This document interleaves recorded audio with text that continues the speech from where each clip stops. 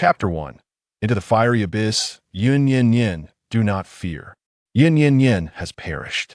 Half a stick of incense ago, her second brother, Yun Mo, had seized her by the hair and forcefully poured a deadly poison down her throat. The poison took effect swiftly. She knelt on the ground, her body racked with pain, her heart aching even more. Her brother stood a short distance away, coldly observing the process of her demise. Yun Nian Nian, you deserve to die. Because of you, Yun's child has perished. You must pay with your life. The Yun family has been loyal and virtuous for generations. How could we spawn such a disloyal and unfilial wretch as you? You are unworthy to be our sister. The vision before her grew increasingly blurred. Yun Nian Nian opened her mouth, only to close it weakly in resignation. What could she possibly say? What was there left to articulate? From noon until now, she had knelt outside the Yangxin Hall, having explained countless times. She had done nothing. She had not pushed Yun Jian. It was Yun Jian who had invited her over, claiming that her second brother was in trouble and hoping for her assistance. When she arrived, only Yun Jian was present. She had done nothing. Yet Yun Jian had jumped into the water herself. But no one believed her. Her brothers, as always, chose to believe Yun Jian. Their disdain for her having reached a peak, no amount of explanation would suffice. In those final moments, Yun Nian Nian suddenly felt weary. As the legitimate daughter of the former Grand Tutor, Yun Wanda, she had 5 brothers and 1 younger sister from different mothers. Once, her brothers had treated her well, cherishing her as a sister. Yet, she could not pinpoint when it began. The gifts brought back from their travels were now only for Yun Jian, and she was no longer invited to family banquets. The warmth in her brother's gazes had shifted from tenderness to indifference, and now to utter loathing. She believed she had erred, exhausting herself to please them. Even when framed by Yun Jian and ultimately abandoned, she naively thought her family would return. But in the end, all she received was a vial of poison. Her consciousness began to fade. In the haze, the sounds of footsteps and clashing swords echoed nearby. A guard approached, discussing something with a few others. Her second and third brothers' faces changed, and they drew their swords, stepping outside. Her eldest, fourth, and fifth brothers entered the imperial study. Moments later, they escorted the new emperor, Wen Yanli, along with the now empress, Yun Jian, out. As Yun Jian emerged, she cast a glance at her, a faint smile gracing her lips, laced with mockery. It was as if she were saying, "Yun Nian Nian, you have lost to me." In that instant, Yun Nian Nian's breath ceased entirely. Her spirit drifted above, watching as her brothers cautiously shielded Yun Jian from harm. Defeated, indeed she was. Though she was already dead, her eyes stung with tears, the pain unbearable. Family? They were merely Yun Jian's kin. The sounds of battle drew nearer. Footsteps approached from behind. A man, half of his face obscured by a silver mask and clad in heavy black armor, knelt on one knee, gently lifting her. His eyes, dark as ink, were clouded with a gentle mist. In an instant, Yun Nian Nian recognized him. Her husband, Wen Yanli. He was the third son of the late emperor, once betrothed to Yun Jian. Yun Jian, unwilling to marry, devised a scheme that forced Yun Nian Nian to take her place. Realizing this, Yun Nian Nian felt disoriented.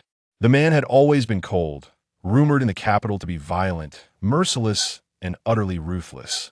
Yet this very man held her lifeless body tenderly after her demise. With trembling fingers, he wiped the dirt from her face. His lips brushed against her eyelashes. "Nian Nian, Yun Nian Nian's spirit responded softly. The sound was like a whisper scattered by the wind, unheard by all. A warm sensation touched her face.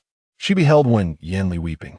His eyes, filled with sorrow, brimmed with deep affection, tears cascading onto her cheeks. "I'm sorry," Wen Yanli murmured. "I came too late."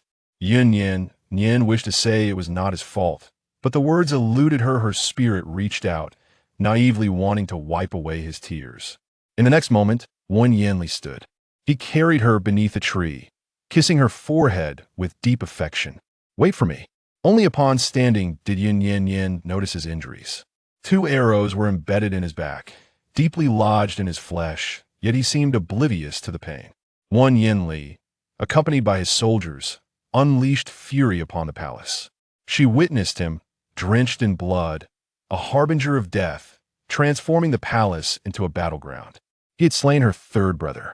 The eldest brother had been pushed by Yun Nian to take the blow and was shot dead by a hail of arrows. The fourth brother drowned in the lake, while the fifth brother, frail, was abandoned by Yun Nian during his escape and had his head severed by unknown soldiers. The second brother, witnessing it all, took his own life. The imperial study erupted in flames. Yun Nian and Wen Chungjin were captured alive. Wan Yanli wielded his sword, disregarding their pleas for mercy, striking down again and again, countless blows. Both had long since drawn their last breaths, their eyes unclosed.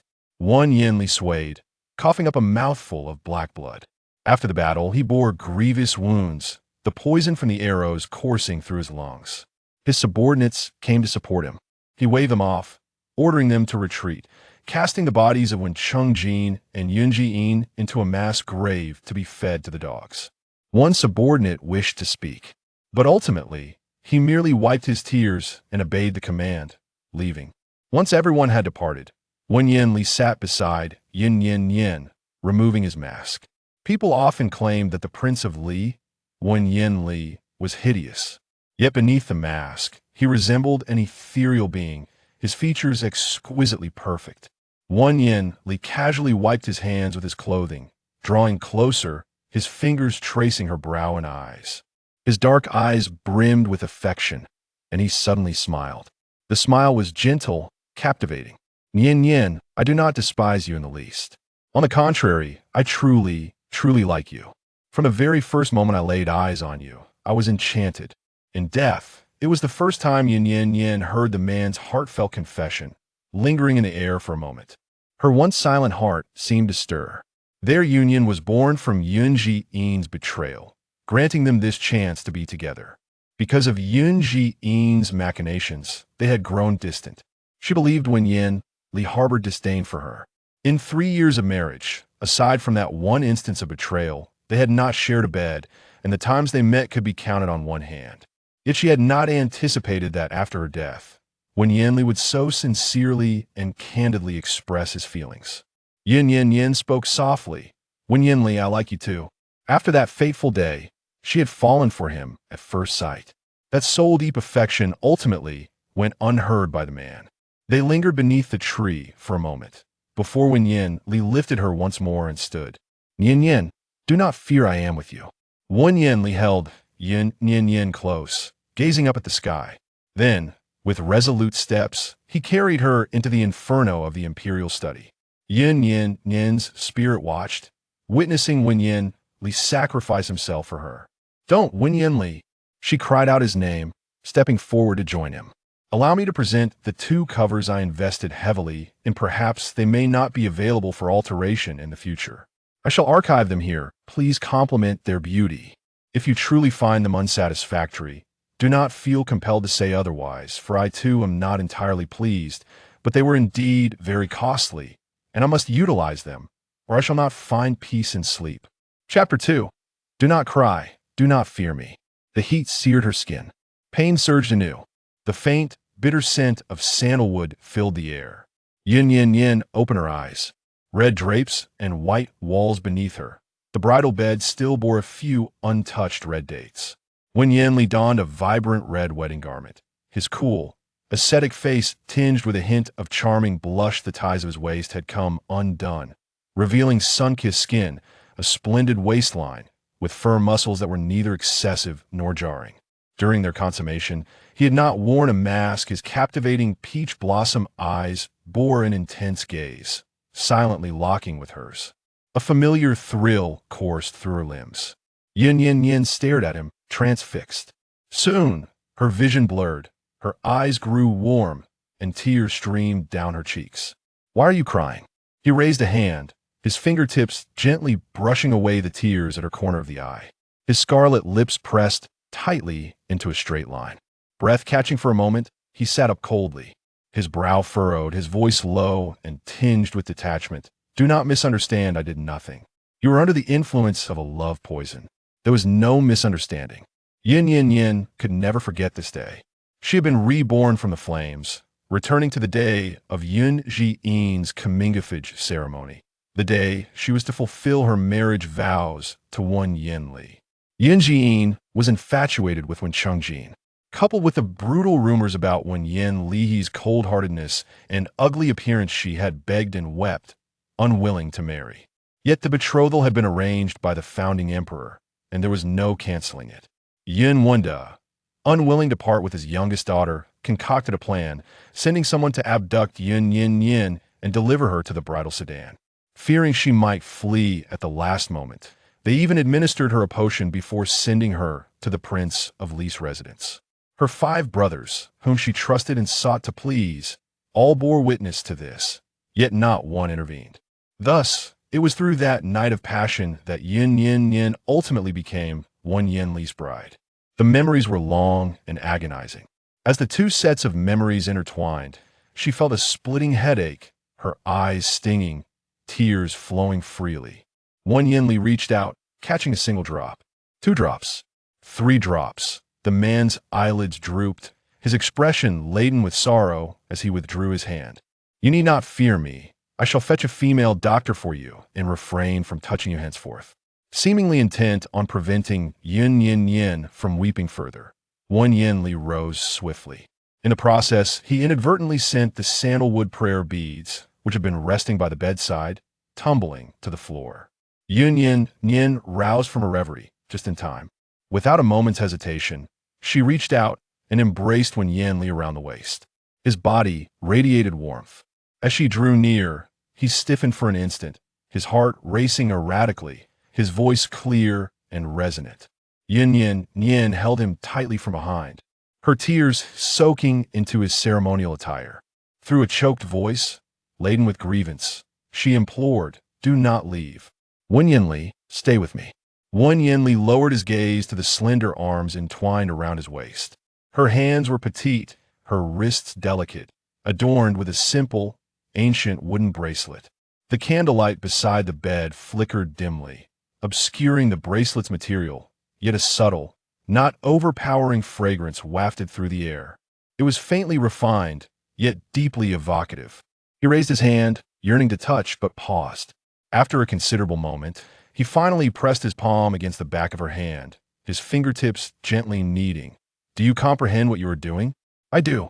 Yun Nian Nian's voice was still tinged with sobs. Her cheeks brushed against his sturdy back, her small hand seeking to clasp Wen Yanli's warm one. Though she was such a frail girl, she seemed to possess boundless strength, pulling him to turn around.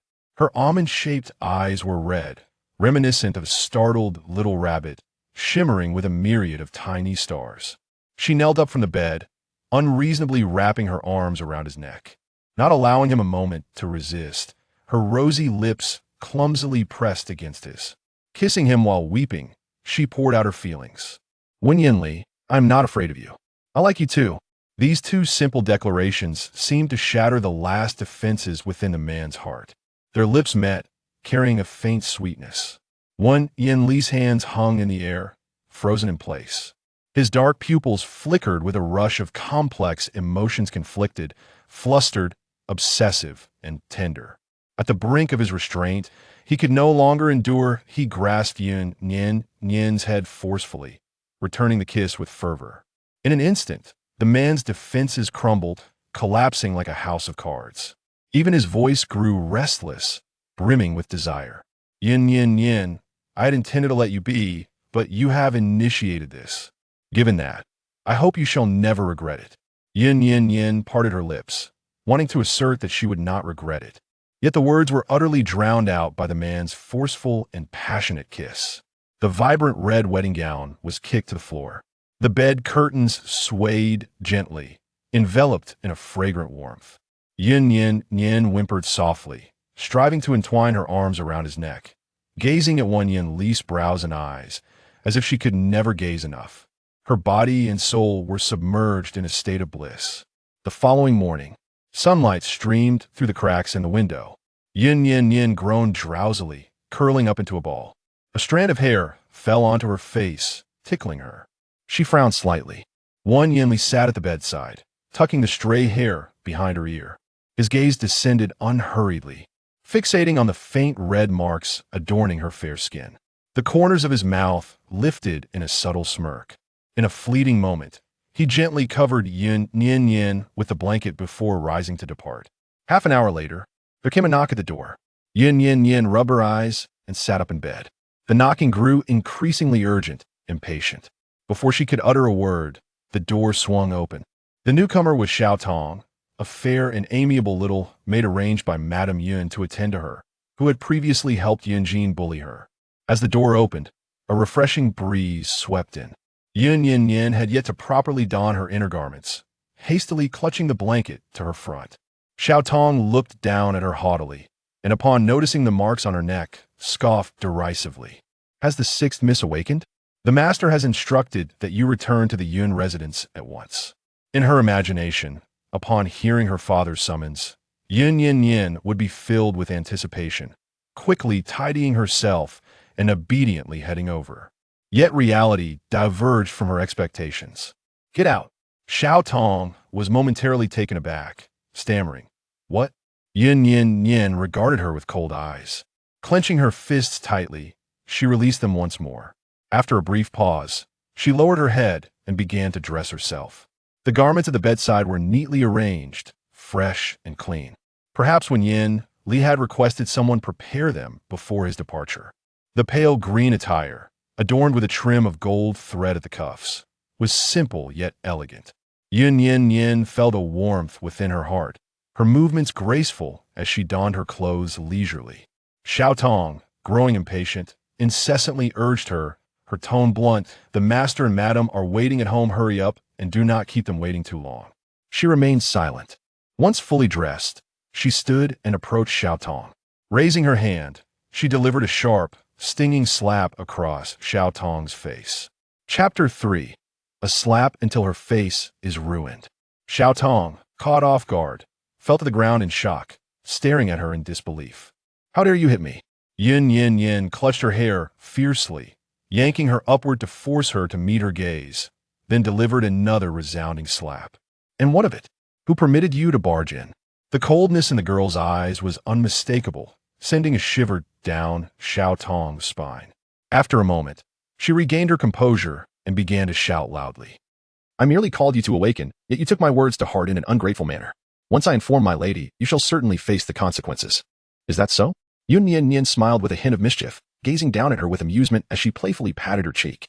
"Well then, let us see whether your wife shall seek vengeance for you or blame you for the pain inflicted upon my hand due to your thick skin." "What?" Before Xiao Tong could react, Yun Nian Nian grasped her hair tightly, pulling her towards the exit. "It hurts, let me go? You wretched woman, release me." The maid's cries echoed loudly, drawing the attention of the guards patrolling outside. Yun Nian Nian pushed open the door and unceremoniously cast her out. Throughout her life, she had always been solitary, relying solely on herself within the confines of the Yun residence, chopping firewood and preparing meals.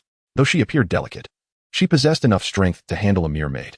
After tossing Xiaodong outside, she completed the entire process without breaking a sweat or losing her composure. Though her waist ached slightly, the guards of Wen Yanli approached, but upon witnessing the scene, they halted in their tracks. Yun Nian Nian recognized him. The man was named In Wu, and Yun Nian Nian had always believed him to be an ordinary guard. It was not until after her demise, during a massacre led by Wen Yanli in the imperial palace, that she saw In Wu once more. This seemingly young and unremarkable man was, in fact, the most formidable and trustworthy confidant of Wen Yanli. Xiaodong struggled on the ground for a moment, glaring at her with a fierce intensity, as if she wished to devour her whole. Sensing the hostility, In Wu proactively bowed his head and inquired, "Your Highness, do you require my assistance?" "Indeed." Yun Nian Nian pointed at Xiaodong and commanded, "Strike her mouth until her face is unrecognizable." In Wu paused for a moment, asking no questions, then lowered his gaze and moved to carry out the task. Xiaodong, filled with terror, scrambled backward, only to be restrained by two guards. She cried out, "Yun Nian Nian, I am a servant of the lady." Slap. "You will regret this when you return to the Yun manor." Slap. "You are merely wed to an ugly brute. What is there to be so arrogant about?" The maid continued her tirade. At that moment, as she uttered those words, In Wu's hand hesitated for a brief second before delivering an even more forceful slap. His martial prowess surpassed that of Yun Nian Nian, inflicting greater pain. After several strikes, Xiaodong's face resembled that of a battered pig. She began to plead for mercy. "Please, no more." Slap. "I acknowledge my wrongdoing." Slap. Yun Nian Nian observed coldly. After a few moments, a young maid from the Wang residence brought in warm water for her ablutions. She then turned and returned to her chamber. The sound of clapping outside ceased only after Yun Nian Nian had finished washing up. After a brief pause, Wen knocked at the door. With Yun Nian Nian's consent, he respectfully pushed the door open and stood outside, instructing the servant to bring in the breakfast. He slightly turned his body to reveal the tragic state of Xiaotong to Yun Nian Nian. Xiaotong was forced to kneel on the ground, her hair disheveled. Her once delicate features were now unrecognizable, swollen and bloodied, truly battered beyond recognition. And Wu, with an impassive expression, conveyed his message solemnly. Your Highness. The prince has an audience this morning and has some matters to attend to. He is expected to return in approximately an hour.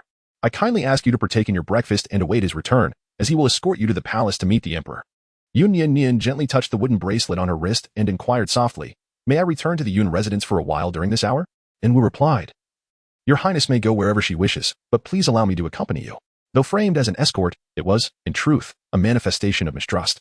A concern that she might abscond midway and never return. Yun Nian Nian smiled gently and said, All right. I would be grateful if you could summon a few more guards for me, and also assist in preparing a set of paper and ink. Her tone was polite, devoid of any airs, and her requests were not excessive.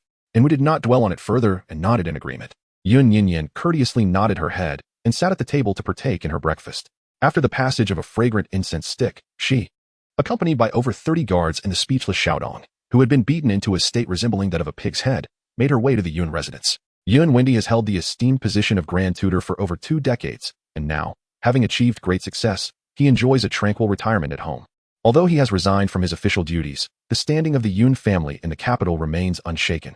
Madame Yun, Qinro, is the sole daughter of the late founding meritocrat, Duke Yong'an. Her elder brother, Qinhu, possesses a vast estate of 1,000 acres in Qizhou. The eldest son of the Yun family, Yun Xiu, currently serves as the Minister of Justice. The second son, Yun Mo, holds the position of General Wei Yuan and is presently engaged in training the military forces outside the capital. The third son, Yun He, serves as an imperial bodyguard within the palace.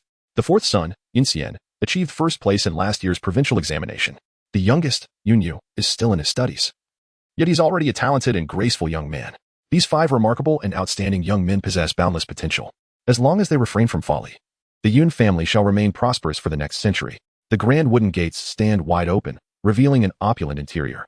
Yun Nian Nian gazed up at the plaque of the Yun residence, gently caressing the wooden bracelet adorning her wrist.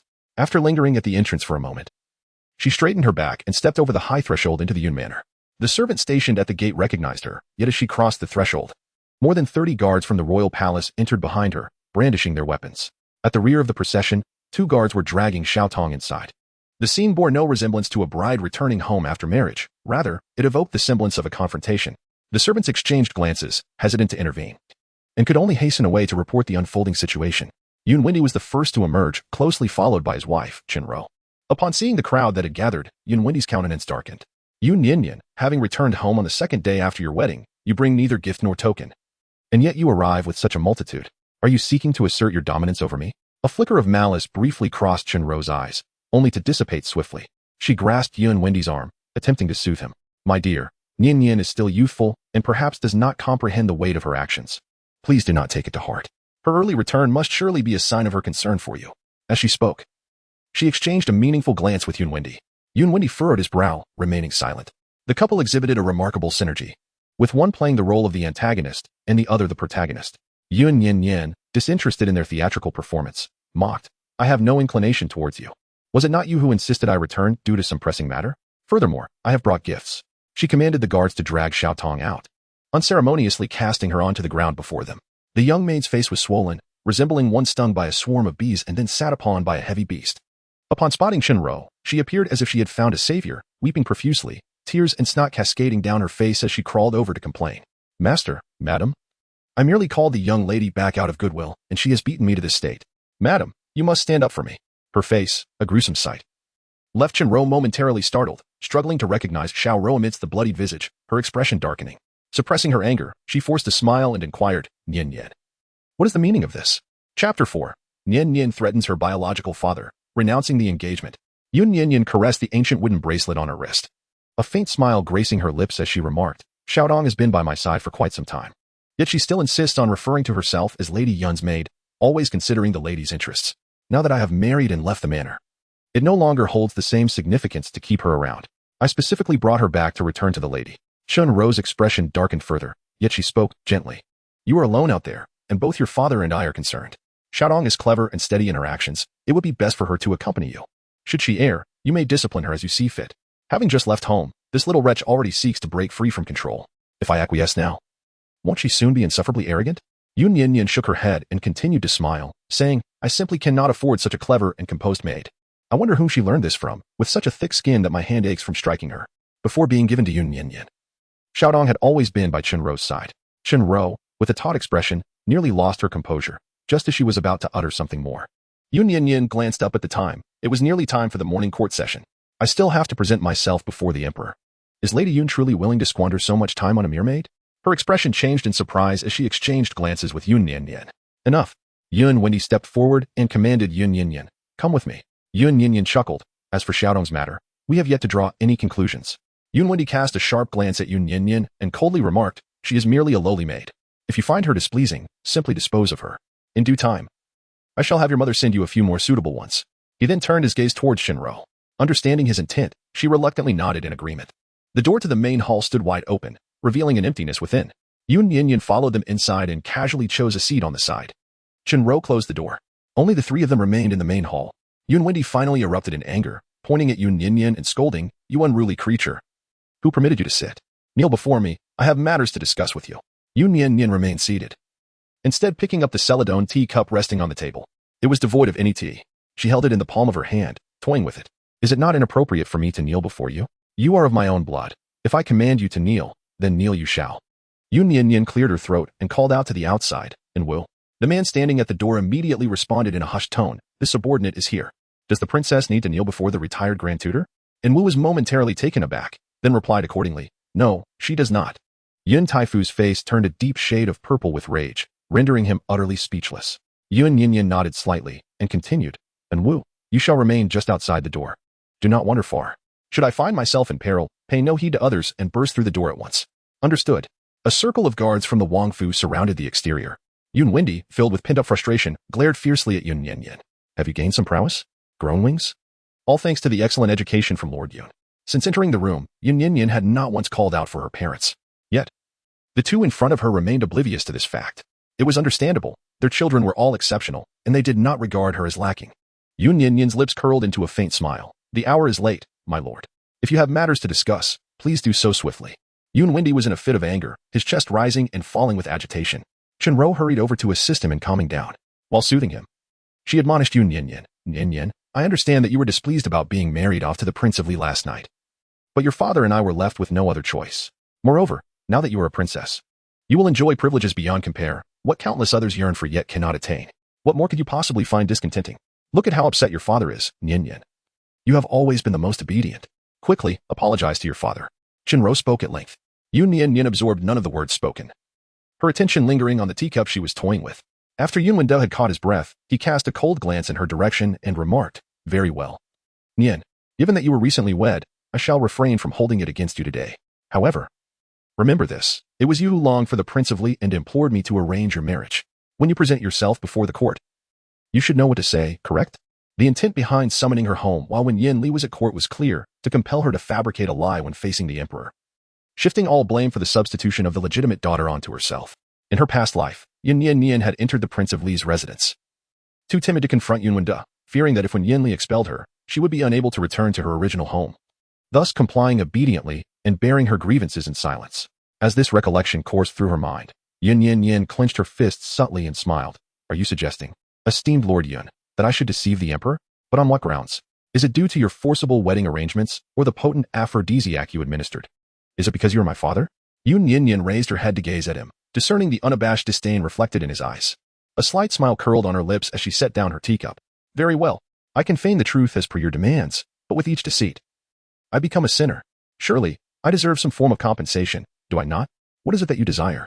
The atmosphere fell into a momentary silence. Yun Nian Nian took out a piece of paper from her bosom and handed it over, saying, you need only to inscribe your name. Yun Wendy frowned and snatched the piece of paper. The paper was pristine, with elegant and meticulous handwriting. It contained a letter of severance, formally terminating her relationship with the Yun family. Yun Wendy, in a fit of rage, tore the paper into shreds. I am still alive, and yet you contemplate severing our ties. You unfilial and disloyal daughter, has your conscience been devoured by a dog? Fragments of paper littered the ground. Yun Nian Nian had anticipated this outcome and produced another document. This morning, I composed 3 letters of severance. Lord Yun, you may tear one more. But I implore you to be mindful of the time. Having just been married, I cannot afford any delays in presenting myself before the court. Yun Nian glared at her, tearing the paper once more. Do not overstep. I shall not consent to severing ties. Regardless of how one might perceive Wen Yanli, he remains a prince. And with the emperor in robust health, the succession remains uncertain. It is conceivable that they may prove useful in the future. Such a valuable piece on the chessboard will not be easily discarded. Shenro stepped forward to persuade her. Nian Nian, you are to marry Princely. But should you face any grievances in the royal residence, you must have your family to support you. Do not sulk unnecessarily. Were it not for her second chance at life, Yun Nian Nian might have been swayed by her words. In her previous life, during the second year of her marriage to Wen Yanli, the emperor suddenly fell gravely ill. For reasons unknown to him, he was exiled to the western frontier. The grand royal residence was left with only Yun Nian Nian and a handful of servants. She was consumed by worry, unable to find solace in sleep. On Yun Wendi's birthday, she stifled her sorrow and exerted her utmost effort to prepare a gift, hoping to return to the Yun residence, only to be barred at the threshold by the servants. She did not even catch a glimpse of her family. The notion of her maternal home seemed irrelevant now. Yun Nian Nian produced the final severance letter and cautioned, Lord Yun, think carefully before you tear this up. If you choose not to sign this severance letter today, when the auspicious time arrives, I cannot guarantee my silence, and you mustn't hold it against me. In Chapter 5, The White Lotus Weeps, the sister inquired, Sister, do you no longer care for me? With the last severance letter in hand, Yun Wendy hesitated for a moment, refraining from taking it. He stood rooted in place, locking eyes with Yun Nian Nian. He scoffed, Yun Nian Nian, have you truly considered the implications? As a mere illegitimate daughter, even if you were to expose the truth, how many would believe you? Even if they did, the emperor would not take any action against me for such a trivial matter. On the contrary, it is you who may find yourself abandoned by Princely. Should that happen, even if you were to perish from cold, hunger, or violence in the streets, I would remain indifferent. Yun Nian Nian tilted her head slightly and remarked, it matters not. At worst, the fish perishes and the net breaks. If I publicize this matter, there will undoubtedly be those who believe me. The reputation of the Yun family may suffer, and Yun Jian still aspires to marry the crown prince, does she not? Should this become a topic of gossip, she chose not to continue, fully aware that Yun would place the utmost importance on face and power. Although substitutive marriage is not a grave crime warranting the annihilation of a family, it would indeed tarnish their reputation if spoken of. Furthermore, Wen Yanli and the crown prince are blood brothers, with the latter wielding significant influence in the court. Despite Wen Yanli's unfavorable reputation and lesser power, he is deeply favored by the emperor, being the only prince to receive an early title. Both of these individuals are already subjects of discussion among the officials. If Yun Jian wishes to marry the crown prince smoothly in the future, it is imperative to manage the current situation effectively. After careful contemplation, Yun Wendy scrutinized Yun Nian Nian once more. Are you truly serious? Yun Nian Nian remained silent as she handed over the severance letter, saying, Lord Yun, the time for the morning court is approaching. Outside, guards from the Li Wang residence were present, and Yun Wendy hesitated to resort to reprimand. His mind weighed down by the dilemma between Yun Jian and Yun Nian Nian, and between the crown prince and the Li Wang. Ultimately, he chose the crown prince. Very well, do not let regret shadow your decision. Yun Wendy ultimately inscribed his name upon the paper and pressed his handprint onto it. He cast the severance letter onto Yun Nian Nian's face, stating, regarding your marriage to Princely, remember how to convey it to the outside world. Should you utter even a single misplaced word, I shall not let you off lightly. Yun Nian Nian received the letter of severance and meticulously examined it before carefully folding it and placing it back in her bosom. Rest assured, Lord Yun, I am a woman of my word. The truth regarding the matter of the marriage substitution shall remain unspoken. In truth, even if Yun Wendy were to refrain from signing, she had no intention of naively divulging anything to the emperor and empress, having been granted a second chance at life. Her desire was to live alongside Wen Yanli for eternity, and she would not subject him to humiliation merely to exact revenge on Yun Wendy. Her purpose in visiting the Yun residence today was solely to obtain this letter of severance, a symbol of her newfound freedom. Yun Nian Nian's thoughts had been fulfilled, and without a word of farewell, she rose and departed without the slightest hesitation. As she pushed open the door to the main hall, the warm sunlight enveloped her face. Dark 5 and the guards of the Li Wang palace stood watch outside the door. Yun Nian Nian closed her eyes, inhaling the liberating air, feeling her body become significantly lighter. The burden of familial affection from her previous life vanished the moment she received the severance letter. There remains a fleeting moment. Yun Nian Nian, accompanied by her guards, made her way to the humble courtyard where she once resided, nestled in the most secluded corner. The courtyard was overshadowed by a withered old tree that blocked much of the sunlight. Few servants ventured here, and the weeds in the corners had grown to nearly human height. Inside the room, little remained from her past. She felt no sense of nostalgia. After a thorough inspection, she ultimately chose to take with her only a few medical books left by her mother. As she exited, a young man and woman approached from outside the courtyard. The girl, clad in a delicate, pale yellow gown, greeted her with an innocent smile, running eagerly towards her. Sister, why have you returned so early? How's brother-in-law? Has he been treating you well? Yun Nian clutched her garment, as if yearning to witness something upon her visage. Perhaps it was the desire to see her anger, her grievances, or her resentment. Yet, Yun Nian Nian merely withdrew her clothing in silence, uttering not a single word. Beside Yun Nian stood a 16-year-old youth. His skin exhibited a pallid hue, reminiscent of an ailing complexion. The moment he caught sight of her, his brow furrowed in discontent, and he stood coldly to the side, offering no words. Instead, he silently grasped Yun Nian's hand, watching her with a vigilant gaze. The youth was named Yun Yu, the fifth son of Yun Wendi. Though he had suffered from frail health since childhood, his intellect shone brightly, making him an exceptional scholar, akin to a treasure trove of knowledge. Yun Wendi has 5 sons. The other 4 initially maintained a relatively amiable demeanor towards Yun Nian Nian, but their attitude gradually turned cold and disdainful. Only Yun Yu, from the moment Yun Nian Nian began to form memories, has persistently worn a sour expression, as if she owed him a considerable sum of money. Yun Nian Nian's gaze met his, no longer displaying a servile smile. In silence, she lifted her foot and walked past him. Yun Nian was momentarily taken aback and then spoke to Yun Nian Nian. Sister, why are you ignoring me? Have I done something wrong? Please don't be upset. I sincerely apologize. Yun Nian Nian remains indifferent and unresponsive. Yun Nian followed closely behind, and as she walked, she suddenly tripped and fell to the ground. The path was strewn with pebbles. In a moment of carelessness, her knee struck a larger stone, causing her pain that brought tears to her eyes. Yun Yu hurriedly rushed over to support her, anxiously inquiring, Nian, are you all right? Yun Nian shook her head, biting her lip, her eyes brimming with tears. I am fine, fifth brother. Does my sister no longer care for me? Yun Yu furrowed her brows once more and exclaimed loudly. Yun Nian Nian. Yun Nian Nian came to a halt. Yun Yu, are you deaf or blind? Can't you see Nian has fallen? Yun Nian Nian cast a glance and finally spoke. It's not as if I pushed you.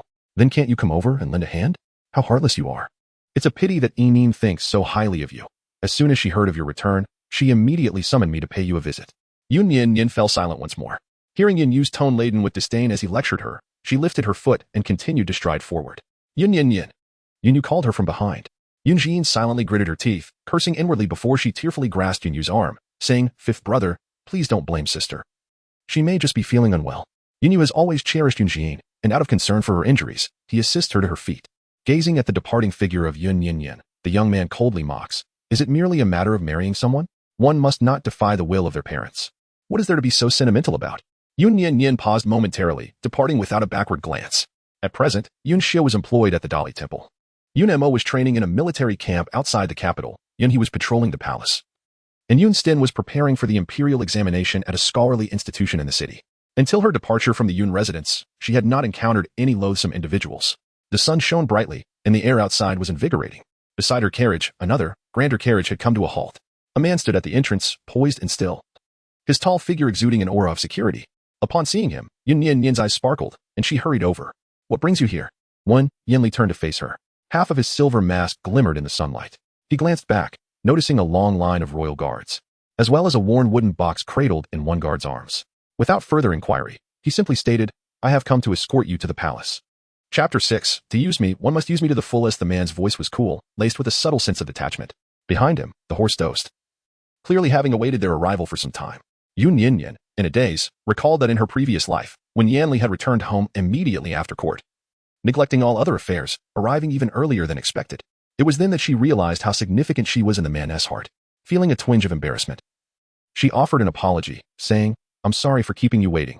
I had some matters to attend to. When Yanli's Adam's apple shifted slightly, yet he remained silent. After a brief moment of stillness, he was the first to ascend into the carriage. The curtains were drawn back, revealing the interior.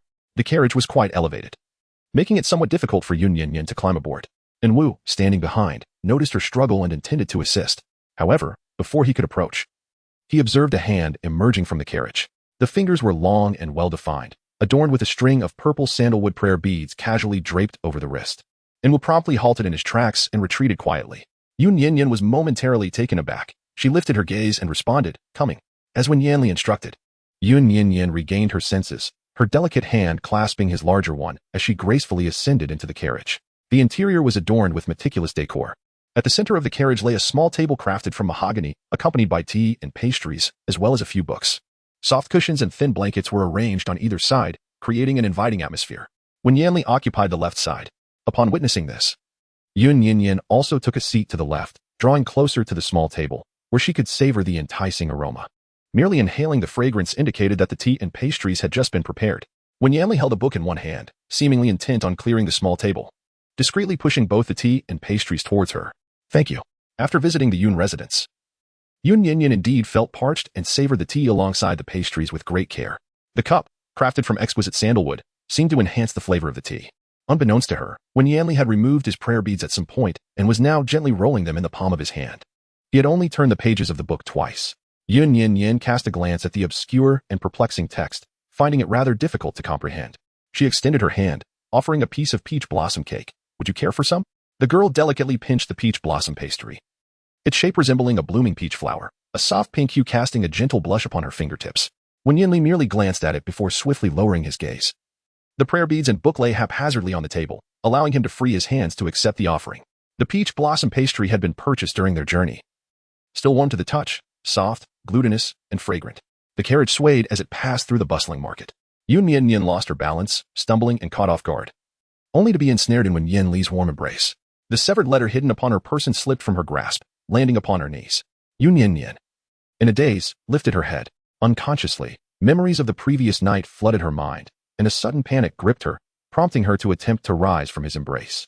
However, Wen Yanli tightened his hold around her waist and said, "Do not move." She found herself obediently complying, as if compelled by her heart. The man's fingers descended, retrieving a piece of paper from his knee. The paper, folded, revealed only a small portion, upon which were inscribed the words severing kinship. Wen Yanli did not unfold it to read, but instead placed the paper on the table. His hand, resting on her waist, gradually loosened its grip. Why sever kinship? Since ancient times, loyalty and filial piety have been held above all else. What fury must one possess to resolutely choose such a course? Was it due to her forced marriage, her embarrassment transforming into anger? Did she still refuse to wed him? Although Wen Yanli's expression remained impassive, his mind was a tumult of complex emotions. As he pondered, a sharp pain coursed through his head. Wen Yanli? Yun Nian Nian extended her finger, playfully waving it before him. Her body remained partially nestled in his embrace, and the young girl's ears flushed with a rosy hue as she gazed at him with concern. Wen Yanli, momentarily lost in thought, gradually regained his composure. It was then that he realized, unbeknownst to him, he had once again taken the prayer beads into his grasp. The beads emitted a faint clattering sound as he squeezed them, with the topmost bead perilously close to being crushed. Yun Nian Nian gently touched his forehead and remarked, "You look rather unwell. Are you ill?" Wen Yanli took a step back, nonchalantly releasing the prayer beads, and replied, "I'm fine." Although his forehead was indeed cool to the touch, he appeared to be in a rather poor mood. Yun Nian Nian pushed the entire plate of peach blossom cake towards him, exclaiming, "Then you should indulge a little." Whenever she found herself in a state of unhappiness, her desire for sweet delicacies intensified. Ironically, at that moment, the Yun residence was abundant in everything except for her own provisions. There was not a single sweet treat available, nor even a sip of warm water. She had to rely on herself to prepare it. With determination, she carefully tucked away the severance letter, the paper cradled in her bosom, as if releasing a breath of relief. The young girl's eyes sparkled with joy as she grasped Wen Yanli's hand, saying, "Wen Yanli, from this day forth, I am free." Wen Yanli's fingers tightened at her words. As Yun Nian Nian continued in a slightly coquettish and joyful tone, "From now on, it will only be you and me. We must live our lives to the fullest." Wen Yanli's breath caught in his throat. His dark, inky eyes locked onto hers, questioning, "What did you say?" Yun Nian Nian was momentarily taken aback. "We must all strive to live well." In the preceding moment, she was lost in thought, then broke into a sweet smile, wrapping her arms around Wen Yanli's neck, earnestly leaning in to whisper into his ear, "What I mean is, Wen Yanli, you are all I have left. Only you." As she drew close, Wen Yanli noticed the alluring red marks hidden at her neck, his gaze igniting with a fervent heat. He reached out to caress her slightly cool cheek, his thumb brushing away the remnants of peach blossom cake from her lips. "It was you who first stirred my interest. Even if there were intentions behind it, if you are to use me, it must be to the very end." The man's voice was calm and measured. Yun Nian Nian was momentarily bewildered, still processing the situation. When Yanli's delicate lips gradually approached, she did not retreat, shyly closing her eyes, patiently awaiting his advance. Just then, the carriage came to an untimely halt.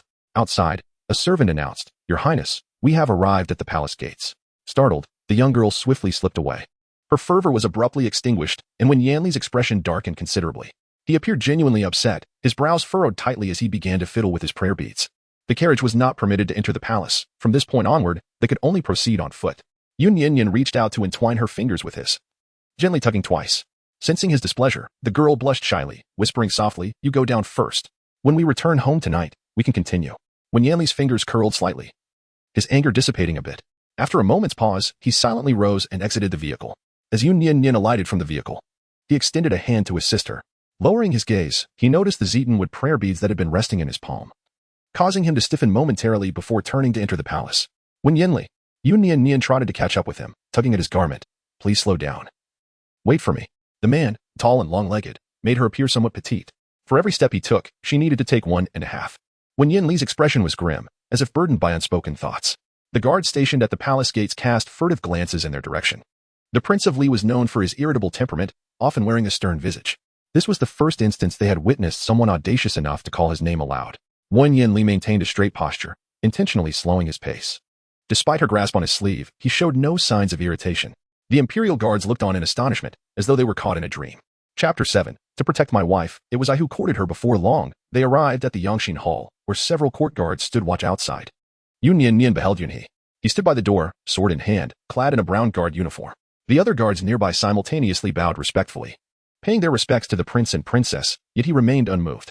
Yun Nian Nian paused momentarily, casting a silent glance at Yunhe, who wore a displeased expression. After a brief moment of mutual silence, he eventually lowered his gaze. The young girl's lips curled into a subtle smile as she advanced. The two figures drew ever closer, and as they brushed past one another, Yunhe lifted his head, regarding her with a wary gaze. Without the need for words. It was as if Yun Nian Nian could discern his thoughts. They likely echoed Yun Wen's admonitions about keeping silent during the audience and preserving the dignity of the Yun family. Yun Nian Nian did not hesitate and followed Wen Yanli inside. The Emperor of the Moon Kingdom was known for his diligent reign, revered by the people as a wise ruler and a loving father to Wen Yanli. The Empress, a woman of grace and warmth, possessed a smile that radiated kindness. Yet, it was a mystery why she had not borne any children over the years. None of the princes or princesses in the palace were her own. Hailing from a prestigious family, her father was a founding hero, and she herself was quite capable, managing the inner palace with great skill. Despite her lack of offspring, she could comfortably and securely hold her position. After the two paid their respects to the Emperor and Empress, they were granted seats. The Empress, with a gentle smile, presented Yun Nian Nian with a beautifully crafted golden hairpin, adorned with a lifelike lotus flower. After exchanging a few pleasantries and inquiring about each other's well-being, the Emperor broached a sensitive topic.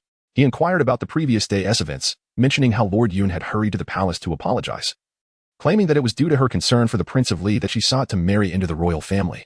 Did such a matter truly occur? The weight of the sovereign's gaze was palpable. Yun Nian Nian sighed inwardly. The Yun family had already erred in their matrimonial decisions by seeking a substitute for their legitimate daughter. No matter how she articulated her sentiments, the repercussions would inevitably be adverse. However, claiming to be deeply concerned for the departing prince would perhaps mitigate the fallout to some extent. In this matter, she had no alternatives but to acquiesce with a nod. Just as she opened her mouth, yet before she could utter a word, the cool, resonant voice of the man beside her interjected, "It was I who took the initiative to marry her." The gazes of the other three individuals converged on Wen Yanli, who sat there with his eyes lowered, half of his face obscured by a mask that concealed his thoughts. The Emperor, with a look of contentment, laughed heartily and turned his attention to Yun Nian Nian. "Excellent, excellent. Since it is the departing prince who has taken the initiative, I shall consider the matter of the substitute marriage as if I were unaware." The Empress also chimed in with a smile. Upon closer inspection, Nian Nian and the departing prince do seem quite compatible. Before their arrival, Yun Nian Nian had prepared herself mentally. She had not anticipated that Wen Yanli would so effortlessly assume responsibility for the situation, smoothly navigating past potential complications. The atmosphere in the Yangxin Palace was delightful, punctuated occasionally by the sound of laughter. Yunhe stood guard outside the door, her complexion growing increasingly pallid. The Emperor held great esteem for his son, Wen Yanli, which in turn extended to her, prompting him to invite them to dine together in the palace. The midday meal was served in the Hall of Supreme Harmony. The Empress, unwell, departed early, leaving the Emperor and Wen Yanli to remain in the Hall of Mental Cultivation, where they had official matters to attend to. Yun Nian Nian had no choice but to venture out alone. With some time to spare, she strolled leisurely. To the east of Yangxin Hall lies the Imperial Garden, which in September is adorned with a myriad of blooming flowers. The weather was delightful, and the sun cast a warm glow, enveloping the air in a fragrant bouquet. She knelt before a flower bed, gently cupping a plump red peony in her hand. "What methods did you employ to persuade Wen Yanli to take the initiative in assuming the role of a substitute bride?" Yunhe stood beside her, his gaze dark and piercing, as if attempting to see through her very being. Having patrolled and guarded the palace all day, he remained oblivious to the happenings at home. Unaware that Yun Nian Nian had severed her ties, Yun Nian Nian tilted her head slightly and inquired, "Is this not favorable? His Majesty will not pursue the matter further, nor will it tarnish the reputation of the Yun residence. Is this not what you desired? Why are you still vexed?" Yunhe suddenly found himself at a loss for words. Today, he had deliberately switched shifts to stand guard outside the Yangxin Hall, with the singular intention of discerning what Yun Nian Nian had said during her audience with the Emperor. Should she dare tarnish the reputation of the Yun family, he vowed not to let it go unpunished. However, the matter of the marriage substitution was effortlessly brushed aside by Wen Yanli's remark, leaving the Emperor in high spirits. And the Yun family had not suffered even the slightest repercussions. Indeed, why was he so vexed? Yun Nian Nian pressed on with her inquiries, Could it be that the Yun guard merely wishes to see me take the blame? To witness my confession and punishment before the emperor and empress? You must feel quite disappointed not to witness the emperor's disdain for me and the punishment that follows. Am I right? Yun furrowed his brow and exclaimed, "What nonsense are you spouting?" He certainly does not harbor such thoughts. He is merely perplexed as to why he is inexplicably irate. He simply feels a sense of frustration and agitation within. Yun Nian Nian ceased to speak, her gaze clear and unwavering as it met his. The atmosphere fell into a moment of serene silence. Yunho was reluctant to acknowledge that Yun Nian Nian was right, and began to concoct excuses for himself. "I am asking you a question. Why do you not respond directly? What methods did you employ to entice Wen Yanli?" In the end, he even convinced himself of his own reasoning. His anger was not merely due to Yun Nian Nian's lack of punishment. It stemmed from the fact that she resorted to unscrupulous means to achieve her goals. Indeed, it must be so. Yunha grew increasingly confident, remarking, "Women like you, fickle and capricious, excel at ensnaring men, do you not?" Yun Nian Nian rose to her feet, gently caressing the wooden bracelet adorning her wrist, and slid it slightly upwards. A gentle breeze swept through the air. The girl's eyes were tranquil, betraying no hint of anger as she lifted her arm, delivering a precise slap to Yunhe's face. Crack! Yunha's cheeks flushed with a delicate hue of crimson as she tilted her head, remaining silent for a few moments. The astonishment in her eyes was palpable, yet it was overshadowed by a profound sense of indignation. Throughout her life, this was the first time she had been struck. And it was at the hands of her half-sister, who had delivered a stinging slap to her face. Yunhe's eyes blazed with fury. Yun Nian Nian. The man raised his arm, and with such a demeanor, it seemed as though he intended to devour her whole. Yun Nian Nian softly called out, "Enwu." Enwu appeared like a gust of wind, swiftly pressing Yunhe down to the ground. Before entering the palace, Wen Yanli had discreetly advised her that in case of danger, she could summon Enwu at any moment, for he had been lurking in the shadows. Besides him, several other shadow guards were also stationed nearby, ready to assist. Yun Nian Nian, with her crimson lips curling into a smile, lowered the bracelet and gazed down at He from her elevated position. Such frivolity.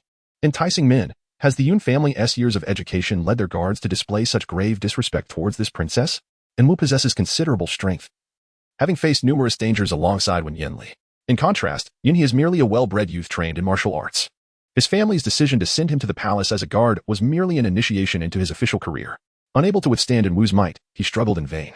Glaring fiercely at Yun Nian Nian, "Do you truly consider yourself a princess? Otherwise, what are you?" Yun Nian Nian inquired. "I am not a princess, are you?" She bent down, her small hand grasping the collar of Yunhe. "I shall consider the past as if it never occurred. However, from this moment forth, I kindly ask you to show some respect, lest you provoke my ire." Chapter 8. The 4 joy meatballs, half for each, so that affection may endure. Yunho was momentarily taken aback as a troop of patrolling guards approached from a distance. Yun Nian Nian cast a glance towards Enwu, who promptly stood up, pulling Yunhe with him, and took his place behind Yun Nian Nian, as though nothing had transpired. The guards passed by, offering her a respectful salute before continuing on their way. It was only after they had completely vanished that Yunhe questioned, "Are you truly Yun Nian Nian? Could it be that you have been impersonated through disguise?" Yun Nian Nian let out a disdainful laugh, choosing not to respond. "Think what you will. Consider the Yun Nian Nian who once endured your disdain and scorned to be dead." Time was fleeting, and she needed to head to the Qianqing palace. The young maiden turned on her heel, her skirt fluttering gently, and remarked nonchalantly, "Today, I struck you. Feel free to seek out anyone to lodge a complaint. I shall not deny it." Yunhe would never voice his grievances. He is a man who places immense value on his reputation, and being struck by his half-sister is an embarrassment of the utmost degree. He will devise means of retaliation. Yet he would never stoop to the disgraceful act of reporting such an affront. Within the imperial garden, Yun Nian Nian lifted her foot to depart. Enwu cast a casual glance at Yunhe and whispered a warning. "I have duly noted what the guard Yun spoke to the princess just now, and I shall faithfully report it to the prince. Today, it was the guard Yun who foolishly provoked trouble. I hope you refrain from harboring ill intentions in the future, for you are well aware of the consequences that lie ahead." After uttering this, he followed Yun Nian Nian for a while, and upon confirming that Yunhe had not followed, he retreated once more into the shadows. Yunhe's countenance was fierce. Her fist clenched tightly as she struck a nearby grand tree with great force. She arrived at Qianqing Palace precisely on time. As she approached the palace gates, she caught sight of the emperor and Wen Yanli approaching from the side. Yun Nian Nian bowed respectfully. The emperor, in a jovial mood, replied, "Very well. Let us proceed inside together." The luncheon was a simple family affair, with only the 3 of them present in the absence of the empress. Just as they settled at the table, a young lad clad in brocade entered the hall. The boy, holding a book obediently, stood at the center with an air of formality, greeting, "Father, 3rd brother." The emperor nodded with a smile, gesturing towards Yun Nian Nian. "This is your 3rd sister-in-law, Shu Li." The young lad, known as Wen Shu Li, the 8th prince, was 13 years of age. He pouted slightly and addressed her, "Greetings, 3rd sister-in-law." The dishes had yet to be fully served, so the emperor seized the moment to inquire about Wen Shu Li's studies. "How are your lessons coming along? Recite for me." The boy's expression turned a shade uneasy as he mustered his courage, clasped his hands behind his back, and began to recite in the hall. Only the utmost sincerity, to fulfill one's nature, blah blah blah, can praise the nurturing of heaven and earth, blah blah blah, thus one can be akin to heaven and earth. The young prince stumbled through the recitation, clearly lacking in proficiency. Yun Nian Nian listened quietly, her heart silently reciting alongside him. As they approached the final line, she had already anticipated it in her mind. Once they had finished reciting, a wave of confusion washed over her. This book, in her memory, was one she had never studied, nor did she comprehend the intricate and convoluted words contained within. Yet, she could recite them effortlessly, as if she had encountered them somewhere before. Yun Nian Nian hazily recalled that the book in Wen Yanli's hand on the carriage just moments ago seemed to be the very same. She had merely glanced at it twice. Yet she could recite it verbatim. Speaking of her rebirth, while there may not have been any significant changes, she undeniably felt her mind had become much clearer than before. Wen Shuli's recitation was not particularly smooth, yet he managed to complete it. The emperor casually offered a few words of guidance before allowing him to take his seat. And the dishes were served. Wen Yanli picked up a pair of chopsticks and handed them to Yun Nian Nian. Noticing her continued silence, he gently prodded her. Yun Nian Nian then regained her composure and smiled as she responded, "Thank you." The meals in the palace were sumptuous and delightful. A dish of oil-braised prawns was placed directly in front of her. She cast a fleeting glance at it before pushing it to the corner and casually opting for a vegetarian dish instead. Wen Yanli, with his charming eyes slightly raised at the corners, inquired, "Are you unhappy?" "Not at all," she replied, as her gaze fell upon the large 4 happiness meatballs on the table. Yun Nian Nian, unable to consume even one, deftly divided it into 2 portions with her chopsticks. Observing that Wen Yanli remained motionless, she curiously inquired, "Would you like to have the 4 joy meatballs?" Yet, Wen Yanli still did not make a move. The emperor and Wen Shuli cast a discreet glance in their direction. Yun Nian Nian felt a sense of embarrassment under his gaze. Lowering her head to delicately serve the other half of the 4 happiness meatballs into a clean small bowl and pushing it over. "Here, let us share," she said. He looked down in surprise. The once plump meatballs, now halved, appeared somewhat unappealing and greasy, leading him to believe he wouldn't enjoy them. After a brief moment of hesitation, Wen Yanli calmly picked up his chopsticks and took a tiny bite.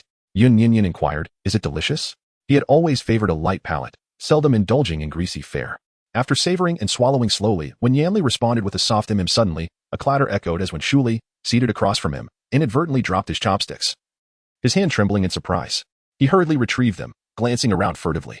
Yet, the emperor seemed oblivious, his attention instead captivated by the newlywed couple. With a sigh of relief, Wen Shuli discreetly wiped his chopsticks with his sleeve and resumed his meal. Yun Nian Nian observed him eating, and an inexplicable sense of accomplishment welled up within her. The young girl smiled, her eyes crescent-shaped as she picked out the dishes she deemed delicious and offered them to him. "You should try this one too. This fish is exquisite, the flesh is incredibly tender." After a while, Wen Yanli's bowl was brimming with an abundance of food, nearly overflowing. Yun Nian Nian savored every dish that was presented, even placing a piece of clear broth tofu into her bowl. "You eat, there's no need to mind me," she insisted. With a clatter, the emperor's chopsticks fell to the ground. Eunuch Lu hurriedly retrieved them and replaced them with a new pair. The emperor, seemingly oblivious, took the new chopsticks, continuing to eat while watching the performance. He did not even glance at what he was consuming. It was only when Eunuch Lu subtly gestured for him to lower his head that he realized the chopsticks were resting on the table. And he had been eating nothing but air. True to his imperial demeanor, the emperor remained unfazed, quietly handing the chopsticks that had touched the table back to Eunuch Lu and replacing them again. The midday meal proceeded in an extraordinarily peculiar atmosphere. After finishing, Wen Yanli and Yun Nian Nian departed together. The emperor stood with his hands clasped behind his back, watching the two as they left the Qianqing palace. The tall figure of the man was striking, his long, dark hair casually tied back with a ribbon, its ends dancing in the breeze. The girl, slightly shorter, wore a vibrant light green skirt, her small hand holding onto Wen Yanli's sleeve as she obediently followed him outside. The pair appeared remarkably well matched. The emperor remarked with a smile, "It seems Yanli has taken a liking to this young lady." However, Wen Shuli huffed in discontent, "But father, I have heard that Princess Li has gone to great lengths to marry the crown prince, even scheming against the 7th miss of the Yun family to replace her as the princess.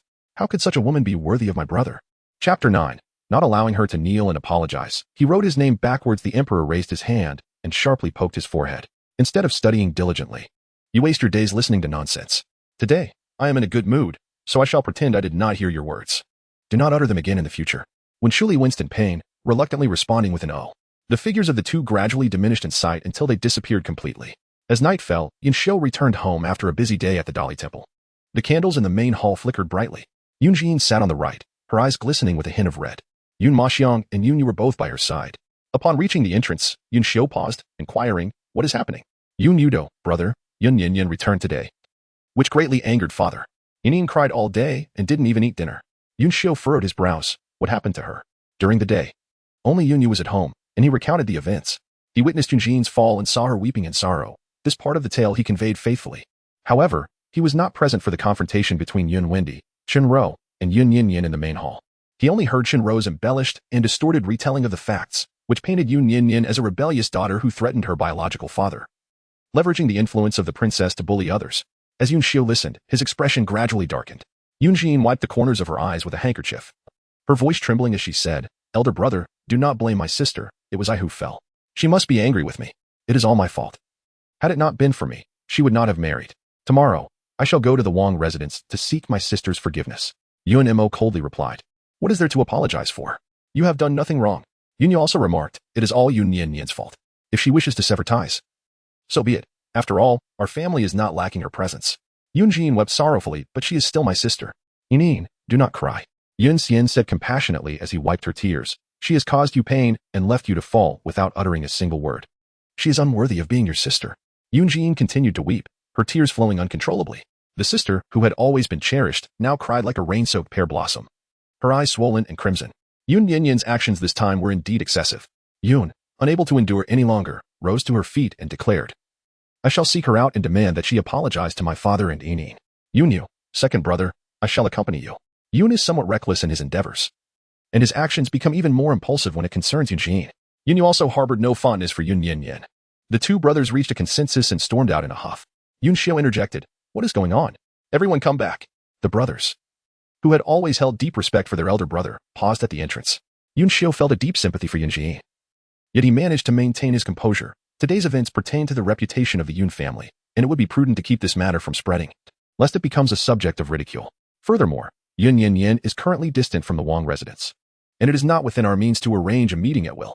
With the fourth brother's imperial examination looming in just half a year, it is imperative that no disturbances arise at this critical juncture. Listening to his calm analysis, Yun Mo and Yun Yu could only temporarily suppress their anger. Yun Mo struck the doorframe with a punch, exclaiming, "What should we do? Are we to let my father and Yin suffer in vain?" Yun Xiu, there is no rush for now. Wang's nature is inherently aloof and indifferent. With Yun Nian Nian having severed her familial ties, her forthcoming days are bound to be arduous. I believe it will not be long before she regrets her decision to return home. Upon hearing these words, Yun Jin raised her head with reddened eyes and asked, "Brother, will sister truly return?" "Of course she will come back. Who is Li Wang? How could he genuinely hold any affection for her?" Yun Yu replied, shaking his fist as he spoke. "When Yun Nian Nian returns, he will undoubtedly settle both new and old scores with her, ensuring that she does not kneel to apologize to Yin. Otherwise, he would write his name backwards." The brother's fury was momentarily subdued. Yun Xiu wearily rubbed his brow and glanced around, inquiring, "Where is the third brother?" Yun Yu pouted, "I wonder what's wrong with San Good today. He came back and locked himself in his room, and when I asked him, he wouldn't say a word." Yun Xiu frowned. He has always been most fond of Yin. What could have happened? Who knows? Perhaps he encountered something unpleasant in the palace today. Yun Yu, while speaking, turned to look back at Yun Jin and said, "Yin, be obedient. Even if you're feeling down, you mustn't skip your meals. Shall I have the kitchen prepare a bowl of yanchun noodles for you?" Yun Jin lowered her head, her eyes filled with resentment. After a couple of pitiful sobs, she sniffled and feigned a composed and resilient demeanor, saying, "Thank you, fifth brother." Yun Yu, feeling increasingly pained, lamented that Yin, being so considerate, still suffers unwarranted grievances. As for that Yun Nian Nian, I have long asserted that she is no better than her mother, neither of them being genuine. Yun Xiu furrowed his brows and admonished him. Her mother has been deceased for many years. The departed should not be easily offended. Yun Yu's words faltered. After a brief pause, he muttered, "I speak only the truth." The main hall fell into silence, each individual lost in their own thoughts, refraining from further conversation. Outside the Wangfu study, when Yanli summoned the head physician of the Imperial Hospital, Dr. Su, the flickering candlelight created a tranquil ambience. "Doctor." Su carefully took Wen Yanli's pulse and cautiously raised his gaze to inquire, "How have you been feeling lately, Your Highness?" Instead of responding verbally, he placed the prayer beads on the table. The uppermost two beads bore fine cracks. "Doctor." Su examined the prayer beads with great attention. "Has Your Highness experienced an episode today?" "Almost." Wen Yanli rubbed his brow. "Twice. Once when I saw Yun Nian Nian's letter of severance, and again when I wished to kiss her, only to find the carriage arriving at the palace gates. On both occasions, he had nearly lost control." Rumors of the ruthless nature of the Li Wang were not mere gossip. Wen Yanli suffered from a severe temper, one that could spiral out of control at any moment. For many years, the emperor had sought ways to treat him, and he had managed to maintain control. The prayer beads had been personally requested by the empress from the Putuat temple several years prior, said to have been consecrated by a revered monk. and Wen Yanli had kept them close ever since. This was the first time his anger had caused the beads to crack. Merely touching the fissures, Dr. Su could envision the state of his emotions, involuntarily shuddering. However, the pulse he felt was relatively stable, indicating no significant harm. It appears you have been burdened by many worries lately. I shall prescribe a new remedy for you, Dr. Su advised. He continued with meticulous instructions. Your Highness must prioritize rest and avoid overly rich foods. Moreover, as he neared the end of his counsel, Dr. Su hesitated. Do not hold back, Wen Yanli urged. Dr. Su took a deep breath, cautiously observing his expression. Your Highness, your liver fire is quite vigorous, leading to irritability. It would be wise to abstain from intimate relations for the time being. Wen Yanli's countenance darkened. Dr. Su, frightened, knelt before him. Your Highness, your health is paramount. It is crucial to heed the physician's advice. Furthermore, should you lose control, it may harm the Wang Fei. You are young and vigorous. There is no need to rush. Chapter 10. He traced her brows and eyes through the air. After speaking, Dr. Su bowed his head, too apprehensive to meet Wen Yanli's gaze. The sound of the prayer beads echoed softly. Moments later, the noise became sharper. Wen Yanli crushed a third bead. The faint scent of sandalwood lingered in the air. Upon closing his eyes, he envisioned Yun Nian Nian's crescent smile directed at him. After a few more seconds, his voice returned to its usual calm. I understand. The night was as cool as water. Yun Nian Nian emerged from the bathing chamber, impeccably clean and adorned in a set of thick, warm garments, returning to her room. This space was originally a vast and empty sanctuary belonging solely to Wen Yanli. However, upon her return today, she discovered the addition of an exquisite redwood vanity. Its intricate carvings were aesthetically pleasing, and a faint fragrance of the redwood lingered in the air. The small compartments of the vanity were filled with an array of beautiful gold and silver jewelry, while the surface displayed high-quality rouge and powder from the renowned Liuli Pavilion. A single box of rouge from Liuli Pavilion was worth a fortune, and the skincare cream was even more precious, often unattainable for the average person. In an instant, Yun Nian Nian found herself in possession of numerous items. The cabinet beside the bed was filled with an array of women's garments, elegantly simple yet aesthetically pleasing. It was evident that Wen Yanli had put considerable thought into this. Yun Nian Nian removed her cumbersome and heavy adornments, obediently seated by the bedside awaiting Wen Yanli. The candlelight gradually dimmed. After a day filled with severing ties and attending to the emperor, she had been tense all day long as she waited. She eventually succumbed to slumber. It was only when the candle extinguished that Wen Yanli entered the room, enveloped in shadows. Yun Nian Nian lay quietly on the bed. After a moment of stillness, Wen Yanli approached her. The man half-squatted by the bedside, assisting her in removing her shoes and socks, and tucking in the blankets. His slender fingers reached out, hovering above Yun Nian Nian's delicate face, tracing the outline of her brows and eyes through the air. He lingered for approximately the duration of an incense stick before rising to depart. Once he left, Yun Nian Nian opened her eyes. After lying in bed in a daze for a while, she selfishly succumbed to a light slumber once more. A night devoid of dreams. Some matters cannot be rushed. They require a period of adjustment. When Yanli was reluctant to share a room, he offered no explanation, and Yun Nian Nian did not inquire. The following day, Steward Shou from the Wang residence sought her out, respectfully presenting the key to the storeroom. Your Highness, the prince has stated that from now on, you may make decisions regarding all matters within the estate at your discretion. There were only 2 keys to the storeroom in the Wang residence, one for the steward, and now another for Yun Nian Nian. Yun Nian Nian felt a sense of astonishment. In her previous life, as a daughter of a lesser status, she was forced into a marriage that left her feeling inferior and timid. With Shout constantly mocking her, she never dared to seek out Wen Yanli, opting instead to weep alone in the corner of her room, devoid of such treatment. The key to the storeroom, crafted from pure gold, bore intricate and elaborate engravings. Feeling weighty in her grasp, Yun Nian Nian continued, inquiring, may I plant some flowers in the royal residence? And can some of the wooden and stone furnishings be exchanged for porcelain? The scenery near the palace is rather unappealing. The flower beds are devoid of blossoms. All that remains is barren earth and weeds. All the furnishings in the residence are crafted from wood or stone, including the bowls and chopsticks used for dining, and the cups for drinking. While the rosewood cups do enhance the flavor of the tea, they appear dull, heavy, and aesthetically unpleasing. Yun Nian Nian had often expressed her grievances in her heart about her past life. Now, as the mistress of the household, the first thought that crossed her mind was to infuse her future home with vibrant colors. Steward Zhou was momentarily taken aback, while outsiders remained oblivious. He, as Wen Yanli's trusted confidant, was privy to certain underlying truths. The residence lacked porcelain wares, but this was due to Wen Yanli's unpredictable ailments. The fragile celadon was prone to breakage and could pose a danger to him. As for cultivating flowers, it had been attempted before. However, whenever Wen Yanli fell ill, he would invariably uproot the plants, leading to a cycle of cultivation and destruction that ultimately resulted in the cessation of such endeavors. Steward Zhou could accommodate nearly all of Yun Nian Nian's requests, yet he found himself at a loss regarding these 2 matters. Before he could speak, a cool and composed voice emanated from the adjacent study. Certainly. Startled, Steward Zhou quickly lowered his head and replied, yes. Yun Nian Nian gazed towards the study. The door was closed, and tranquility enveloped the room once more. The young girl blinked, revealing a faint smile. as a prince and a prospective heir. When Yanli's health was shrouded in secrecy, and given their limited interactions in her past life, Yun Nian Nian remained oblivious to the details. Additionally, during their time in the palace yesterday, they dined together using jade green porcelain bowls, and as they departed, they strolled through the imperial garden, pausing for a while. When Yanli exhibited no signs of discomfort, leading her to believe that all was well. Thus, that afternoon, a dozen gardeners arrived at the royal residence. As it was not the season for sowing seeds, they could only transplant some pre-grown flowers into the estate. The royal grounds were expansive, requiring several days to complete the task. The courtyard also received new furnishings. Jade green vases were placed by the windows and doors, even within Wen Yanli's study. Yun Nian Nian arranged a small vase. The vase, though not ostentatious, was personally selected by her, fitting harmoniously in the corner of the bookshelf alongside the tomes. It contained delicate yellow blooms that, while not overwhelmingly fragrant, were visually appealing.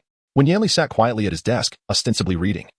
Yet he had absorbed not a single word from the book, having yet to turn a page after an extended period of time. Yun Nian Nian turned back and inquired, "Wen Yanli, is it acceptable to place the vase here?" Wen Yanli had already noticed it several times and nodded in affirmation. "Indeed, that is reassuring." Yun Nian Nian approached, resting her head on her hand as she gazed at the bookshelf. "I replace the flowers periodically. Their fragrance invigorates the spirit, making them perfect for your study."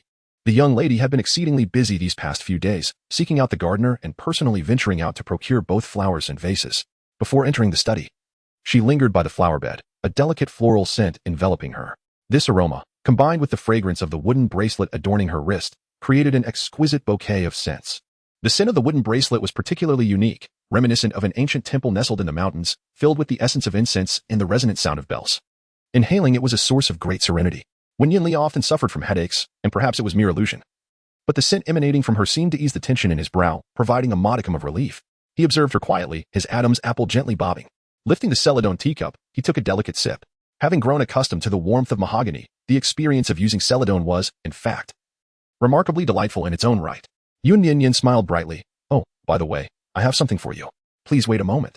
Before he could respond, the young girl dashed out with exuberance. The two buns atop her head bobbed playfully, almost at the brink of tumbling down. When Yanli's expression shifted, as he set aside his book and feigned casual interest in the doorway, as if genuinely awaiting her return, he waited merely a few seconds. Yun Nian Nian entered, cradling a box in her arms. He quickly lowered his eyelashes, feigning an air of engrossment in his book. Yun Nian Nian once again sat beside Wen Yanli. With great care, she placed a small box on the table and opened it. Chapter 11. Even in death, I shall surely precede you. Inside the diminutive box lay 3 lustrous and plump sandalwood prayer beads, meticulously protected with a silk cloth. "A few days prior, I noticed that your prayer beads had cracked, so I sought out an identical set for you." Though the words were spoken lightly, the endeavor proved to be quite challenging. Sandalwood itself is exceedingly rare. The beads on Wen Yanli's prayer necklace, crafted from superior quality sandalwood, were not only round and exquisite but also consecrated by a revered monk, only obtainable at the Putuwa temple. Yun Nian Nian seized the opportunity during her furniture shopping to search extensively in the capital, yet her efforts were in vain.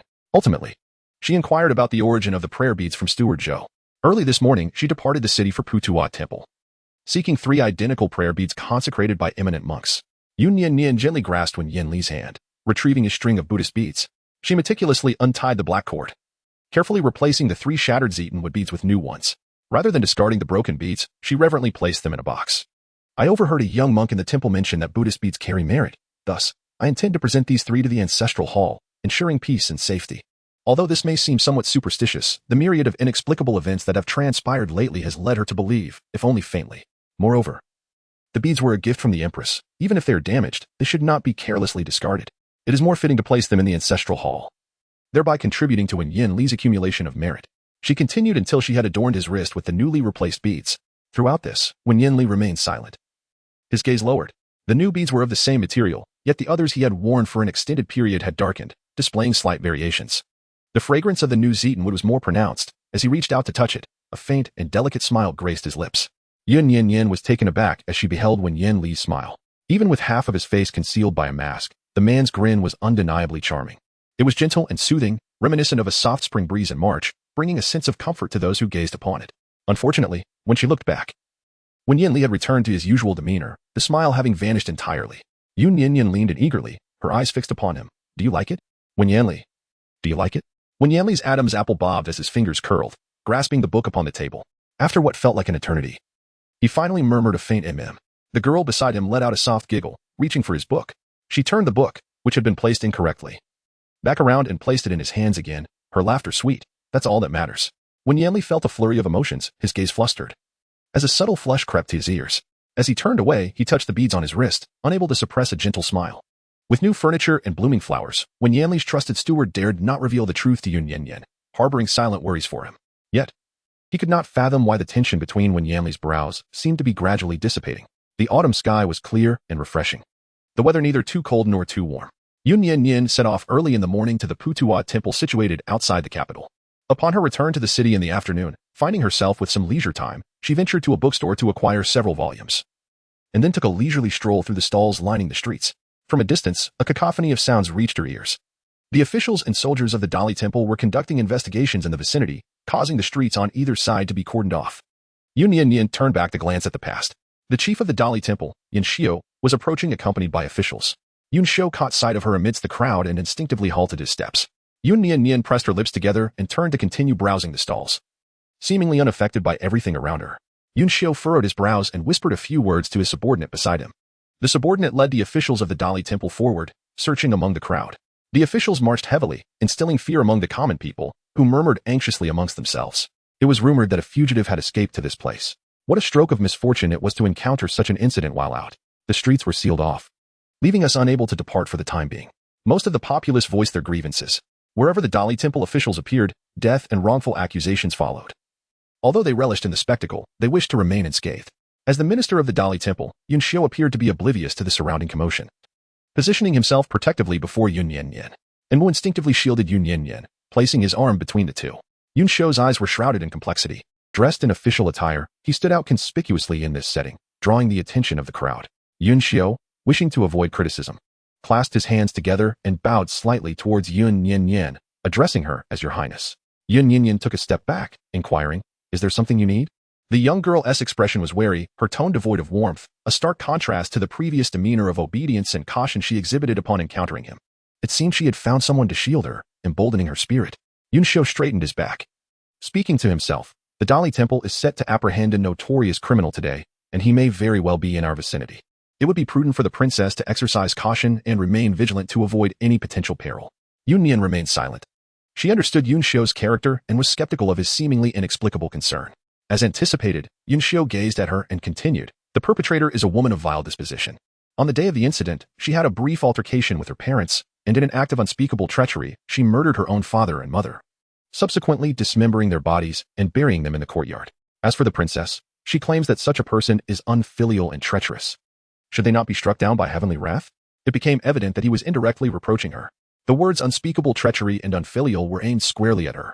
Yun Nian Nian smiled lightly, her lips curving in a gentle grin. "Thank you, Lord Yun, for your reminder. Rest assured, I value my life immensely. Even in death, I shall ensure it occurs only after yours." Yun Xiu gritted his teeth fiercely, cursing his elder brother to perish first. Did Lady Wang truly fear not the wrath of heaven? What was there to fear? A person who had genuinely faced death once could hardly be intimidated by these hollow and futile curses. Moreover, she was blameless in her heart. Even if the heavens were to strike down with thunder, it could not reach her. In the distance, gasps arose from the crowd. The officials drew their swords, and the commoners scattered in all directions. Yun Xiu no longer engaged in a dispute with Yun Nian Nian, standing still and turning his gaze. An officer promptly shielded Yun Nian Nian. From a distance, it could be observed that the soldiers had cornered a woman, modestly dressed and of frail physique. The woman appeared to be in a state of frenzy, struggling with all her might, toppling roadside stalls in her desperate attempts. Though she seemed emaciated, her strength was formidable. Nearby, the soldiers struck her right wrist with the hilt of a sword. She let out a cry of pain and was successfully apprehended. The soldiers escorted the young woman forward. She appeared to be merely 17 or 18 years of age, barefoot, leaving a trail of bloody footprints with every step. Her feet drenched in crimson, a sight both shocking and heart-wrenching. She was forced to kneel before Yun Xiu. The commanding officer approached to report, "My lord, the suspect has been captured." Yun Xiu nodded and expressed his gratitude to the officers and soldiers, saying, "You have worked hard." The woman continued to struggle, her face beautiful yet marked by distress. She lifted her head in a panic, her eyes reddened and brimming with tears, reflecting a profound sense of helplessness and despair, accompanied by a faint, almost imperceptible plea for mercy. Yun Nian Nian stood in a moment of daze. For reasons unknown, she seemed to glimpse her former self from a past life within her. In times of despair and helplessness, there lingered a faint glimmer of hope in her heart. She yearned for her family to uncover the truth, to shift their gaze from Yun Xi'an to her, even if just by a fraction. If the princess was unharmed, it would be preferable for her to accompany them to the Dali Temple for an inspection. Yun Xiu coldly remarked, Let us observe what kind of retribution such an unfilial and treacherous person will ultimately receive. Chapter 12. She empathizes and speaks out in court. Yun Xiu departed from the bustling market with the officials of the Dali Temple and the young woman. A curious crowd of onlookers followed, eager to witness the unfolding events. Yun Nian Nian lowered her gaze to the bloodstains on the ground, not quite understanding what impulse had driven her, yet she followed suit. The Dali Temple convened for a court session in the afternoon. Yun Nian Nian stood outside, observing. The woman named Qiu had an acceptable appearance, yet was a simpleton endowed with considerable strength. Apart from her parents, she had a younger brother named Qiu. On the day of the incident, neighbors heard the tumultuous quarrel emanating from the Qiu household, accompanied by the harsh words of Qiu's mother. After approximately 2 hours, the uproar ceased, and a witness saw Qiu emerge from the house, her demeanor frantic and bloodied. Sensing something amiss, the neighbor knocked on the door. But after a prolonged period with no response, he detected a strong metallic scent of blood and summoned others to force the door open. The Qiu residence lay deserted. Yet bloodstains remained near the well. Behind a stack of firewood, a severed hand was concealed. The neighbor reported the incident, prompting officials from the Dali court to investigate.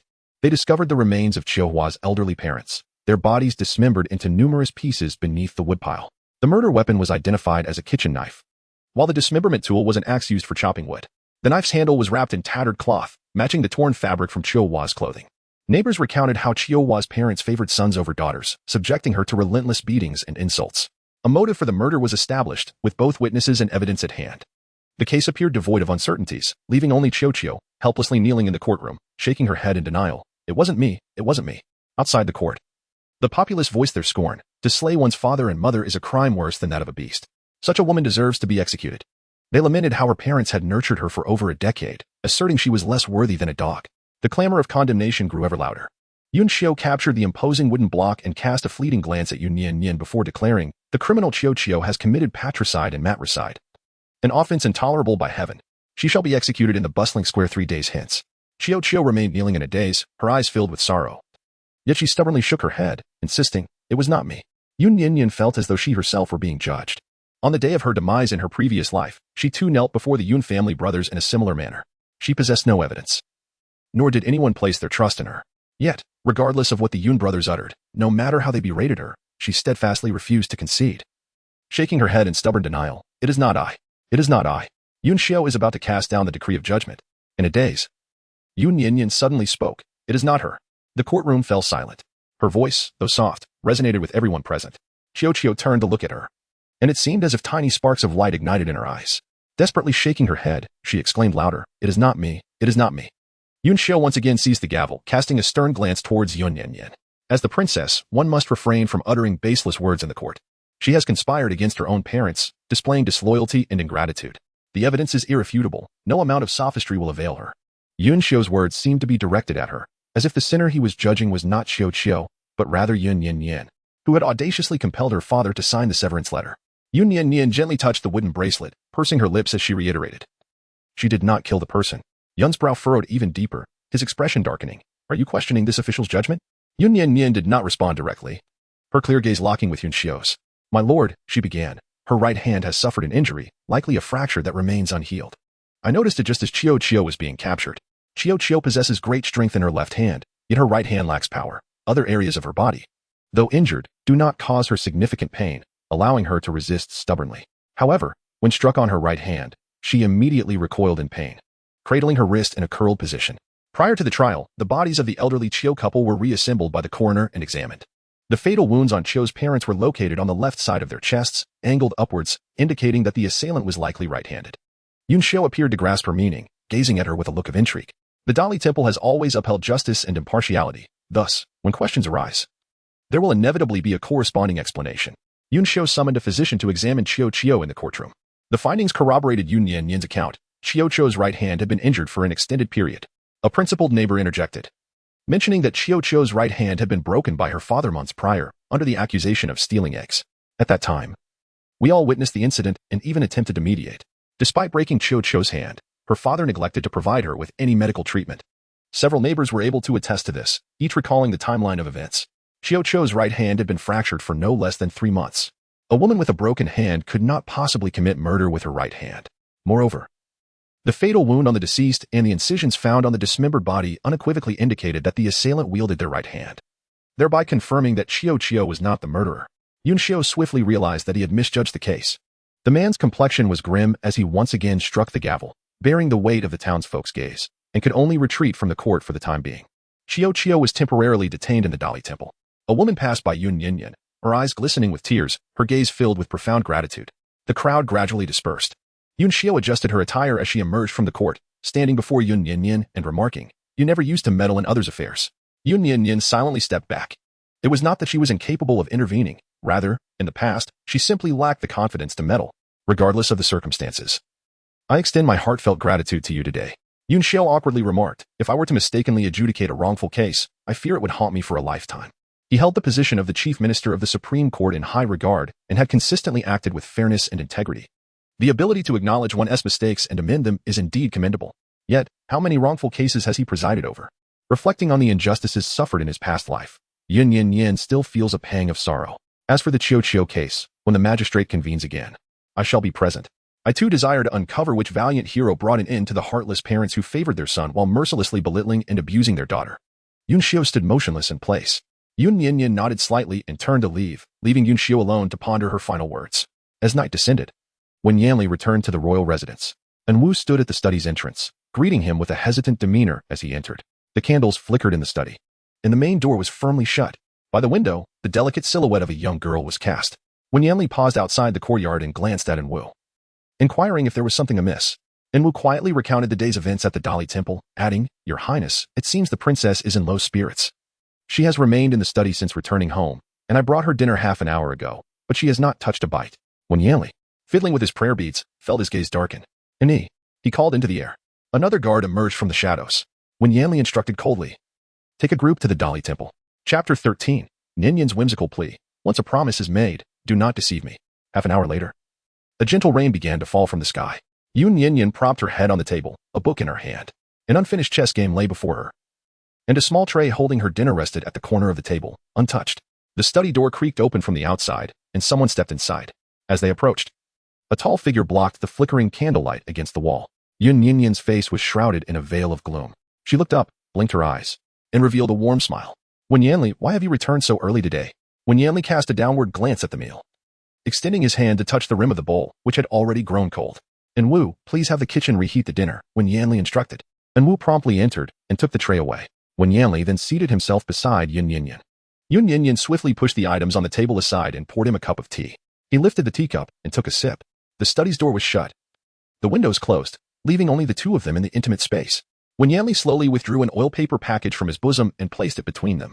It was pristine, still radiating warmth. "What is this?" Yun Nian Nian, intrigued, extended her hand and, noticing that he did not intervene, proceeded to unwrap the oil paper package. Inside lay the unique peach blossom cake from the western street of the capital. The cake was soft and fluffy, with the oil not yet permeating the exterior wrapping, clearly indicating its recent emergence from the oven. Yun Nian Nian was momentarily taken aback, and then her eyes fluttered, sparkling like they contained the very stars themselves. She looked at Wen Yanli and inquired, "Is it for me?" Wen Yanli replied, "I bought it on a whim." However, the truth of the matter was that upon learning of Yun Nian Nian's distress, he had personally left the royal residence to purchase it from Shijie. Yun Nian Nian is 5 years younger than Wen Yanli. She is merely 16, still a young girl, enamored with novelty, and delights in indulging in food and play. Since her marriage into the Wang family over 10 days ago, the most frequent delicacy she has brought back from her outings is none other than this peach blossom cake. Yun Nian Nian's eyes sparkled with excitement as she eagerly embraced a whole package of peach blossom cakes, expressing her gratitude. "Thank you, Wen Yanli." The pastries, soft and fragrant, brought her immense joy simply by their aroma. She picked up the first piece of peach blossom cake and offered it to Wen Yanli, who graciously accepted. With a gentle smile, Yun Nian Nian held the pink, blossom-shaped delicacy in her delicate hand, savoring it in small bites. Once Wen Yanli finished his piece, he wiped his fingers clean with a napkin. Noticing her cheerful demeanor, he subtly raised the corners of his lips and remarked, "I sent an to the Dali temple. Yun Xiao's handling of matters has been unsatisfactory and deserves some consequences." Yun Nian Nian paused in her chewing, tilting her head in confusion. Her cheeks, slightly puffed with a morsel of food, and remnants of peach blossom cake clung to the corners of her crimson lips. After a few moments of silence, she swallowed the delectable treat, as if suddenly enlightened, and inquired, "Wen Yanli, were you just trying to cheer me up?" Wen Yanli's fingers trembled slightly, nearly causing the prayer beads to slip from his grasp. He coolly averted his gaze, neither affirming nor denying her question, merely stating, "And Wu mentioned that you were feeling rather down." Yun Nian Nian noticed the blush on his ears and smiled even more joyfully. "Thank you, but I am perfectly fine." Wen Yanli raised an eyebrow. "Are you truly not unhappy? while it is true that she has experienced moments of discontent. Having endured such feelings countless times in her past life, Yun Nian Nian quickly processed them in solitude and felt at ease once more. Rest assured, she declared, picking up a piece of peach blossom cake. I am not so delicate. Then why did you not partake in dinner? Yun Nian Nian bashfully touched her nose, saying, I was just engrossed in studying the chess game and completely forgot to eat. When Yanli, taken aback, followed Yun Nian Nian's gaze and noticed a half-finished chessboard on the table. When Yanli reflected that the chess configuration had caught his attention when he stumbled upon it in an ancient text, it was so captivating that during moments of leisure, he had set up the pieces, intending to delve into its intricacies. Little did he expect, feeling a tinge of guilt, when Yanli inquired, Do you understand it? Almost there, almost there. Yun Nian Nian handed him the book she had just finished reading, stating, I should be able to comprehend it after finishing this book. The cover of the book was directly facing him, inscribed with the title Beginners Go by Wen Yanli. He cleared his throat softly, his expression momentarily betraying a hint of emotion, and responded somewhat awkwardly, Then do continue reading. Yun Nian Nian perceived the subtle distrust in his eyes, pouting slightly without offering an explanation. After all, her sudden clarity of thought and photographic memory would be met with skepticism, regardless of any attempts to justify it. The young girl obediently continued to savor her peach blossom cake. Suddenly, as if struck by a thought, she wiped her hands, dusted with crumbs, and pressed them against Wen Yanli's hand. Wen Yanli, how about a wager? Her petite hands felt cool and soft against him. Wen Yanli turned his head to regard her, awaiting her next words. In just 4 days, it would be the first day of October, when the Lantern Festival would illuminate the capital.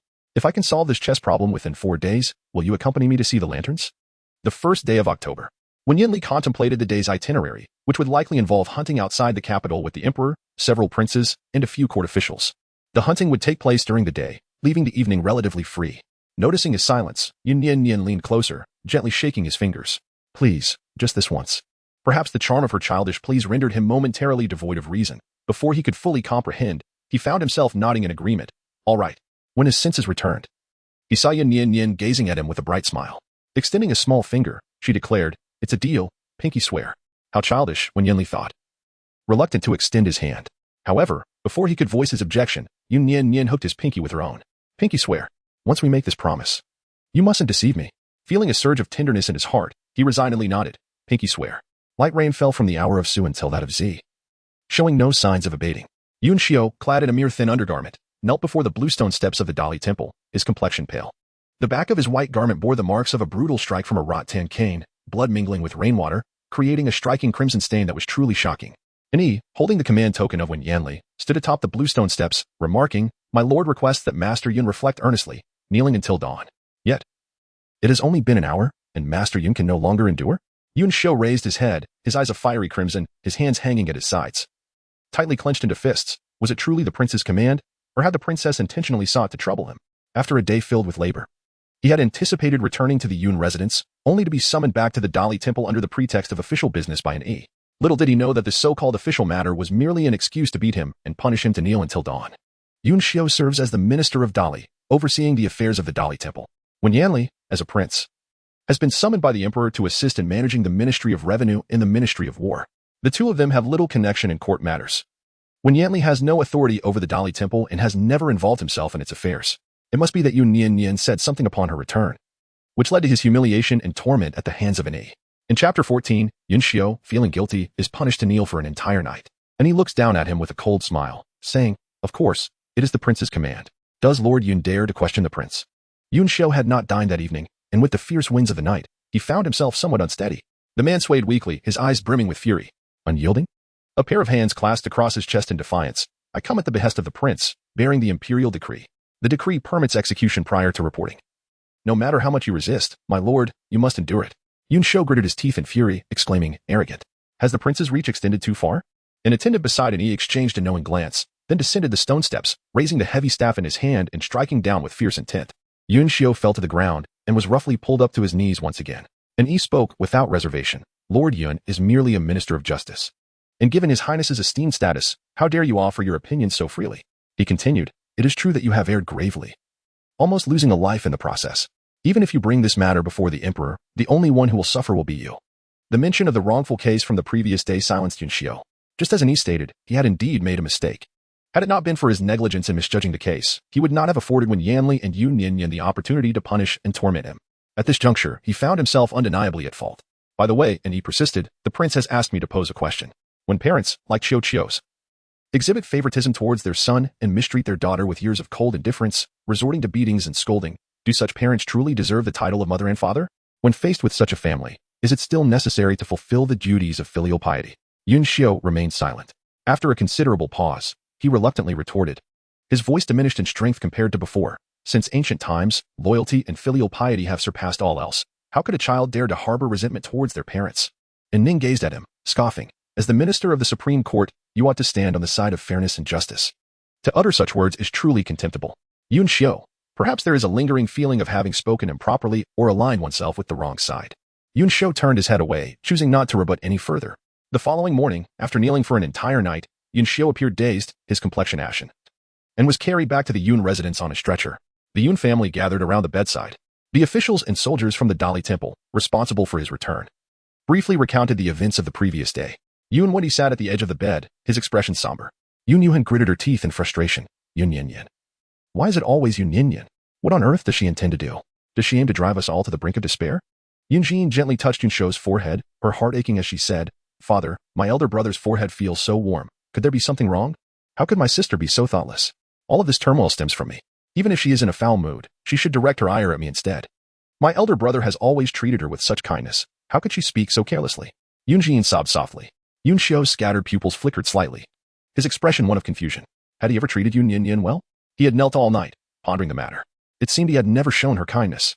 As his thoughts wandered, Yun Wendy's cold voice cut through the air. Do not address her as sister. It is as if I never bore this daughter. Yun Xiu's eyelashes fluttered gently. For reasons unknown, a complex emotion surged within her heart, elusive and indescribable. Yun Jin continues to weep. Yun Emo struck the wall with a powerful punch. Yun He and Yun Yu are both chastising Yun Nian Nian. Yun Xian said nothing. Yet his expression revealed his dissatisfaction with Yun Nian Nian. It was as if everyone were condemning her, and no one came to her defense. Yun Xiu pressed her lips together, and for reasons unknown, her voice, now husky, declared, It is not her. It is I who misjudged the case and should be punished. The room fell into silence, the atmosphere seemingly more oppressive than before. Yun Wendy furrowed his brows. Have you lost your mind? Yun Yu approached and said, Yun Nian Nian has been away from home for so long without a word about returning, showing no regard for us as family. There's no need for you to speak on her behalf. Yun He nodded and said, Indeed, it must be that she employed unscrupulous tactics to entice Li Wang. Otherwise, how could Li Wang possibly concern himself with matters of the Dali temple? Yun Xiu did not expect that his words would incite even greater anger within his family. The man opened his mouth, yet found himself at a loss for words. Yun Yu speaks excessively, yet continues to blame Yun Nian Nian. Yun Xiu, weary, reclined upon the bed, raising an arm to shield his eyes. Father, I find myself quite fatigued. Would you grant me a moment of tranquility? Yun Wendy cast a sidelong glance at him. After a moment, he sighed and said, The doctor will arrive shortly. You should rest well. Yun Jin was the last to depart. Before closing the door, she cast one final glance at Yun Xiu, her typically obedient expression now tinged with a hint of resentment. What merit does Yun Nian Nian possess to be favored by the prince? She is merely an uncherished daughter of a concubine, having never triumphed in any endeavor throughout her life. She desires the wind and the rain, and even if she yearns for the stars and the moon, there will always be those who strive to pluck them from the heavens for her. Yet at this moment, a profound sense of defeat and discontent wells up within her. It is evident that she was married off against her will, undeniably a loser in this situation. Yun Nian Nian's days seem to have taken a turn for the better. This is unjust. Even after leaving the Yun residence, even after severing familial ties, Yun Jin would not allow Yun Nian Nian to live a life better than her own. In the afternoon, Yun Wendy knelt in the imperial study, beseeching the emperor for justice. Your Majesty, my son Yun Xiu has served in the Dali temple for many years, dedicated to the nation and its people, unraveling numerous wrongful convictions and unresolved cases.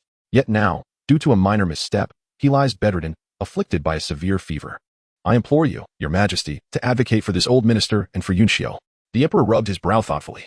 Indeed, Prince Li has exceeded his bounds. Yet I have heard that Yun Xiu nearly rendered a grave miscarriage of justice, endangering lives. This matter involves fault on both sides. Yun Wendy sought to defend Yun Xiu. But before he could articulate his thoughts, the emperor interjected. Eunuch Lu, convey my decree. The actions of Li Wang were reckless, hence, his salary shall be docked for a year, and his command plaque shall be revoked. As for Yun Xiu, considering his injuries, I shall not impose any further punishment for the wrongful verdict. This was a clear case of a minor penalty serving as a warning intended to gloss over the matter. Yet upon closer examination, it seemed that Yun Xiu might still face repercussions. Though Yun Wendy harbored discontent, he dared not utter another word. At that moment, when Yanli remained unaware of his impending punishment, he donned civilian attire and made his way to the residence of the fourth prince, Wen Zimo. Within the main hall, Wen Zimo instructed his servants to present tea. What brings my third brother to my humble abode today? He inquired. I seek your assistance with a matter, replied Wen Yanli. Despite his youth, Wen Zimo possessed a disposition inclined towards tranquility, eschewing the tumult of courtly affairs. He spent his days immersed in the arts, mastering music, chess, calligraphy, and painting. Even the emperor, in his exasperation, had bestowed upon him a nominal position sufficient for receiving an allowance, leaving him to his own devices. As Wen Zimo sat beside Wen Yanli, he pondered for a considerable time, racking his brain to fathom what pressing issue could compel his assertive and formidable third brother to seek his aid. Was it a matter of the court? Or perhaps a concern regarding their father? With utmost caution, Wen Zimo inquired, What is it? Please, do tell. Wen Yanli's demeanor turned grave. This matter must remain between us. Instantly, tension enveloped him, and he commanded all servants to withdraw. The door to the main hall closed. Wen Yanli produced a chess manual, depicting a confrontation between black and white pieces, ensnared in a stalemate. I require your assistance in unraveling this game, he stated. Wen Zimo's eyes widened in surprise. Chapter 15. Wen Yanli, do you truly wish to concede to me? Wen Zimo had always relished the study of such matters, excelling in the arts. And when it came to go, he was undoubtedly the right person to consult. He examined the board intently, his brow furrowed in concentration, as he scrutinized the position. He couldn't help but marvel at the exceptional complexity of the game. With 3/4 of the pieces played, options were scarce, and unraveling the situation was no simple task. In the court, Wen Zimo was timid, yet in this arena, he possessed a fierce competitive spirit. After earnestly accepting the manual, he implored, Third brother, may I have some time? Certainly, replied Wen Yanli, rising to leave. You have 2 days to resolve it. 2 days was the utmost Wen Yanli could afford to wait, as he had an arrangement with Yun Nian Nian in 3 days' time. Concerned about his younger brother's reliability, he enlisted several skilled players from the capital to aid in deciphering the game. Yet, 3 days elapsed, and Wen Zimo appeared as if he had perished. The other chess masters, gathered in deliberation, could not provide a satisfactory resolution. In the main hall of the Prince of Li's residence, Wen Yanli occupied the central seat, his expression darkening with each passing moment. Steward Zhou, witnessing the growing tension, ventured a suggestion. Your Highness, if all else fails, I could arrange for someone to adjust the board by a few pieces. The steward was equally distraught. According to past precedents, when Wen Yanli was displeased, his temper could flare, resulting in physical manifestations of his ire. The current state of the residence was far from its former tranquility, should he lash out and shatter something. The financial loss would be trivial compared to the potential harm to himself. When Yanli grasped his prayer beads, rolling them in his palm, the steward watched in trepidation, while the concealed guards, in E and in air, braced themselves for the imminent storm. When Yanli, Yun Nian Nian suddenly burst in, cradling a book in her arms. When Yanli momentarily set aside his prayer beads and responded with a slight hum. Steward Zhou, in E and in air? Yun Nian Nian rushed to Wen Yanli's side, placing the beginner's Go book upon the table, her small face radiating confidence. I understand this book. Let us play a game. Understand the beginner's Go? Steward Zhou could not suppress the twitch at the corner of his mouth. He had served as a eunuch since Wen Yanli was still a prince, remaining by his side for many years, and was well acquainted with this book. It was one that Wen Yanli had read at about 5 or 6 years of age. Given his current skill in the game, how could it possibly compare to that of a beginner's guide? Steward Zhou silently scoffed. Yet, it seemed that Wen Yanli would not refuse Yun Nian Nian. Very well. Steward Zhou, please fetch the Go board. Steward Zhou? There was also a chair beside the main seat. Yun Nian Nian sat patiently, waiting. Steward Zhou, momentarily taken aback, seemed to grasp the situation. Yes, Your Highness and Princess. Please wait a moment. He departed, not forgetting to kindly summon an E and an air. I cannot manage the chess pieces alone. Could you assist me? The 2 guards exchanged glances, and seeing that Wen Yanli remained silent, they understandingly exited the room. Steward Zhou held the chessboard, while an E carried the bowl of white pieces and an air the bowl of black, their roles clearly defined for a collaborative endeavor. The chessboard was placed upon the table between the 2. Wen Yanli inquired, which do you believe will triumph, the white pieces or the black? The white pieces. He handed the bowl filled with white stones to Yun Nian Nian, while he himself took the black pieces, contemplating how to lose in a manner that felt more authentic. Coincidentally, it was now the turn of the white pieces. Yun Nian Nian placed her chess piece in the upper right corner, targeting a minor objective. Wen Yanli raised an eyebrow, inquiring, Are you certain about this placement? The surrounding white pieces exhibited a formidable offensive presence. Positioning a piece there appeared to be a defensive maneuver. Yet it could easily lead to encirclement. Those who have studied the game would likely avoid such a move, clearly incurring a significant loss. Yun Nian Nian nodded, her almond-shaped eyes sparkling with mischief. Wen Yanli, you mustn't go easy on me. Seeing her enthusiasm, Wen Yanli ceased his inquiries. He decided to indulge her, accompanying her to admire the lanterns, regardless of whether they won or lost the wager. After the passage of an incense stick's time, Wen Yanli gazed at the chessboard, where the situation was gradually becoming clearer, his eyes widening in astonishment. Although he had intended to ease the game, he soon realized that Yun Nian Nian did not require his leniency.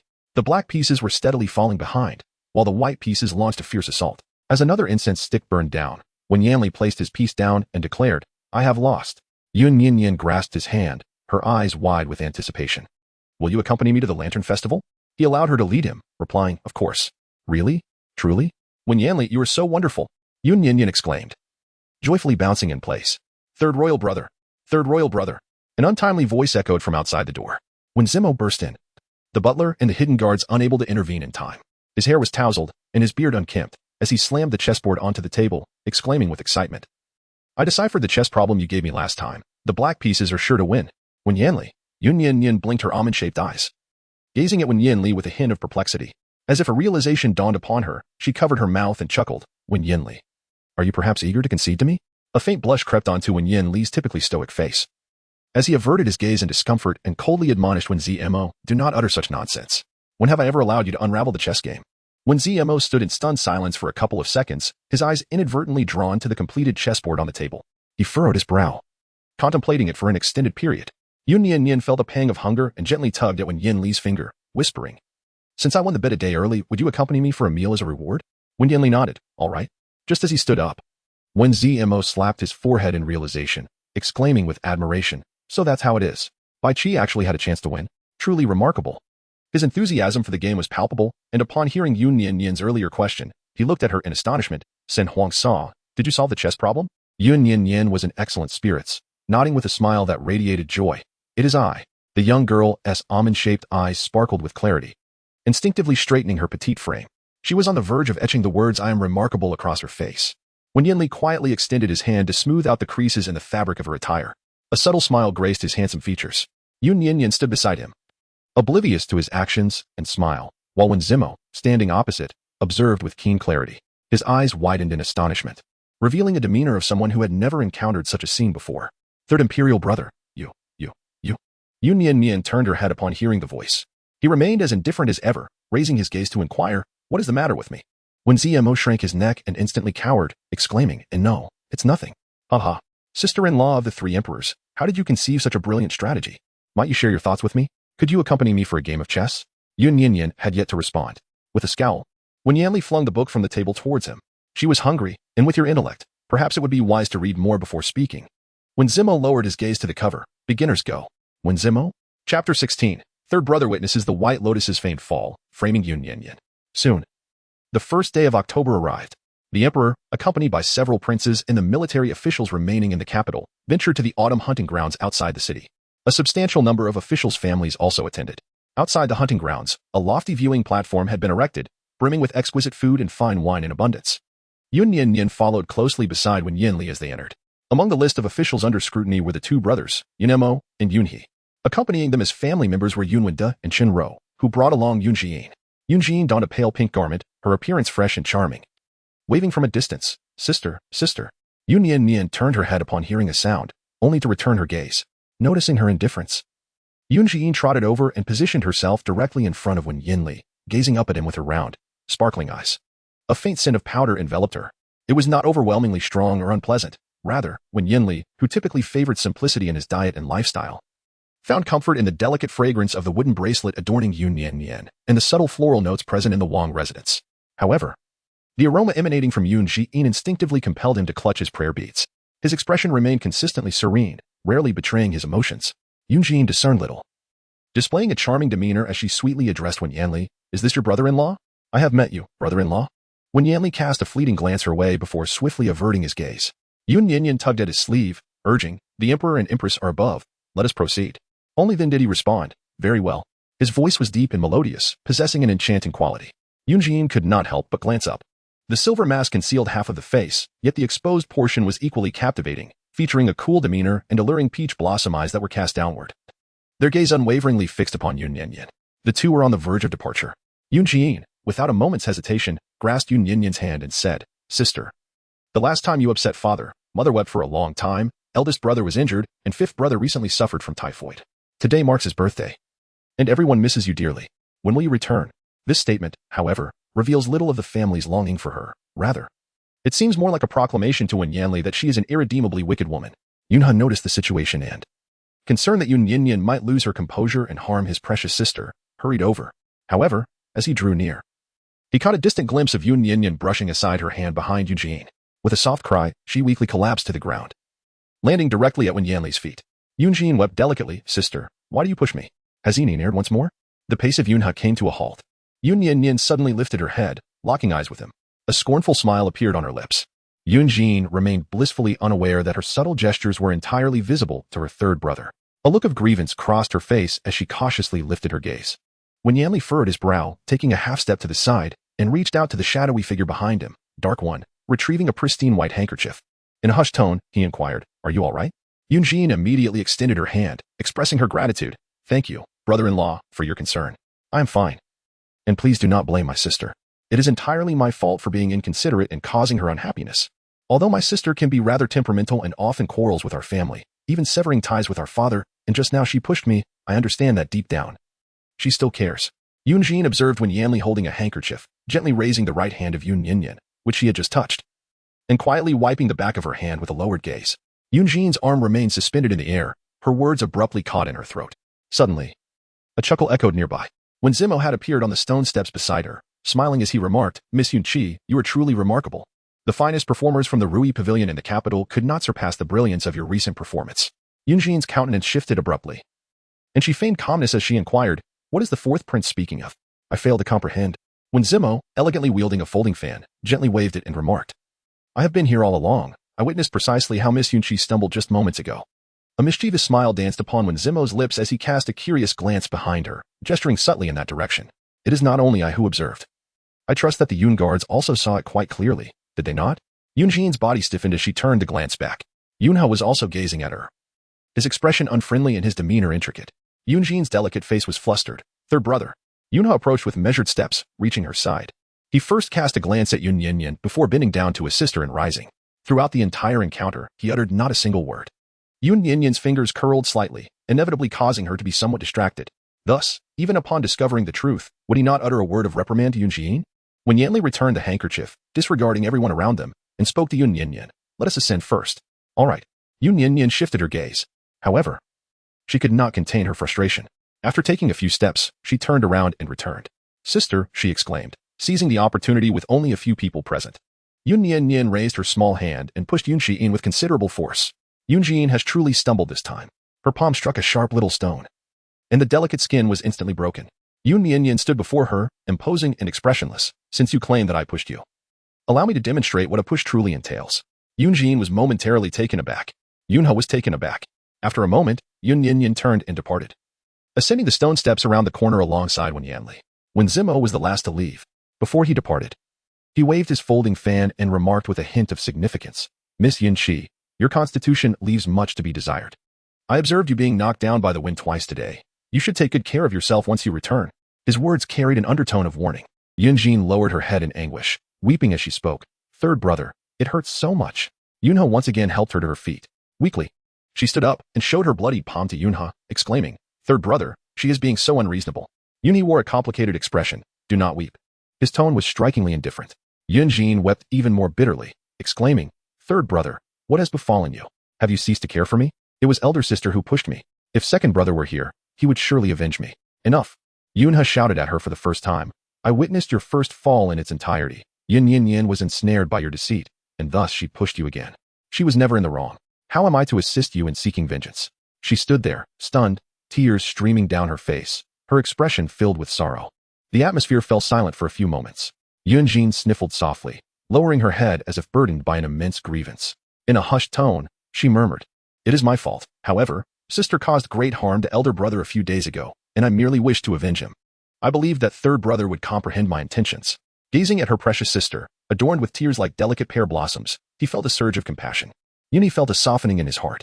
In his eyes, Yunjin appeared innocent and lively, obedient and understanding, far surpassing Yun Nian Nian in many ways. Between Yun Nian Nian and Yunjin, Yuni resolutely chose to believe in Yunjin. He gently rubbed his brow and spoke soothingly, all right, don't cry. It was my misunderstanding, dear Yuni. Let's first take care of your wounds, shall we?" Chapter 17. He reluctantly chose to suffer and let go. The stands quickly filled with spectators. When Zimo sat at the same table as Yun Nian Nian, reassuringly saying, "Sister-in-law, you need not worry. If she dares to report this fall, I will testify that it was indeed her own doing." Yun Nian Nian politely nodded her head, expressing her gratitude to the fourth prince. "It is but a trifling matter. When Zmo waved his folding fan with a mischievous smile. If the third princess consort truly wishes to express her thanks, might you accompany me for a game of chess upon our return? Since that day, he left the Li Wang mansion. He had been engrossed in the intricacies of the chessboard, contemplating this very proposition. Yun Nian Nian smiled gently, of course, but it must wait until tomorrow. She turned to Wen Yanli, we are rather occupied today. When Zimo quickly nodded in agreement, it settled then. I shall visit the Li Wang Fu at the hour of the snake tomorrow, after waiting for the time it takes to burn half an incense stick. The rest of the guests arrived, including the crown prince and Wen Shuli. Yunha administered the medicine to Yun Jin, and they were the last to arrive. Everyone had taken their seats. The emperor and his ministers engaged in casual conversation, occasionally bursting into hearty laughter, creating a delightful atmosphere. Yun Nian Nian delicately served the exquisite dishes from the table into Wen Yanli's bowl, saying, you shall soon embark on your endeavors. For now, nourish yourself and replenish your strength. When Zimo subtly cast a glance in their direction, Wen Yanli, with his gaze lowered, savored the culinary delights that Yun Nian Nian had chosen for him.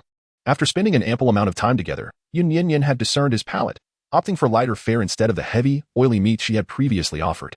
Concerned that he might feel uncomfortable while riding later, she refrained from serving him an excessive amount of food. The atmosphere here was harmonious. The situation over at the Yun family is quite different. Feeling discontent, Yunha first greeted and then departed from the stands. After his departure, Yun Jin clumsily attempted to pick up food with her left hand. Yun Imo noticed, Inin, what is the matter? Are you unwell? She shook her head, feigning strength. I'm fine. As she spoke, she raised her right hand to grasp the cup, only to recoil with a soft gasp upon touching the slightly heated handle. Yun gently squinted, grasping her wrist, finally catching sight of the well-treated wound that was on the verge of complete recovery. Yun Imo, how did you sustain your injuries? Yun Jin's eyes immediately glistened with emotion as she cast a fleeting glance toward the oblique direction where Yun Nian Nian and Wen Yanli were seated. It's nothing. Dear second brother, I merely stumbled and fell moments ago. Yun Machen's expression darkened. Has Yun Nian Nian been bullying you? Her gaze flitted anxiously, and she retracted her hand in a show of distress. It's not her fault, second brother. This is not my sister's doing. Yun Imo seemed to have discerned something from her expression, furrowing her brows as she prepared to rise. I shall confront her. Yun Jin hurriedly stopped him, urgently advising. Second brother, do not act impulsively. It was Inin's fault. She inadvertently provoked sister Wen Yanli. Both princes Wen Zimo and Wen Yanli stood beside Yun Nian Nian, with Wen Zimo appearing particularly supportive of her, even defending her. He had just witnessed her feigned fall, and being a prince, his words carried significant weight. Yun Jin harbored concerns that he might reveal the truth, and thus refrained from allowing Yun Imo to seek vengeance. Her sole desire was for Yun Imo to understand that it was Yun Nian Nian who had wronged her, and that was sufficient. Yun Jin's eyes glistened with concern as she gently grasped Yun Mo's hand, whispering her plea, Sister, with Princely safeguarding us now, please refrain from rash actions. She truly meant no harm, she merely pushed me aside, and I stumbled by accident. Brother, the fourth brother is soon to partake in the imperial examination. We cannot afford to offend Princely at this juncture. I assure you, I am perfectly fine now. My hand is healed and pains me not at all. I beseech you, brother, let us consider this matter resolved and refrain from informing our parents or the other brothers, for I wish to spare them from worry. Witnessing her younger sister's mature demeanor filled her with a sense of pride. Yun Imo harbored an ever-deepening resentment towards Yun Nian Nian, yet ultimately could not resist her plea. With a reluctant nod, he replied, very well, but do not keep everything bottled up inside. You must share your concerns with your second brother. I would risk my very life to protect you. As the purpose of Yun Jin was achieved, smiles replaced tears. I understand now. Thank you, second brother. You were the best. After enjoying a meal, the hunting event commenced. The crown prince was the first to rise. The emperor and empress engaged in casual conversation. Last autumn's hunt was won by Princely. I wonder who will emerge victorious this year. To the emperor's right sat the favored consort Liu, the crown prince's mother, who interjected, Your Majesty, the crown prince has been diligently practicing archery and horsemanship. He wishes to showcase his progress to you. The emperor laughed heartily. Excellent. I shall pay close attention to the crown prince's performance. One by one, the participants descended from the viewing platform, including Wen Zimo, while Wen Yanli remained unmoved. Yun Nian Nian beside him gently urged, Please be sure to prioritize your safety. You must not sustain any injuries, not even the slightest. We have plans to admire the lanterns tonight. Noticing his lack of response, Yun Nian Nian discreetly prodded his side from beneath the table. Wen Yanli, it is time for you to descend. He cast a sidelong glance at her before rising. Bowing respectfully to the emperor, Father, I am unwell today. The emperor, Yun Nian Nian. The stands fell into an instant silence, all eyes turning towards her. When Shuli, still young and not required to compete, obediently sat in the back, devouring a large chicken leg. Her expression one of confusion as she looked up at the sound. When Yanli appeared stoic, his face betraying no emotion. Yet beneath that faade lay an indomitable spirit of competitiveness. This was the first time in many years he had uttered the words I feel unwell. The crown prince stood below, observing his profile, his gaze deepening in contemplation. Only when Zmo understood the truth and could not help but marvel internally. His exalted third elder brother had indeed descended from his lofty perch, ensnared by the whims of love. Time passed, though how long, it was hard to tell. The emperor eventually regained his composure, exclaiming, "Ah, then you may sit and rest. There is no need for you to participate in the competition today." After expressing his gratitude, when Yanli returned to his seat, the man lowered his gaze, picked up his chopsticks, and placed a piece of meat into Yun Nian Nian's bowl, saying, "Eat. I assure you, I will not be injured." Yun Nian Nian blinked her almond-shaped eyes, her laughter causing her brows to arch delightfully. Indeed, with a joyous heart. She served the dishes into Wen Yanli's bowl, exclaiming, "Your Highness, as you are unwell, allow me to attend to your meal." When Yanli averted his gaze, a subtle blush gracing his ears. The autumn hunt had officially commenced, yet all of this was now irrelevant to them. When Yanli placed the 4 happiness meatballs delicately in the center, Yun Nian Nian raised an eyebrow and inquired, "Shall we split it equally?" He nodded in agreement, "All right."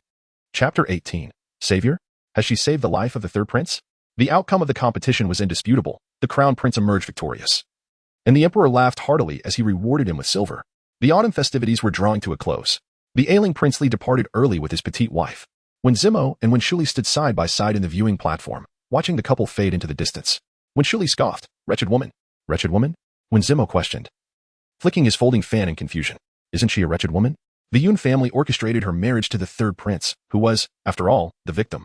Just a few days ago, he was penalized by our father for defending that wretched woman. He has maintained a diligent record for years without ever facing punishment. For some reason, Wen Shuli harbored a deep-seated prejudice against Yun Nian Nian. However, when Zimo smiled knowingly, "Do not speak nonsense. The third princess can be considered our third prince's savior." Savior? When Shuli turned his head, his large eyes filled with confusion. Has she saved the life of the third prince? With her petite frame? When Zimo closed his fan and gently tapped his head, "That is not what I meant. How long has it been since you visited the Li prince's residence? Has it been over a year?" When Shuli pondered, "What does the fourth prince mean by that?" When Zimo replied with a knowing smile, "Once you step inside, you shall understand my meaning." As night fell, the sky was adorned with countless stars. The western district of the capital was bustling with activity. Red lanterns hung along the streets, and small stalls dotted the thoroughfare. Yun Nian Nian last visited when she was merely 8 years old, a time when her mother was still alive and had brought her here. It was also on this very day, yet back then, their household was frugal, and her mother had little silver to spare. She could only afford to buy her a candied hawthorn skewer at the street corner, and the beautiful, enticing items surrounding her were beyond her reach. Now, emboldened by her newfound freedom to shop, she yearned to compensate for all the regrets of her past in one fell swoop. When Yanli followed closely behind her, mirroring her every step. Observing her darting back and forth, she would run from his side to and wooze, depositing her acquisitions into his arms for safekeeping. Sometimes it was a few books, other times it was seeds of flowers she had never nurtured before, or delightful trinkets that captivated children. And Wu's arms were filled to the brim. At the forefront of the Lantern Festival street stood a stall brimming with sundries, while the middle featured food stalls and a stage for lion dances and operatic performances. Further back lay a space for literary enthusiasts to compose poetry, adjacent to a small river where lanterns inscribed with wishes could be set afloat.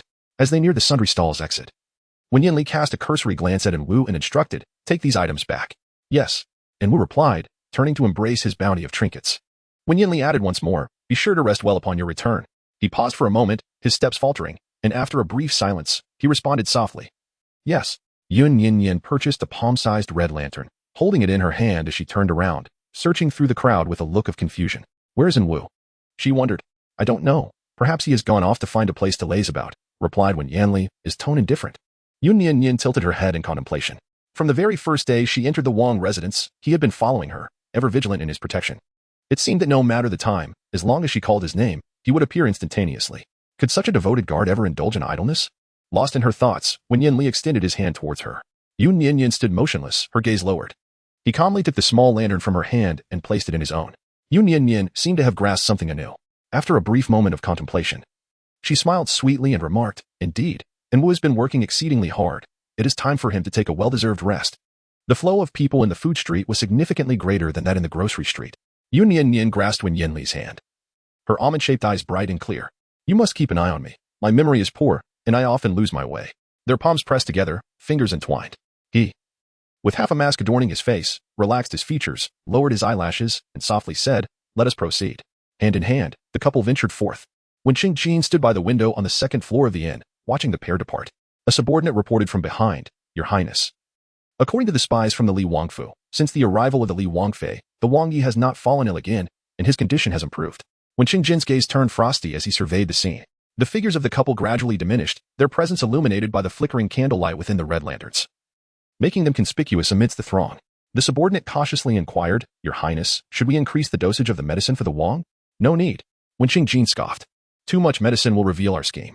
Since he is so concerned about this woman, it would be prudent to target her first." "What does your Highness mean?" Wen Qingjin replied, "The Li Wangfei has been in the Wangfu for some time now. Arrange for someone to find an opportunity for her to learn about the Wang's condition." "Understood. Your Highness is astute." Feeling an ominous gaze upon him, Wen Yanli paused and turned to look back. The streets were bustling with activity due to the Lantern Festival, stretching endlessly before him. Wen Yanli, noticing his stillness, Yun Nian Nian tilted her head to call out to him. "Yes." He turned to face her. "Shall we proceed to release the lanterns up ahead?" "Certainly." Having traversed the most vibrant sections, they arrived at the riverbank, where the crowd had thinned. Yun Nian Nian carefully removed the lantern that Wen Yanli had been holding and gently placed it upon the surface of the river. "Aren't you going to write something? Perhaps make a wish?" Wen Yanli inquired. She shook her head, her gaze fixed upon the distant red lantern drifting along the water, lost in a tide of memories. "Since my mother passed away, I have not returned to the Lantern Festival. However, Yun Xiao and the others bring Yun Jin here every year, treating her to an abundance of delightful foods and amusements. I still recall a time when I crouched beneath a peach tree outside the main hall, waiting long into the night for their return. I yearned for any gift they might bring me, even if it were something unwanted by Yun Jin. The mere thought of receiving something from them would fill me with joy."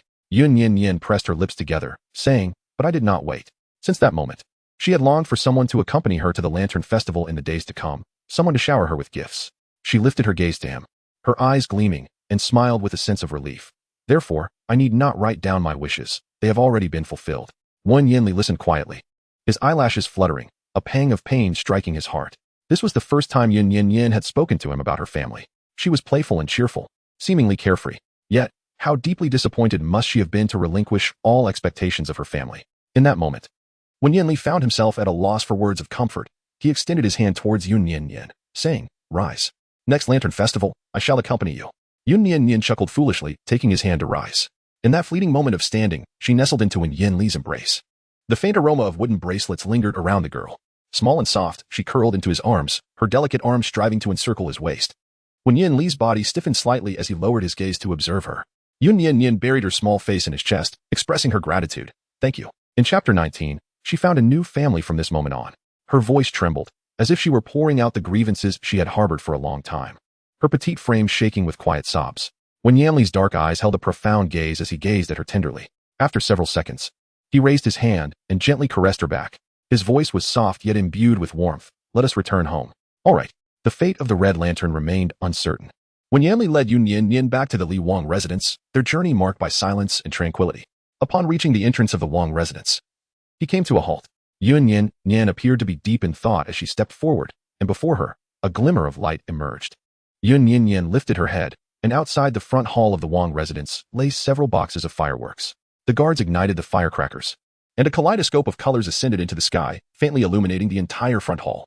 Yun Nian Nian gently covered her lips with her small hand, her gaze fixed intently upon the spectacle before her. Simultaneously, fireworks erupted across various locales in the capital, transforming the sky into a resplendent sea of colors, vibrant and breathtaking, rendering one speechless. At the zenith of the fireworks' beauty, Yun Nian Nian felt a weight around her neck. Wen Yanli adorned her delicate neck with a translucent jade pendant attached to a black cord. Sensing Yun Nian Nian's gaze upon him, he awkwardly turned his head away, then repositioned himself beside her, gazing upwards at the sky, and softly uttered, "Happy birthday." With a heart weighed down by emotion, Yun Nian Nian tiptoed closer. The young girl's crimson lips brushed against the unmasked side of his face, their touch cool and gentle, reminiscent of a dragonfly skimming the water's surface. Beneath the dazzling display of fireworks, the man's deep, obsidian pupils ignited with fervor. "Wen Yanli, I truly thank you." A faint smile graced his lips, and a blush crept onto the cheek that had been kissed. "The kitchen has prepared longevity noodles. Would you care to join me for a taste?" Yun Nian Nian nodded like a chick pecking at rice, wiping her eyes. "Eat. Let us have a generous portion." During the day, Yun Jin mentioned that today marks Yun Yu's birthday. Yet, she had forgotten. They all had forgotten that today is also Yun Nian Nian's birthday, occurring merely half a stick of incense later than Yun Yu's. The Lantern Festival is an annual occasion, the second most significant celebration in the Moon Kingdom after the Spring Festival. Everyone is preoccupied with the festivities, and her brothers are busy accompanying Yun Xiyin to admire the lanterns. How could they possibly remember her? Oh well, never mind. Yun Nian Nian emerged from her reveries, taking Wen Yanli's hand. "The present is unlike the past. She has gained new family. Let those bygone individuals and events dissipate into the sky along with the fireworks." Yun Yu, clad only in an undergarment, sat upon the bed, her complexion pale and her cough persistent. Yun Jin presented a bowl of longevity noodles, saying, "Brother Wu, happy birthday." This year, Yun Yu's birthday was marked by profound solitude. On the small desk in his room lay a few gifts from his brothers. However, during the day, the eldest brother was occupied with a case at the Dali Temple, the fourth brother attended the academy, and the others had ventured into their own pursuits.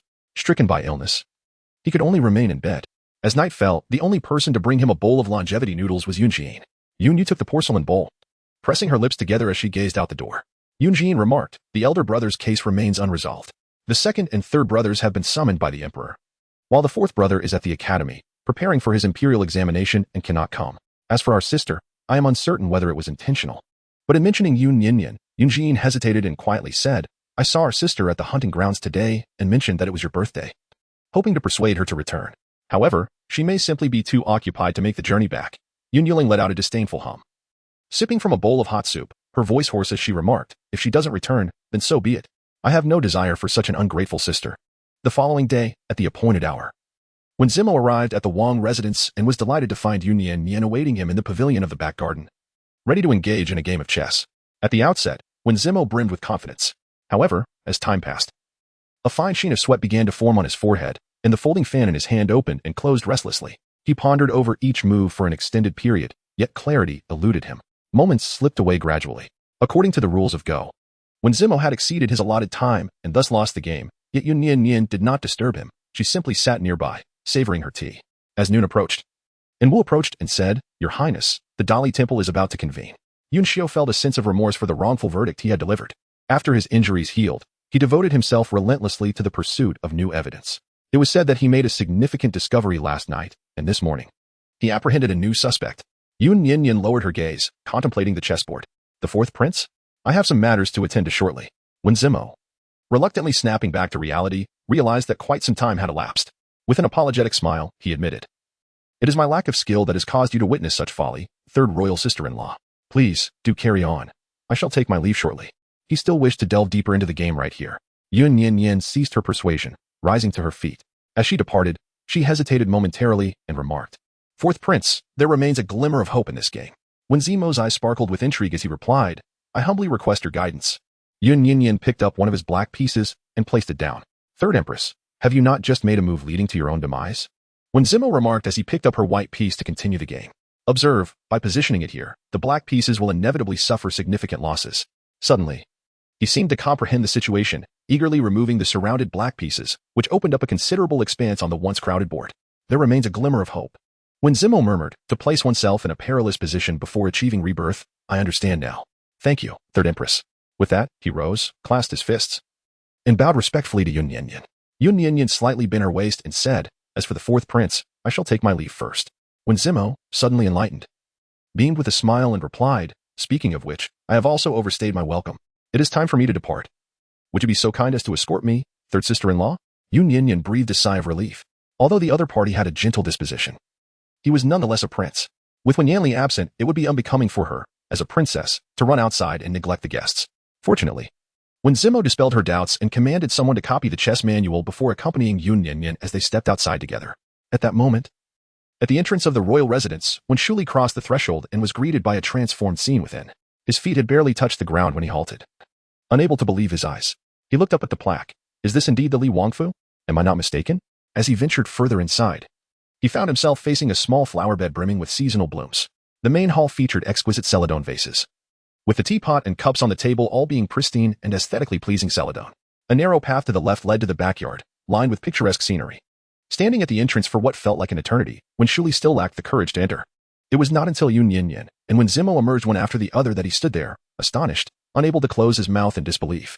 The jade pendant adorning Yun Nian Nian's neck was translucent, featuring a delicate and pure peony flower. Before Yun Nian Nian could utter a word, he preemptively inquired, "Is this jade pendant a gift from your royal brother?" Yun Nian Nian raised an eyebrow and nodded, still pondering what kind of breeze had brought both princes to the vicinity of the Wangfu. When Shuli recognized the jade pendant, it was left by Wen Yanli's mother. A token of love between his father and mother, priceless and unmatched in the world. This was also Wen Yanli's most treasured jade ornament. Yet it was merely strung on an ordinary black cord and given to her? Did his elder brother truly harbor feelings for her? Chapter 20. The villains are not family. When Shuli scrutinized Yun Nian Nian, internally forcing himself to refute the notion. Impossible, absolutely impossible. Such an unremarkable young woman, petite and slender. In terms of both lineage and appearance, he believed she was unworthy of the third prince. After all, he was the third prince. When Shuli felt as though he were dreaming, raising his hand to pinch his own cheek fiercely, letting out a yelp of pain. Yun Nian Nian? When Zimo, after taking 2 steps back from the ceremony of studying, he found it even more incredulous. It was not a dream. He still could not believe it. The prince before him appeared somewhat foolish. Yun Nian Nian observed him gazing intently at her, occasionally shaking his head, and at times vehemently shaking it while retreating several steps back. Yun Nian Nian could not help but call out to him, "Dear 8th Prince, what brings you here today? Surely you did not travel all the way from the palace just to pinch yourself in my presence. That cannot possibly be your intention, can it?" When Shuli, coming back to his senses, replied, "No, it's nothing." As the time for the court session approached, Yun Nian Nian apologetically said, "8th Prince, I have some matters to attend to and must step out for a moment." Otherwise, she had initially intended to suggest that when Shuli returned. However, the young man only understood part of her words and waved his hand dismissively, saying, "It's quite all right. You may go. I can enter by myself. There's no need to make arrangements for me." Yun Nian Nian walked in with her head held high, yet before she could take more than a couple of steps, when Zimo seized the collar of her garment, a sardonic smile playing on his lips as he dragged her away. "Have you completed your studies? It has been quite a while since I last saw you. Come along, let us return. I am eager to test your knowledge." Even as he pulled her away with one hand, when Shuli remained in a state of bewilderment. "Fourth brother, did we not just meet yesterday? Moreover, was it not you who suggested I visit the Duke of Li's residence?" Upon reaching a corner, when Zimo playfully tapped his foolish brother's head with his folding fan. "And what of you? Have you gained any insights?" The Duke of Li's residence had undergone a remarkable transformation. The third brother had not suffered another episode recently. We both know the severity of his condition, one that even the imperial physicians could not regulate for such an extended period. Yet, curiously, ever since the arrival of the third sister-in-law, his health had improved significantly. Would you not agree that she is indeed his savior? When Shuli replied, "But I still find it hard to believe that the third brother would take a fancy to a mere commoner." When Zimo once more tapped his fan against his brother's head, "What does it matter whether she is a commoner or not? The distinctions between legitimate and illegitimate offspring are mere feudal superstitions. By rights, you and I are also bastards." Ouch, when Shuli winced, clutching his head. Why is even fourth brother defending her? Though dissatisfaction lingered in his heart, a short while later, the young lad gazed at the vanishing figure of Yun Nian Nian and murmured, "However, considering the third brother's improved condition, she does not seem quite so intolerable after all." The Dali Temple. Yun Nian Nian arrived smoothly. Yun Xiao sat solemnly in the court, having recently recovered from a severe illness, his complexion still somewhat pale. Xiao knelt obediently on the ground, seemingly filled with trepidation as she glanced around anxiously.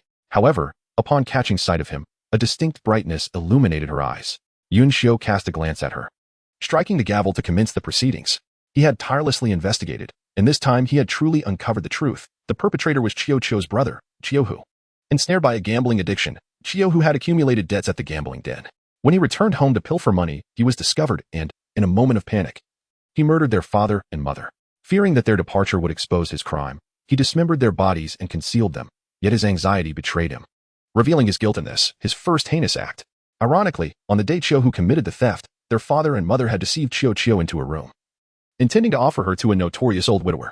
This widower, known for his foul temperament, had driven away his previous 2 wives, yet, with some silver to his name, he purchased Xiao. That day, for the first time, the previously submissive Xiao erupted in a frenzy of resistance, wounding the old man with a knife before fleeing barefoot and disheveled. Possessing innate strength, had her parents not coerced her into marriage, allowing her to remain at home, they would not have met their tragic fate at the hands of Xiao. The evidence was irrefutable, and Xiao confessed. Yun Xiao announced the results with a complex expression. Xiao will be executed 3 days hence, while Xiao is to be released without charges. After exiting the Dali Temple, they walked for a while. In Wu, beside her, whispered, "Your Highness, she has been following us all along." Yun Nian Nian glanced back. Xiao appeared to be somewhat frightened, swiftly retreating into a nearby alley. After a few moments, she cautiously peered around the wall, her head poking out as she gazed at her with wide, innocent eyes, looking rather dazed. Yun Nian Nian pressed her lips together, gave a brief admonition to Wu, and then stepped forward towards her. Though she recoiled slightly, she did not flee, remaining in a dazed state. When Yun Nian Nian stood before her, she suddenly knelt down, tilting her head upward in a submissive manner. "Shall I escort you home?" Yun Nian Nian inquired. Xiao, somewhat sluggish in her response, slowly shook her head and replied, "I have no home." Yun Nian Nian continued to inquire, "What about your parents? Do you not intend to give them a proper burial?" She struggled for a few seconds before shaking her head. "They are wicked. Wicked people are not family." Yun Nian Nian felt a softening in her heart as she reached out, asking, "Would you like to come with me? I believe I am not a bad person." Yet, she continued, "You must always remember that from this day forth, you are without parents or siblings. Even family cannot afford to forgive and endure blindly when wrongdoings occur. These words were spoken by Yun Nian Nian to Chiu, but they seemed to resonate as if she were addressing her own inner self. She considered herself not one to meddle in others' affairs, yet whenever she beheld Chiu, she could not help but see the reflection of her past self within her. Yun Nian Nian pondered that it would have been wonderful if someone had been willing to assist her at that time. The young girl possessed delicate and beautiful hands, her palms impeccably clean. Chiu stood in a daze, summoning her courage, and gently reached out her small, slightly soiled hand to cautiously touch the girl's fingers. They were soft and warm. Noticing that she did not recoil, Chiu's eyes sparkled with a glimmer of hope as she grasped the girl's finger, saying, "I am quite capable, I do not eat much, and I am very easy to care for." Yun Nian Nian smiled and took her hand, saying, "Then come with me." At that moment, An Wu returned, presenting a pair of freshly purchased, immaculate women's shoes and socks. Had Chiu expressed a desire to bury her parents and forgive her relatives, Yun Nian Nian would have refrained from intervening further, regarding the shoes and socks as her final gesture of assistance. Fortunately, Chiu's response pleased her. Chiu carefully cradled the shoes, lowering her gaze as her eyes reddened, tears cascading down one by one. Yun Nian Nian gently patted her head and said softly, "Please put them on first." A pair of casually purchased shoes and socks, which she cherished dearly, were held tightly in her embrace. After a considerable time, perhaps fearing that Yun Nian Nian might grow impatient, she cautiously slipped them on. As she walked, she tread lightly, awkwardly resembling a child taking its first steps. At the entrance of the alley stood a man, though it was unclear when he had arrived. Clad in the official robes of the Dali Temple, he quietly observed the scene before him. Yun Nian Nian walked past him with unwavering focus. He furrowed his brow slightly and stepped aside to obstruct her path. And Wu immediately shielded Yun Nian Nian. Yun Xiu let out a weary sigh, his voice softening slightly. "Nian Nian, there is something I wish to discuss with you." Chapter 21. No longer understanding, Chiu was confined in the prison of the Dali Temple for several consecutive days, gripped by fear of Yun Xiu. Trembling, she cowered behind An Wu, yet she did not forget to clutch the sleeve of Yun Nian Nian, hoping to seek refuge together. She felt cowardly, yet still yearned to protect her. Yun Nian Nian pressed her lips together gently and softly reassured, "It's all right, do not be afraid." She then lifted her gaze, her voice turning icy as she addressed Yun Xiu, "My lord Yun, I have nothing of significance to discuss with you." Yun Nian Nian wished to circumvent Yun Xiu and depart from this place. Yet, when she moved to the left, Yun Xiu would shift to the right. When she ventured to the right, Yun Xiu would obstinately position himself to the left, resolutely blocking her path and preventing her from leaving. Yun Nian Nian raised an eyebrow and inquired, "What is it? Has Lord Yun not been sufficiently reprimanded? Do you still wish to kneel at the Dali Temple for an entire night?" At the mention of the last punishment he endured at the hands of Wen Yanli, Yun Xiu's expression shifted subtly. After a brief moment of composure, he continued in a softer tone, "Just a single incense stick's worth of time, if you please." Yun Nian Nian raised her gaze to meet his eyes and instructed, "And Wu, proceed to the wonton stall ahead and purchase 3 bowls of wontons. You and Chiu shall wait for me there." And Wu nodded in affirmation and departed with Chiu. Only the two of them remained at the entrance of the alley. Yun Xiu took a deep breath and spoke gently, "Over the past few days, I have reflected deeply. It is true that we have been biased and have neglected you." Yun Nian Nian slightly raised her gaze, her clear apricot eyes revealing not a trace of emotional fluctuation. Yun Xiu continued, "But it's been quite some time now. Haven't you caused enough turmoil? Take a moment to return home, and I shall intercede on your behalf with your parents. I can assure you that they will not impose any punishment. As for the matters of the past, let us consider them resolved." Yun Nian Nian curled her lips in a mocking smile and said, "Indeed, after all this time, do you still believe, my lord Yun, that I am merely throwing a tantrum?" Yun Xiu furrowed his brow and said, "Yun Nian Nian, I have already made considerable concessions. Do not push your luck. Were you not once a sensible person? The past is but a memory. I endured and sought to please each of you, only to be coerced into marrying another under the influence of flattery. Thanks to you all, I have learned a valuable lesson. The sensible child receives no treats. Henceforth, I shall no longer be the accommodating individual you once knew, nor do I require your concessions. If today you have nothing more to say than this, then I kindly ask you to take your leave." Yun Nian Nian. Yun Xiu urgently called her name. Yun Nian Nian, however, did not glance at him again. Her almond-shaped eyes were fixed upon Chiu, who sat obediently at the wonton stall. The latter sat quietly on her chair, her hands resting on her thighs. The wontons had already been cooked and were placed upon the table. She felt a pang of hunger but refrained from picking up her chopsticks, instead gazing longingly at the meal before her. Yun Xiu followed her gaze. Yun Nian Nian softly inquired, "Master Yun, do you recall the reason why Chiu left home?" It was due to her parents' coercion, compelling her to marry a stranger. In the past, she had never resisted the bullying she endured, but on that particular occasion, she fled without even taking the time to don her shoes. She understood that despite the beatings and scoldings from the Chiu family, she still held some worth. There was always food to sustain her and a place to rest her head. However, now that her parents were forcing her into marriage, she realized her value was about to diminish, and she would soon be cast aside. Yun Xiu's complexion was as pale as a ghost. Yun Nian Nian continued. The one who abandoned her is a villain, not family. Even Xiao can comprehend this truth. Surely, Lord Yun cannot be oblivious to it? His pupils flickered slightly as he lowered his eyelashes, evading Yun Nian Nian's gaze. Yun Xiao comprehended the significance of Yun Nian Nian's words. Yet he continued to argue. I understand you empathize, but you are not like Xiao. Neither our parents nor we have ever truly harmed you, at most. We have expressed anger and scolded you. So what? Yun Nian Nian interrupted him. A slap can inflict pain, and being crippled is also a form of injury. Must I be exactly like Xiao, utterly exploited and drained of every last bit of value before I am permitted to express my frustration and declare you as villains? That is not what I meant. Yun Xiao's voice dwindled to a whisper. Ultimately, he found himself at a loss for words, bowing his head and murmuring, I am sorry. Yun Nian Nian's eyes flickered slightly. After enduring years of grievances and even facing a tragic death only to be reborn, it was the first time she had ever heard her family apologize to her. Yet, it was too late for regrets. Upon hearing the words of apology, she felt little. She adjusted her sleeves, smoothing out the creases at the cuffs, and addressed Lord Yun. We both know the reasons behind my transformation. Like Xiao, I have been abandoned. Since you never regarded me as family in the past, do not feign sincerity before me now. I am living quite well and am very happy. I kindly ask that you cease to disturb my peace. With that, Yun Nian Nian nodded slightly and made her way around him to leave. This time, Yun Xiao did not intervene. The man remained rooted in place, and after a long pause, he turned to gaze at the wonton stall by the street. Yun Nian Nian and Wu Xiu sat together, unreservedly savoring the wontons from the street vendor. When she playfully added a small serving of pickled vegetables from the table into Xiao's bowl, her smile was unmistakably radiant. Such a smile, pure and bright, possessed a captivating charm that Yun Xiao felt he had not witnessed in a long time. In his memory, this sister had always seemed to lack presence, occasionally making mistakes. Yet she was generally obedient. Even when she left the Yun residence in anger and disappointment, he believed she would return eventually.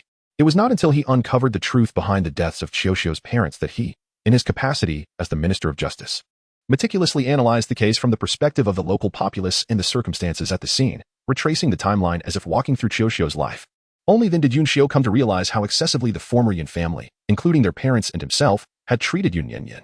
After being reprimanded by Wen Yanli, Yun Xiao had a lengthy dream. Initially, he dreamt of Xiao marrying an elderly widower, desperately trying to escape while crying out for help. Then he dreamed of Yun Nian Nian marrying Wen Yanli. She was kneeling outside the main hall, coerced into donning her wedding gown, her hands and feet bound with hemp ropes. Weeping like a rain-soaked pear blossom, fervently shaking her head and pleading with them. Yet, Yun Jian was also weeping, imploring her not to marry Wen Yanli. They felt sorrow for Yun Jian, yet no one showed compassion for Yun Nian Nian. Everyone was quick to declare that Yun Nian Nian simply did not understand. Yun Wendy grasped her chin and forced an aphrodisiac into her mouth. Reflecting on Yun Nian Nian's despair and helplessness at that moment, Yun Xiao felt an urge to chastise himself. Both are his sisters. Why was he unwilling to part with Yun Jian, yet chose to sacrifice Yun Nian Nian? Yun Xiao stood at the entrance of the alley for a considerable time. Yun Nian Nian finished her wontons, wiped her mouth clean with a cloth, then turned her head to inquire of Xiao, followed by a gentle smile as she patted Xiao's head. Together, they rose to their feet. Yun Nian Nian did not glance this way, instead turning towards the direction of the Wangfu. The three figures gradually receded into the distance. In a moment of bewilderment, Yun Xiao realized that his typically inconspicuous yet obedient younger sister seemed genuinely not to be throwing a tantrum, rather. She appeared profoundly disappointed in them and was earnestly attempting to distance herself. Chapter 22 reflects the negligence of him as an elder brother. After Yun Nian Nian departed, Yun Xiao returned to the Yun residence in a daze. The estate was immaculate and tidy. Upon his arrival, the servants paused their tasks to pay their respects, only resuming their duties once he had passed. Yun Xiao wandered aimlessly from the main hall to the backyard, accompanied solely by his devoted servant, Fuzi. Elder brother. Yun Jian approached him with a smile, taking his hand in hers. I heard that the case at the Dali Temple has been resolved. Congratulations, elder brother. You have been quite busy lately, with little time to spend with me. Might you spare some time today to keep me company? Behind Yun Jian, two maidservants followed, one of whom held a kite in her hand. Yun Xiao lowered his gaze upon her. For reasons unknown, he found himself reminiscing about Yun Nian Nian's despair and anguish when she married and left home. He gently brushed aside Yun Jian's hand and rubbed his brow, saying, Yin, dear, your elder brother has been preoccupied for quite some time and feels somewhat weary. After a few days of rest, I shall accompany you in your play. Yun Jian was taken aback. In her memories, Yun Xiao seldom denied her requests. A woman's intuition is often remarkably accurate at that moment. She couldn't help but feel a pang of anxiety. Nevertheless, she feigned understanding, nodding her head with a playful smile, saying, All right, then, dear brother, do rest well.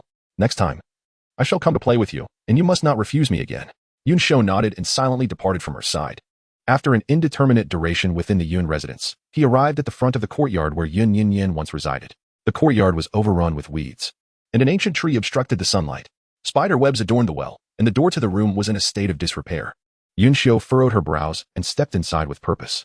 When Yun Nian Nian departed, she took only the medical book left by her mother, leaving everything else behind. At the threshold of her room, Yun Xiao hesitated, uncertain of how to enter. The floor was composed of aged stone slabs, many of which were cracked and worn. The room was devoid of sunlight, and the wall beside the bed was marred by stubborn moss that refused to wash away. The bedding and pillows, though tattered, were fortunately clean. Opposite the entrance stood the wardrobe, its doors flung wide open, one side broken, revealing only a scant few garments within. It was perplexing, for Yun Jin possessed an abundance of clothing, far more than she could ever wear, and her courtyard was pristine, spacious, and bright. Her bed was immaculate, adorned with exquisite silk bedding meticulously crafted by the finest embroiderers from the capital.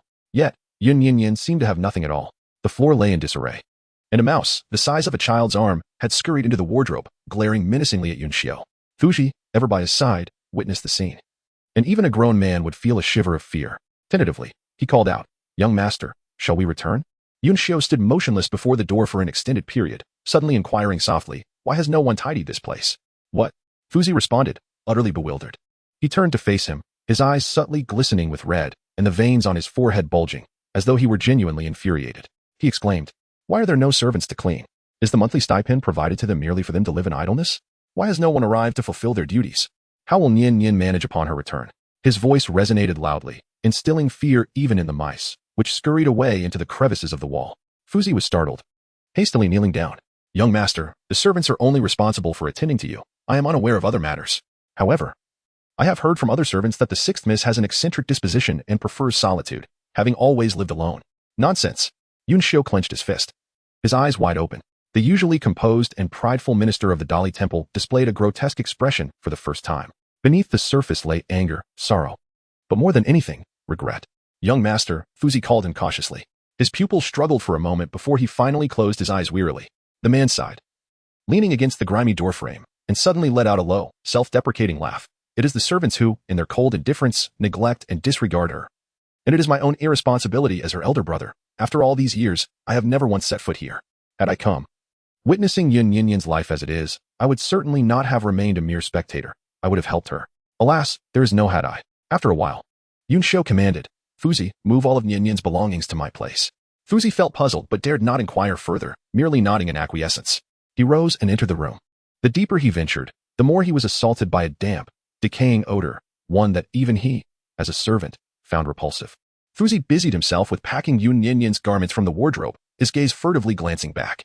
Yun Xiao leaned against the doorway, his official robes dusted with grime and cobwebs. Yet he appeared oblivious to it, lost in profound contemplation. Yun Jin stood outside the courtyard, observing from a distance Yun Xiao's remorseful demeanor. Her gaze turned cold and piercing. Yun Nian Nian, once again, Yun Nian Nian.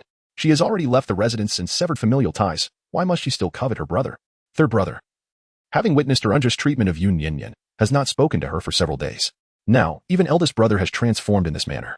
What right does Yun Nian Nian possess? Fuzi packed all the belongings that could be taken into a single chest. Yun Nian Nian possessed very few belongings. Even this small wooden box could not be filled. Once it was packed, he embraced the box and departed. Before his exit, Yun Jin concealed herself behind a tree, casting a resentful gaze upon the scene. Outside the Wang residence, the autumn sky was clear and refreshing, the weather pleasantly temperate. With nothing pressing to occupy her time, Yun Nian Nian selected several books she had previously purchased and retreated to the quaint pavilion in the back garden. Qiao obediently followed, cradling the volumes. Upon reaching the pavilion, she arranged the books in a neat row. Although Qiao could not read, she believed this arrangement would facilitate Yun Nian Nian's selection. Once everything was in order, she dutifully squatted down to wipe the dust from the stone bench, gazing eagerly at Yun Nian Nian.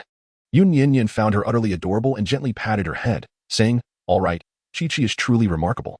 She promptly seated herself on the nearby stone bench. Chi-Chi, in a daze, sat for a while before rising again, exclaiming, "Tea, let us brew some tea." Having been taken in by Yun Nian Nian, she was solely focused on finding a way to repay her kindness. Although Yun Nian Nian has never made any requests, Qiao has consistently been thoughtful and dutifully performed her duties as maid. Now, she wishes to serve tea to Yun Nian Nian. The residence is adorned with numerous pathways and an abundance of houses. Yun Nian Nian, concerned that she might lose her way or scald her hands with hot tea, instructed, "Enwu, please accompany her and also fetch me a serving of lotus cake from the kitchen." Enwu promptly sprang forth from the shadows, bowing slightly, "Yes." As he lifted his head, his gaze inadvertently fell upon the books on the table: beginner's cookbook, beginner's sheet music, beginner's chess, beginner's calligraphy, beginner's painting. Inwu, following Yun Nian Nian's command, Inwu delivered shoes and socks to Chiu, who, unafraid of him, obediently followed his lead. Yun Nian Nian meticulously arranged the books into a neat row and began to peruse the topmost recipe. Shortly after the two figures had vanished, two maidens, adorned in the attire of handmaidens and bearing clothing baskets, passed by outside the pavilion, seemingly oblivious to Yun Nian Nian as they engaged in light-hearted conversation. It was rumored that the prince's madness was intensifying, and it was likely that the princess had only a few days left to live. Yun Nian Nian turned her gaze upon hearing the voice. Chapter 23. When Yanli, I do not wish to learn about you through the words of others. A shadow flickered before her. Just as the two maidservants finished speaking, they were encircled by several guards hidden in the shadows of the royal residence. Each guard tall and robust, a dark mass of over a dozen imposing figures. Yun Nian Nian could not discern the scene within and tilted her head slightly as she sat there. The maidservants appeared momentarily taken aback, falling into a brief silence. One among them, realizing her predicament, cried out desperately, "When Yanli is a madman. When he goes mad." However, the remaining words were left unspoken as the two maidservants were swiftly rendered unconscious by the guards. Dark Seven orchestrated their removal for confinement and then knelt on one knee outside the pavilion, stating, "Your Highness, these two maidservants were planted in the royal residence by others. I have failed in my duty, causing you distress. I humbly request that you impose punishment upon me. Yun Nian Nian, it's fine, you may continue with your tasks." And she lowered his head, cold sweat trickling down his forehead. There had always been spies within the royal residence, and even after capturing those who had committed murder, the adversary would soon dispatch new infiltrators. Consequently, when Yanli ordered that no further captures be made, feigning ignorance to avoid alarming the enemy, while sending others to covertly monitor the situation. And Chi's primary responsibility was this, and the two spies had actually been within the palace for over half a year, conducting themselves with utmost caution. When Yanli would occasionally relay trivial information to be reported back to them, just moments ago, and she had seen the two walking together and had not perceived anything amiss until they approached Yun Nian Nian and mentioned Wen Yanli's ailment, catching him off guard. Though Yun Nian Nian claimed all was well that night, and she found himself kneeling before Wen Yanli, accompanied by a group of guards, to confess his misjudgments. A dozen guards knelt in unison on the gravel path of the back garden. Wen Yanli occupied the spot where Yun Nian Nian had sat in daylight, while Enchi knelt submissively at his feet. Listening to Enchi's halting admission, he grimly stated, the two spies, upon being discovered, had called out loudly, and the princess must have heard them. His expression darkened, an ominous chill radiating from him, the beads in his hand creaking ominously. Steward Zhou, standing nearby, felt a surge of fear at his demeanor and hastily urged, "Your Highness," and she cannot be certain. It is quite possible the princess did not hear or understand clearly. "Please maintain your composure and take care of your health." And she kept his head bowed low, while the guards trembled in trepidation. The man's aura grew increasingly frigid. "Is she injured?" And she paused momentarily before responding truthfully. No, the two spies did not come into contact with the princess. But she must have been startled. Sweat beaded on Steward Zhou's forehead as he ordered the removal of the celadone teacup, the sound of the beads growing louder and sharper, amplifying his anxiety. It felt as though it had been an eternity since he had witnessed the prince's fury. Steward Zhou cautiously reminded, "Your Highness, those 3 beads were personally sought by the princess from Putawa Temple." He tucked the beads into his robes and abruptly stood. The pent-up rage within him seemed on the verge of erupting. Steward Zhou fell to his knees with a thud. "Your Highness, please remain calm. The adversary intends to convey this news to the princess precisely to provoke your anger and illness. By reacting thus, are you not playing into their hands?" The tension lingered for a long while until Yun Nian Nian joyfully raced toward him, exclaiming, "Wen Yanli." Approaching from the path behind the pavilion, her view had been obscured. Only when she neared did she notice the multitude kneeling, halting her steps and retracting her neck. "Am I arriving at an inopportune moment?" Steward Zhou was nearly in tears. Wen Yanli had a rule. When his illness flared, his subordinates could flee or attempt to resist. Although he frequently suffered from these episodes, he had never taken a life during such times, at most causing a few injuries, with the majority of harm befalling himself. Furthermore, once his condition eased, he would compensate the afflicted servants with medicine and silver. Upon reflection, the ailment was not overly terrifying. What was truly dreadful was allowing Yun Nian Nian to witness Wen Yanli's affliction. During this time, Steward Zhou had come to understand that the young lady before him was the one Wen Yanli held most dear. The consequences of her being harmed or frightened were too grave to contemplate. However, it was now too late to intervene. Steward Zhou cast a glance at Wen Yanli's trembling hands, clenched into fists, veins bulging, a sign he had reached the limits of his restraint. He shifted his knees, preparing for what was to come. No matter what, they must not allow the princess to come to harm. Yun Nian Nian noticed his subtle movements and tilted her head in confusion. Her gaze inadvertently fell upon Wen Yanli's tightly clenched fist. "Wen Yanli, what troubles you? Are you unhappy?" she inquired, gently grasping his hand.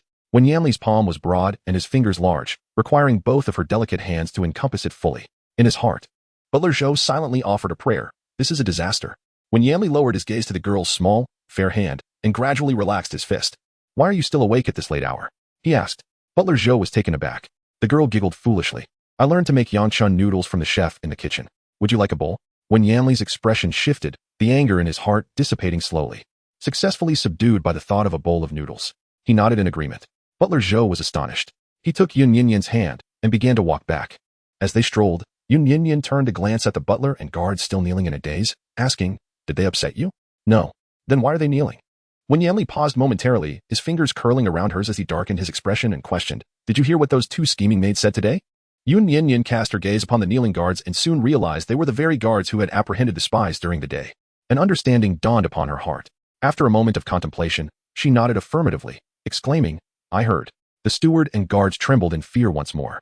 After several seconds of silence, Wen Yanli found his fingers stiff and was at a loss for what to do. A soft sigh broke the stillness, and before him, the girl rose onto her toes. Beneath the moonlight in the garden, she gently pressed her lips against his scarlet ones. The cool, soft touch, accompanied by a faint scent of wood, enveloped her. He struggled to suppress his anger, his head pounding, yet the fragrance inexplicably relaxed him. Although Wen Yanli was shrouded in darkness, it felt as though he glimpsed a faint glimmer of light. When he regained his senses, he found Yun Nian Nian smiling at him. She gently pried open his tense fingers, intertwining them with her own, her small face radiating earnestness. "Wen Yanli," she declared, "I do not wish to learn about you through the words of others. If there are matters you wish to share, you can tell me at any time. If there are things you prefer to keep to yourself, I will not pry. I have my own eyes and ears. I will observe and listen. Even if you bear some unspeakable ailment, it is of no consequence. If you are unwell, seek treatment, and I shall accompany you." Yun Nian Nian gently touched his head with her empty hand and said, "I am not afraid of you.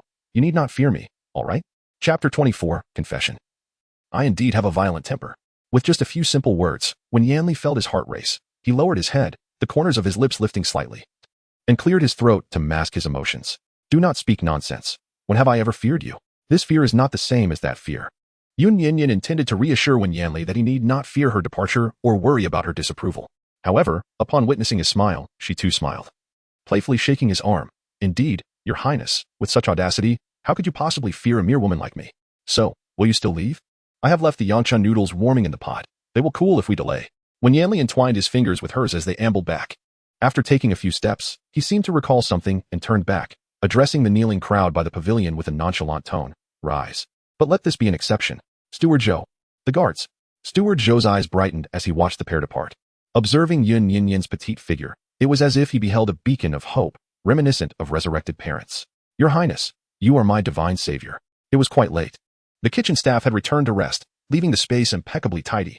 In the pot lay the Yanchun noodles, and Yun Nian Nian served a generous bowl for Wen Yanli. They had just finished cooking, the temperature perfect, emitting a gentle steam. The noodles, uneven in thickness, had a rather firm texture, the broth slightly salty, and the presentation left much to be desired. Yun Nian Nian bashfully scratched her head. Indeed, she possessed an impressive memory, yet certain matters required practical experience. After perusing the books and learning from the kitchen master twice, she had managed to achieve this modest outcome. Having undertaken everything from kneading the dough to the final product by herself, she handed the bowl and chopsticks to Wen Yanli, saying, "Please have a taste. If it isn't to your liking, I shall prepare it once more." Wen Yanli, undeterred, seated himself at the pristine kitchen table, gracefully stirring the noodles with his chopsticks, consuming them with a leisurely elegance as though savoring a divine delicacy. Halfway through his bowl of spring noodles, he paused, suddenly declaring, "I indeed suffer from a grave ailment." Uncertain of the reasons behind his confession, he found himself inexplicably compelled to divulge his secret. During an episode, I lose control of myself. Wen Yanli closed his eyes, diverting his gaze from Yun Nian Nian. A gust of wind swept by, and he sensed her rising from her seat, yet he was too timid to open his eyes. Gripping the chopsticks tightly, inwardly lamenting his impulsive revelation, she moved behind him, her cool, delicate fingertips gently massaging his head. "Does it hurt? I've noticed you've been frowning." Wen Yanli opened his eyes once more. Steam rose from the bowl of spring noodles on the table. The girl behind him exhibited an unexpectedly deft technique, and the subtle fragrance of an unknown wooden bracelet on her wrist surprisingly alleviated his discomfort. Noticing his silence yet observing the relaxation of his features, Yun Nian Nian smiled, saying, "My mother often suffered from headaches as well. She taught me the acupressure points on the head and how to massage. How does it feel? Is it more comfortable? I can massage you for a while each day. Even if it cannot cure your ailment, it may lessen the pain." Wen Yanli concealed his emotions, responding softly, Earlier in the back garden, were you unable to control your condition?" Yun Nian Nian had not grasped the situation initially, but upon hearing Wen Yanli's admission, she recalled the despairing expression of Steward Zhou, who seemed on the verge of tears, and she began to understand. After a moment of silence, he simply replied, Yun Nian Nian continued to smile, diligently administering the massage, while not forgetting to praise herself. I am truly remarkable. The ailment you cannot control, I managed to tame effortlessly. Does this not signify that we are quite a match? Wen Yanli, taken aback, turned to gaze up at her bright almond-shaped eyes. Her pupils sparkled with clarity, and her smile curved enchantingly as she swept aside the stray locks from his forehead. I told you, I am not afraid of you, Wen Yanli. As soon as she uttered those words, a shadow flashed before her. A strong arm enveloped her shoulders, and he lowered his head, embracing her tightly. The hug was particularly forceful, as if he sought to merge her entirely into his very being. Yun Nian Nian found it somewhat difficult to breathe. Yet she could not bring herself to push him away. Instead, she gently placed her small hand on his back, soothing him with tender strokes. The unmasked half of his face nestled against her neck, and his warm breath sent tingles throughout her body, causing her ears to redden involuntarily. It was unclear how long they remained in this embrace. With a hoarse voice, when Yanli spoke, then you must promise me. You can no longer be afraid of me. Within his cool tone lingered a hint of vulnerability. Yun Nian Nian raised her hand, her little pinky extended. Here. Let's make a promise. He curled his lips into a smile, and similarly raised his pinky. It was childish, yet filled with delight, as they forged their agreement. That night, after the confession, Physician Su was summoned once more to the Prince of Li's residence. Yun Nian Nian playfully pouted and sat beside, listening attentively. Upon receiving permission from Wen Yanli, Physician Su finally disclosed the nature of his ailment. He stated that the condition was rather severe and that the continuous suppression of anger could further harm his health. The prince should take the time to engage in physical activities, whether it be practicing martial arts or archery, to vent his pent-up frustrations. However, he cautiously glanced at Yun Nian Nian. Wen Yanli urged him to speak freely. Physician Su continued, yet, it remains inadvisable to consummate the marriage at this time. Wen Yanli, charmed by Yun Nian Nian's playful demeanor, momentarily forgot this matter. The young lady obediently sat nearby, sipping her tea. Upon hearing this, she unexpectedly sputtered, spraying tea across the table and onto the freshly written prescription. Her ears flushed crimson as she hastily grabbed a handkerchief to clean up the mess. I apologize, she murmured. Wen Yanli also took a handkerchief, calmly wiping away the water stains from her sleeve. It was only then that Yun Nian Nian realized the true reason behind his reluctance to consummate their marriage. Beyond his concern, there was a hint of joy. It became clear that he did not truly wish to avoid this intimacy. After Physician Su departed, Wen Yanli expressed the need to attend to certain matters and took his leave as well. Yun Nian Nian returned to her chamber and opened the wardrobe. Retrieving a small wooden box from the very bottom, she squatted beside the box, lingering in silence for a considerable time before gradually lifting the lid. The contents within were both familiar and foreign. They were the medical texts bequeathed by her mother, a total of 10 volumes. Few were aware of her previous studies in the art of healing, and as time flowed on, many years had passed, so many that she herself was on the verge of forgetting. When Wen Yanli returned to the estate, he noticed Dark Five standing sentinel at the door of the study. He approached and gently pushed the door open. The room was dimly lit by a flickering candle, which had burned for an extended period and was now nearly extinguished. Yun Nian Nian lay peacefully on her desk, resting her head on her arms as she drifted into a deep slumber. When Yanli approached quietly, his footsteps light. His dark eyes roamed over the open medical texts scattered across the table. The pages of the medical books had yellowed with age, frayed from years of handling. Yet the text remained legible, filled with dense annotations. A warmth spread through his gaze, and he couldn't help but smile softly. In his long life, he had encountered soldiers who fled in the heat of battle and scholars who crammed at the last minute. But this was his first encounter with a princess consort who, upon learning of the princess' illness, hastily resorted to medical texts. 3 days later, in the imperial study, when Qingjin knelt, beads of cold sweat trickling down his forehead, the emperor hurled several account books at him in a fit of rage, exclaiming, "The Ministry of Rites currently has 16 officials, 11 of whom have engaged in monetary transactions with you in secret, all of whom were promoted by you. I have been wondering why the ministry has become increasingly negligent and perfunctory in its duties. The crown prince truly possesses remarkable talent." The thick stack of account books struck his face painfully. When Qingjin's complexion paled as he bowed his head, imploring, "Father, please quell your anger. Your son was momentarily foolish." The evidence was irrefutable, and he could not deny it. He had no choice but to admit guilt. The emperor, furious, berated him repeatedly. And when Qingjin could only lower his head in acceptance, internally, he was agitated. The account books had been well concealed in the dark corners of his study, and he had no idea how they had come into the emperor's possession. The scolding continued for nearly half an hour. Finally, the emperor, weary, rubbed his temples and declared, "Since the crown prince is incapable of managing the Ministry of Rites, I shall transfer the authority of its management to Prince Li, effective immediately." When Qingjin looked up in alarm, "Father, your son acknowledges his mistakes." The emperor of the Yu Kingdom was a wise ruler, known for appointing capable ministers rather than favoring lineage. Initially, he had allowed Wen Qingjin and Wen Yanli to jointly oversee the 6 ministries as a test to determine who was more fit to be a wise ruler. while Wen Yanli managed the Ministry of Revenue and the Ministry of War, Wen Qingjin had oversight of the remaining 4 ministries. However, should the authority of the Ministry of Rights be relinquished, both he and Wen Yanli would be equal in their management of 3 ministries, creating a true balance of power. Bribery is a grave offense. It is already merciful of me not to strip you of your title as Crown Prince. From today, the officials of the Ministry of Rights will be reselected and appointed, expelling all those incompetent individuals you placed in office. Furthermore, within 3 days, you must return all the silver you have acquired over the years to the treasury, down to the last copper coin, as recorded in the account books. The Emperor's decision was resolute, and when Qingjin could no longer plead for mercy, he accepted his punishment and exited the imperial study, his expression grim. When Yanli stood at the door, his dark eyes heavy as they met Wen Qingjin's gaze. After a brief moment, he brushed past him, gritting his teeth. When Qingjin muttered, "Was it you?" When Yanli halted, the half-silver mask he wore gleaming coldly in the sunlight, as he replied without reservation, "Yes, it was I." "And what of it? If you do not accept bribes, I have nothing to hold against you." When Qingjin turned his head, veins throbbing on his forehead. When Yanli continued, "Without the Ministry of Rights, your Highness still has the Ministry of Personnel, the Ministry of Justice, and the Ministry of Works.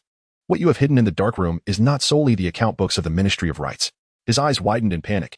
"The 2 spies you sent to my residence last time have been dealt with and returned to you. I advise you, your Highness, if you cannot manage your own affairs, do not meddle with the matters of the Li residence." With that, Wen Yanli stepped into the imperial study. Half an hour later, when Qingjin returned to the Crown Prince's residence, his face darkened. Everything appeared normal upon his arrival, with guards stationed at the door of the study. He entered with his trusted confidant, immediately activating a hidden mechanism behind a vase on the bookshelf. The bookshelf slid aside to reveal a hidden chamber before him. He had not entered in some time, due to the recent political turmoil. Inside the chamber lay 2 female corpses, their bodies marked with lash wounds, bound together with rags stuffed in their mouths. His confidant, Su Chuan, stepped forward to inspect. "Your Highness, these 2 have only just perished. Their bodies still bore warmth, and the blood beneath them had yet to congeal, likely having drawn their last breath just before their entrance." When Qingjin's expression hardened as he crossed the threshold into the chamber. The ledgers and letters on the table had been stolen, and the gold, silver, and jewels that had been tucked away in the corner were gone, leaving even the luminous pearls used for illumination on the walls absent.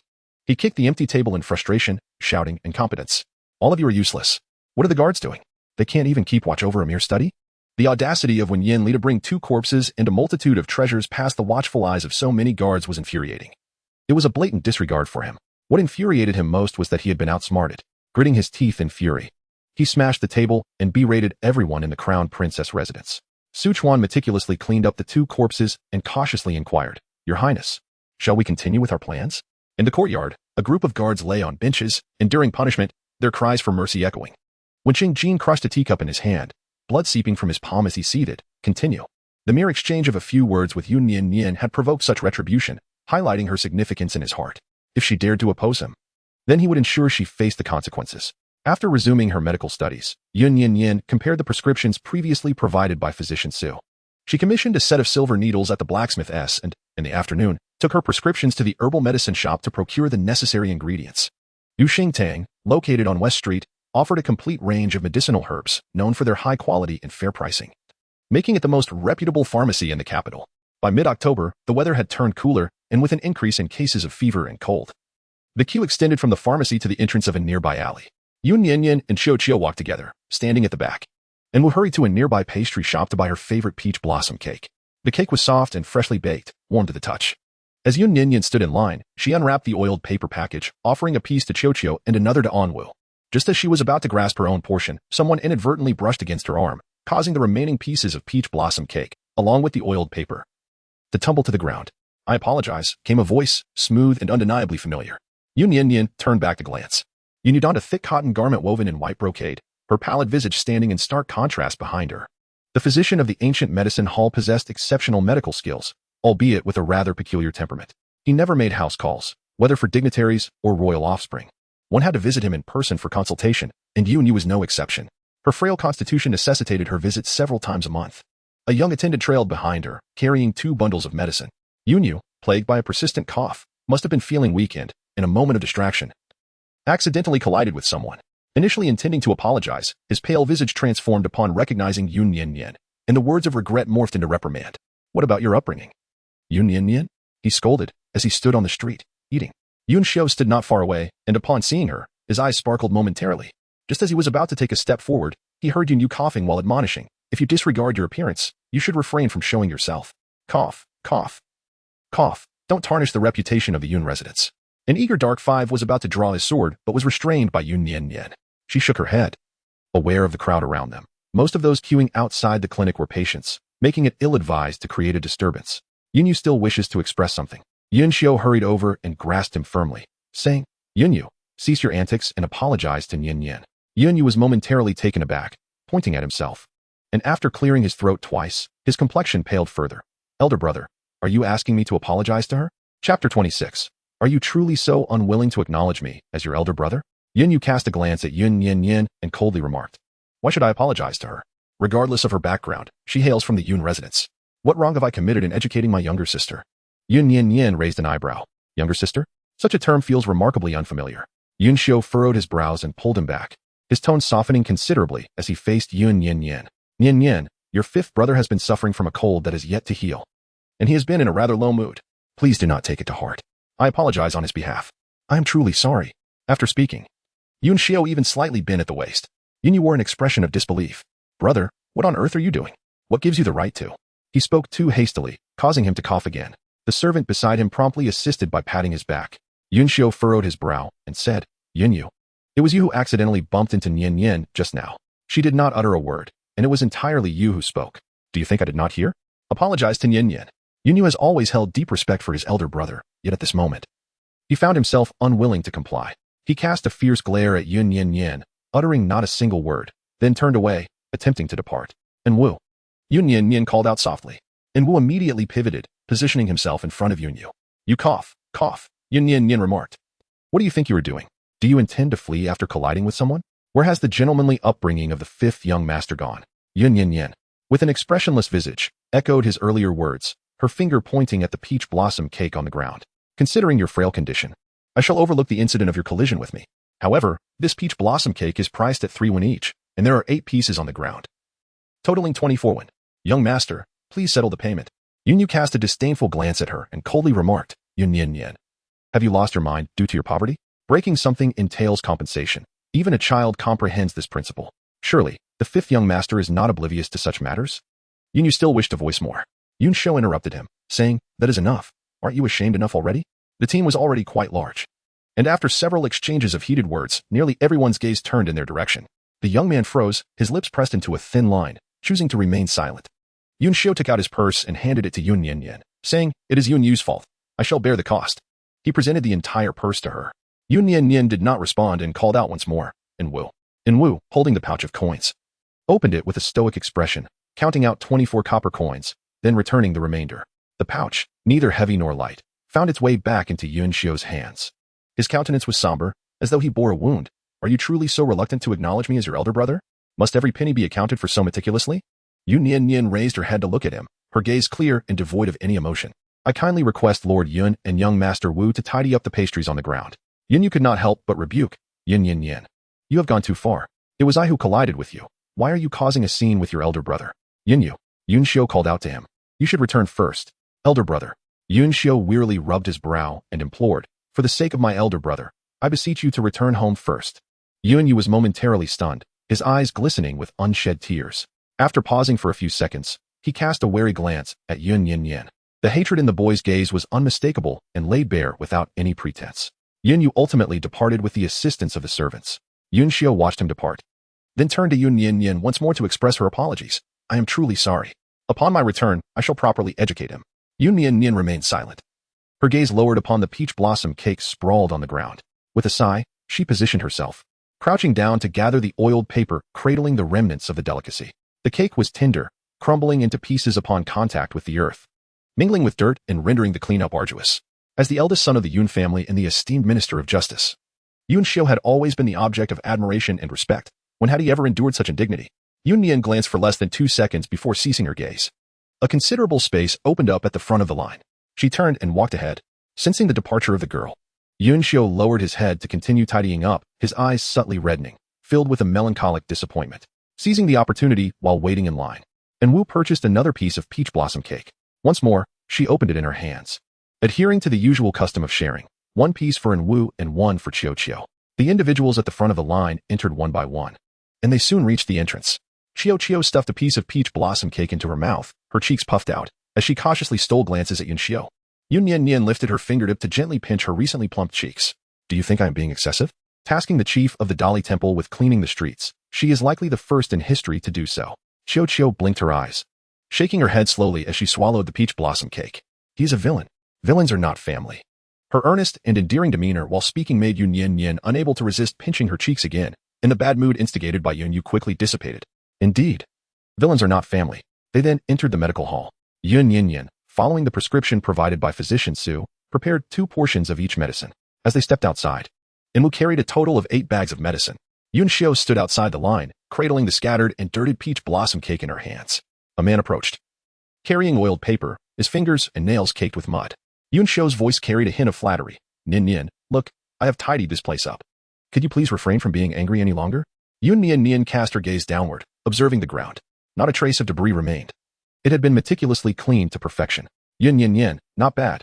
Master Yun, should you find it untenable to continue at the Dali Temple in the future, you might also contemplate taking up a position in street cleaning. Yun Xiao's smile faltered slightly, yet he refrained from retorting. Noticing the thick stack of medicine in Wu's hands, a wave of anxiety washed over him as he extended his soiled hand towards Yun Nian Nian. His fingers hovered in the air, hesitating as he feared that he might dirty her, which would displease her. He retracted his hand, his gaze fixated on her with palpable tension. Why have you purchased so much medicine? Are you unwell? She tilted her small face upwards, her eyes cold and indifferent, a mocking smile playing on her lips. Does it matter if I am sick? What relevance does it hold for you? Yun Xiao's countenance was ashen. After several moments of silence, she cautiously spoke. Nian Nian, your room at the Yun residence has been tidied up by my elder brother. I have also arranged for your clothes to be washed, and he has purchased numerous new garments for you. Unfamiliar with your preferences, he procured several pieces in each style. When you return home, you shall behold them all. Yun Nian Nian felt a slight surprise in her heart. Yet she still smiled. I never expected that even amidst your myriad responsibilities, Lord Yun would take the time to visit the room where I once resided. After your visit, you should understand why I chose to sever ties rather than remain. Chapter 27. Yun Xiao's confession. I'm truly sorry, he said, his silence deepening, and the darkness in his gaze intensified. It is my fault. As your elder brother, I have failed to care for you in the past. Yun Xiao held the dirty peach blossom cake in his hands, saying, Nian Nian, look, my elder brother truly acknowledges his mistakes. I am willing to accept all your retribution. I have picked up the peach blossom cake you asked me to collect. Could you possibly accept my apology? The young man spoke cautiously. Do you believe I was just seeking revenge on you? Her almond-shaped eyes sparkled with clarity and innocence as she responded. The peach blossom cake was originally dropped by Yun Yu. Shouldn't you all pick it up? Yun Xiao was rendered speechless, unable to find words in reply. The 7-foot-tall man stood before her with his head bowed, his gaze filled with guilt and remorse, resembling a wronged child. After a moment, Yun Xiao murmured, but you must return home.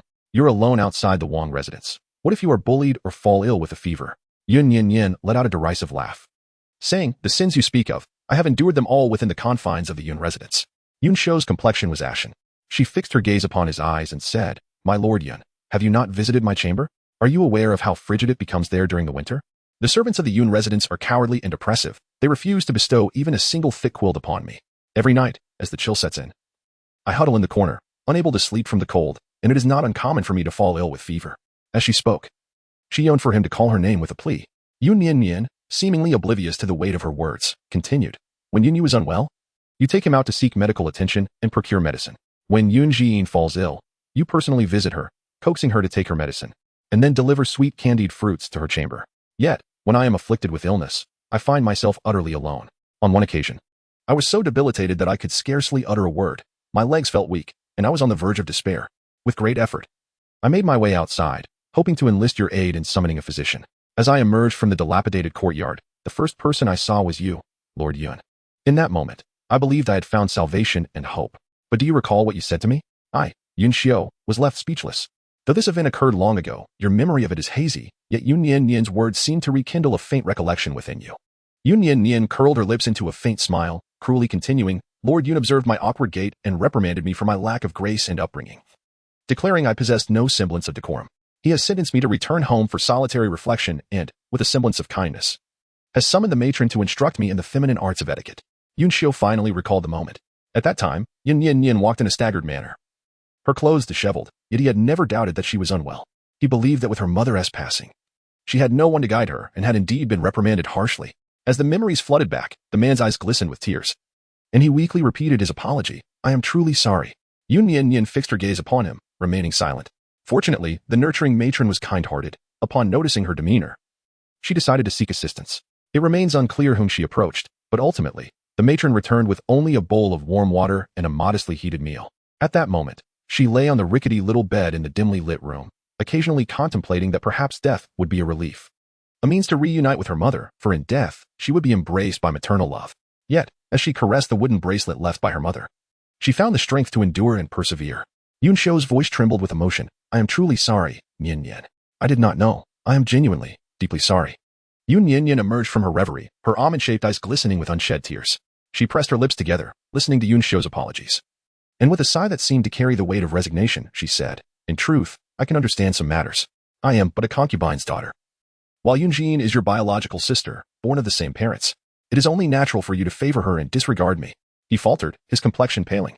She softened her tone, betraying no hint of anger. Lord Yun, even a concubine's daughter has a life worth living. I merely wish to survive well. No longer wanting to be a pawn in the Yun household, nor to be cast aside at will. I have chosen to release myself. I ask that you grant me the same mercy. With that, she nodded slightly to him, lifted her foot, and walked past him, moving forward. Yun Xiu sought to intervene. Yet it appeared he was ensnared by her gentle yet indifferent tone, rendering him devoid of the strength even to raise his hand. A single tear cascaded from the depths of the man's eyes, tracing a path down his cheek, traversing his form, and ultimately falling onto the freshly tidied floor beneath him. As evening descended, Yun Xiu returned home with a dazed expression. Apart from Yun Yu, several of his brothers were seated in the main hall. Yun Jin approached and said, Elder brother, why have you returned only now? Fifth brother seems to be in low spirits, isolated in his room, neglecting even his medicine. Yun Xiu stood dazedly at the door. Elder brother? Yun Jin raised her hand, her fair fingertips dancing before him. He gazed within, his eyes clouded with melancholy, and suddenly, a bitter smile graced his lips. Brother, what troubles you? Sensing his unusual demeanor, several brothers turned to regard him with concern. Yun Mo furrowed his brow and inquired. Yun Yu mentioned that he encountered Yun Nian Nian during his outing with you. Has she troubled you once more? She has not. Yun Xiu lowered his head, concealing his reddened eyes. Today, Yun Yu had inadvertently bumped into her. Before he could finish his words, Yun He stood up and exclaimed, was it merely a bump? Just look at how upset Yun Yu has become. Yun Xiu seldom attended to household matters. But it was only at this moment that he realized the profound bias his brothers held towards Yun Nian Nian, as none of them were willing to speak on her behalf. Even Yun Xian, who was typically gentle in disposition, expressed his dissatisfaction, stating, she has indeed gone too far recently, taking advantage of her status as the princess and pushing her luck. Yun Machi slammed the table in frustration. She has struck her elder brother, pushed Yin, and now has angered Yun Yu to the point of refusing to take his medicine. What more does she desire? Yun Ho was momentarily taken aback. Did she push Yin? Yun Mo. On the first day of October, at the hunting ground, Yun Nian Nian nudged Yin. When Yin returned, her hand was still injured. Yet she remained considerate of our sisterly bond and refused to speak to me about that matter. Yun Hung remained silent, pressing her lips together as she gazed at Yun Jin. With a sense of guilt, she lowered her head and said, second brother, that matter was not sister's fault. Her sense of guilt took on a different flavor in Yun Mo's eyes. Yun Mo sighed. At this point, you still speak on her behalf. You call her sister, yet she has long ceased to regard you as her younger sibling. That is enough. Do not speak further. Yun Xiu lifted her crimson gaze. She had already departed from home and would never return. The atmosphere in the main hall abruptly fell into silence. Yun Jin was taken aback, cautiously gazing at him. Brother, what is the matter with you? The man, who had been standing with a straight back, suddenly hunched over. Yun Xiu murmured, she has lost faith in us and will never return. Yun Mo furrowed her brow even deeper. What right does she have to speak of disappointment? It is we who should feel disappointed. Yun Xiu cast a sidelong glance at him. The man, typically composed and steady, bore a faint trace of sorrow in his eyes, the origin of which was elusive. The atmosphere fell quiet once more for a few seconds. Yun Xiu fell silent, turning away and departing from the main hall. The remaining four siblings exchanged glances, bewildered. Yun Xian inquired, what troubles you, elder brother? Who could fathom the madness that had overtaken him? Yun Mo coldly snorted. Clearly displeased with his recent actions, perhaps he has lost his wits after being punished by Wen Yanli a few days ago. As night fell, a gentle rain began to fall. Yun Xiu lay in bed, tossing and turning, unable to find slumber. The air around him was filled with the emotionless accusations of Yun Nian Nian. Every time he closed his eyes, he would be haunted by memories of the time when she was gravely ill and rendered speechless, only to be sent back to her room for reflection by him. He lost track of time as he lay there, restless. Yun Xiu rose from his bed once more. In chapter 28, Yun Xiu fell gravely ill again, slipping into unconsciousness. Fu Zi, sleeping in the adjacent room, awakened upon hearing the commotion. Young master, why have you not yet retired for the night? Yun Xiu casually donned his outer garment and remarked, I shall take a stroll. There is no need for you to accompany me. Fu Zi tilted his head in confusion. Once the man departed, he stifled a yawn and once more succumbed to slumber, shielded by an umbrella. Yun Xiu traversed the Veil of Rain and arrived once again at the abode of Yun Nian Nian. He had enlisted someone to tidy up the premises. The courtyard was now devoid of weeds, and the ancient tree had been felled, allowing sunlight to flood in. However, an enduring mustiness lingered within the rooms. Although the mice had been driven away, they would inevitably return. As Yun Xiu pushed open the door, 2 startled mice scurried away. The interior had transformed. It was immaculate. Adorned with fresh bedding and a new wardrobe, filled with exquisite garments for young ladies. Yun Xiu had even arranged for a vanity table to be brought in. Its surface graced with a selection of jewelry. Uncertain of a girl's preferences, he had chosen pieces he had seen before, once favored by Yun Jin, and purchased duplicates as a gift for Yun Nian Nian. Regrettably, despite the room's rejuvenation, its rightful occupant was nowhere to be found. He settled onto the bed. As the window creaked and groaned, allowing the cold wind and rain to seep inside, Yun Xiu forced a bitter smile, realizing that his efforts had fallen short. He had even neglected to repair the window. It was no wonder that Nian Nian was angry and unable to forgive him.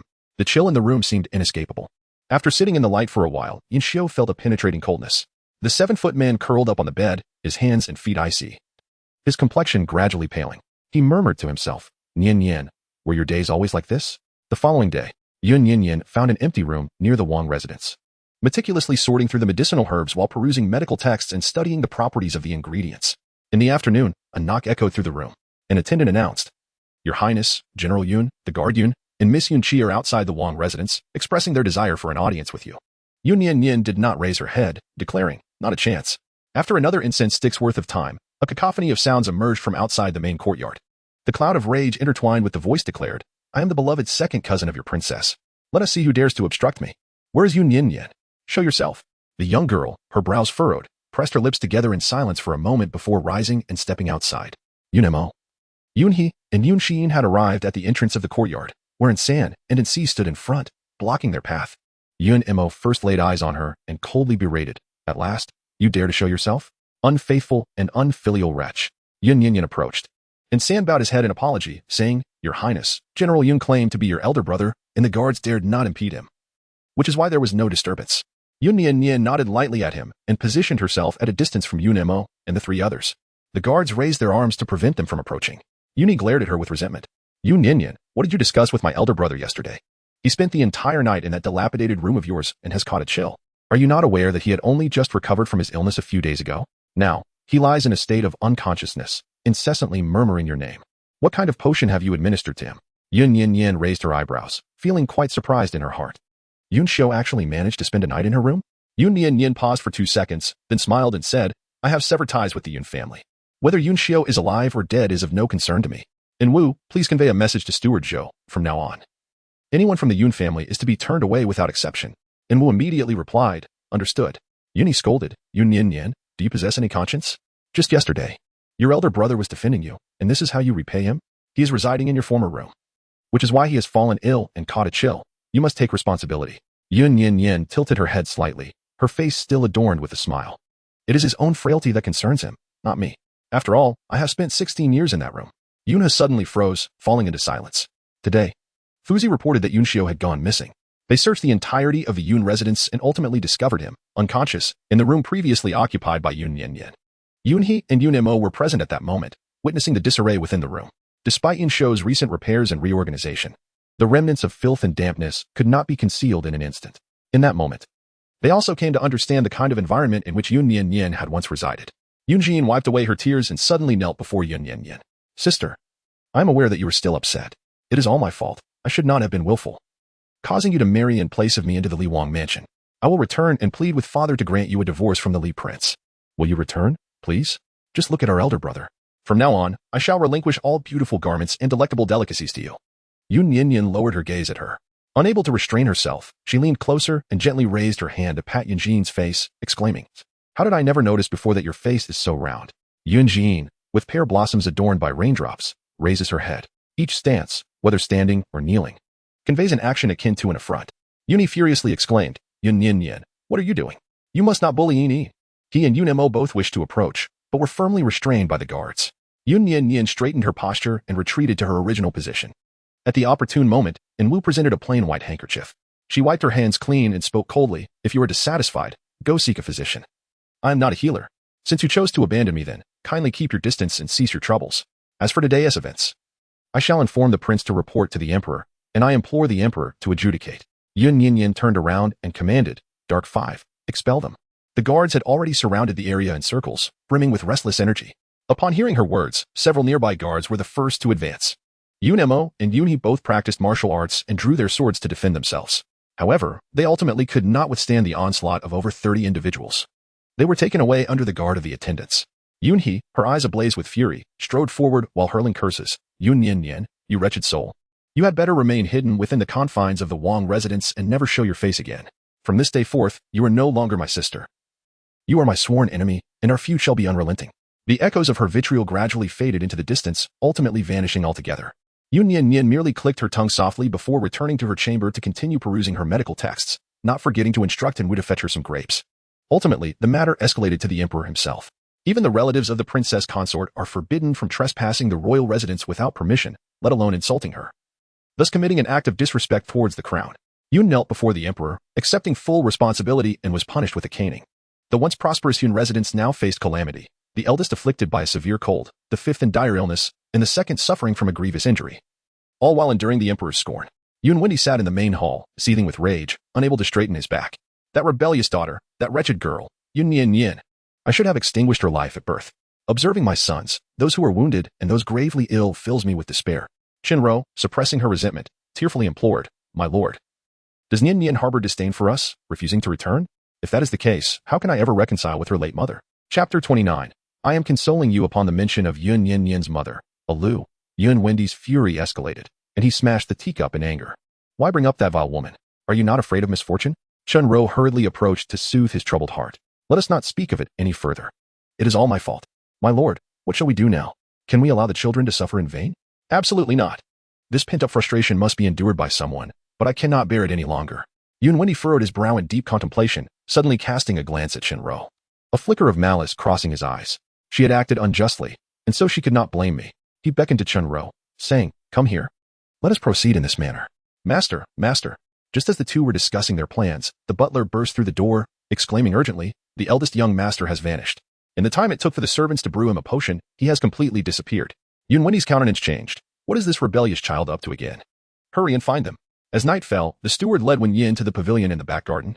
Yun Nian Nian perched delicately on the railing of the pavilion, cradling an exquisite porcelain bottle, with the chilling waters of the lake below. She gazed up at the vast expanse of stars, her little legs swinging freely in the air. Concerned for her safety, Wu remained close by. When Yanli slowed his pace, softly approaching her from behind, gesturing for Wu to take his leave. The girl did not turn back, taking a generous sip from the porcelain bottle. You're back? Why are you so early today? The man behind her raised an eyebrow. How did you know it was me? She turned to him, her face lighting up with a sweet smile. Only His Highness can persuade someone as diligent as Wu to step aside. When Yanli fell silent, crossing the railing to sit beside her, his dark eyes lowered, briefly glancing at the porcelain bottle in her embrace. Have you been drinking? Yun Nian Nian shook her head and handed over the porcelain bottle. I brewed this sweet milk myself. Would you care to sample it? The flavor of the milk was not particularly rich. It was only when brought close to the nostrils that a faint sweetness could be detected, mingled with a delicate milky aroma, offering a refreshingly unique taste. When Yanli lifted his gaze slightly and reached out to accept it, the porcelain bottle still carried a gentle warmth. He held it for a brief moment before returning it to Yun Nian Nian, stating, I do not fancy milk.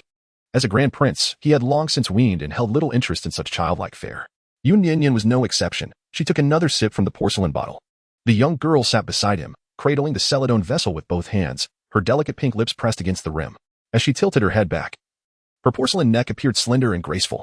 When Yanli's fingers twitched slightly as he observed her take another generous sip, a tiny droplet of milk adorning her rosy lips. Is it delicious? When Yanli inquired.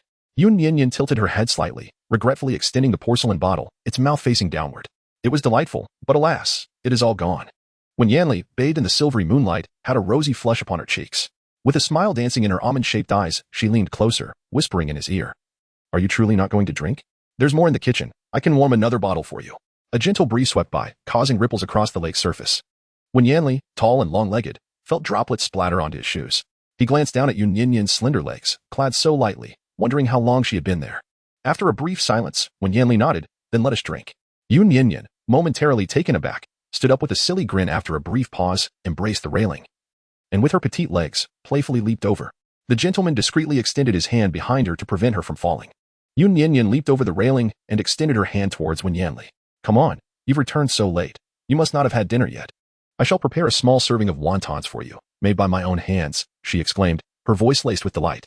Her petite face radiated innocence and purity, completely devoid of any hint of discontent.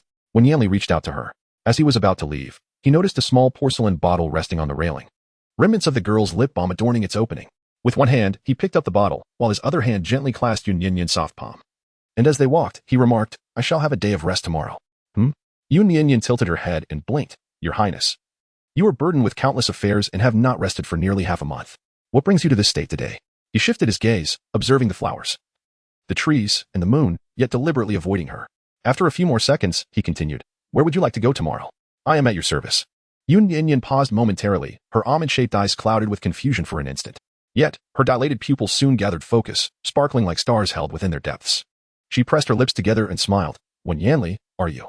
Before she could finish her thought, Wen Yanli interjected with a gentle affirmation. "Indeed." The man quickened his pace, deliberately positioning himself ahead of her, presenting her with the silhouette of his half-turned figure. His voice remained as calm and light as ever. "I am merely trying to cheer you up."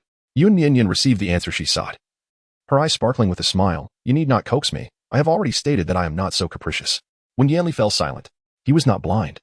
The young girl appeared carefree, yet there were moments when she gazed at the sky, lost in thought, her heart seemingly elsewhere, sitting in solitude, enveloped in melancholy.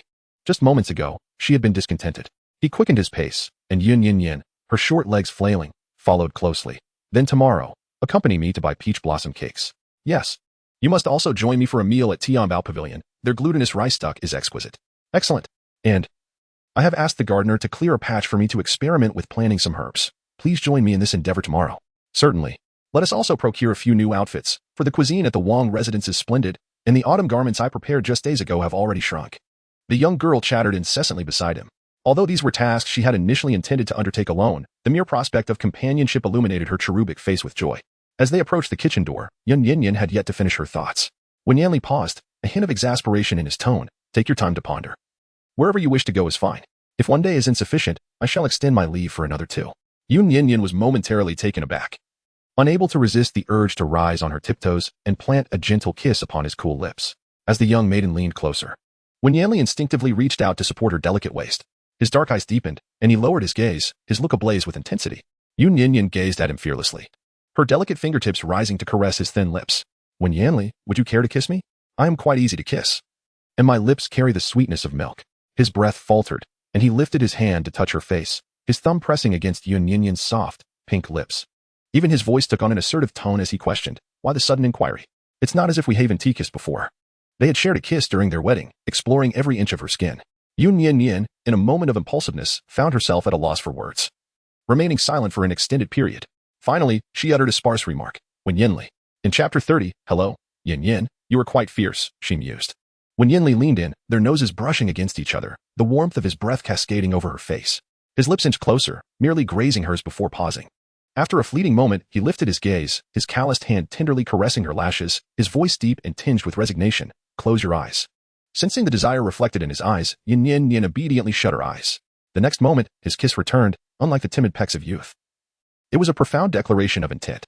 It began with gentle caresses, savoring her lips, before escalating into a fervent invasion, as though he sought to envelop her very essence. When Yanli, momentarily lost in his fervor, withdrew his hand from her eyes, trailing it down to glide over her delicate neck. The royal cuisine had nourished her, adding a touch of softness to her visage and granting her a hint of height, yet her neck remained slender and fragile, seemingly breakable with a mere touch. The kiss grew increasingly passionate and fervent, leaving the young woman breathless. Cautiously, she opened her eyes again, her round almond-shaped eyes shimmering with a hint of crimson.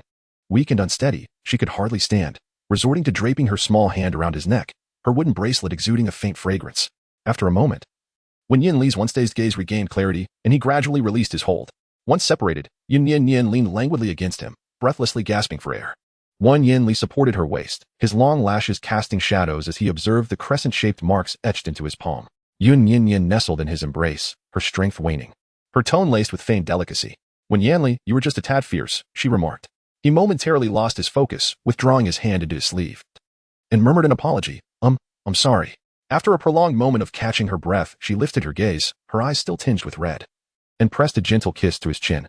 "Then please be a bit gentler in the future." Her watery, apricot eyes seemed to whisper sweet nothings. When Yanli internally sighed, utterly exasperated. The night was blustery, and after holding her for what felt like an eternity, he tenderly brushed Yun Nian Nian's hair back. "Let us head back and rest," he suggested. Her lips were slightly swollen as she shook her head. I still want to make you some warm milk, and there are wontons as well. Even after being kissed to tears, she still thought of food. Unable to suppress a smile, when Yanli replied, "You needn't trouble yourself with such duties. I can manage with a light meal later." "That won't do." Yun Nian Nian emerged from his embrace, retrieving the small porcelain vial that had inexplicably fallen to the floor. As she made her way to the kitchen, she remarked, "You must be craving milk. You carried this little vial all the way." Wen Yanli remained rooted in place. And only after Yun Nian Nian had completely entered the kitchen did he lower his gaze to examine the wound in his palm. "Yan Yan," Yun Nian Nian called, peering out from the kitchen window. His heart skipped a beat as he lifted his gaze, seemingly indifferent to her alteration in address. The young girl smiled and inquired, "Do you want sugar in your fresh milk?" Wen Yanli intended to express his aversion to milk, yet before he could voice his thoughts, Yun Nian Nian answered her own question. Perhaps a little sugar would enhance the flavor. The prince had more to say, but he watched as the girl withdrew her head. Engrossed in her own tasks, the words he had not spoken lingered unvoiced. When Yanli pressed his lips together, his dark eyes clouded, and he let out a resigned sigh. He contemplated the fact that the young princess seemed genuinely cheerful. She likely remained unaware of the peril she had just faced. As the milk simmered, Wen Yanli settled down in the kitchen, patiently awaiting its completion. Before Yun Nian Nian stood 2 pots, one large and one small. One simmered with milk, while the other boiled wontons. A gentle knock sounded at the door. "Your Highness." The man paused for a moment, inhaling the sweet aroma of milk, and then continued, "Lord Yun Shou from the Dali Temple has arrived outside, claiming he has matters to discuss with the princess." When Yanli remained silent, Yun Nian Nian deftly lifted a large bowl of wontons and placed it on his table, not sparing him a glance. "Let him go," she commanded. "Understood," replied an E. The bowl contained about 10 exquisitely crafted wontons. When Yanli elegantly scooped one up, the filling was modest, neither overly bland nor too salty. Everything was perfectly balanced. He savored each bite slowly. After he finished the bowl of wontons, and he returned, Your Highness, Lord Yun refuses to leave." Yun Nian Nian turned her head back. The young maiden furrowed her brows slightly, pondering for a moment, then let it be. Allow him to step outside and breathe in the cool air to calm his thoughts. It won't be long before the Yun residence comes looking for him. Indeed, when Yanli placed the bowl upon the table, his gaze lowered in contemplation. Yun Nian Nian inquired, "Have you had enough to eat? Would you like me to serve you some more?" Perhaps due to the frequent hunger she experienced in the past, she had developed the habit of preparing an abundance of food whenever she cooked. After all, any leftovers could be offered to the servants on night duty, alleviating any concerns about waste. When Yanli replied, "I am satiated," Yun Nian Nian did not inquire further, turning back to continue simmering the milk. He raised an eyebrow. "Does it take this long to heat milk?" The young girl, with a hint of pride, huffed, "This is my exclusive secret recipe. Normally, heating milk does not require such a lengthy process." After consulting the imperial physician and perusing medical texts, she had added some herbs to the bottom of the pot, necessitating a gentle simmer and constant stirring without a moment's pause. Although it would not completely cure Wen Yanli's affliction, the herbs were predominantly nourishing and beneficial, capable of alleviating his headache and providing a more comfortable sleep. Another incense stick had passed. Yun Nian Nian presented the freshly prepared milk to Wen Yanli. Observing her diligently tending to the stove, a sense of warmth stirred within him. After a brief moment of silence, Wen Yanli, with an air of resignation, picked up the spoon and took a small sip. Miraculously, there was no trace of the usual gamey flavor. Instead, it was smooth on the palate, imbued with a subtle sweetness that was delightful yet not cloying. After much effort, Yun Nian Nian finally settled beside him, propping her chin on her hand and eagerly inquiring, "So, how is it? Is it good?" Her eyes sparkled like stars. When Yanli averted his gaze, feeling a flush creep to his ears, and took another spoonful, responding, "Mm." Yun Nian Nian smiled. "If you like it, that's all that matters. From now on, I shall prepare a bowl for you each night. Drink it before you retire. It will aid your slumber." When Yanli replied, however, the prince's mind wandered with vivid thoughts, conjuring a vivid scene in an instant. Yun Nian Nian offered him bowl after bowl of warm milk, her tone gentle. "Yan Yan, be a good child and finish your milk before you can sleep." The prince and princess. And he knocked on the door for the 3rd time. Standing at the threshold, he beheld Wen Yanli with a steaming bowl of sweet milk, a trace lingering on her lips. The shadow guard suddenly felt as if he were blind. Chapter 31. The great misfortune of Wen Zimo. When Yanli's tone was unkind. "What now?" He snapped back to reality, sensing the palpable killing intent in the prince's gaze. The little shadow guard trembled pitifully, forcing a laugh as he said, "I merely wish to inform you that Lord Yun has been taken back by the servants of the Yun family." No sooner had he spoken than the air thickened with an even more intense aura of menace. When Yanli exclaimed, "Get out," and he promptly shut the door, forgetting to respond. As he turned away, a certain feeble shadow guard sighed in relief and dashed away swiftly. Yun Nian Nian blinked her eyes and asked, "Wen Yanli, are you angry?" The man was earnestly drinking milk. Upon hearing her words, his expression shifted slightly, and his brows unconsciously furrowed. Just moments ago, he had been addressing her gently, calling her Yin Yin, but now she was using his full name. Had he frightened her when he had been a bit stern earlier? He continued to drink his milk in frustration and muttered, I am not angry, despite his protests.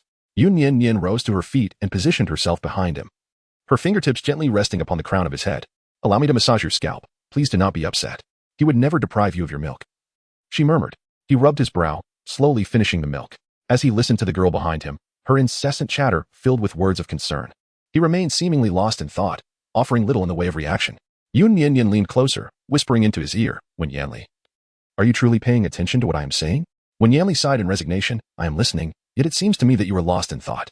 Yun Nian Nian once again settled beside him, her gentle voice inquiring patiently, is it that the milk is unpalatable, the wontons unappetizing, or have I inadvertently said something amiss? At last, he softened his demeanor. Please, do not harbor anger. If something troubles you, feel free to share. I am here to listen. However, if you prefer silence, that is entirely acceptable as well.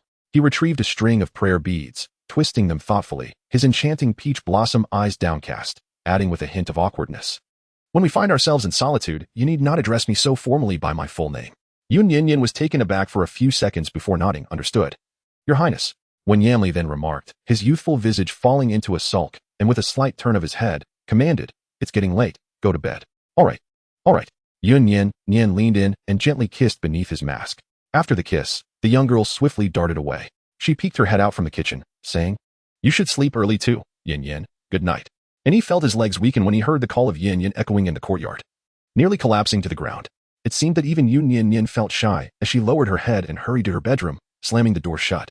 And he then noticed Wen Yanli in the kitchen, still with his head lowered, the tips of his fingers gently tapping the table's edge. He appeared calm, not angered at all, and he took a breath, cautiously approaching. As he reached the doorway, he saw Wen Yanli's thin lips pressed together, forming a gentle arc thud. And he knelt on the ground, the sound loud enough for Wen Yanli to hear. The man's smile faded as he turned to look, and he bowed his head, saying, Your Highness, Dr. Su has come to take your pulse. After a brief silence, he rose and exited the kitchen. Casting a sideways glance at An, the weather is pleasant tonight. You should run 100 laps around the palace to sharpen your mind.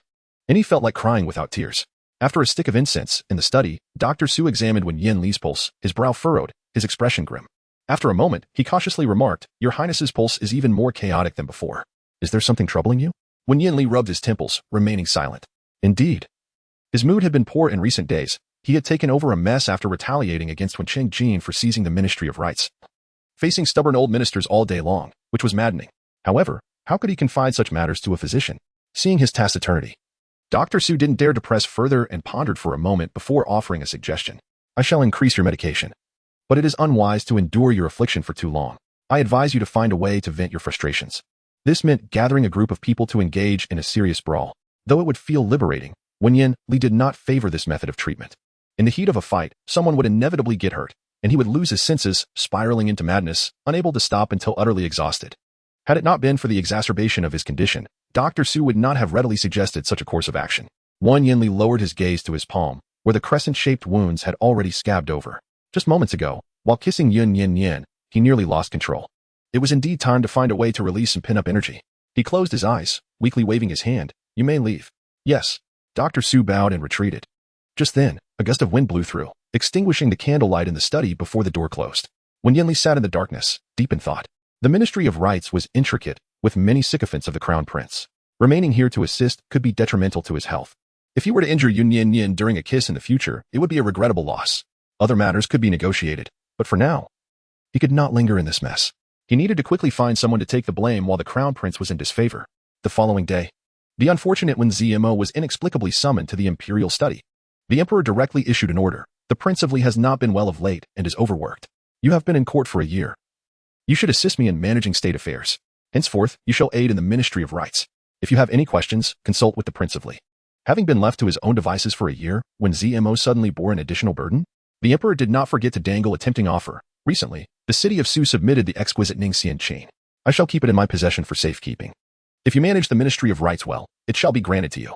Wen Zmo, who adored the Guqin, yearned for the Ningxian chain, and found himself utterly unable to resist this allure. Before entering the imperial study, he had been happily contemplating what to eat for lunch, where to play, dreaming of savoring the glutinous rice duck from Tianbaogu, and wandering outside the city to admire the blossoms. After exiting the study, the fourth prince walked with his head down, as if burdened by great grievance, feeling as though he had sold himself for the sake of the Guqin, lamenting his lost freedom, leaving with a woeful countenance. Meanwhile, the ailing and overworked Prince of Li, accompanied by his little princess, indulged in the glutinous rice duck from Tianbaogu, wandered outside the city to admire the flowers, queued together for peach blossom cakes, and visited the largest brocade house in the capital. Yun Nian Nian selected a piece of exquisite light purple embroidered brocade and requested the embroideress to create 2 sets of garments. Just as she exited the weaving pavilion, she unexpectedly encountered an individual she wished to avoid. Yun Xiao stood at the door, his complexion ashen and his frail form appearing as if a mere gust of wind could topple him. He approached Yun Nian Nian, but upon noticing the displeasure in her eyes, he hesitated and halted his advance, forcing a hollow chuckle. Nian Nian, I have brought this upon myself. Succumbing to the chill and fainting, this is not your fault. I heard that Yun Imo and the others have troubled you. I am truly sorry. Are you all right? Chapter 32. It is I who no longer wish for you. He gazed into his eyes, noting the crimson veins, the stubble on his chin, and the wrinkled disarray of his attire. Yun Nian Nian seemed to perceive a reflection of her former self before them, humble and disheveled. After a moment of silence, she turned and gently tugged at Wen Yanli's fingers, inquiring softly, would you mind waiting for me? Wen Yanli cast a sidelong glance at Yun Xiao, who, pale-faced, offered a salute. His fragile demeanor presented little in the way of menace. After a brief contemplation, the man released Yun Nian Nian from his grasp and asked, would you like some candied hawthorn? Yes, please. He raised his hand to smooth a few strands of her hair, saying, I shall go buy some. The candied hawthorn stall was located at the end of the street, neither too far nor too near. Yun Nian Nian's smile was sweet and charming. As Wen Yanli brushed past Yun Xiao, her expression gradually shifted from joy to one of indifference and detachment. If one cannot even stand properly, lacking in decorum and refinement, it would be best for Lord Yun to return and not tarnish the reputation of the Yun residence. If one finds oneself utterly at a loss, perhaps it would be wise to seek out a governess to properly learn the etiquette. The face of the chief of the Dali temple turned even paler than before, and his already unstable stance faltered yet again. Nian Nian, Yun Xiao opened his mouth, intending to explain that his actions were unintentional, that he was unwell. Yet the words stuck in his throat, rendering him speechless. She seemed to be aware of everything. Her coldly spoken words echoed those he had once uttered to her. Yun Xiao ultimately bowed his head with a bitter smile, acknowledging, indeed, Nian Nian's reprimand is justified. I was in the wrong. Witnessing his demeanor, Yun Nian Nian felt a tinge of surprise.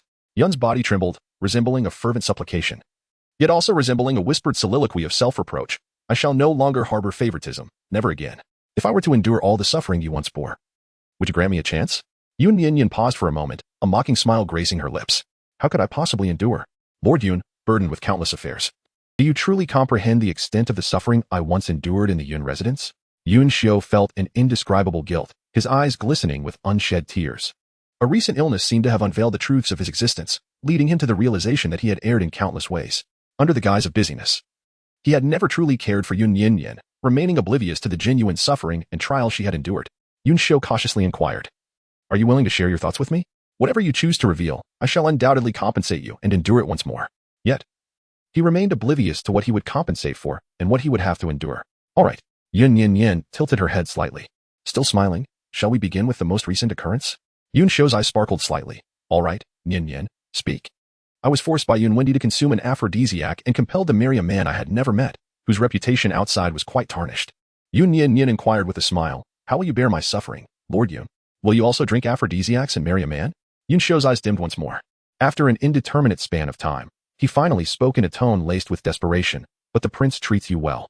He has indeed provided you the opportunity to wed into a respectable family. Is that not sufficient? The audacity of Lord Yun. We both understand the reasons behind my marriage arranged by the Yun family. It was to allow me to endure the tribulations meant for Yun Xian. The prince is indeed kind to me, and I find joy in our union. Yet what does our affair have to do with your family? Yun Nian Nian understood that this matter had little to do with Yun Xiao. It was Yun Xian who was unwilling to marry.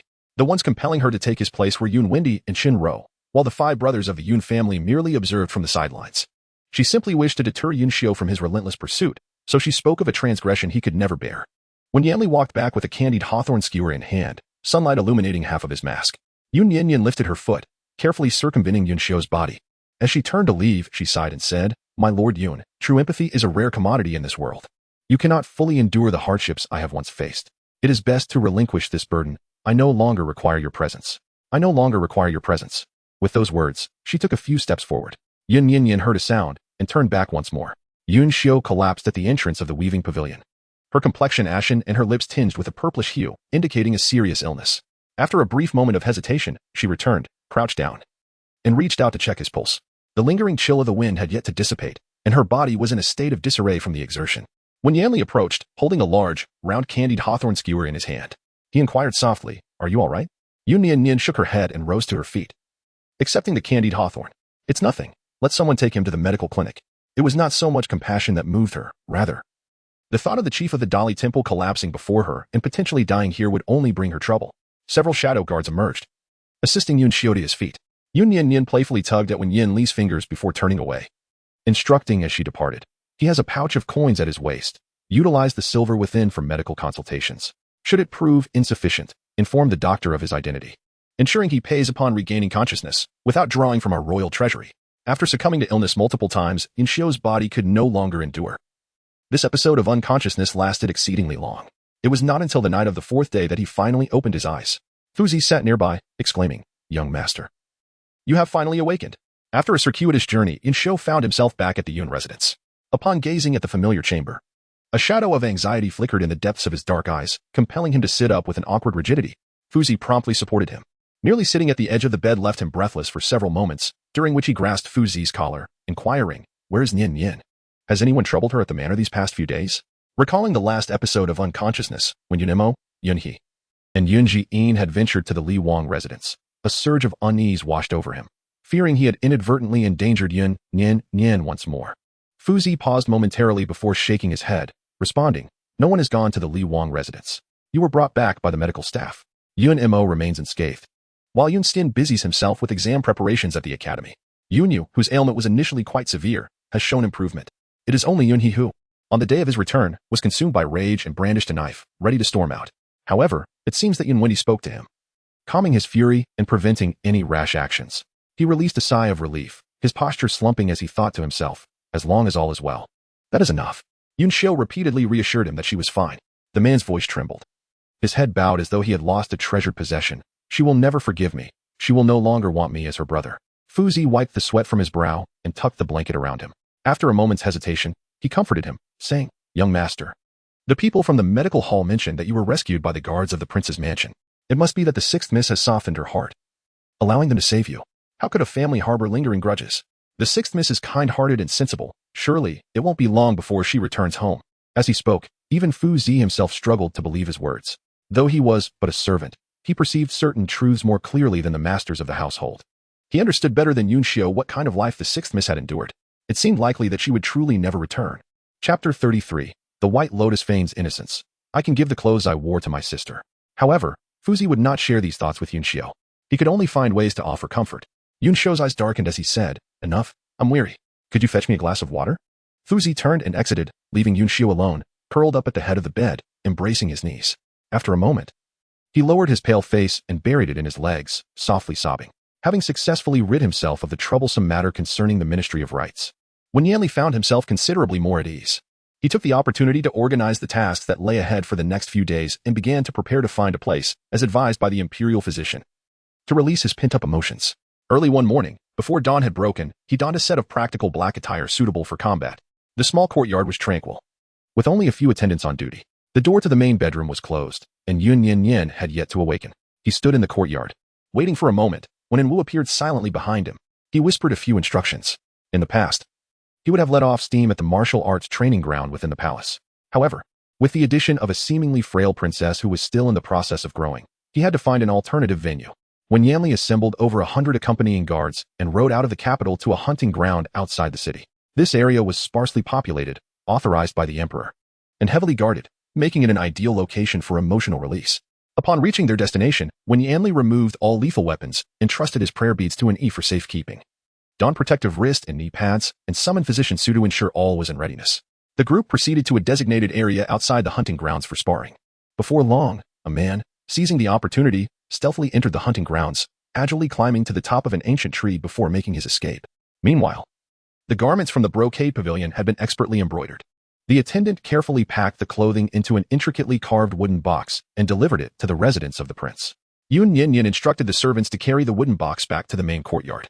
As they walked, pausing intermittently, the perceptive young girl sensed something amiss and tilted her head in inquiry. "And Wu, are there fewer people in the palace today?" Noticing the significant reduction in guards along the way, and Wu's eyelids twitched as he lowered his head and replied, "These past few days mark the homecoming period. Many guards and servants have returned to visit their families." "Oh," she said, setting aside her curiosity, not paying much heed to these matters. The Zhijin pavilion delivered 2 sets of thick autumn garments, one for a man and one for a woman. The man's attire was darker in hue, with an overall design that leaned towards somberness, adorned only at the cuffs with a delicate gold-threaded pattern of auspicious clouds. In contrast, the woman's outfit was lighter and more vibrant, embellished with intricate floral embroidery, yet somewhat overly ostentatious in style. Upon returning to her room, she decided to try them on. Uncertain if it was due to a slight weight gain over the past few days, she found the cuffs of the garment to be somewhat snug. Additionally, the stitching at the back was sparse, and as soon as she donned it, a thread unraveled, leaving a gaping hole. Yun Nian Nian furrowed her brow, removed her garments, and carefully returned them to the box. She changed her attire and, cradling the box, stepped outside. Anxiously, and Wu inquired, "Is the princess planning to go out? It appears that rain may be imminent." He was reluctant to let Yun Nian Nian venture outside. Upon hearing this, Yun Nian Nian lifted her head, observing the dense clouds overhead. She returned to her room to don a thicker garment, taking along 2 umbrellas, one of which she handed to Wu. "I am heading to the weaving pavilion to have them re-embroider it," she declared. And Wu replied, "Young ladies are enamored with beauty and harbor an obsession for this fabric." The unique purple brocade, with its contrasting shades of deep and light, was perfect for coordinating with Wen Yanli. She hoped for an even more exquisite redesign. Fearing that Yun Nian Nian might sense something amiss, and Wu dared not intervene excessively and silently followed behind. They made their way from the royal residence to the weaving pavilion. "Sister, sister," a vexatious voice called out from behind. Yun Nian Nian turned back to gaze into the past. Yun Jin hurriedly approached, followed closely by Yun He, whose brow was furrowed and face marred with anger. She paid him no heed and stepped into the shop. Yun Jin followed closely behind. It seemed as if she had entirely forgotten the numerous unhappy events that had transpired before, cheerfully trailing after Yun Nian Nian. "Sister, are you here to shop for clothes as well?" Recently, Yun Nian had experienced a growth spurt, and since her third brother was free today, she had insisted he accompany her on this shopping excursion. "Sister, you appear to have lost some weight. I have plenty of clothes that I purchased earlier, which I've only worn a few times. I shall have a servant deliver them to you once I return home." Yun Nian Nian halted her steps, tilting her head with a blank expression. "What? Do you still wish to have me wear the clothes you have donned?" Yun Jin is merely a year younger than Yun Nian Nian. Their physiques are quite similar. However, Yun Jin has been better nurtured, exuding a graceful demeanor with a rounder face, and has gained a bit more weight. She paused for a moment, her eyes glistening with a hint of redness. "I apologize, sister. That was not my intention. You used to adore my clothing, so..." Yun Nian Nian gazed at her with a chilling demeanor. In the past, she had not truly relished her circumstances. She simply had no alternative. It is indeed ironic that children from impoverished families don the worn garments of their elder siblings, whereas Yun Nian Nian, born into the affluent Yun household, was relegated to wearing the cast-offs of her younger sister.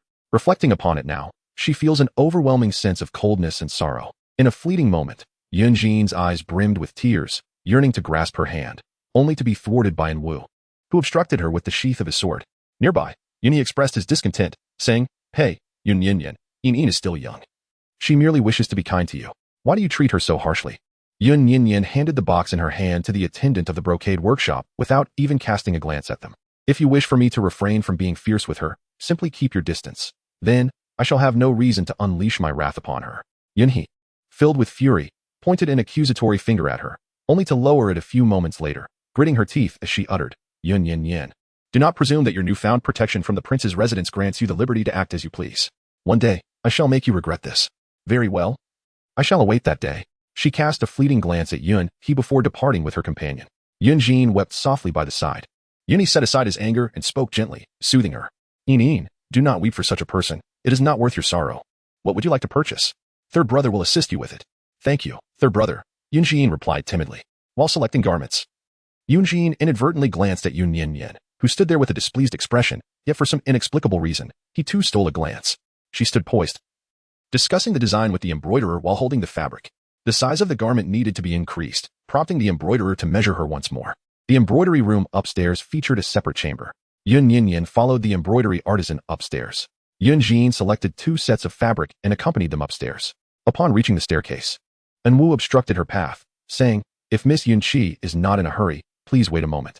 After our princess has finished taking measurements, you may proceed upstairs." Yun Jin gently pinched her fingers and innocently blinked her eyes, saying, "It's perfectly fine. I can accompany my sister." Yun He let out a cold snort, remarking, "What pretense of a princess is this? We are all here to purchase garments, so why should I defer to her?" Yun Nian Nian stood on the upper floor. Glancing back, she could ascend as well, for the room only permitted the entry of women. If young Master Yun Sen was not concerned about me bullying her, then let her come up. Chapter 34. Nian Nian uncovers the conspiracy. Yun Jin timidly said, "Third brother, it's all right. Let my sister go first. Yin is not in a hurry." Yun Nian Nian let out a scoff and turned away. Her hand lingered in midair, hesitating before the door. As she found herself engulfed in doubt once more. Prior to her entry, Wu had meticulously inspected the entire room, ensuring that there were no risks present. Yet, for reasons unknown, she felt an inexplicable apprehension.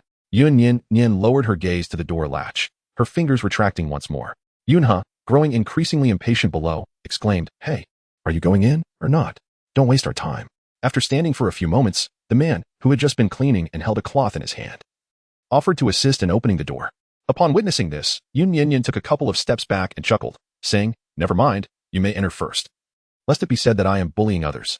Yunha instantly became vigilant, raising his arm to shield Yunjin. "What trickery are you up to this time?" Yunjin's eyes flickered slightly as she averted her gaze, speaking softly, "Sister, do not concern yourself with me. You may enter first. I shall patiently await your return."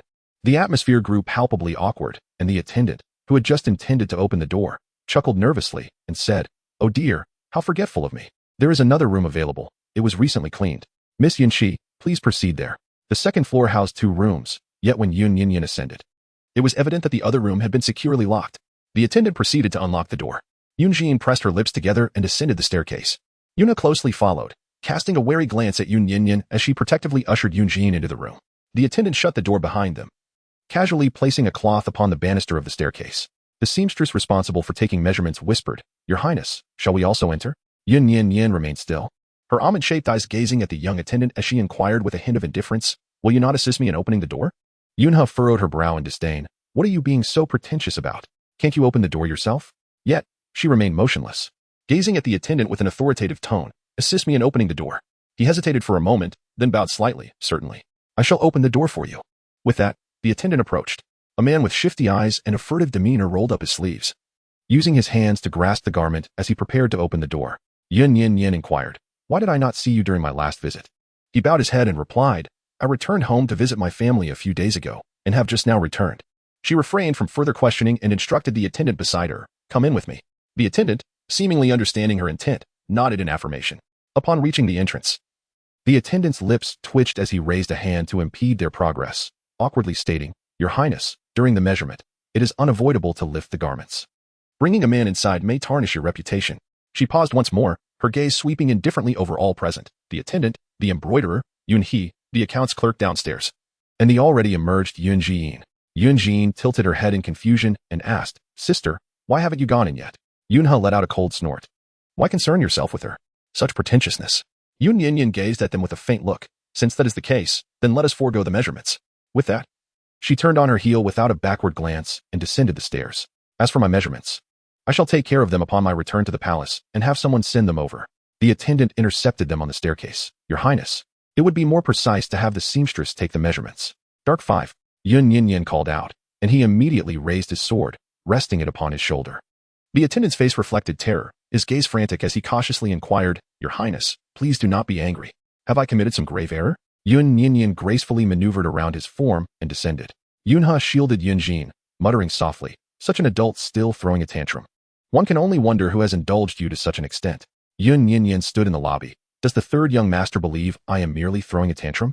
What else could it be?" She tugged at her lips. "The room on the second floor of the embroidery workshop is merely used for taking measurements for guests. It is seldom cleaned with any particular care. I came here today and noticed that while the door bolt had been wiped down in advance, the rest of the place remained untouched. An unexpected silence enveloped the atmosphere. Yunha furrowed his brow and turned to gaze at the door latch.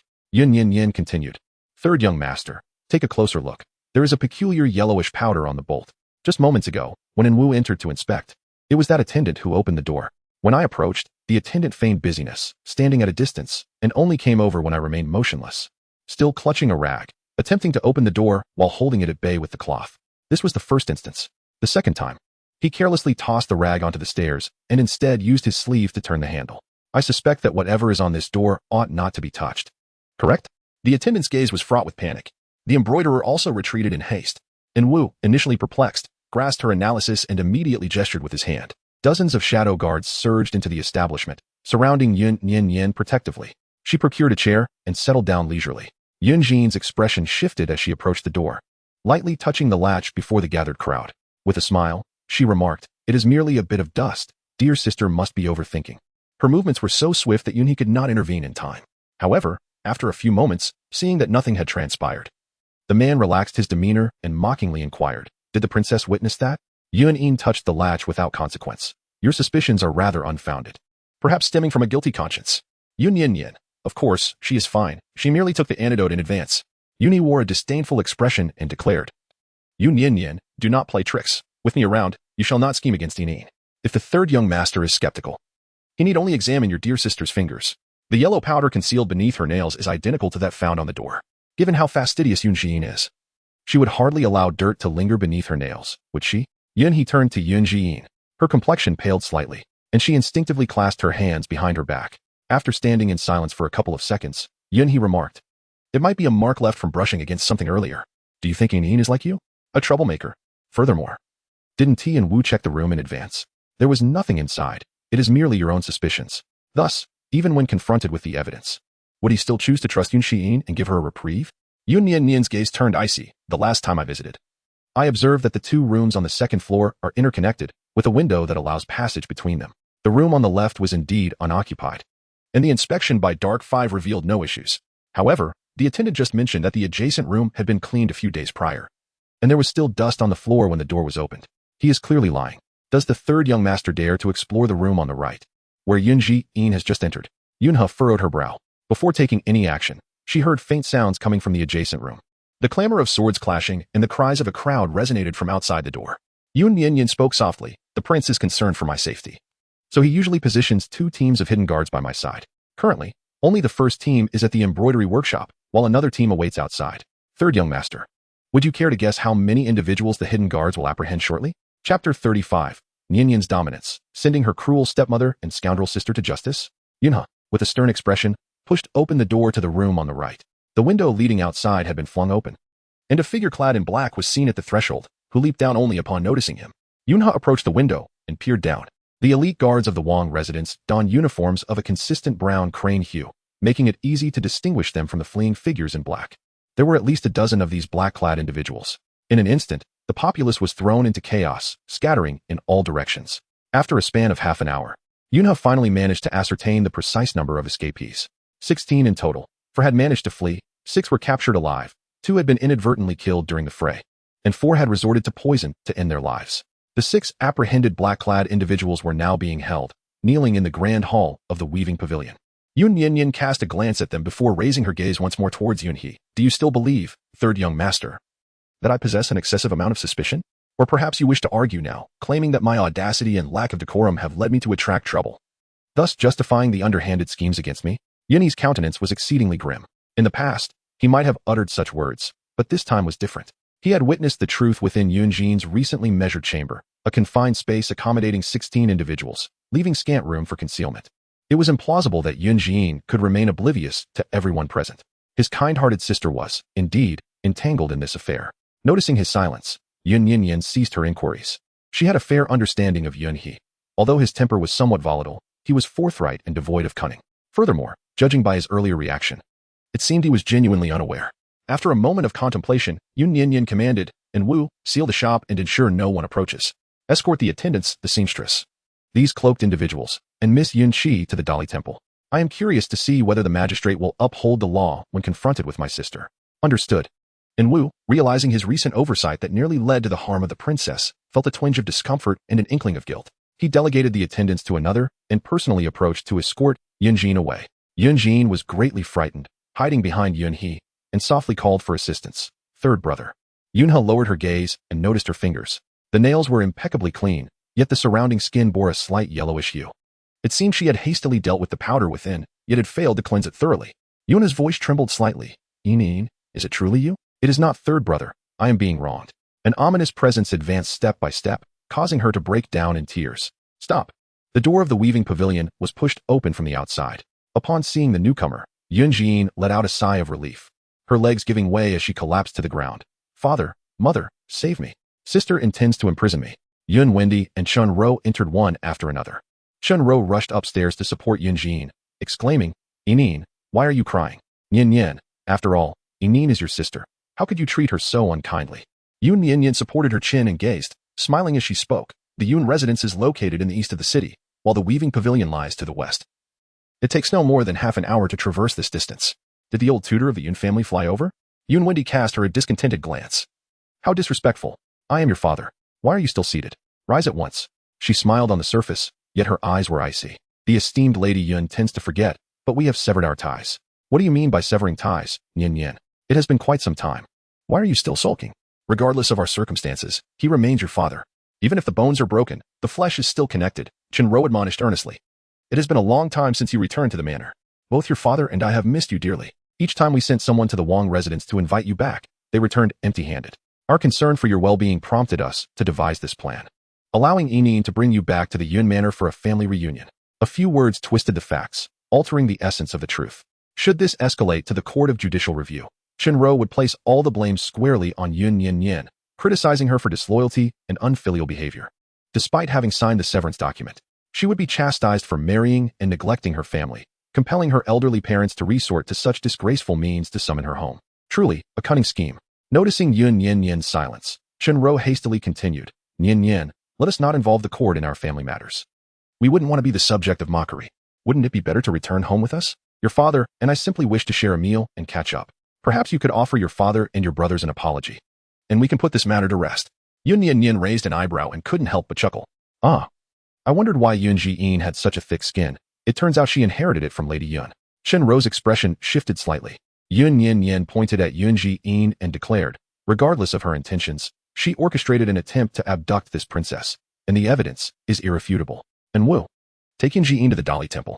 Since Madame Yun has also confessed her involvement in this matter, let us send her along as well. Yun Wen slammed the table in frustration. What? Does the esteemed elder Yun wish to visit the Dali Temple as well? Yun Nian Nian finally rose to her feet, delicately smoothing the creases on her attire. After severing ties, I had no intention of entangling myself with the Yun family again. It was you who persistently provoked me. You even resorted to drugging and kidnapping. Who can foresee what further actions you might undertake? I have committed no wrongdoing, and I fear not the specter that knocks at my door. Even if the world accuses me of treachery and disloyalty, I shall ensure that those who have wronged me are brought down alongside me. An ominous figure brandished a sword, poised at Yun Jiyin's throat. Chenro, pale with shock, her voice softened as she pleaded, Please, Nian Nian, we acknowledge our mistakes. Release Yining, and we vow never to provoke you again. Yun Wendi furiously exclaimed, Yun Nian Nian, I dare you. You infilial and ungrateful wretch. I should have suffocated you the moment you were born. Throughout this tirade, Yuni maintained a stoic silence. The man watched as Yun Jiyin was dragged downstairs, crying out in despair, before turning his gaze towards Yun Nian Nian. She stood resolutely, her spine erect, unfazed by Yun Wendi's vitriolic denunciations. Yun He, perplexed by an inexplicable feeling within, found his heart stirred. Typically, he cherished Yun Jiyin and harbored disdain for Yun Nian Nian, yet for the first time, he refrained from taking action, from defending Yun Jiyin. The shadowy figure of An Wu escorted Yun Jiyin downstairs, accompanied by several other shadow guards who likewise took the embroiderer and Chenro along with them. Thus, only Yun He remained on the second floor. Yun Nian Nian lifted her gaze to meet his, her almond-shaped eyes bearing a hint of resoluteness. After a brief moment, she flicked her wrist, instructing the shadow guards to escort that group away. The door of the weaving pavilion swung open once more. Yet none of the guests made to exit. A young eunuch piped up sharply, announcing, the crown prince has arrived. Outside the weaving pavilion, 3 ranks of soldiers stood in formation, though it was unclear when they had taken their positions. With the young eunuchs in attendance, when Changjin strode in confidently, a subtle smile playing on his lips as he inquired, what seems to be the matter? The atmosphere within the weaving pavilion fell into a hush. Yun Jin seemed to have gained newfound courage as she exerted herself to the utmost, collapsing to the ground in tears, resembling a rain-soaked pear blossom. Your Highness, please save me. A flicker of displeasure crossed the man's eyes, yet he maintained a gentle tone as he conversed with Yun Nian Nian. Princess Li, Yun Jin is your sister. Such trivial family matters need not escalate into such a commotion. If she has offended you, a minor reprimand would suffice. There is no need to tarnish the dignity of both the royal family and the Yun household. Yun Nian Nian cast a sidelong glance at her. She pondered how Yun Jiyin, with her dim-wittedness, could conceive the idea of having someone abduct her. It appeared there was indeed someone orchestrating events from behind the scenes. Yun Jiyin seemed to have found a savior, promptly kneeling before Yun Nian Nian, pleading, Sister, Yin realizes her mistake. Please do not report me to the authorities. Grant your sister this one reprieve. Yun Nian Nian stepped back half a pace, adjusting her sleeves. It seems that I cannot comply with the prince's suggestion, she stated, gesturing toward the 2 male corpses lying on the ground. Just now, the royal guards acted in self-defense, but their force proved excessive, resulting in death. These bodies must be delivered to the Dali Temple. Otherwise, the situation will be difficult to clarify. When Qingjin then noticed the fatalities, his expression darkening. After a moment, he remarked with a smile, they are merely a few servants. Their demise is of little consequence. Allow me to take care of this matter. Might I ask for a small favor from the princess? Yun Nian Nian cast her gaze into the distance. The fabric of the black-clad individuals was rather stiff, and their boots were uniform. Each one was robust and meticulously selected. It was likely that the master of this group of black-clad men had not anticipated that a mere girl would prove to be so formidable, and thus was ill-prepared. Concerned that these men might inadvertently disclose matters that ought to remain confidential should they proceed to the Dali Temple, he likely decided to intervene as a mediator. Outside, the number of officials and soldiers brought by the crown prince far exceeded that of the royal guards. Even if she wished to forcibly take these individuals to report to the authorities, it would likely not go smoothly. After a moment's contemplation, Yun Nian Nian nodded. Then let us heed His Highness the Crown Prince and handle this domestic matter. Yun Jin, with a soft sigh, felt her kneeling form grow weak and pliable. However, Yun Nian Nian curled her lips and remarked, initially, there were 16 individuals, yet only 8 have been apprehended thus far. I kindly request that Lady Yun summon the remaining 8. They have disturbed the peace of this princess, and I shall administer punishment here together. Is this demand too excessive? Yun Wendi, taken aback by the words, turned his gaze towards Wen Qingjin. He maintained a gentle smile, saying it is not excessive. Let the old tutor Yun summon the individuals back, since the princess has already assured me that she will not report this incident. Let her impose her own punishment to alleviate her anger. With a cold snort, Yun Wendi left, his expression darkened. In less than half a stick of incense's time, he returned with the remaining black-clad individuals, who knelt in a neat row within the grand hall. Including the 2 deceased, there were 16 in total, none missing. However, the individuals who entered afterward were not the same as those who had fled earlier, although all were masked in black cloth. The eyes visible beneath the coverings were distinctly different. Yun Nian Nian, entirely unconcerned, addressed the shadow guards behind her. Everyone has worked hard and sustained considerable injuries. Now, I offer you an opportunity for revenge. Unleash your fury, as long as you do not kill them. The shadow guards exchanged glances, unaccustomed to such a task for the first time. After several seconds of hesitation, they dragged the bound black-clad figure to the courtyard and unleashed their pent-up frustrations upon him. The air was filled with his agonizing cries. A few shadow guards remained in the main hall of the Jijin Pavilion, reveling in the sounds. Yearning to join in the fray, the attendants and embroiderers of the pavilion, after administering 50 strikes each, were instructed to escort the figure away and ensure he was well looked after, at least within the confines of the capital, so he would not find any means to earn a living again. Yes. After dispatching the minions one by one, Yun Nian Nian approached Yun Jin, seizing her hair to compel her to look up. Yun Nian Nian. Yun Wendi rebuked her fiercely. What do you intend to do to Yun? Yun did not pay him any heed, gently patting Yun Jin's tear-streaked face. I wish to refrain from revisiting the transgressions of the past. Yet that does not imply I have forgotten them. This time, I shall spare your life for the sake of the crown prince. Should you dare to provoke me again, do not expect my mercy. With that, she released her grip. Death may be averted, but punishment remains inevitable. Dark 5. Administer 20 slaps to serve as a lasting lesson. 20 is already a lenient sentence. As the mastermind, she ought to receive a harsher penalty than her accomplices and the embroiderer. Nevertheless, Yun Jin trembled in fear, repeatedly shaking her head. No, no. Please do not strike my father or mother. Yun Wendi was intercepted by the shadow guard. Chenro stepped forward to intervene. Nian Nian. Yinyin is, after all, your sister. Yun Jin pleaded. Sister, I truly realize my mistake. I only wished for you to return home. Please do not be angry. If you would be so kind. Yun Nian Nian's almond-shaped eye sparkled as she took a step back. Then let it be 50 strikes. Anyone who dares to beg for mercy will receive an additional 100. Dark 5 stepped forward, commanding his men to force Yun Jin to kneel upright. With a fierce and ruthless motion, he delivered a sharp slap across her face. The sound of the single strike echoed crisply. Yun Jin, delicate and precious, had never endured such indignity. Her cheeks immediately swelled. Chenro yearned to rush forward, but was restrained by the hidden guard. Madam Yun, you just admitted yourself that you were involved in this matter, correct? Yun Nian Nian's voice was icy. Since you are an elder, I shall refrain from striking you. Instead, I invite you to kneel upon the ground and witness Yun Jin endure her punishment. No sooner had she spoken than Chenro felt a sharp pain in her knee, crashing forcefully onto the ground. This is rebellion. This is rebellion. Yun Wendi's eyes reddened with rage. Yun Nian Nian, are you not afraid of retribution? Yun He, your mother and sister have been wronged. What are you still doing standing there? He raised his gaze towards the second floor. The corridor lay empty. The cloud crane has vanished without a trace. Yun Wendi was taken aback for a few seconds, growing increasingly furious. Yun Nian Nian, where have you taken Yun He? That ungrateful beast, he is your brother. Yun Nian Nian turned her gaze back. The door latch of the room on the left had been removed, and the window stood wide open, likely left ajar in the chaos that had just ensued. Even in her flight, she did not forget to eliminate the evidence for her dear sister. Yun Nian Nian tugged at her lips and casually selected a spot to sit, witnessing Yun Jin endure her punishment. Wen Qingjin observed her with evident interest. Isn't it rather heartless for the princess of Li to act in such a manner? Does she not fear that when trouble arises in the future, she will lack the support of her maternal family? Maternal family? Yun Nian Nian felt as though she had heard a most amusing jest. Since the day I married into the Li Wangfu, I have been severed from my maternal family. Whether I live or die henceforth is of no concern to them. Wen Cheng fell silent, his gaze darkening, choosing not to respond further. After all, his objective had been achieved. As long as she was not delivered to the authorities, the rest mattered little. Dark Five exerted all his strength with each strike. And soon her face was a grotesque mask of blood and flesh, devoid of the strength to plead for mercy. In the end, all that remained was a faint whimper. Chapter 37. Third Brother's Dilemma and Confusion. 50 strikes, neither more nor less, were swiftly completed. Chun Ro rushed forward in tears, embracing Yun Nian. Nian, my daughter. You have suffered.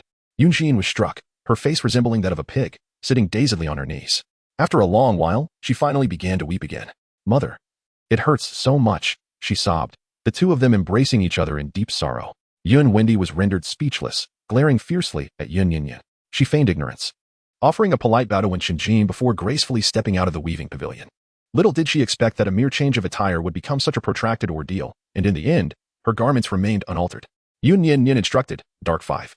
Take the clothes I brought and go to another fabric shop to summon a seamstress to the palace for alterations. Yes. The group of men in black continued to endure their punishment. Yun Nian Nian did not urge them, but instead entered the carriage to wait. After she boarded, Yun Wendy, Chen Ro, and several officials and soldiers brought by the crown prince hastily sent Yun Jin home to tend to her injuries. Meanwhile, the servant and the embroiderer, having endured their punishment, were forcibly escorted out, while others watched discreetly from the sidelines. Yun Nian Nian would not easily take a life. Yet those who provoked her would not find solace either. Having witnessed it all, she lowered the car curtain and retrieved a crumpled note from her sleeve.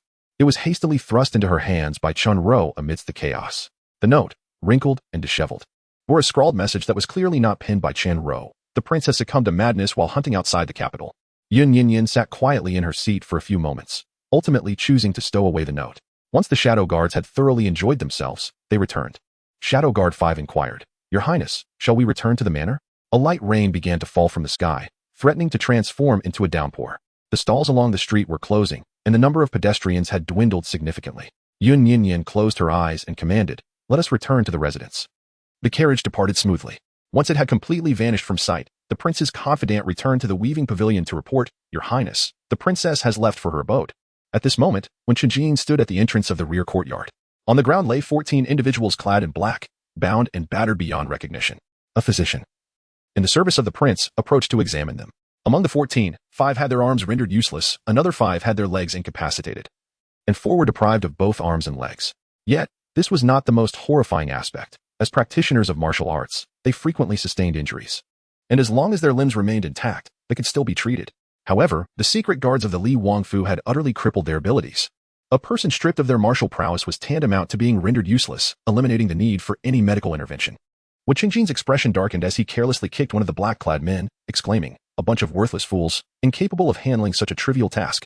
He turned to Su Chuan, inquiring, Are you certain they disseminated the information? Su Chuan nodded, I just confirmed with the Yun residence.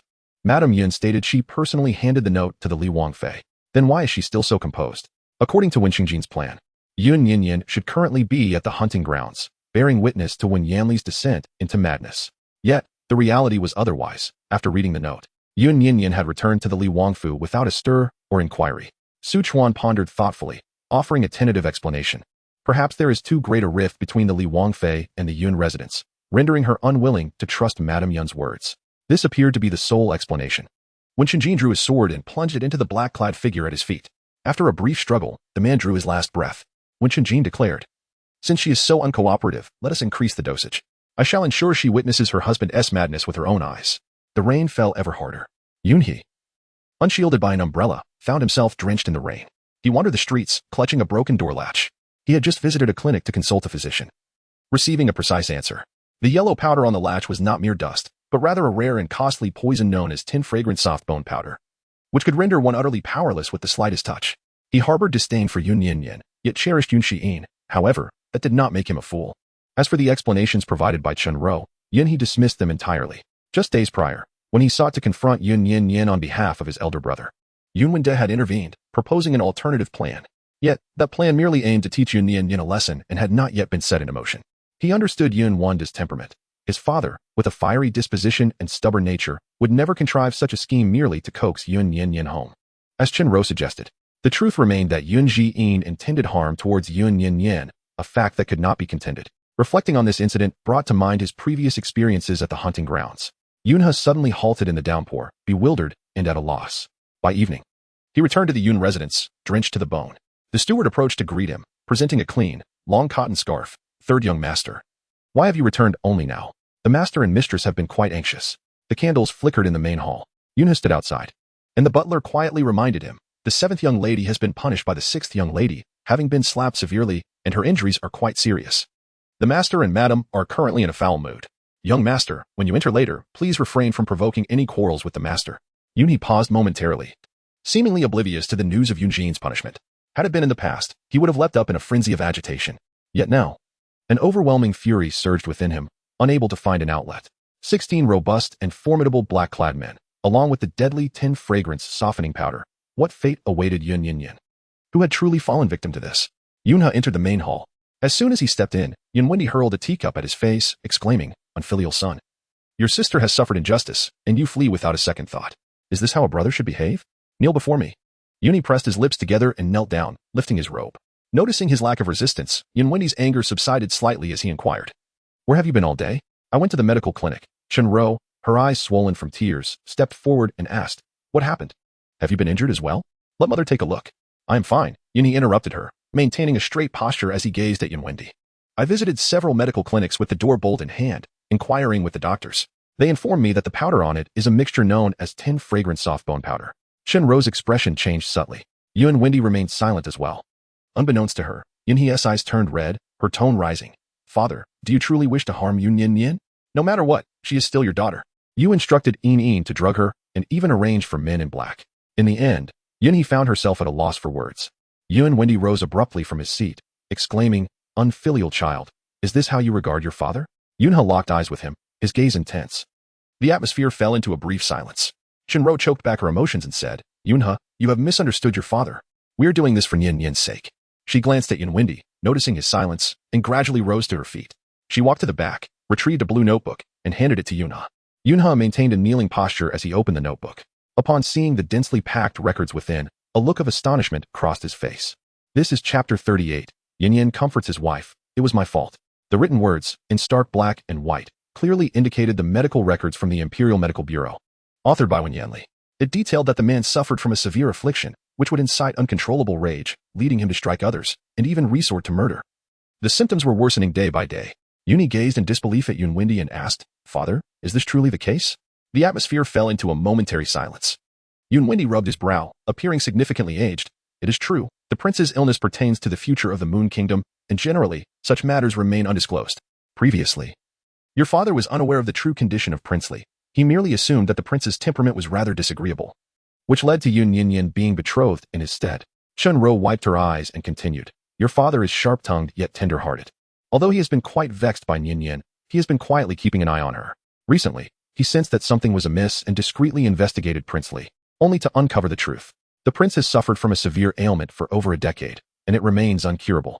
A few days ago, when your father obtained the medical records, he was plagued by regret and found himself unable to sleep. After all, Nian Nian is your father's child. Her remaining in the prince's residence, beside Wen Yanli, poses a grave threat to her life. Your father and I deliberated and felt it necessary to inform her of Prince Li's condition, allowing her to make an informed choice. However, the servants have visited the prince's residence several times to invite her back, yet she has been unwilling to return. The 10th fragrant soft bone powder does not harm. It merely renders her incapable of resistance. The men in black are solely intent on bringing her home. It has been quite some time, and Yin Nian remains incensed over the matter of her betrothal. Your father and I find ourselves at a loss." Chen Ro spoke earnestly, revealing the truth. Yun had gazed intently at the medical records, her body trembling uncontrollably. After a considerable pause, she finally whispered, "Is her situation perilous?" Yun Wendy nodded, followed by a sigh. "Today, when Yanli has fallen ill, losing her senses while hunting outside the capital. Just moments ago, in the weaving pavilion, your mother discreetly slipped her a note. Yet, I must also bear some blame for allowing her to take on the burden of a marriage not her own."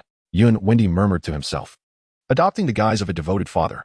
However, his eloquent words were so flawlessly articulated that Yun He, for a moment, failed to perceive any discrepancies. After kneeling for a considerable time, he clenched the book in his hands. "I shall seek her out. I must ensure she understands the truth." Shinro reached out to grasp his arm, pressing her lips together as she shook her head in disapproval. "No, Nian Nian no longer trusts us. This matter requires careful deliberation. She must witness Wang Li's affliction with her own eyes, for seeing is believing. Yuna pressed her lips together, remaining silent. The book was taken away by him after receiving Yun Wendy's permission. That night, the rain poured heavily. When Yanli stood at the doorway of the study, while Wu knelt behind him, having just recounted the events of the day in detail, including his own negligence that nearly endangered the princess. He also offered his apologies to Wen Yanli regarding the particulars. The man maintained a calm demeanor throughout. After a cathartic release of emotions during the day, he now felt physically weary, yet his spirits were high. Unlike the severe headaches of the previous days, he cast a sidelong glance. In the small kitchen to his left, the stove was ablaze and Yun Nian Nian was busy inside. The young girl, slender in form, busied herself at the counter, with enticing aromas wafting through the air. After an indeterminate amount of time, she retrieved a bowl and served herself some delectable food from the pot. Obediently finding a spot to sit down and savor her meal alone, and Wu, drenched in sweat and overwhelmed by guilt, was finally prompted by Wen Yanli to inquire about her mood today, and Wu hesitated for a moment before answering truthfully. The princess appears to be in good spirits. She even bought some fruit and pastries for Chiu on her way back. The man frowned slightly. Understood. You shall go to the punishment hall and receive your penalty. Let this not happen again. Upon receiving his punishment, Wu felt a sense of relief and bowed gently. Yes. He then stood and left, braving the rain. Moments later, when Yanli pushed open the door to the kitchen, Yun Nian Nian sat at the table, her bowl filled with freshly cooked porridge made of tender greens and lean meat, with plenty more simmering in the pot. She glanced up at Wen Yanli and inquired, "You're back? Would you care to join me for some porridge?" The young princess would habitually ask him each evening what he wished to eat, if he desired to share a meal, and would offer him warm sweet milk. In the past, not wanting Yun Nian Nian to wait too long, Wen Yanli would always return punctually, even if unable to make it. He would ensure someone conveyed his message in advance. However, today he had not informed Yun Nian Nian that he would be dining elsewhere, and she, without so much as a question, had begun her meal alone, neglecting to heat the sweet milk. When Yanli moved over to her side, Yun Nian Nian immediately rose to her feet, approached the pot, and ladled a fresh bowl of porridge, gently pushing both the bowl and the spoon toward him. He lowered his gaze, stirring the porridge with the spoon, releasing a fragrant aroma that filled the air. As Yun Nian Nian sipped her kanji, she spoke. I received a note informing me that the prince has fallen ill at the hunting grounds outside the capital. Wen Yanli's expression darkened, his eyelashes fluttering slightly as he turned to her. You were already aware? She pressed her lips together and continued. Today, the guards at the Wang residence were conspicuously fewer. Dark 5 oddly advised me against going out. I merely intended to visit the weaving pavilion to alter a garment. Yet I encountered the crown prince and the Yun family conspiring against me.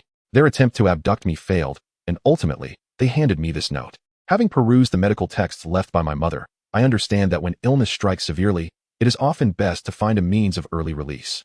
Therefore, you intended to go out today to vent your affliction, and upon learning of it, the crown prince and the Yun family orchestrated this abduction to let me witness your suffering, correct?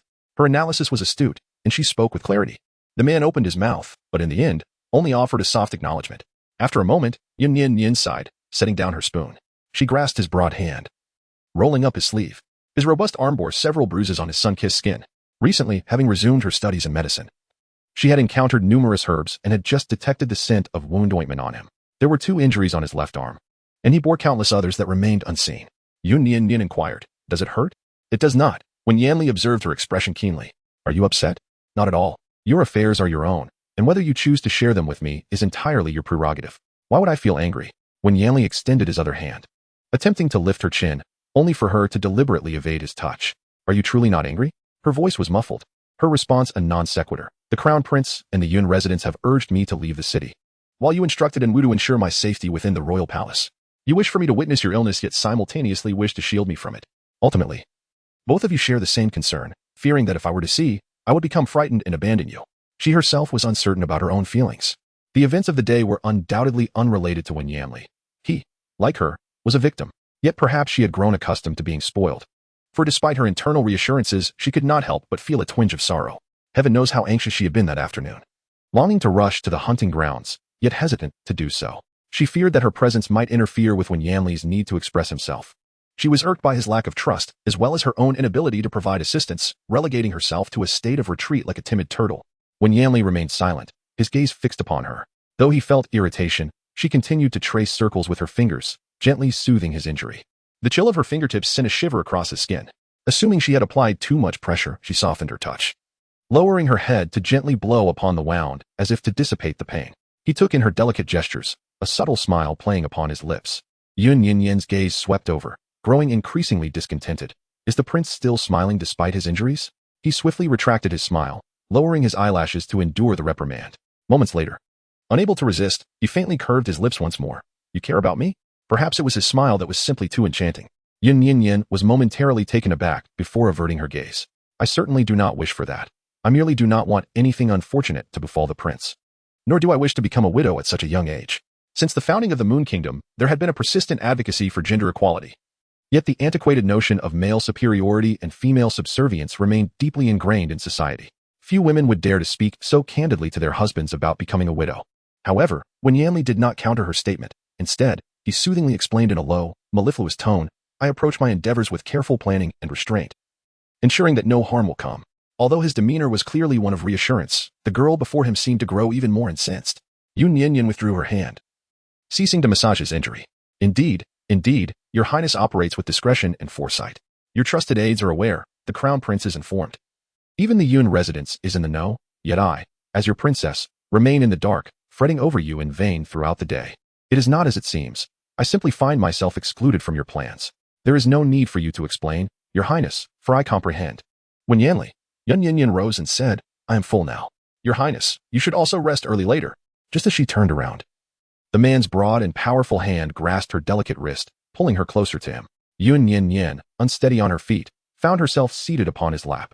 He embraced her from behind, his crimson lips brushing against the young girl's ear as he sincerely apologized. It was my fault. Chapter 39. Yan Yan is punished with a large can of milk. The girl, like a little kitten with its claws out, found herself helplessly grasped by the nape of her neck. Her body softened, yet her words remained defiant.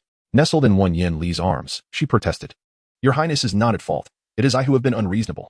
I will not. Before she could finish her sentence, Wan Yanli's large hand caressed her neck, compelling her to turn and sit sideways. His lips descended upon hers with an assertive kiss, contrasting sharply with their previous encounter's fervor. This kiss, however, was imbued with tenderness and intimacy. The man's tongue gently pressed against her pearly teeth, slowly coaxing her heart and spirit open, inch by inch. From the outset, Yun Nian Nian resisted with all her might, yet ultimately, she found herself ensnared in the intoxicating allure of tender kisses. Their lips intertwined, steeped in fervent affection. After parting, she leaned against him, breathing softly. Wan Yanli lowered his head once more, cradling her delicate face, their noses brushing against one another as he gazed intently into her eyes, patiently elucidating. During my episodes, I lose control and may inadvertently harm you. I do not wish for that. He tenderly swept her hair from her forehead, continuing to acknowledge his faults. However, it is true, as you have said, that I fear you might leave due to my affliction. I have not trusted you enough, and I was wrong. His eyes, imbued with the charm of blooming peach blossoms, gazed deeply into hers. Yun Nian Nian once again fell into a daze, her cheeks tinged with a delicate blush. When Yanli continued to express his apologies, my dear princess, please forgive me this once. The moment his voice faded, the young woman embraced his neck, holding him tightly. The emotion she had suppressed for so long erupted in that instant. When Yanli, I am truly worried about you. I have been yearning to leave the capital to seek you, but I fear that my presence might disturb you, and I dread the thought of you being harmed. Her voice trembled with unshed tears. Please do not exclude me from your plans in the future. While I may not be of much help, I can tend to your wounds when you are hurt. I can massage your temples when you have a headache, and I can offer you comfort when you are disheartened. I hold some value too. As she spoke, her words grew increasingly incoherent. When Yanli listened quietly, his gaze filled with complexity. The towering walls he had built around his heart seemed to crumble little by little. He gently stroked Yun Nian Nian's back. I am sorry, truly sorry. It will not happen again. Time seemed to stretch endlessly as when Yanli continued to soothe her with soft words. Yun Nian Nian finally emerged from his embrace. The young girl, her almond-shaped eyes tinged with crimson, appeared to have been wronged, resembling someone who had just wept. With a haughty glare cast in his direction, she swiftly dashed to the corner of the kitchen, retrieving a small porcelain jar. The jar seemed rather weighty, and as she lifted it, her body swayed slightly, breathing heavily as she exerted herself to place it upon the table. Wan Yanli intended to assist her, but was met with a fierce glare from the young princess, which promptly deterred him. Yun Nian Nian successfully placed the small porcelain jar on the table and lifted the lid, releasing an immediate burst of fragrance. It was a scent so familiar that it required no visual confirmation to identify its source, an entire jar filled with warm milk. When Yanli felt a twitch at the corner of his mouth, poised to utter a response, only to witness Yun Nian Nian sliding the warm milk toward him. You must drink it all. Consider it your punishment. The petite jar contained approximately 4 times the usual amount. The girl's voice carried a hint of nasality as she added, If you provoke me again, I shall make you drink. She had initially intended to say 2 jars, but the words faltered on her lips, and she hesitated to continue, realizing that consuming too much milk could be detrimental to one's digestive system. The small jar was already approaching its limit. Any more would be excessive. With a thoughtful glance, she declared, I shall only make you drink an entire jar of unsweetened warm milk. The unsweetened warm milk was notoriously unpleasant, with a distinctly herbal undertone. When Yanli remarked, what a truly fearsome threat. The man pressed his lips together in silence for a moment. Ultimately, he retrieved an empty bowl and resignedly filled it with the milk. The temperature was just right, not too cool, not too hot. The flavor balanced, neither overly sweet nor cloying. Yun Nian Nian returned to his side. Observing the elegant manner in which he drank his milk, after finishing one bowl, he instinctively refilled it. The gentleman had a modest appetite, and typically consumed little. Merely drinking 2 bowls left him feeling somewhat bloated. Yet, he remained silent, dutifully accepting his punishment. As he prepared to drink the 3rd bowl, Yun Nian Nian intercepted him. The young girl tilted her head slightly, her expression awkward, as she seized the milk. I am thirsty. The small porcelain jar contained merely 3.5 bowls. Even if consumed entirely, it would not lead to any dire consequences, perhaps just a few more nightly awakenings. When Yanli, having lived for 21 years, encountered such a gentle form of punishment for the first time, to be candid, it was neither painful nor bothersome. The pivotal aspect was that after such a mild reprimand, there would still be someone who felt compassion and wished to share in his burden. Watching Yun Nian Nian finish the milk in one vigorous gulp, her cheeks puffed out with determination. When Yanli reached out to wipe the milk stains from the corner of her mouth, lowering his gaze with a smile, he remarked, Thank you, Princess, for your leniency. Recently, the man seemed to wear a smile far more often than before. Yun Nian Nian also curled her lips.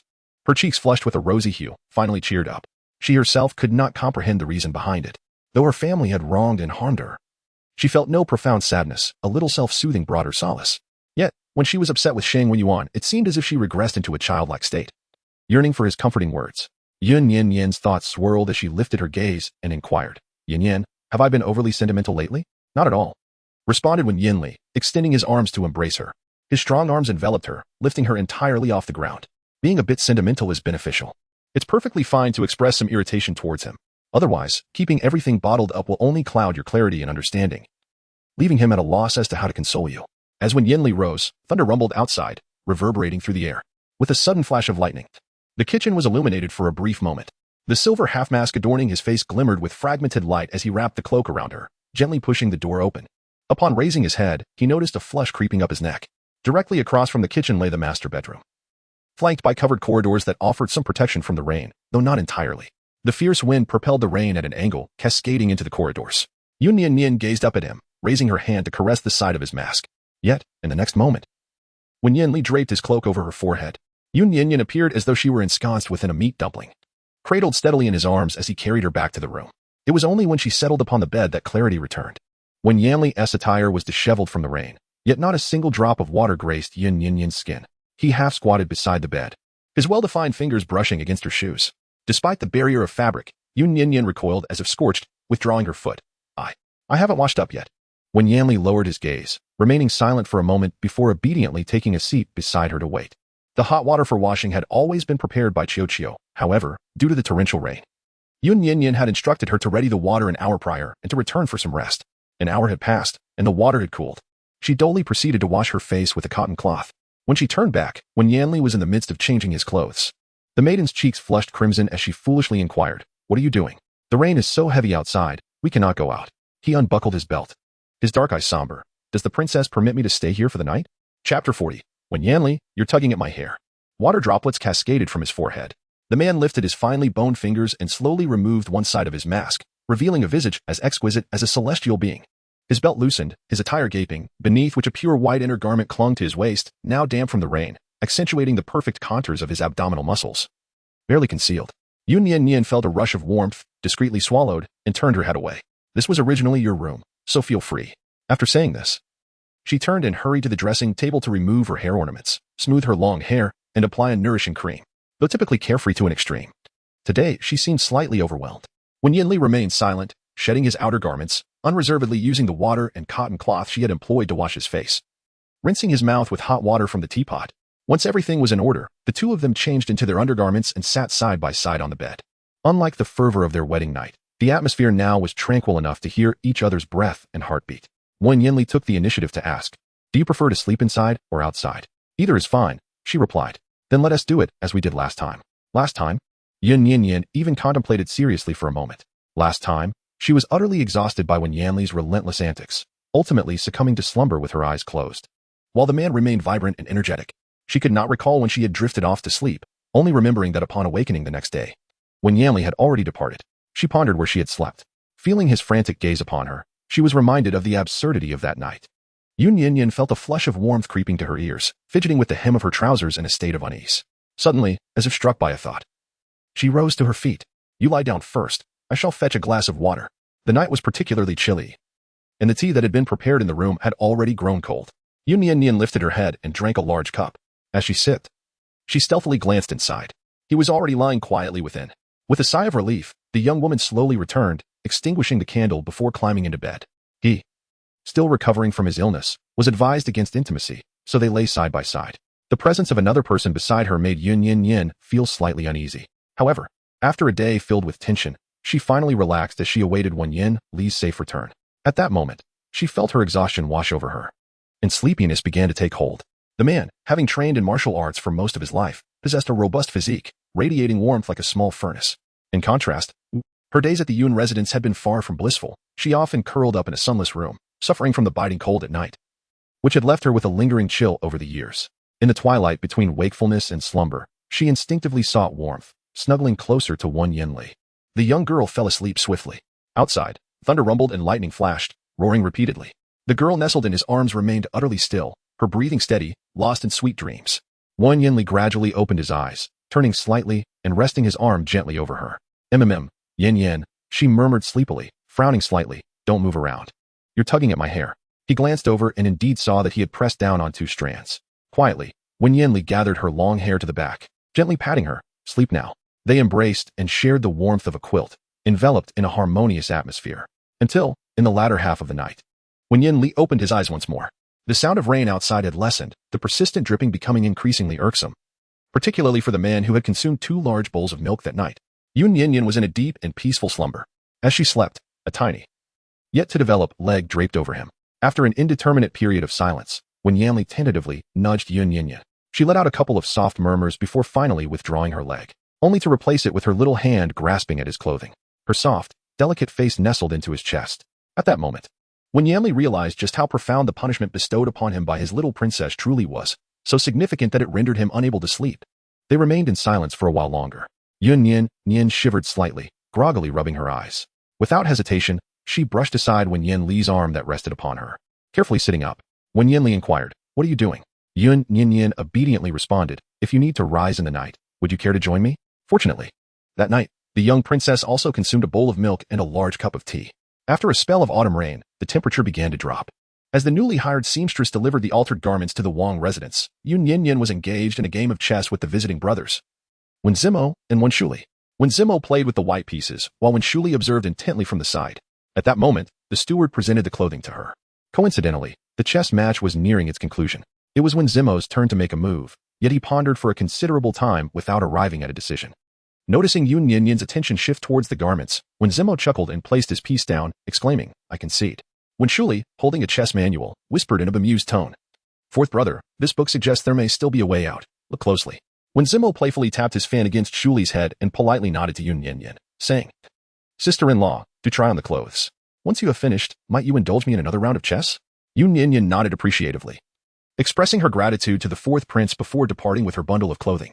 Once again, Wen Zimo playfully tapped Wen Shuli on the head, admonishing him, "Do you understand the principle of silence while observing a game? Clearly, this chess match favors our 3rd sister-in-law. If it were a formal contest, she would have already secured victory, simply based on time." Wen Shuli, still quite young and weary from his studies, had only a superficial understanding of chess. Nevertheless, he recognized Yun Nian Nian's significant advantage and awkwardly managed to utter, "I didn't realize she was so formidable." The boy felt a flicker of admiration for Yun Nian Nian. However, he still believed she was unworthy of the 3rd prince. After a casual compliment, he swiftly changed the subject. "Fourth brother, with your responsibilities in the Ministry of Rights, how do you still find time to play chess with me?" Tilting his head, the young lad unceremoniously took a bite of the peach blossom cake on the table. The moment the delicacy touched his palate, he was momentarily taken aback. The texture was rich and the sweetness perfectly balanced. Though the cake appeared unremarkable, its craftsmanship rough, and the peach blossom shapes uneven, the flavor surpassed that of the imperial chef's creations. It possessed a unique essence that was indescribably delightful. Unable to resist, Wen Shuli indulged in another bite. Wen Zimo maintained an elegant posture, finding the boy's manner of eating exaggerated. He picked up a piece of cake and responded to the inquiry. "The internal affairs of the ministry are nearly sorted. though a few obstinate officials pose a challenge. In my frustration, I sought the assistance of the third prince, who advised me to take a few days off while he handles matters on my behalf. After speaking, Wen Zimo savored the peach blossom cake, only to pause slightly after his first bite. Unbeknownst to him, he had devoured a fourth piece. His words slightly garbled as he remarked, "Ah, the third prince is indeed kind. But didn't father mention that his health is unstable and that he should be relieved of some duties? Why not seek the crown prince's assistance instead?" Chapter 41. The transformation of a wicked woman into the third sister-in-law. Quite pleasant indeed when Zimo raised an eyebrow, casting a sideways glance at Wen Shuli. It was then that the boy realized they were in public, surrounded by servants from the Wang residence. And he hastily stuffed his mouth with peach blossom cake to silence his comments. When Yun Nian Nian returned, she found the table bare except for an empty plate. She regarded the two with curiosity. When Zimo remained composed and pristine, while Wen Shuli's face was smeared with remnants of the cake. With a smile, she sat down once more, asking the eighth prince, "Did you find my peach blossom cake to your liking?" Before he could gather his thoughts, he nodded eagerly like a chick pecking at grains. "Delicious. Where did you purchase it? I want to get some of your homemade ones." The young boy looked up at her, astonished. The previous game had concluded with Wen Zimo conceding defeat. Yun Nian Nian, unrestrained, began to gather the chess pieces, answering as she tidied, "Indeed, but I have yet to master the art. I always struggle to mold the peach blossoms properly. I hope I haven't embarrassed you." She summoned Xiao and quietly instructed, "There are more peach blossom cakes in the kitchen. Please fetch them for me along with some other pastries and fruits. And have the chef prepare a pot of tea to cleanse the palate." With the chessboard reset, she and Wen Zimo commenced a new game. Wen Shuli, unable to resist the allure of the food, set aside his book and indulged himself alongside the refreshing tea. Perhaps it was the change of scenery outside the palace. But the boy devoured the remaining treats without restraint. The peach blossom cake was delectable, and the cleansing tea was equally delightful. After completing the next game, which ended in a draw, Wen Zimo, despite never achieving victory, found himself enjoying the match immensely. Yun Nian Nian rose once more. Noticing that the peach blossom cakes in the plate had been devoured completely, she felt a tinge of pride at having her homemade delicacies so well received. When Shuli inquired, "Are there any left?" "None remain," she replied. "If the eighth prince does not mind, I can prepare another batch for you to take back." Before Wen Zimo could interject, the young boy nodded eagerly. "All right." Since there is nothing else to do after finishing the game, the two princes followed Yun Nian Nian back to the main courtyard, where she entered the kitchen. Wen Zimo lightly tapped Wen Shuli's head with his folding fan, admonishing, "As a prince, one should not display such fondness openly. You are being excessive." Wen Shuli winced and covered his head, retorting, "Yet you are no different. It is precisely because you are so fond of chess that you sought out the third princess consort at the Li Wang mansion. She is not a stranger. She is our sister-in-law and would never harm us." Wen Zimo chuckled softly, placing the fan against his forehead. "Did you not once refer to her as a wicked woman? How swiftly you have altered your title." The young boy huffed in pride. Since witnessing the transformations at the Li Wang mansion, he had silently acknowledged the third princess consort in his heart, despite his verbal denial. Even when Zmo had stated that lineage mattered little, it was those who could treat the third prince well who were worthy of being his wife. The ingredients for the peach blossom cakes had been prepared in advance. The petals had been dried for 7 days, then ground into a fine powder and mixed with flour. Yun Nian Nian skillfully shaped the petals and placed them into the pot for steaming. As they steamed, the aroma grew even more intense. When Shuli stood outside, eagerly watching, and even when Zimo couldn't help but be drawn in, the steaming of the delicacies would take approximately an hour. Yun Nian Nian instructed someone to bring the chessboard to the main courtyard, where she engaged in her third match against Wen Zimo. A servant approached and whispered a few words to Wen Wu, causing a noticeable change in his expression. Once the game concluded and the pastries were nearly ready, Yun Nian Nian entered the kitchen, followed closely by Wen Wu. After closing the door, he softly said, "Your Highness, young Master Yun is just outside the Wang Fu. He sent word to you, stating." Yun Nian Nian held a pristine cotton cloth and retrieved the plate of peach blossom cake from the pot. Without a moment's hesitation, she interjected, "I refuse to listen," and Wen nodded and instructed the servants to relay the message. However, the cake had been slightly overcooked, and as Yun Nian Nian withdrew it, she inadvertently brushed against the hot edge of the pot. With a sharp intake of breath, she tossed the delicacy onto the table. Outside the door, 2 princes took notice. When Shuli pushed the door open and inquired, "Are you all right?"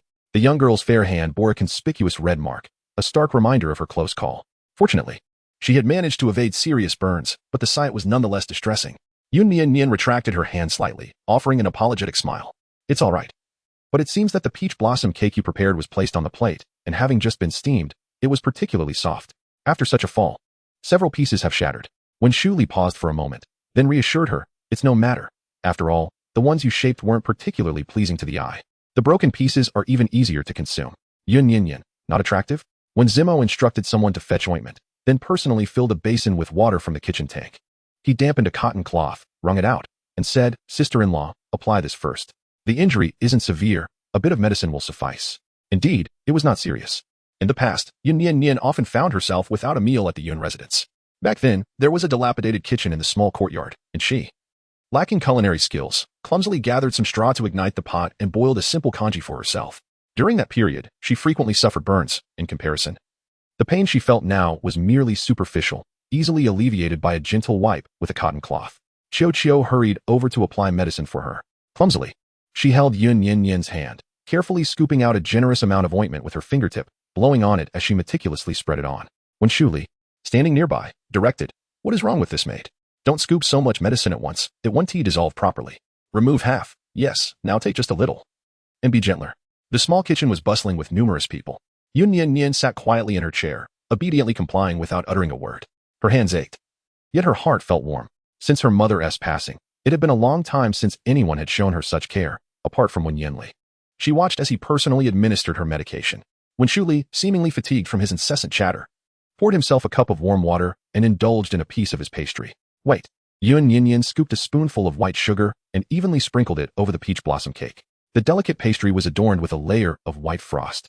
She instructed Qiu to fetch some oil paper to wrap the cake for the 8th prince. Obediently, Qiu complied, dashing out and returning with several large sheets of oil paper. There were plenty of peach blossom cakes, and they wrapped up 2 portions in total. When Shuli accepted one portion with a hint of awkwardness, expressing his gratitude.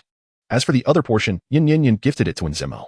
Time was of the essence. She wiped her hands clean and personally saw the 2 princes off. Upon reaching the entrance, Yun he was still waiting outside.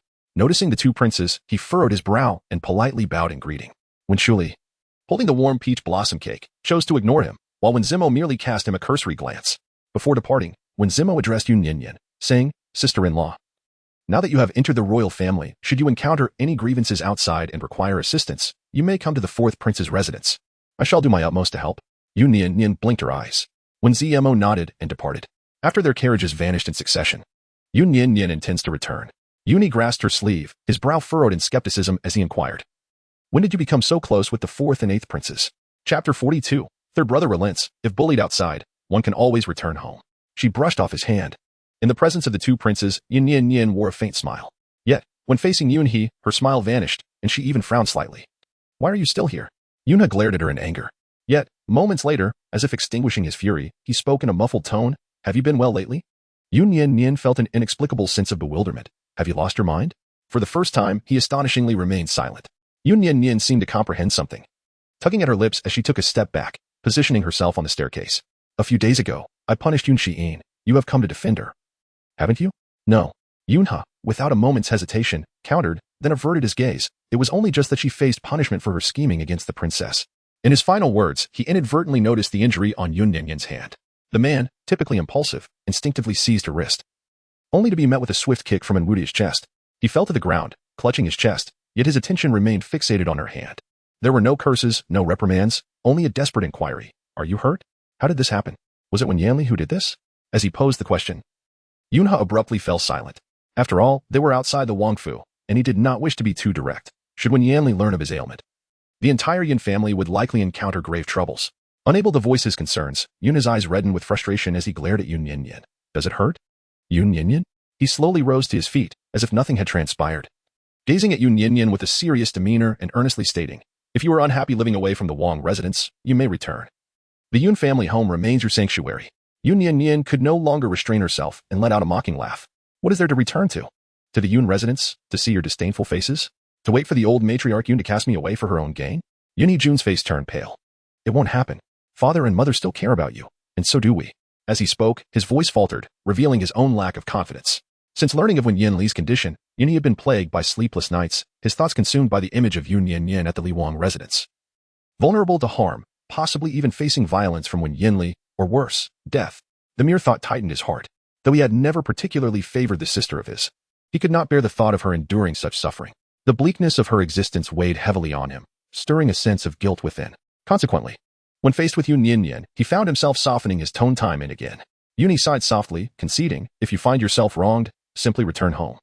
Your parents and we shall always be here awaiting your return." Before the servants of the Li Wang manor, he had articulated his sentiments to this extent, hoping that Yun Nian Nian would comprehend. In truth, she did grasp his words, yet her demeanor remained cold and detached. The young woman took 2 steps back, retreating into the room, and gestured for the servants to close the door.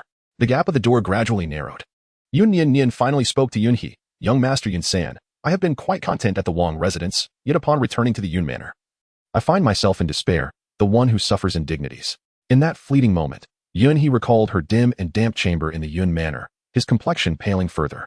He wished to utter more, but the grand doors had fully closed, leaving not a sliver of a gap. Yun Ha stood alone outside, a black shoe print conspicuously marked on his chest.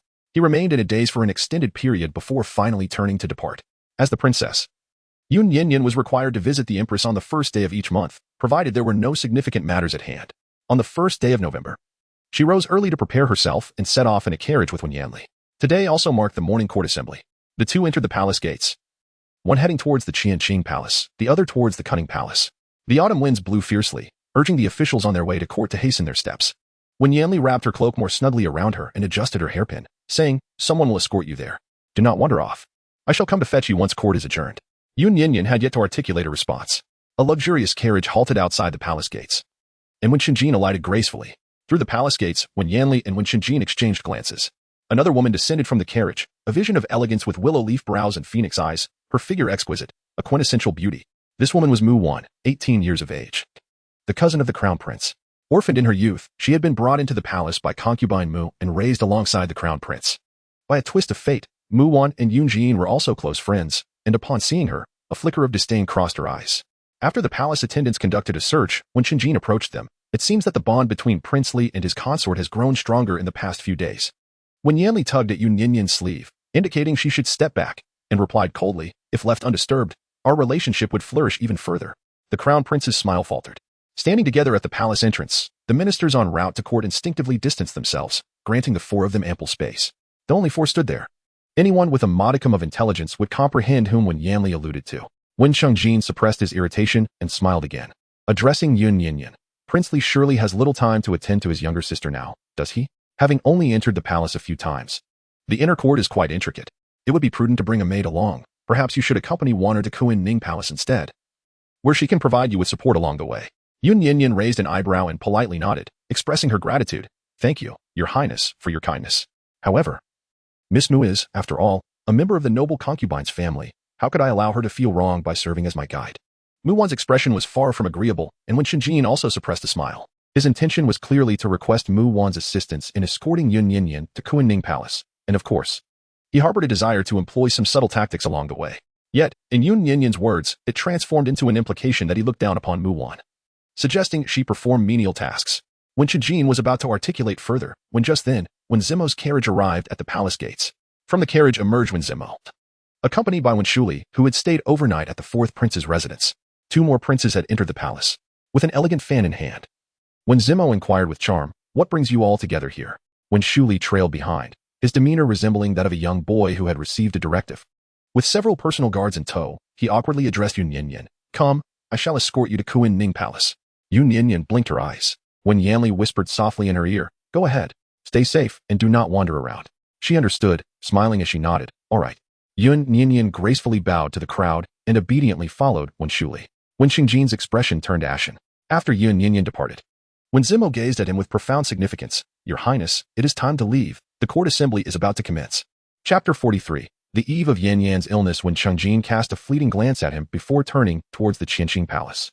Wen Zimo and Wen Yanli departed together, leaving only Mu Wan. The young woman stamped her foot, glaring at Yun Nian Nian's retreating figure, and decisively took an alternate path, believing that out of sight would ease her mind. The imperial palace was resplendent yet intricate, rendering it quite easy to lose one's way when traversing alone. As she wandered, Wen Shuli dismissed the attendants. The young boy, resting his hands behind his head, glanced at Yun Nian Nian. In the presence of others, he could refer to her as the 3rd prince's sister-in-law, yet in a face-to-face encounter, he remained rather awkward. Wen Shuli remarked, "Hey, since you are married to the 3rd prince, you ought to treat him well." "Do not trust," he paused, furrowing his brow, a look of agitation crossing his features. "Regardless of who speaks ill of the 3rd prince, you must not believe them." His words were laden with implication, and Yun Nian Nian discerned he was alluding to Wen Qingjin. For reasons unknown, both Wen Zimo and Wen Shuli appeared to harbor reservations about this prince. Even moments ago, at the entrance, Wen Zimo had addressed Wen Yanli as the 3rd prince, yet referred to Wen Qingjin as Your Highness. She found herself momentarily lost in thought. Wen Shuli turned to her, his brow furrowing even deeper. "Hey, did you understand what I said?" Yun Nian Nian nodded. affirming her understanding. Only then did he relax his demeanor. As they traversed the imperial garden, they arrived at the Qianquan palace amidst a serene atmosphere. Mu Wan had already arrived well in advance. Within the palace, numerous enchanting concubines were seated. The noble consort Mu occupied a position just below the empress on her right. Yun Nian Nian bowed respectfully and found a corner to sit down, while Wen Shuli took a seat beside her with a book in hand. The youth, having lost his mother at an early age, was raised in the Kunning Palace. He remained there to listen quietly, as the empress said nothing, and naturally, no one else dared to speak. Today, the empress appeared to be in good spirits, her face adorned with a gentle smile, and she engaged in some casual conversation. As the dialogue progressed, the empress shifted to more serious matters. In just 2 months, it would be New Year's Eve, and she had heard from the emperor that he had invited envoys from the Kingdom of Yu for the palace banquet. During this event, there would be a competition showcasing talents, with the emperor himself offering rewards to the winners. Those who wished to participate could begin their preparations now. The rivalries among the concubines were akin to a second court session. The opportunity to shine and gain the emperor's favor was something they all eagerly desired. The crowd began to chatter excitedly, discussing their respective talents. Lady Wu excelled in dance, Lady Lu in playing the flute, and Ling Fei in the pipa. Yun Nian Nian sat in a corner, listening to the lively registrations of others, making a concerted effort to diminish her presence. After Mu Wan requested to participate in the competition, she cast a sidelong glance at Princess Li, asserting, "My lady is a close friend of Princess Li's sister. Miss Yun Qi is proficient in the arts, including music, chess, calligraphy, and painting from a young age. As her elder sister, Princess Li should naturally excel beyond her. What do you intend to showcase?" Her tone was assertive, bypassing any inquiry about whether Princess Li would join the contest and directly questioning her intentions. The gazes of the crowd converged upon them. The empress's expression stiffened momentarily as she attempted to mediate, saying, "Nian Nian possesses a gentle disposition and timid nature, making her ill-suited for competition before strangers. She shall remain by my side." Following her marriage to Wen Yanli, the royal family had investigated her past, and the empress was well aware that she had never received any formal education. However, it seemed that concubine Mu was either unaware or was feigning ignorance. Muddying the waters with her remark, timidity and gentleness? Then it is all the more essential to practice diligently. Otherwise, how could one occupy the position of Princess Li? With a similarly confrontational tone, concubine Mu insisted, Princess Li should indeed participate in the competition. With so many consorts joining, losing would not bring disgrace. Her words bore a half-commanding tone, even causing Wen Shuli to furrow his brow in disapproval. Yun Nian Nian pondered for a moment and nodded. "In that case, I shall play the guqin." The atmosphere fell into silence. Wen Shuli furrowed his brow and prodded her. "Are you all right?" Everyone present was aware that Mu Wan, the daughter of the Mu family, was an accomplished guqin player. Her delicate hands could produce the most enchanting melodies. It was said that a single performance could be worth a fortune in the capital. Wen Shuli glanced at Mu Wan's hands, then lowered his gaze to Yun Nian Nian's hands. They were neither as long nor as slender. Although fair, they bore numerous tiny scars from years of labor. And the fingertips were calloused. Could such hands truly play the instrument? Even if she could, playing alongside Mu Wan would merely render her a backdrop to Mu Wan's brilliance. The young boy was engulfed in doubt. Mu Wan turned to Yun Nian Nian and suddenly let out a laugh. "Very well. I look forward to the performance of the future princess." Once spoken, her words could not be retracted, having made such a statement. Neither Mu Guifei nor Mu Wan would grant her the opportunity to back down. Mu Guifei promptly instructed the eunuch Liang beside the empress to record the names. Yun Nian Nian curled her lips slightly and continued to sit in silence on the chair. At that moment, the sky was shrouded in dark clouds. Inside the Qianqing Palace, the emperor reprimanded Wen Zimo as there were still issues with the new list submitted by the Ministry of Rites. However, this list had been inspected by Wen Yanli. The list was tossed at Wen Yanli's feet, and he bent down to pick it up and open it. Wen Zimo stood beside him, glancing over. The list differed from what they had drafted. Among the 17 ministers, 6 were not their chosen candidates. Wen Yanli cast a glance at Wen Qingjin and closed the memorial. Wen Zimo hastily interjected, "Father, this list is not what we submitted. There must have been some misunderstanding." With that, he presented another list from his bosom, saying, "I prepared an additional copy for your review." The list submitted by Wen Zimo had no discrepancies. The emperor, having examined it, said nothing further and continued with the court session. Wen Qingjin lowered his gaze. Wen Yanli still held the counterfeit list, his fingertips brushing against the black characters, leaving a trace of powder on his fingertip. Observing this, Wen Qingjin smiled in satisfaction. The court meetings of the Moon Kingdom occurred once every 5 days, with mandatory attendance on the first day of each month. Today's agenda was particularly dense. Firstly, the peace treaty with the Yu Kingdom and the Jing Kingdom was nearing its expiration. Additionally, due to the excessive rainfall this year, the southern city of Su suffered from flooding. Numerous matters converged, leading to a court session that lasted for an hour and a half. Wen Yanli felt an unbearable headache. Outside, light rain began to fall. With his eyes closed, he could envision Yun Nian Nian being bullied in the Kunning Palace, exacerbating his agitation. After the court session, Wen Yanli turned to leave, But when Qinjin intercepted him, raising an eyebrow with a smile, "What troubles you today, Princely? You seem rather impatient. Does His Highness the Crown Prince have pressing matters?" Wen Chongjin spoke in a measured tone, regarding the flooding in Su City. "The Emperor has ordered the establishment of a sacrificial altar, a responsibility that should fall to the Ministry of Rites.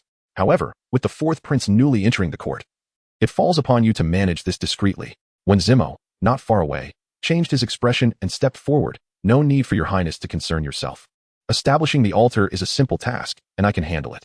He then positioned himself between Wen Qingjin and Wen Yanli, allowing Wen Yanli to depart first. Wen Qingjin smiled and did not pursue him. Once outside the Qianqing Palace, Wen Yanli handed the rain-soaked paper to Wen Zimo. "Be cautious of the additional officials on this list. Pay close attention to them." "Indeed, I am aware. Thank you, third brother." Wen Zimo expressed his gratitude politely. Had it not been for Wen Yanli's reminder to prepare an extra list to conceal, he would likely have fallen into the crown prince's trap today. Wen Yanli rubbed his temples. "It's nothing." The young man, with a frown, pressed his fingers against his brow, reddening his forehead, appearing anything but untroubled. As the officials departed one after another, he remained standing on the steps of the Qianqing Palace, as if unable to move. When Zimo noticed something amiss, "Third brother, what is troubling you?" He lifted his head, and in his typically calm and composed eyes, a hint of scarlet tinged the corners. Chapter 44. Strange affairs in the palace. The emperor sent word that he would not be able to attend to certain matters today. The concubines in the Kuan Ning Palace, waiting for him, began to leave one after another. A young eunuch whispered a few words into the empress's ear. She glanced at Yun Nian Nian, who remained quietly seated in the corner, her eyes flickering momentarily. In a gentle tone, she said, "Nian Nian, the emperor and princely have some state affairs to discuss, and it seems they will not conclude anytime soon. Given the intensifying rain, you should return quickly. Shall I arrange for someone to escort you?" Since the host had already dismissed the guests, remaining would be rather inappropriate. Yun Nian Nian gazed out at the rain. It was not heavy, yet the sky was overcast, casting a shadow over the day and evoking a sense of oppression. She rose to smooth her garments, bowed respectfully to the empress, and prepared to take her leave. Meanwhile, Wen Shuli, who had been quietly indulging in pastries beside her, also stood up. The young boy hurriedly stuffed 2 more morsels into his mouth and addressed the empress. "Mother, I shall escort the third princess consort out of the palace." The empress's expression shifted considerably. After a moment of hesitation, she admonished, "I inquired with your tutor yesterday, and it appears your studies have fallen behind. You spend your days frolicking, showing no semblance of a prince. You shall remain here, and let eunuch Liang see the princess consort out." The young boy was momentarily taken aback. He had been diligently reviewing his lessons, and just the day before, his tutor had praised his intelligence in front of the emperor and empress. Otherwise, the empress would not have permitted him to visit the residence of his fourth brother the previous night. When Shuli was at a loss for words, Yun Nian Nian remarked, "Thank you, your majesty, for your concern. I have traversed the paths of the palace several times. I can manage on my own." She was familiar with the way, and with the presence of Dark Five, she felt assured. The empress, however, smiled and replied, "It would be better for eunuch Liang to escort you. It will put my mind at ease." Seeing this, she offered no further objections and obediently followed eunuch Liang as they exited the grand gates of Kuan Ning Palace. Yunha, clad in the attire of a royal guard, stood outside, his hair dampened by the rain and his garments slightly disheveled. He appeared as though he had just raced over, still catching his breath. Upon seeing Yun Nian Nian emerge, a palpable relief washed over his shoulders. He bowed respectfully, declaring, "Your Highness, I am here to escort you out of the palace." Yun Nian Nian furrowed her brow, perplexed by his intentions. However, with Liang Gonggong beside her, she refrained from probing further, merely shielding herself with an umbrella as she circled around him, allowing Liang Gonggong to lead her away. After her departure, Yuni narrowed his eyes, straightened his posture, and smoothed the creases from his garments, following closely behind without an umbrella, maintaining a distance that was neither too far nor too near. At that moment in Kuan Ning Palace, when Shuli watched Yun Nian Nian leave and could not help but inquire, "Mother, why do you not allow me to escort the third imperial sister-in-law?" The empress stood at the entrance, her hand nearly grazing the rain. She sighed softly. "Princely is in the imperial garden. He has succumbed to a sudden illness. Had I permitted you to accompany her, you would have been unaware of the circumstances and inadvertently ventured into the imperial garden." The young lad's countenance faltered as he glanced outside. "Will the third imperial brother be in danger?" "I do not know," the empress replied. "The emperor has summoned the imperial physician. Shuli, you must remain in Kuan Ning Palace." The empress forbade him from escorting Yun Nian Nian, not only to prevent Yun Nian Nian from witnessing Wen Yanli's ailment, but also to protect Wen Shuli, fearing he might be harmed if he ventured out at this time. Wen Shuli understood this implicitly, pursing his lips in silence, uncertain of what to say. The empress reached out to ruffle his hair gently. "The guards are restraining Princely. Sending anyone else would only complicate matters. I know you are concerned. Please wait a moment. Once he is under control, I shall take you to visit him." With her words lingering in the air, Wen Shuli could only nod in acquiescence. The youth gazed into the rain curtain, deep in thought. As they traversed the path, several guards passed by in haste. Liang Gonggong also appeared anxious, hastening their departure.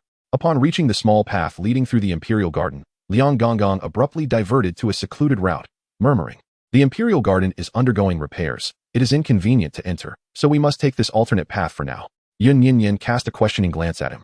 Everything had been fine when she arrived. She had come over from that direction with Shuli, without any repairs needed. What issues could possibly arise that required attention on a rainy day, rather than a clear one?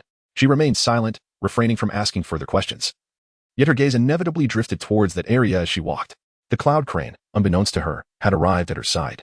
As she gazed towards the imperial garden, he quickened his pace, bowing his head to obstruct her line of sight. Yun Nian Nian furrowed her brows. After walking for a while, she noticed that the stone lamp post by the roadside had been severed in half, lying across the center of the path. Yun Nian Nian halted her steps. The eunuch Liang, momentarily flustered, hastily explained, it must be that the wind is strong today, and the stone pillar has not been maintained for some time. Leading to its fracture, perhaps? Such a servant, unaware of the urgency to conduct repairs, has brought embarrassment upon the princess." In his urgency, Liang's words became disjointed. Items within the palace are routinely inspected and repaired by skilled artisans. Should such negligence result in a stone pillar breaking, it would warrant a death sentence. Moreover, the fracture was clean, and the materials appeared to be of good quality. The wind could not have caused such damage. It could only be the result of a scuffle or collision. After standing still for merely a few seconds, Liang's anxiety became palpable. Beads of sweat or rain glistening on his forehead, as he urged, "Your Highness, we must depart swiftly." Yun Nian Nian remained still.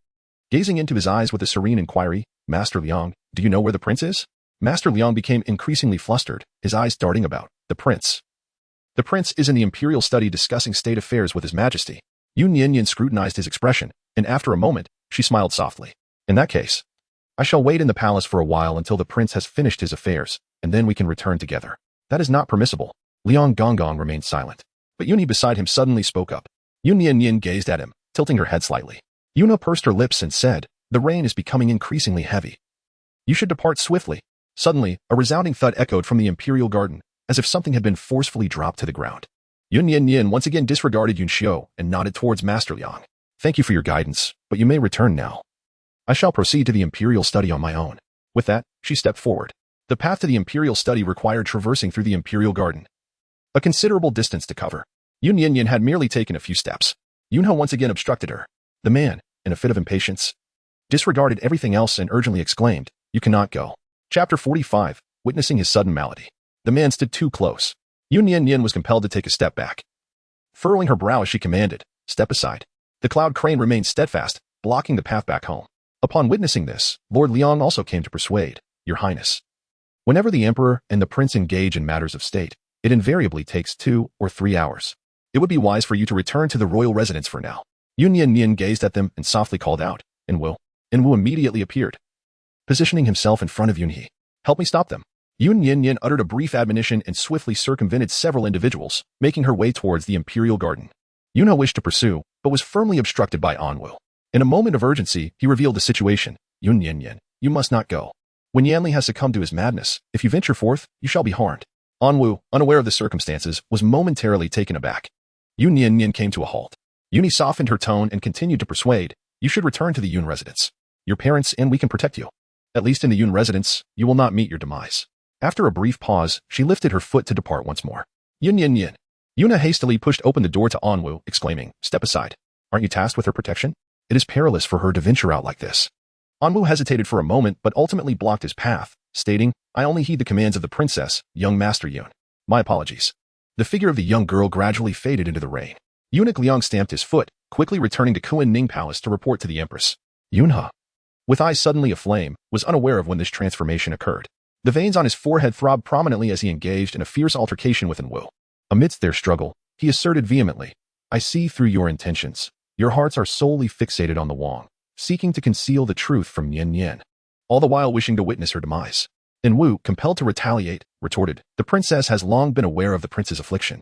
Yunhe's action of striking abruptly halted. He stood in a daze for a few seconds, incredulously asking, "How is this possible? Then why did she not speak up? Why did she not seek our assistance?" Anwu also paused, his expression devoid of emotion as he inquired, "Young Master Yun, let us consider a hypothetical scenario. If, and I emphasize if, you were all unaware of the prince's ailment, and the princess returned to the Yun residence seeking help, would you believe her? Would you assist her in resolving the matter?" Yunhe fell into silence. Yun Nian Nian's words and deeds have never captured his attention. In her childhood, she committed a grave mistake and unjustly implicated another. A matter that Yun He has harbored in his heart ever since. In his mind, Yun Nian Nian is merely a master of deception. Even if she were to return home seeking his assistance, he would remain incredulous. An enigmatic glance was cast upon him by Wu before he turned to pursue Yun Nian Nian, forging ahead through the relentless rain. Yun Nian Nian finally entered the imperial garden. A few stone pillars lay toppled by the roadside, and the trees bore the marks of struggle. The palace boasted the finest gardeners, renowned for their exceptional horticultural skills. As dawn broke, the flowers on either side bloomed resplendently. However, merely after a short span, the blossoms lay trampled and disheveled. The bluestone pavement marred by unsightly footprints. Guards emerged, clutching their wounds. Before she could locate Wen Yanli, Yun Nian Nian caught sight of Wen Zimo, who stood not far ahead, holding a folding fan, surrounded by a throng of guards. The air was filled with cries of agony and the sounds of conflict. In Wu and Yun he had nearly arrived simultaneously, and Wu stood beside her, cautiously addressing her, princess. Yet he found himself at a loss for words and fell into silence. Yun Nian Nian remained silent, shoving the umbrella into his embrace, and darted forward, lifting her skirts. When Zimo also noticed her, before he could intervene, she maneuvered to an area where the guards were sparse, finally catching sight of Wen Yanli. The man was drenched, rain cascading down from his forehead, trickling over his mask. He bore no weapons, his hands clenched tightly into fists, remnants of blood staining his knuckles. With a single hand, he hurled a guard against a stone pillar, causing it to topple. Yet this was insufficient to satiate his fury. He then subdued another individual, delivering a brutal blow. Since ascending to the throne, Wen Yanli had distanced himself from the palace, having not succumbed to such turmoil within its walls for several years. The palace guards, unlike those of the royal residence, were largely unaccustomed to such chaos, unsure of how to evade it, left with no choice but to defend and retaliate. Dozens encircled the solitary figure. With each strike, Yun Nian Nian felt her heartache anew. Yun He, breathless, approached her side. Do you see now? He is utterly indifferent to human lives when he is in a fit. You should return to the Yun residence with me. I will persuade my father to intervene and help you obtain a divorce from Wang He. Before Yun Nian Nian could finish her words, she noticed Wen Yanli accidentally fall. Undeterred by danger, she took a few steps forward. Fortunately, Wen Zimo appeared just in time to stop her, shaking his head with a complex expression. Third sister-in-law, you must not go over there. The misty rain blurred their vision. Yun Nian Nian wrapped herself tightly in the cloak. She had not taken it with her when she left home today. It was who had draped it over her in the carriage. He had promised to come for her. The young girl paused for a moment, softly calling out.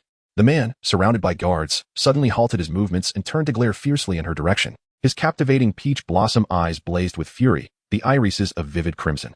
His face was contorted with rage, his brows furrowed deeply.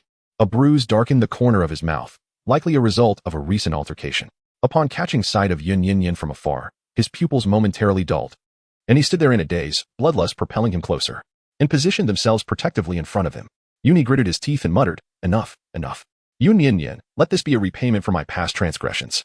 He drew his sword and advanced. Yet before he could approach, Wen Yanli seized a guard and hurled him toward him.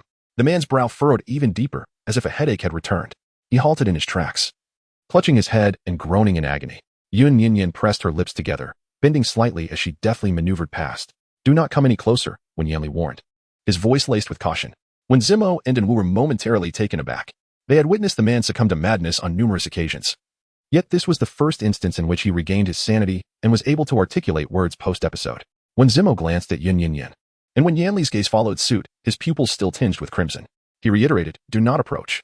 Upon seeing Yun Nian Nian halt, the man bit his thin lip, turned, and swiftly fled using his agility. The remaining injured guards exchanged bewildered glances. What are you standing there for? Why aren't you pursuing him? When Zimo commanded, prompting them to rally and chase after him. The imperial garden lay in disarray. Two court physicians stood silently at the side, hesitant to speak. When Zimo sighed and softly addressed Yun Nian Nian, Sister-in-law, you have witnessed the chaos. With the rain falling so heavily, it would be unwise for you to catch a chill. It would be best for you to return to the palace. There are guards and physicians there. My elder brother will be safe.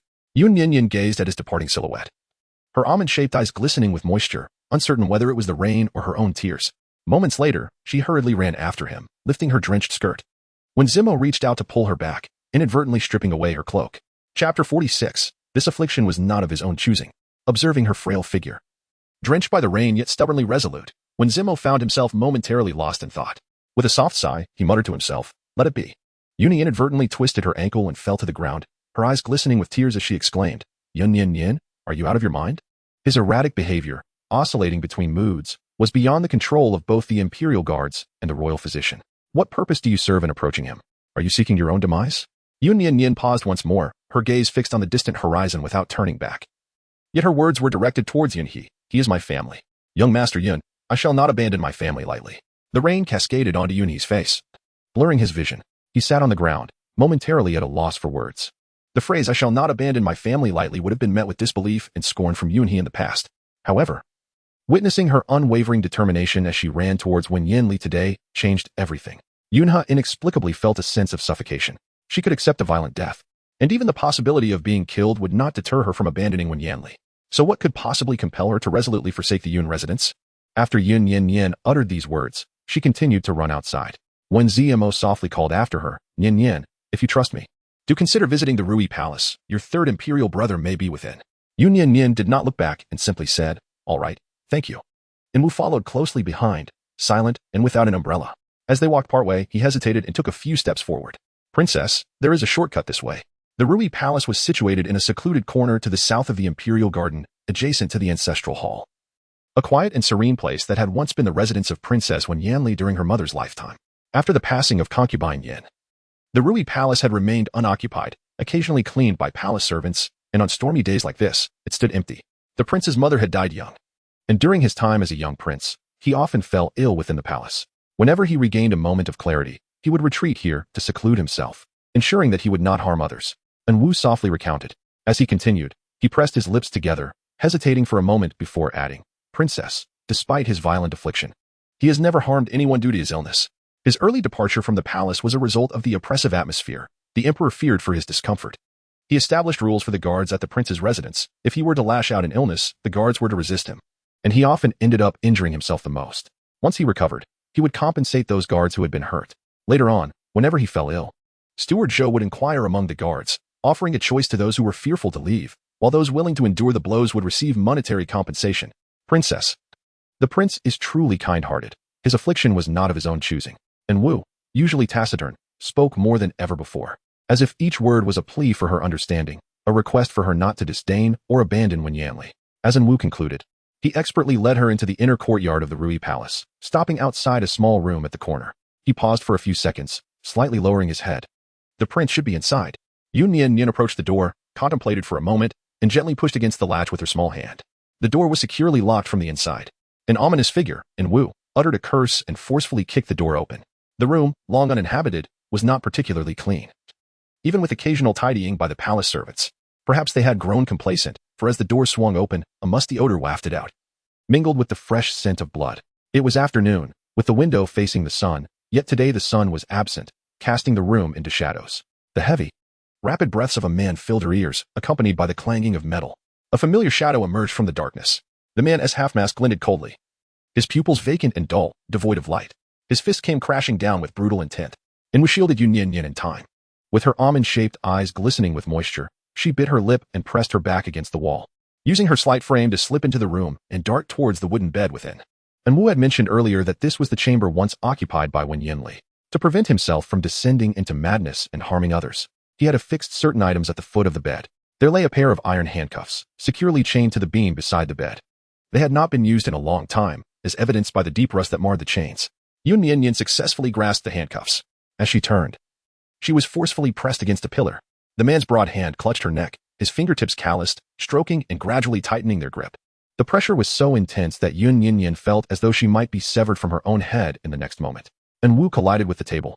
Just rising, sensing the impending danger, he steadied himself and approached. Yet, before he could advance further, he halted in his tracks. And Wu had just witnessed Yun Nian Nian's face flush red from the choke. She lifted her delicate hand, concealing a silver needle between her fingers, and swiftly jabbed it into a pressure point on Wen Yanli's hand. The silver needle pierced through flesh, causing the hand gripping her neck to pause. Yun Nian Nian swiftly withdrew the needle, pressing her palm down. The young girl, lacking in medical expertise, had learned the art of acupuncture several years prior and was unable to treat his acute condition. The needle she inserted would only temporarily render his body weak and numb without causing any harm. Memories of unpleasant events from her childhood at the Yun residence had etched the location of this acupoint deeply in her mind. She had secretly studied it for a long time, experimenting countless times, initially for self-preservation. Little did she anticipate that one day this knowledge would prove to be of genuine utility. Dark Five, momentarily taken aback, hurried over to assist Yun Nian Nian in handcuffing Wen Yanli. The handcuffs had not been used in a long time, having belonged to Wen Yanli before his departure from the palace. After many years, the man's wrists had grown significantly stronger, causing the silver handcuffs to fit him more snugly. Yun Nian Nian was pulled to safety by Wu. The chains clanked noisily, and the effects of the silver needles had nearly worn off. He furrowed his brow as he approached, yet was hindered by his restraints, unable to draw near. Yun Nian Nian reached into her garment and retrieved a handkerchief. Having been drenched by the relentless rain, the cloth was entirely soaked. In a hushed tone, she instructed, "Wu, kindly lend me your handkerchief as well, and procure 2 sets of clean garments and cotton cloth for me." Wu cast a sidelong glance, hesitating momentarily. Only after assuring himself that the iron chains would not break did he step out of the room. The tempest outside was fierce, prompting Yun Nian Nian to shut the door firmly. She wrung out the 2 handkerchiefs with considerable force and approached Wen Yanli. He stood there, resembling a ruffled little beast, his palm clenched into a tight fist, veins protruding ominously. Behind him, the iron chains were taut, forming a straight line. Yun Nian Nian reached out, and he instinctively shielded himself. "Do not be afraid." The girl's voice was gentle, like a soft breeze. "Yin Yin, do not fear. I shall not harm you." Wen Yanli paused slightly. Yun Nian Nian cradled his hand, cautiously tucking a delicate silk handkerchief into the handcuff to prevent any movement that might cause injury to his wrist.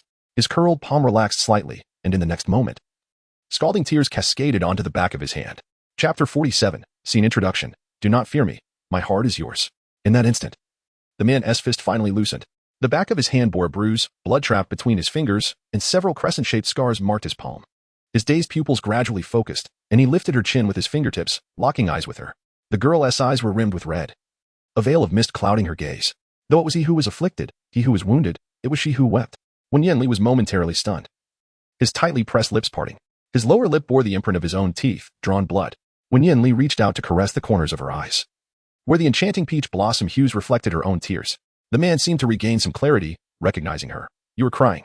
You are still afraid, aren't you?" Yun Nian Nian shook her head, tilting her delicate face upwards to gaze at him. A vivid red mark adorned her fair neck, a clear imprint left by his earlier actions.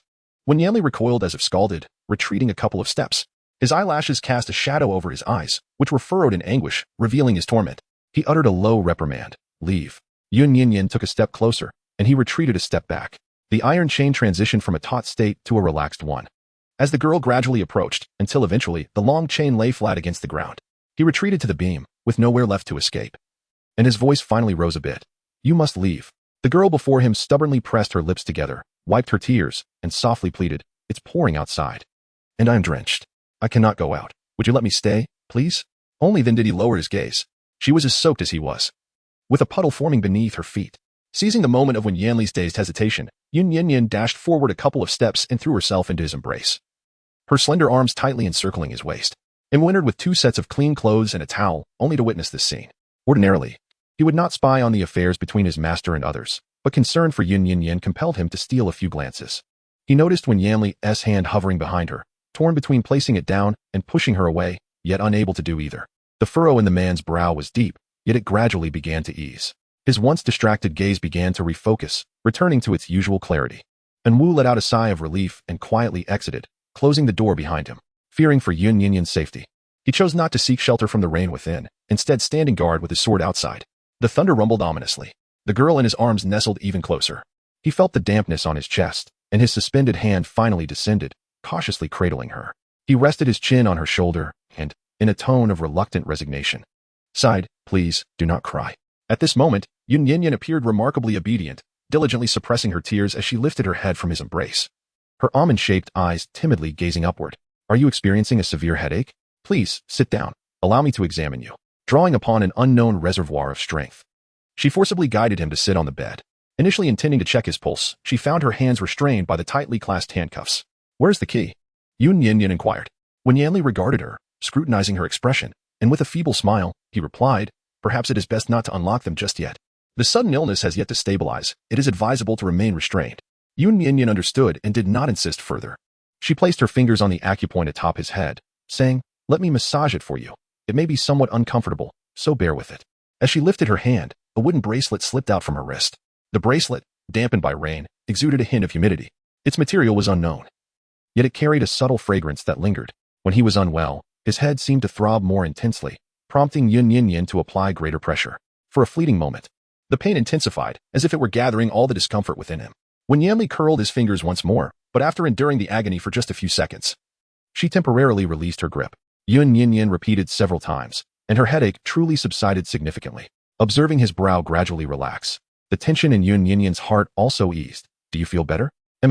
She shifted to a different acupoint to massage him, soothing him with her still quivering voice.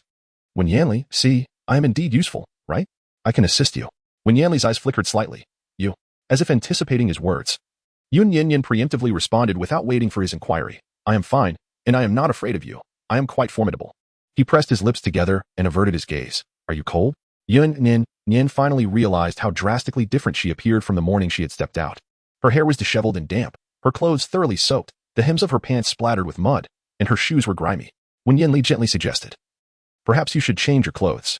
Remaining in such a state will surely lead to a cold. Noticing that he seemed to have regained his composure, Yun Nian Nian turned to the door to fetch some garments. However, the door had been forcefully kicked shut by Enwu. Upon reaching the entrance, she discovered Enwu standing outside, and her heart warmed. She softly instructed, Enwu, why don't you find a room to rest? He is fine now. Enwu turned around, peering through the crack of the door. Only upon seeing Wen Yanli nod did he quietly depart. Yun Nian Nian returned to the bedside, cradling a set of clothing and a couple of cotton towels. She had prepared everything thoroughly, including undergarments, as well as shoes and socks. Handing one of the towels to Wen Yanli, she urged, you should change as well to avoid catching a chill. Once you're dressed, I can give you a massage. Considering the inclement weather, she suggested, it would be inconvenient to return to the Wangfu.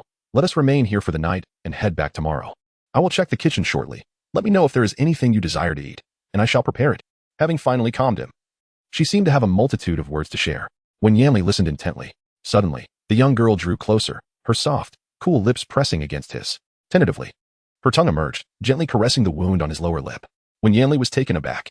After a few moments of pause, he raised his hand to remove her hairpin, stating, this is not appropriate here. Yun Nian Nian blinked her eyes, yet had yet to voice her inquiry. The man draped a thick cotton shawl over her shoulders. His large hand slipped beneath her, lifting her effortlessly into his embrace. Wen Yanli carried her outside, until the iron chain was taut once more. He gently placed her upon the table, ensuring she was seated comfortably. The distance was just right. With the slightest retreat, Yun Nian Nian could evade his reach. Wen Yanli raised his hand, yearning to caress her face, but fell just short of his aim. Yun Nian Nian rubbed her eyes and obediently pressed her icy little face closer. Wen Yanli gently kissed her lips and asked, are you afraid? Yun Nian Nian shook her head defiantly. I'm not afraid. He tugged at his lip, placing a golden hairpin into her hand.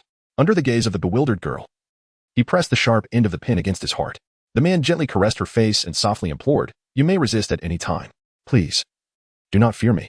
My heart is yours. My life is yours. With that, an obsessive kiss ensued. Chapter 48. The one behind their lips met, breaths intertwined. The movement was so swift that Yun Nian Nian had no time to react, instinctively biting down on his lower lip. Her tongue grazed the wound, and she quickly withdrew.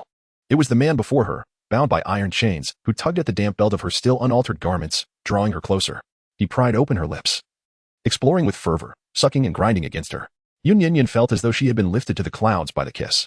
With each movement, her body and mind softened further. The young girl was entranced by the tenderness of the kiss. Unbeknownst to her, a golden hairpin had fallen to the ground. She raised her arm to encircle his neck, struggling yet earnestly attempting to synchronize with him. Half an hour later, outside the Rui Palace, Wen Shuli and Wen Zimo, who had stealthily escaped, appeared at the palace entrance. Wen Shuli moved swiftly, with a little eunuch holding an umbrella jogging behind him. The young boy wore a worried expression, chattering incessantly as they walked. Fourth brother, how could you let her come here? What if something happens to her fragile frame? What if third brother were to harm her? Even if she isn't hurt, what if she gets frightened and runs back to the Yun residence, abandoning third brother? When Zimo advanced under the umbrella, remaining silent. In that moment of impulse, he had an inkling that Yun Nian Nian might truly be third brother's savior. However, once he regained his composure, he began to question his own judgment. What could a girl, only slightly older than Wen Shuli, possibly accomplish? They arrived at the door of the room. When Zimo halted the hurried Wen Shuli, raising his hand to signal the guards behind him to prepare. A dozen well-trained guards cautiously approached from either side of the door. Before they could fully ready themselves, the door swung open. Wen Yanli stood at the threshold, having dried her hair and changed into fresh attire. Her expression was calm and composed, having returned to normalcy. Even the guards, prepared for action, stood frozen, uncertain of what to do next. Yun Nian Nian emerged from Wen Yanli's side, her cheeks tinted with a delicate blush, her lips slightly swollen. In her haste to leave, she was still adjusting the hem of her garment. Her once neat and tidy hair had transformed into a disheveled state, with a single golden hairpin hastily securing it atop her head.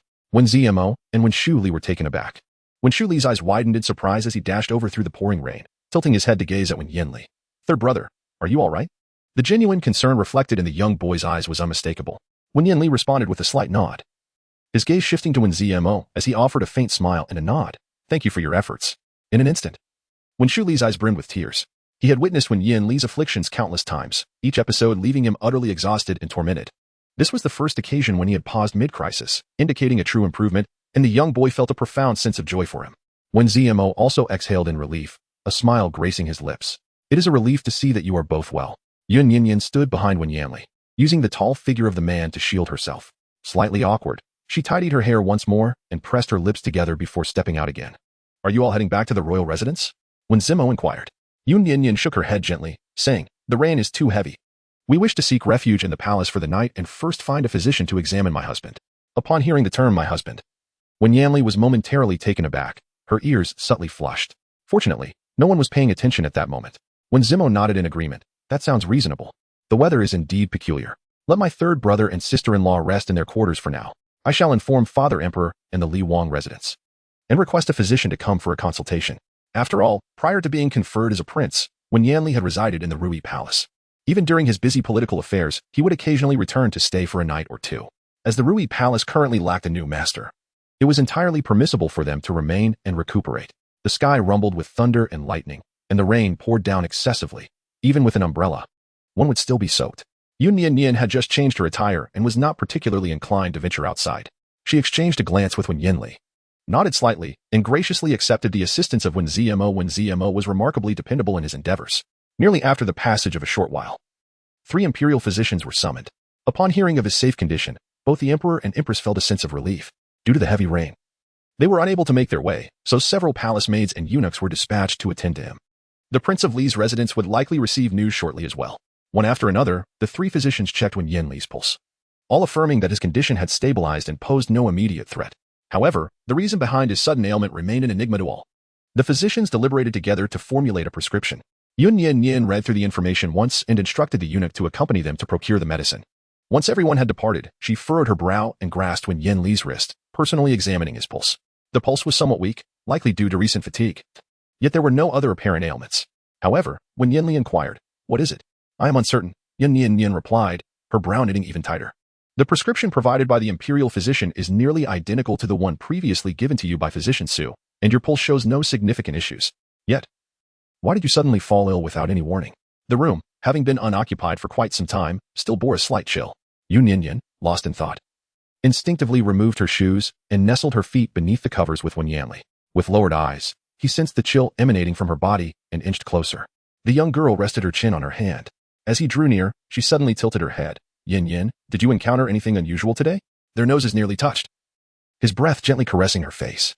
Yun Nian Nian was momentarily taken aback, her small hand slipping beneath the covers to pinch his waist gently. This concerns your health. You ought to take it more seriously. The pressure was neither excessive nor painful, merely a playful tickle. When Yanli grasped her fingers, his expression composed. There is no need to ponder. I am already aware of who is afflicting me. The man's fingertips radiated warmth, his palm exuding a searing heat. Yun Nian Nian's small hand was enveloped in warmth. Feeling comforted, she ceased to withdraw and shifted her body closer, tilting her head in inquiry. Your Highness? Indeed. When Yanli's response was decidedly affirmative. Sensing the young girl inching closer, he let out a soft sigh and opened his arms. You need not fret over this matter. His treachery towards me shall be met with my own means of resolution. Yun Nian Nian nestled into his embrace, comfortably nuzzling against him, yet her brow remained furrowed. Even though she was aware of his identity, she remained uncertain about the means he employed. It would be prudent to investigate further. When Qing Jin possessed the capability to provoke his sudden ailments, and it was imperative to uncover the truth. Otherwise, he would be subject to inexplicable emotional fluctuations and recurrent health crises, which would take a toll on his body. However, the paramount concern was to swiftly remedy his affliction. Only a robust Wen Yanli would be impervious to others exploiting his vulnerabilities and seizing upon his weaknesses. Yun Nian Nian pondered deeply. Upon realizing that the person behind it all was Wen Changjin, she felt an unexpected sense of clarity. Yet, there lingered an intangible sense of something amiss. After a moment, she smacked her forehead. I remember now. Chapter 49. She is Wen Yanli's savior. The young girl struck her forehead with considerable force, resulting in a resounding slap, and subsequently winced in pain, cradling her head. Wen Yanli found himself both amused and irritated. Raising his hand to gently pat her. What have you recalled? Liang Gong Gong. Yun Nian Nian exclaimed. The presence of Liang Gong Gong next to the Empress is rather suspicious. There were several small paths outside the imperial garden leading to the palace gates. Yet he deliberately led Yun Nian Nian away from the garden, choosing the path that was closest to it. Furthermore, his incoherent ramblings about the repairs in the imperial garden amidst such heavy rain were transparently deceitful. Even a fool could discern the lie. If he truly intended for her to exit the palace smoothly, He ought to have concocted a more plausible fabrication rather than this haphazard story. While it would not be surprising for an ordinary young eunuch to act in such a flustered manner, Liang Gong, being the head eunuch of Kuan Ning Palace and a favored individual before the empress, should not exhibit such foolishness. The only plausible explanation was that he was feigning ignorance, likely under orders from someone behind the scenes to subtly guide Yun Nian Nian towards the imperial garden. The girl analyzed the situation with utmost seriousness, her reasoning sound and coherent. When Yanli listened intently, his brow furrowing, I must admit, I hadn't paid much attention to him. Given this, it is indeed time to investigate further. When Yanli gently caressed her back, did I frighten you today? She momentarily lost her train of thought, her eyes involuntarily glistening with tears as she lowered her head, resting her forehead against his chest. At that moment, the young eunuch returned with the medicine. Yun Nian Nian personally inspected the situation, yet still felt a twinge of unease. She placed the wound ointment into Wen Yanli's hands, saying, Let Wu assist you with the application. I shall prepare some medicinal broth for you. What would you like to eat tonight? I can make it all. Anything is fine. Just have the imperial kitchen send it over. You've had a long day, he replied. Absolutely not. Yun Nian Nian shook her head resolutely. The imperial kitchen is quite far from here, and with such heavy rain outside, the food will be cold by the time it arrives. I'll cook myself. Nothing too complicated. Perhaps some noodles. You've been working tirelessly today and have been caught in the rain. You must rest well. I'll prepare some ginger soup for you. Unfortunately, the palace cannot provide you with warm sweet milk. The girl chattered incessantly at his side, despite her own frailty. Having also been drenched and with her hands and feet cold, she appeared like a composed adult, reaching out to gently pat Wen Yanli's head, her eyes sparkling with a warm smile. Be obedient, Yin Yin. When Yanli felt his ears flush red, exhaling a resigned sigh. Make sure to wear more layers before you go out. Drape your cloak over yourself. I know, she replied cheerfully. Yun Nian Nian gently covered him with a quilt before swiftly darting out. The kitchen was just next door, only a few steps away. Yun Nian Nian had just received a delivery of fresh ingredients, and with the assistance of a palace maid, she kindled a fire. After sending the maid away, she deftly boiled water in a pot, meticulously checked the medicinal herbs, and after cleansing them thoroughly, placed them into the pot to simmer gently. As one pot brewed the medicine, another prepared ginger soup. Yun Nian Nian wiped the table clean, chopped vegetables and meat, and kneaded some dough. Just as she was engrossed in her tasks, a small crack appeared in the kitchen door. When Shuli peeked in curiously, she turned her head, her hands still busy, and inquired with intrigue, Why hasn't he the 8th prince returned yet? It's already dark outside. Upon being discovered, Wen Shuli appeared slightly embarrassed as he entered the room. The young lad, hands clasped behind his back, feigned maturity and replied, The rain was too heavy. So I sent someone to inform my mother that I would be staying in the Rui Palace tonight. The price for this is that tomorrow I must recite 3 books in one go. Yun Nian Nian tilted her head slightly and inquired, Have you had dinner yet? I intend to prepare some noodles. Would you care for some? Wen Shuli, feeling somewhat awkward, discreetly touched her nose and found a spot to sit. Observing her as she busied herself, her culinary skills were remarkably deft, betraying none of the traits typically associated with a pampered young lady. Yun Nian Nian kneaded the dough, rolling it into a large pancake. Wen Shuli hesitated and softly inquired, Will you leave, 3rd prince? She did not catch his words, turning back to him. What? The young boy instantly appeared flustered, his limbs restless. 3rd prince is a remarkably kind person. He is a prince, holding a high and powerful position. By marrying him, you would become a prestigious first-rank princess, a status that many covet but cannot attain. Furthermore, when he is not unwell, he is not at all fierce. He seems to genuinely care for you. Although his reputation may be somewhat tarnished, there are benefits to this. Other noble young ladies would hesitate to marry the Prince of Li, allowing you to remain in the position of princess without the fear of scheming among wives and concubines. Moreover, he excels in all he does, and even the emperor holds him in high regard. You must not consider leaving him simply because of a minor ailment. Otherwise, you will surely regret it. Yun Nian Nian, when did I ever say that I was leaving? I don't care. You simply must. What did you say? When Shuli sat in his chair, his face flushed as he spoke a lengthy discourse, appearing dazed. Yun Nian Nian couldn't help but chuckle. She earnestly declared, I will not leave. You need not worry. When Shuli was momentarily taken aback, observing his silence, Yun Nian Nian proceeded to slice the vegetables. Just then, the ginger soup was ready. She promptly ladled it into a large bowl before transferring it into smaller bowls. After washing the pot, she set about boiling water anew. Yun Nian Nian inquired, 8th prince, would you like some sugar? When Shuli, still somewhat bewildered, replied, yes, please. Yun Nian Nian added sugar to several bowls of ginger soup, particularly 2 spoonfuls for Wen Yanli. She presented a bowl to Wen Shuli, saying, It is quite chilly at night. I have brewed this ginger soup myself. Please have a bowl. I would appreciate it if the 8th prince could tend to the fire while I deliver ginger soup to my husband. Certainly, Wen Shuli replied. And with that, Yun Nian Nian hurriedly filled 2 bowls of ginger soup on a small tray and made her way to the adjacent room, offering 1 bowl to Wen Yanli and another to Wen Wu, who was administering medicine to Wen Yanli. Afterward, she returned to prepare noodles. As a princess, she had no maidservants to assist with such trivial matters and thus took it upon herself. When Shuli obediently finished his ginger soup, which was rich in flavor yet pleasantly mild, sweetened by the added sugar, Yun Nian Nian inquired, "Would you like to have another bowl? There is plenty left." "No, I won't drink any more," when Shuli replied awkwardly as he stood up, snatching the spoon from her hand. With an air of authority, he began stirring the noodles in the pot, commanding, "You should have a bowl of ginger soup before getting busy." Yun Nian Nian blinked her eyes and smiled as she lifted the ginger soup to her lips, savoring its warmth. With each sip, a delightful warmth enveloped her entire body. With the assistance of Wen Shuli, her movements quickened. She deftly chopped the vegetables and combined them with the meat in the pot, seasoning it with only a hint of salt. Before long, a pot of vegetable and lean meat noodles was ready to be enjoyed. Yun Nian Nian first served him a bowl, and then she went to deliver noodles to Wen Yanli. The medicinal herbs in the pot were still simmering. Wen Shuli sat at the table, stirring a strand of noodles with his chopsticks before taking a bite. Suddenly, he recalled the words of his fourth elder brother. Wen Zimo was indeed correct. This woman seemed to truly be the savior of the third elder brother. Chapter 50. Third brother apologizes. Let's part ways and return home together. A torrential rain persisted until noon the following day. Though it had ceased, the sky remained shrouded in a murky gloom, heavy with clouds, and the strong winds mingled with the remnants of the rainfall, striking against one's skin. Yun Nian Nian accompanied Wen Yanli to pay their respects to the emperor and empress before proceeding outside the palace. As they passed through the imperial garden, they encountered numerous palace maids and eunuchs diligently sweeping the grounds, while artisans busily repaired the damaged stone columns and lanterns. The torrential rain had washed away the bloodstains, leaving behind a scene of utter disarray. Yun Nian Nian clicked her tongue inwardly and cast a sidelong glance at Wen Yanli. Although he did not deliberately take a detour to avoid her, there was an air of guilt about him as he awkwardly averted his gaze to the side, his pace quickening, resolutely refusing to meet her eyes. Yun Nian Nian trotted after him, urging, "Slow down." He remained silent, obediently reducing his pace. The girl behind him, caught off guard, collided with the solidness of his back, stumbling forward. Just then, a gust of wind swept through, nearly toppling her. When Yanli swiftly pulled her in front of him, his large hand enveloping her delicate one, the man still harbored a touch of insecurity after a moment of silence. He hoarsely inquired, "Are you frightened now? I often find myself in such a predicament, leaving chaos in my wake and injuring many." Yun Nian Nian shook her head gently, entwining her fingers with his as they continued forward. "I am not afraid. In fact, I feel rather fortunate." When Yanli lifted his gaze, puzzled. "Fortunate?" She gestured toward the damaged, exquisite porcelain vase by the roadside, then surveyed their surroundings. Coming to a halt, she rose on her tiptoes and leaned closer, whispering conspiratorially in his ear, "I am truly fortunate. It is a relief that you dismantled the imperial garden. Otherwise, had it been our home, we would have had to spend a considerable amount of silver for repairs."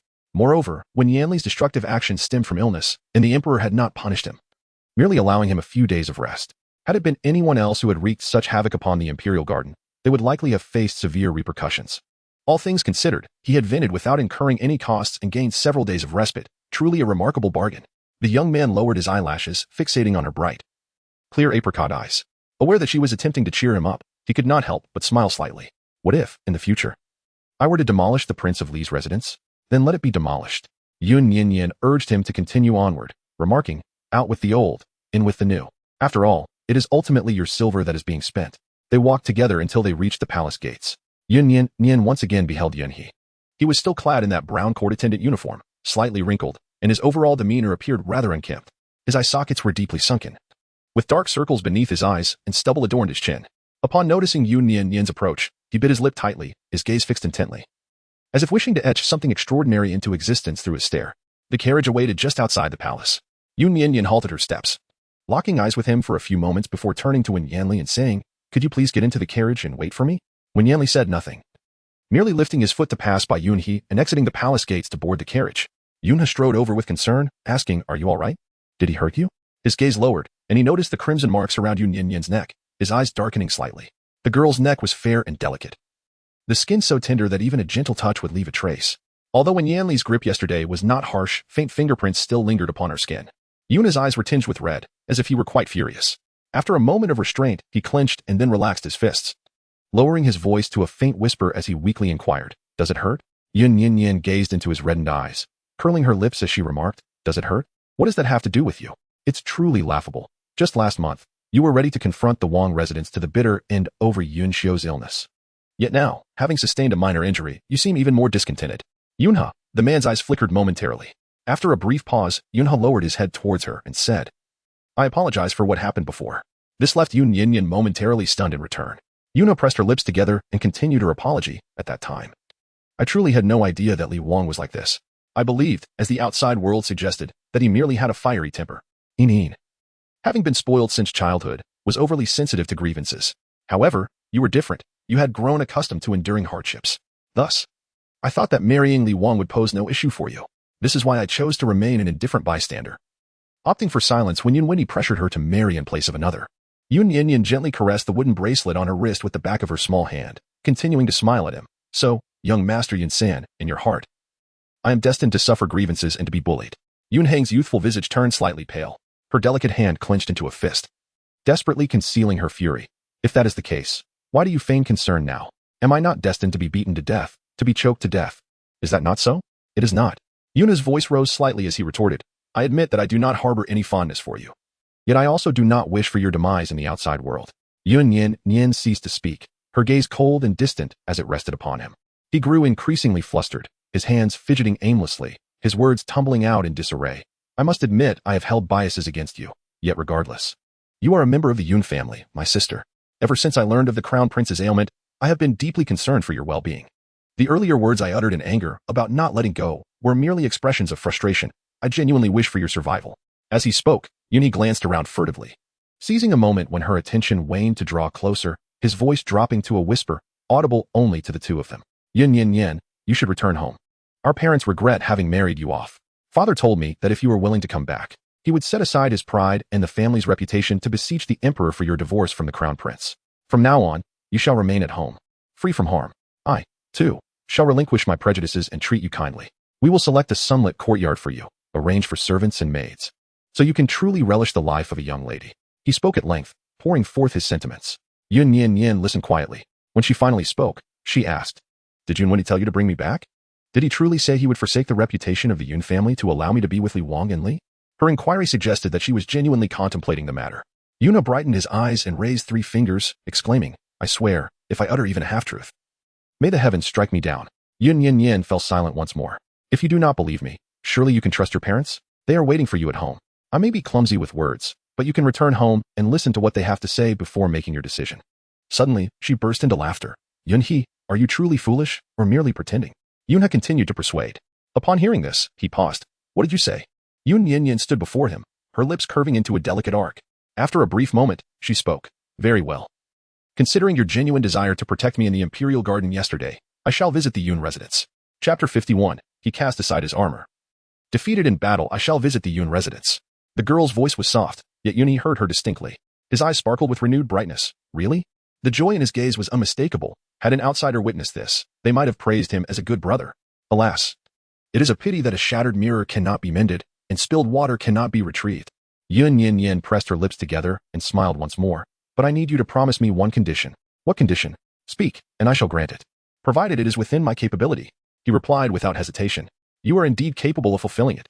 Yun Nian Nian pondered for a moment. In 2 hours, I shall pay a visit to the Yun residence. But you must feign ignorance and refrain from disclosing this to anyone, including Elder Madam Yun and Madam Chun. If my assumptions are correct, they will surely invite me into a room for a private conversation. At that time, you should conceal yourself and listen attentively. Regardless of what transpires between us, you must remain hidden and refrain from making any noise. With Yun He's skills, it will be a simple task to remain unnoticed in his own home. He paused thoughtfully, gazing at Yun Nian Nian. What do you mean by that? Yun Nian Nian did not respond directly, but posed a question in return. Is it achievable? If it is, I shall return. If not. Before she could finish her thought, Yun He nodded. Very well, I promise you. She ceased her words, offering Yun He a meaningful smile before gracefully stepping around him and departing. Although she had severed ties with these individuals, her experiences across 2 lifetimes had endowed Yun Nian Nian with a profound understanding of them. Yunhe possesses a somewhat irritable temperament. However, he is resolute in his commitments, unwavering in fulfilling his promises. Since he harbors a genuine desire to be a better person and seeks to rescue her, it would be prudent to afford him an opportunity to comprehend the truth. As the carriage departed from the palace gates, it made its way back to the royal residence. Yun Nian Nian pondered for a moment before confiding in Wen Yanli. Yin Yin, I wish to visit the Yun residence tonight. Wen Yanli, who was sipping tea, paused for 2 seconds, turned his gaze toward her, and furrowed his brow slightly. Yun Nian Nian leaned closer, gently taking the teacup away and grasping his hand, giving it a slight shake. The girl's almond-shaped eyes sparkled with clarity as she gazed at him earnestly. I did not return out of fear of you. I merely have certain matters that require resolution. Wen Yanli, however, was not troubled by this. After a brief silence, he let out a soft sigh. Yun Windy is a cunning old fox. Your return may pose a danger. Yun Nian Nian corrected him, saying it is not about going back. It is about paying a visit. Observing that when Yanli had fallen silent, she noticed him absent-mindedly rubbing the prayer beads with one hand. Yun Nian Nian gently prodded him. After a brief pause, the young girl shifted her position and, taking advantage of the absence of others in the carriage, boldly settled herself upon his lap, wrapping her arms around his neck and playfully nuzzling against him. I shall visit the Yun residence openly, under the guise of the princess, and the townsfolk will bear witness. Even if they harbor ill intentions, they would not dare act against me. Yin Yin, be good. I know my limits and will ensure my own safety. When Yanli remained silent, lost in thought, the girl pressed her soft lips against his chin, planting a gentle kiss. He yielded, surrendering to her charm, and sighed in resignation. Take care of yourself and return home early. Yun Nian Nian's face instantly brightened with a smile, her eyes curving in delight, as she leaned in to plant several tender kisses upon him, starting from his chin and trailing to the tip of his nose. When Yanli set aside the prayer beads, firmly cradling the back of her head with one hand, and returned her kisses with fervor, the man kissed with intensity, his tongue gliding over her pearly teeth, as if he had caught a hint of sweetness from above, savoring, sucking, and intertwining with her. She melted beneath his kisses, her waist softening in his embrace, concerned that she might slip from his grasp. When Yanli held her tightly, his palm caressing her waist from behind, gently grazing her skin. It was only when she struggled to breathe that he reluctantly pulled away from her supple, sweet lips, yet his desire to linger remained unquenched. He lowered his head to place kisses along the delicate curve of her neck. The carriage swayed gently, the girl's soft gasps drowned out by the howling wind. Time together always seemed to fly by, and soon they arrived at the gates of the royal residence. Leaning against the window, when Yanli toyed with the prayer beads and said, "You should head back first. I have some matters to attend to." Yun Nian Nian's cheeks were flushed, and her lips were slightly swollen. Her almond-shaped eyes, glistening with unshed tears from being teased, took a while to regain their composure. A mere glance downward revealed a plethora of love bites adorning her collarbone, resembling the rosy hues of dawn, contrasting beautifully against her fair skin. The man followed her gaze, his throat bobbing several times before he lifted his elegantly defined hand to fasten the top button for her and drape a cloak over her shoulders. Yet, no matter how he tried, he could not conceal the myriad of love marks that adorned her skin. Yun Nian Nian let out a huff of annoyance. Seizing the moment when he was unprepared, she leaned in and playfully nipped at the nape of his neck. After the mischievous act, she swiftly leaped down from the carriage like a thief and darted into the royal residence. When Yanli was momentarily taken aback, raising his hand to touch the faint bite mark left behind, the man's ears burned with embarrassment as he silently took a large sip of tea. It was just past noon, and there was still some time left until his appointment with Yunhe. Yun Nian Nian returned to her room and applied some powder on her neck to conceal the love bites. Suddenly, there were 2 knocks at the door. Just as she finished covering up, feeling a bit flustered, she hastily hid the powder, straightened her collar, and stepped outside. Chiu stood obediently at the door. "What is the matter?" Yun Nian Nian inquired. She blinked her eyes and extended her hand towards her, revealing a small piece of silver, approximately half a tael. Yun Nian Nian did not respond. "From where do you acquire this silver? Why bestow it upon me?" Steward Zhou replied, "It is a gift. Yesterday marked the first day of the month, a day when the royal mansion dispensed monthly silver." Steward Zhou calculated her payment based on the standard remuneration for an ordinary maid, which is typically 1 tael of silver per month. However, Chiu had only been there for less than half a month. Chiu hailed from a unique background, and she herself was quite exceptional. She was naturally not very bright, capable only of performing manual labor. Previously, in her neighborhood, others had noted her strength surpassed that of ordinary men, and thus they had invited her to assist with labor. All the wages she earned during that time were taken by her parents, while her brother, who contributed nothing, donned new clothes, leaving her with tattered garments. Some neighbors, unable to bear the sight, had offered words of encouragement, only to be reproached by her mother. "She eats and lives under my roof. What is wrong with her earnings being spent on me?" This remark remained etched in Chiu's memory. Hence, she now believed that all her sustenance and living conditions were provided by the royal mansion, and thus, the silver she earned ought to be given to Yun Nian Nian. Chiu, in her simplicity, took a considerable amount of time to articulate her understanding. Yun Nian Nian chuckled softly as she pressed her hand down, entwining her fingers, and placed the silver coins into her palm. "Take this for yourself. You have worked hard these past few days. This money is rightfully yours. Although it may not be much, it is a reward for your efforts. There is no need to return it to me. Spend it as you wish." She tilted her head slightly, and after a considerable pause, the realization dawned upon her. She too had become a person capable of earning independently, no longer needing to envy others. Chiu's eyes sparkled with delight as she carefully concealed the silver within her clothing. Yun Nian Nian presented her with a small purse for safekeeping. Suddenly, she recalled her own circumstances. Before departing from the Yun residence, she too had been devoid of financial means, forced to subsist on leftover scraps and don garments that Yun Jin deemed unworthy. She gently caressed her wooden bracelet and sought out Steward Zhou, procuring 2 additional sets of winter clothing for Chiyo. The 2 hours swiftly elapsed. Yun Nian Nian arrived at the entrance of the Yun residence in a carriage. Chapter 52. Yun He witnesses the truth. He has been exploited by his parents. The grand gates of the Cloud Manor stand wide open. Yun Nian Nian, however, did not enter directly. Instead, she instructed a servant to announce her presence and waited outside for a while. Yunha stood quietly at the corner of the hall, casting a discreet glance. Their eyes met. The night air was chilly, and the young girl had donned a thicker winter garment, enveloped in a pristine white cloak. After 2 months away from the Yun residence, her return was noticeable even to Yunha, who had previously overlooked her. Her complexion was flushed, and there was a hint of fullness in her cheeks. She seemed to have grown taller, her figure more refined. As she stood at the entrance, her demeanor appeared elevated. She held herself upright, exuding a sense of confidence and poise, no longer the timid girl who used to curl in on herself. Yun He gazed quietly for an extended period, until Yun Wendy and Chun Ro emerged together. From a distance, he nodded gently towards Yun Nian Nian, and then discreetly adhered to his promise to conceal himself. Yun Jin, upon hearing the news, hurried over with her skirts in hand, and without uttering a word, grasped her hand tightly, her eyes glistening with emotion as she called out, "Sister." Yun Nian Nian gently brushed aside her hand, her eyes dimming slightly. Yun Wendy and Chun Ro emerged from the back. Chun Ro gently said, "All right, Inin, your sister has just returned. Do not trouble her." Her tone was soothing, and her expression benevolent, giving her the appearance of someone quite amiable. Yun Wendy glanced at Yun Nian Nian, his anger dissipating as he spoke gently, "Please, come in and take a seat." Yun Nian Nian retracted her hand and stepped over the threshold. Inwu followed closely behind her, entering as well. A few steps further into the grand entrance led them to the main hall. As they approached, Yun Wendy called out to her, "Nian Nian, I wish to discuss some familial matters with you. It would be best to exclude outsiders from this conversation." The outsider he referred to was Inwu. Inwu furrowed his brow slightly, silently directing his gaze towards Yun Nian Nian. Yun Nian Nian caught sight of a shadow on the beam of the main hall, a subtle smile gracing her lips as she nodded towards the figure lurking in the shadows, instructing, "Please wait for me outside." "Understood," he replied. Observing this, Yun Wendy felt a sense of satisfaction in his heart, which prompted him to allow her entry into the main hall. Once the entire family had assembled, he personally closed the door, the smile on his face fading slightly as he unceremoniously took his seat at the head of the table. Yun Jin approached her with tearful eyes, saying, "Sister, I am so sorry. I have heard everything. It is all my fault. It is I who have caused you this trouble. Sister, are you hurt? Did Wang lay a hand on you?" Yun Jin meticulously examined her, wishing fervently to uncover some evidence. However, prior to her arrival, she had concealed all the marks and kisses on her neck, leaving no other signs of injury on her body. Observing that the exposed areas bore no wounds, Yun Jin felt a twinge of disappointment in her heart, even silently cursing Wen Yanli for his lack of resilience. Yet, while there were no visible injuries on the outside, the true condition beneath her garments remained uncertain.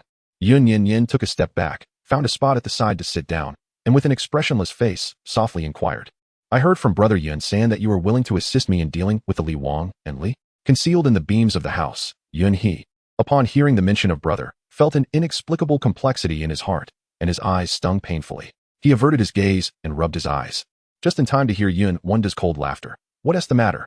Are you no longer able to endure life in the Li Wang's residence? Have you finally decided to return home and humble yourself?" Yun Nian Nian responded inappropriately. "No matter what Wang says, he is still the heir to the throne. The betrothal is established, and he will not allow me to leave. What do you intend to do?" Seeing her ask so directly, it appeared she was quite anxious, genuinely desiring a separation. Yun Wendy's smile deepened, yet he remained vigilant. He subtly signaled to Chen Ro. She rose to inspect the surroundings, first glancing at Dark Five by the door, who was positioned at a considerable distance, unable to overhear their conversation. She then proceeded to examine the front and back of the main hall. The location of Yunha's concealment was quite remote and obscure, rendering Chen Ro unable to detect him. After completing a thorough inspection, she nodded towards Yun Wendy and subsequently took her seat once more. Yun Wendy, having finished the entire cup of tea, set it down and gazed at Yun Nian Nian, seemingly exhaling a sigh of concern. "Before your marriage, I was unaware of what kind of person Li Wang truly is, and it pains me to see you suffer. I can comprehend your actions during this time. I understand that you are upset and wish to vent your frustrations upon us. However, once this storm has passed, we remain a family.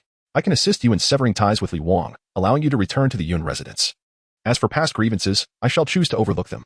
His voice, deliberately hushed, was such that even Yun He had to calm his thoughts to grasp the words. Yun Wendy continued, "Yet, you are aware that regardless of Wang's shortcomings, he remains the favored son of the emperor. Even if I humiliate myself and beseech the emperor, he would not acquiesce." Upon hearing these words, Yun He furrowed his brow. Previously, Yun Wendy had assured him that as long as Yun Nian Nian could return home, he was confident in persuading the emperor to grant their separation. Why, then, Had his father suddenly altered his stance now that Yun Nian Nian had indeed returned? Yun suppressed his doubts and continued to listen. Yun Nian Nian toyed with the wooden bracelet and inquired, "Are you saying that even you cannot facilitate a smooth separation between him and me?" "There is indeed a way." Yun Wendi observed her expression and spoke slowly. Li Wang wields immense power, controlling both the Ministry of Revenue and the Ministry of War. He possesses the personnel roster of the Ministry of War and the deployment maps of various regions. If you can find a way to obtain these two items, I will be able to assist you in returning home. As she listened, Yun He's complexion turned pale, and she bit her lip tightly. Yun Nian Nian was aware of his location and discreetly cast a sidelong glance at him, maintaining her composure as she continued to inquire, "What does father mean by this?" The long-lost term father resonated in her tone, seemingly imbued with a hint of submission. Yun Wendi's smile deepened as he tapped his fingers upon the table. "Nian Nian, you are an astute individual, and your father has undoubtedly conveyed this to you. The emperor may appear robust, yet he is, after all, advancing in years. Presently, both the crown prince and the Prince of Li are in the prime of their lives, with the crown prince wielding slightly more influence. As for the Prince of Li, he is afflicted by a grave illness. Notwithstanding his capabilities, he will have no opportunity to ascend the throne. Only the crown prince holds the potential to inherit the imperial crown. He has pledged to your father that upon receiving the list of personnel from the Ministry of War and the defensive schematics, he will take Yin as his legitimate consort. When the crown prince ascends the throne and Yin becomes empress, you will be free to return home with the Prince of Li at any time." Yun Nian Nian listened attentively, tilting her head to glance at Yun Xian with a semblance of a smile. "Do you wish to marry the crown prince?" Yun Xian was momentarily taken aback. Upon glancing at Yun Wendi and observing his agreement, she nodded slightly. Thus, Yun felt a chill in his hands and feet. They were all deceiving him. Just a few days prior, his parents had sighed in distress, assuring that once Yun Nian Nian returned, they would treat her well, and would do everything in their power to ensure her safety and facilitate her separation. Yet now that Yun Nian Nian had returned, their demeanor had shifted entirely. Even the most foolish of souls can eventually grasp the truth. He had been manipulated by Yun Wendi and Chen Rou, and even Yun Jian was aware of the reality, deceiving him as well. Chapter 53. Nian Nian slaps third brother in the face. Upon seeing me, he takes a detour. It is no wonder that Yun Nian Nian presented him with such an inexplicable condition, prompting him to eavesdrop.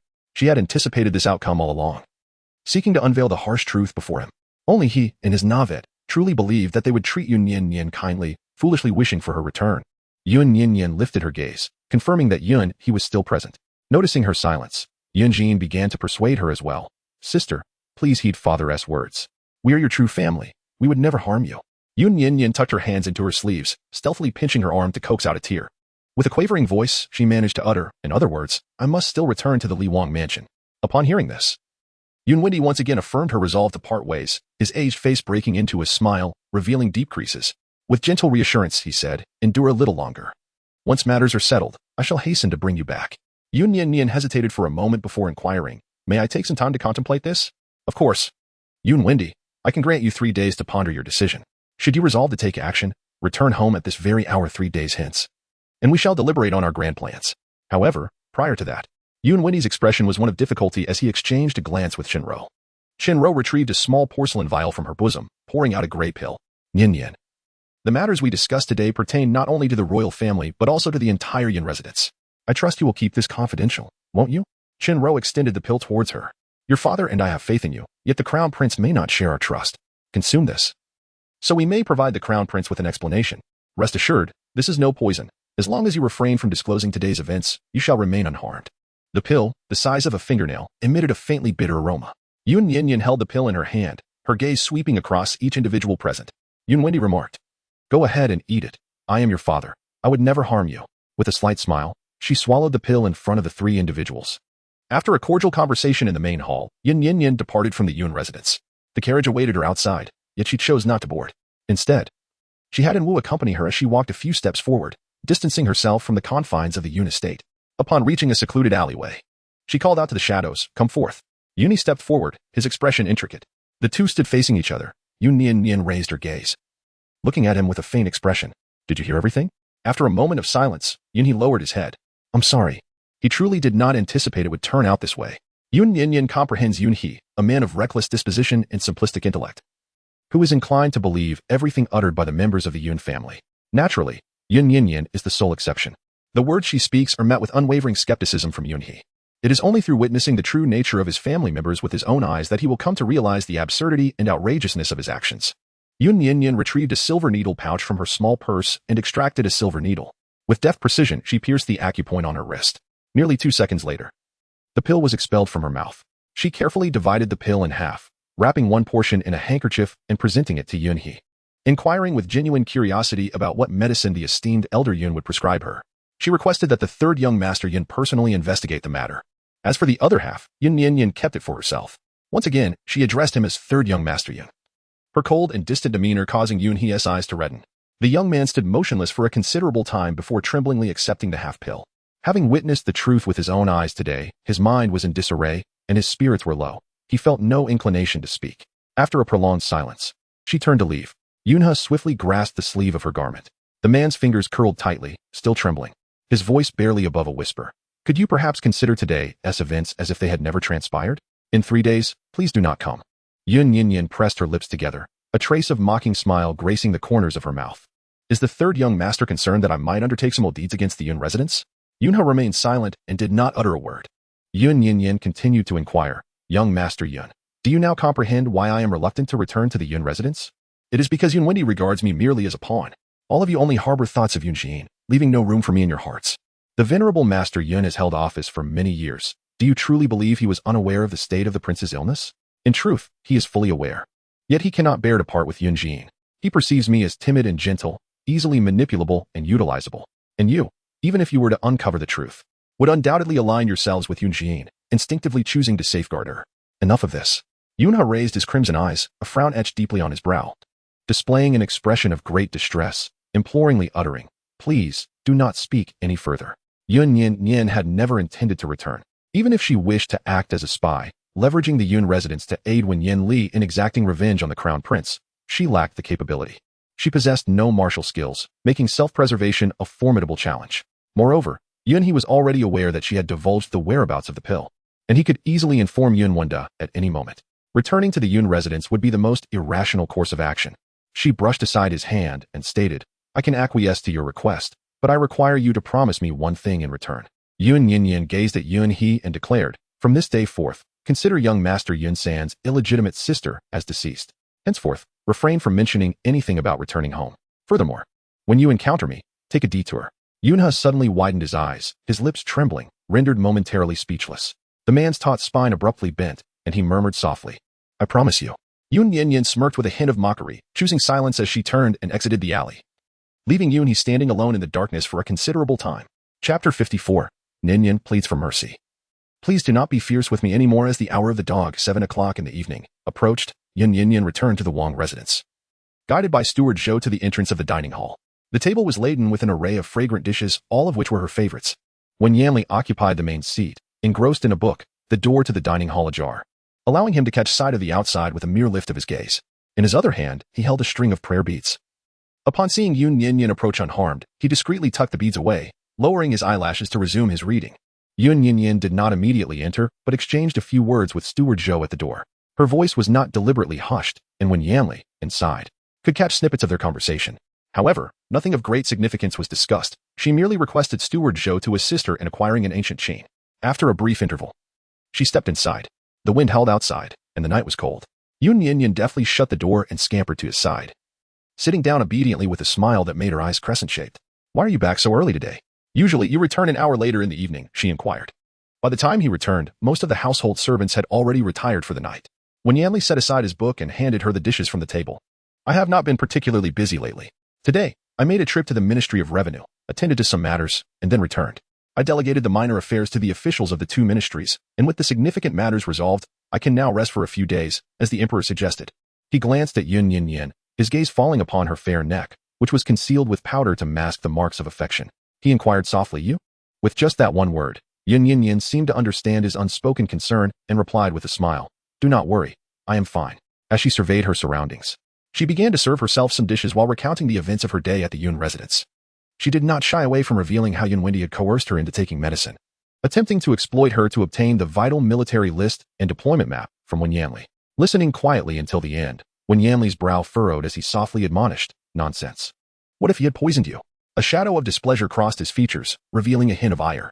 Yun Nian Nian divided the 4 delicacies meatballs in the small bowl in half, gently pushing one portion towards him while soothingly assuring, He does not dare, after all. I am your duly married princess.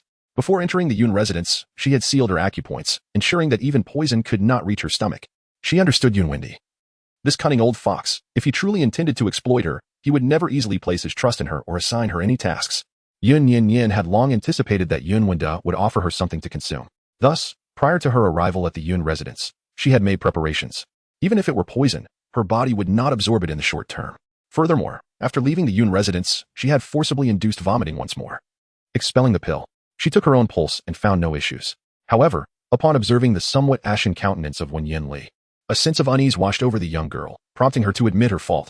All right, please do not be angry. I am perfectly fine. After a brief pause, Wen Yanli called out to the outside, and he appeared at the door. He commanded, find a doctor nearby, and summon 2 imperial physicians from the palace. Yes, and he responded before departing. Meanwhile, Wen Yanli maintained a stern expression. Yun Nian Nian gently pushed the 4 delights meatballs closer to him, even lifting a piece to his lips. Yet, he still furrowed his brow, inquiring, do you feel any discomfort? It seemed he thought that the palace was too far from the Wangfu, and the travel time for an was excessively lengthy. Wen Yanli did not partake in the meatball she offered. Instead, he set down her chopsticks, took her hand, and stood up, saying, let us go to the palace. We shall head directly to the Imperial Medical Institute for a checkup. Yun Nian Nian, caught between laughter and tears, tugged at his finger. You really don't need to, Yan Yan. You must believe me. She truly had no desire to venture outside any longer. Moreover, the most crucial point was that if she went out and returned, the steaming hot meals would have gone cold. Yun Nian Nian twirled several times in front of Wen Yanli. If her abilities permitted, she would have performed a couple of somersaults for him as well. Wen Yanli pressed his thin lips together, his dark eyes fixed intently upon her. Yun Nian Nian leaned in, rising on her tiptoes to plant a gentle kiss upon his lips. While kissing, she softly coaxed, I acknowledge my mistake. I shall not intrude upon the Yun residence again. Please, do not be so stern with me. Her voice was tender, a blend of playful affection and desperate plea. Wen Yanli's demeanor softened instantly, wrapping his arms around her waist. Yet, a flicker of irritation lingered, as his large hand descended to lightly pat her pert dairy twice. Although it did not truly hurt, the moment his hand made contact, Yun Nian Nian felt a flush of warmth spread through her, her ears burning crimson. The man rested his chin upon her shoulder, exhaling a resigned sigh, the warm breath from his nostrils brushing against her neck, sending a tingling sensation coursing through her. When Yanli rebuked gently, this shall be the last time. The young girl emitted a soft hum in response, nodding in acquiescence. Suddenly, a knock resounded at the door. It was an sensing the prince's demeanor was unusually urgent, who hastily summoned a physician from a nearby clinic across the street, while he himself rushed to the palace. The doctor entered and examined Yun Nian Nian's pulse, finding no grave concerns. He felt a slight relief, yet his worries remained unassuaged. When the imperial physician arrived and performed another examination, he too found nothing amiss.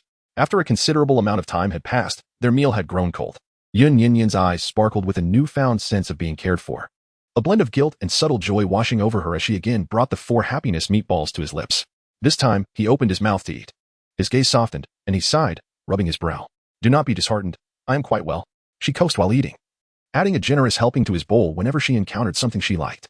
At least my visit was not in vain. I have learned of the prince's intentions. You must safeguard the list of personnel from the Ministry of War and the defense map they spoke of. When Yanli paused thoughtfully, elegantly scooping some tofu soup into a bowl. The list of personnel from the Ministry of War is indeed in my possession, but the defense map is not within my reach. Yun Nian Nian's cheeks were puffed as she listened, tilting her head in curiosity, her words slightly muddled as she inquired. Where is that? He pushed the tofu soup towards her, offering a fresh spoon. The internal affairs of the Ministry of War were intricate. Several years ago, the military camps across various regions had engaged in a competition of sorts, which proved challenging to manage. When the emperor fell gravely ill, the military camps of the southeast provinces clandestinely allied, seemingly harboring intentions of rebellion. Fearing potential turmoil, the emperor contemplated entrusting me with the defense map, yet he hesitated, concerned that my volatile temperament might lead to calamity. After much deliberation, he discreetly entrusted the map to General Wei Yuan, who was responsible for training the capital S troops. Yun Nian Nian found the name familiar and pondered for a moment. After a few seconds, realization struck her, and her almond-shaped eyes widened in surprise. Could it be? When Yanli nodded in affirmation, the defense map is in Yunmo's possession. General Wei Yuan is held in high regard by the emperor and currently oversees the military forces in the capital. He can be considered the last line of defense for the Moon Kingdom. It is entirely reasonable for the defense map to be entrusted to him for safekeeping. Chapter 55. Yun He drunk. I heard it all. Yun Mo, ever loyal and devoted, has meticulously safeguarded the defense maps for many years. A secret even unknown to his father, Yun Wendy. Yun Nian Nian pondered for a moment before suddenly breaking into a smile. This isn't so bad after all. If the defense plans were to leak, the first to suffer would undoubtedly be the custodian of those documents. However, it was not Wen Yanli who safeguarded the plans, but Yun Mo. Even if the defense plans were to reach the crown prince in the future, it would not implicate Wen Yanli. The outcome would merely result in a mutual conflict between the crown prince's residence and the Yun family, akin to dogs fighting and gnawing at each other's fur. Wen Yanli reached out to tuck a few stray strands of hair behind her ear, gently chiding her, "Do not take such risks in the future. I have my own methods for dealing with the crown prince, and there is no need for you to gather any intelligence for me." She stuck out her tongue playfully. Got it. In truth, her visit to the Yun residence was not merely to assist him in gathering information. Rather, it was a whim to expose the lies of the Yun family. Noticing her cheerful demeanor, Wen Yanli refrained from further admonishing her. With less than 2 months remaining until the Lunar New Year's Eve, Yun Nian Nian was free from any entanglements with the Yun family. She had enlisted the help of steward Zhou to purchase a guqin and also invited a female teacher to come. In recent days, Wen Yanli had been resting at home, typically spending his time reading in the study. Yun Nian Nian, wishing not to disturb him, sought a secluded chamber within the Wangfu, where she could practice the piano during the daylight hours. The pursuit of music differs fundamentally from the study of chess. The latter relies predominantly on intellect, requiring only the assimilation of theoretical knowledge to be effectively employed. In contrast, mastering the piano necessitates the dexterous engagement of one's hands, rendering mere reading insufficient without the personal guidance of a skilled instructor. Throughout the day, Yun Nian Nian remained ensconced in her small room, as her teacher, having accepted a fee, generously imparted his wisdom. This continued until the twilight hours. Yun Nian Nian accompanied her husband outside, and as soon as they stepped out, she beheld the silhouette of a man seated upon a stone bench in the courtyard. He was still engrossed in his book, his profile turned toward them. The silver mask adorned the other side of his face, while this side showcased a flawless visage, impeccable in every regard. The piano instructor stood mesmerized, repeatedly bowing in reverence. Yun Nian Nian requested Wu to escort her outside and then trotted over to sit beside Wen Yanli, feeling a touch of shyness. "Have you been listening outside all this time?" He nodded slightly, his fingers delicately turning the page of a book. With a calm demeanor, he remarked, "This gentleman is rather inadequate. He should be replaced." Indeed, he was lacking, as he was merely a local hire, unfamiliar with the grander world. Upon encountering the princess, he became visibly anxious, his voice barely above a whisper, and he failed to correct questions in a timely manner. Furthermore, regardless of how well Yun Nian Nian performed in her practice, she would only offer praise and never criticism. Yun Nian Nian propped her head on her hands and sighed. "It is only today that I realize how challenging the guqin truly is. After a day of practice, my hands are sore." When Yanli raised his gaze to observe her fingers, which were slightly reddened, he extended his hand towards her. Yun Nian Nian blinked her eyes and extended her hand, resting it upon his palm. The man gently pinched her fingertip, pondering for a moment before speaking. "Your guqin sounds are not particularly remarkable. The strings are inadequate. Take a day to rest, and the day after tomorrow, I shall procure a fine instrument for you and arrange for a more reliable teacher." The guqin she possessed was already the finest available in the capital. Yun Nian Nian tilted her head slightly, and without refusal, she smiled and replied, "All right," regardless of the circumstances. She trusted that Wen Yanli would provide her with nothing but the finest. Thus, after a day's rest, when Zimo entered the Li Wangfu, accompanied by his attendants who carried an ancient guqin into her small chamber, the instrument was exquisitely crafted from precious zik and fragrant wood, with even the corners adorned with intricate carvings. With a pained expression, when Zimo instructed his servants to place the guqin carefully, then turned to meet Yun Nian Nian's gaze. Wen Yanli also entered the room, casually selecting a spot to sit and began to read. He sighed and clasped his hands, saying, "Sister-in-law of the third prince, I have come to teach you." Naturally, when Zimo's instruction was unparalleled, he was a master in all arts, particularly excelling in the game of chess, where few in the Yu kingdom could rival his skill. Yun Nian Nian sat in a daze before the guqin, her heart filled with trepidation. The fourth prince of the emperor himself was to be her music instructor. Did she truly deserve such an honor? When Zimo felt a touch of grievance, uncertain of the circumstances that had compelled him to this role. Yet, upon touching the strings of the guqin, he became earnest, gradually cultivating a sense of patience as he taught. The guqin, exquisite in nature, produced resonant and bright tones from its strings. Yun Nian Nian was soon captivated. When Zimo spoke earnestly, and she listened intently, another entire day passed, and it was time to meet as agreed at the Yun residence. The grand gates of the Yun residence stood wide open, yet Yun Nian Nian did not approach. Yun Wendy stood in the main hall, gazing outside.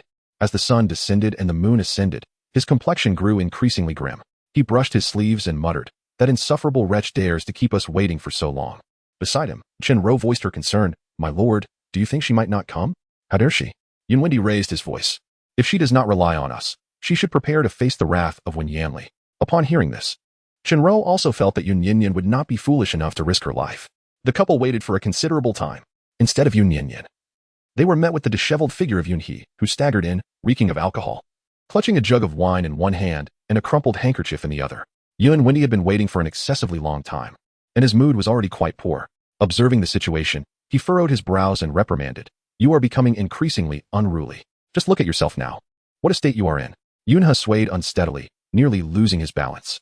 He stood outside the main hall, gazing at the couple with a smile. Father, mother, are you waiting for Yun Nian Nian? Do not wait any longer. She will not be coming. Yun Wendy glared at him. What do you mean? His eyes reddened. Why did you deceive me? You are aware of my position in the palace.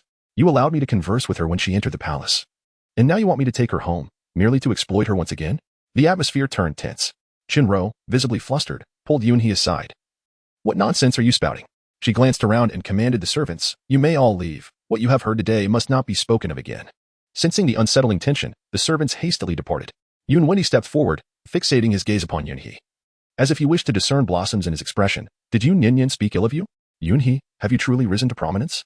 Your parents do not believe you, yet they trust a lowly girl who has left the manor? Perhaps fueled by his overwhelming ire. Yun Wendy lost control of his emotions and, in front of Yunhe, hurled insults at Yun Nian Nian. Upon hearing the derogatory term lowly girl, Yunhe's heart and soul grew colder still. Ha ha ha ha. He laughed boisterously, unwittingly shedding tears.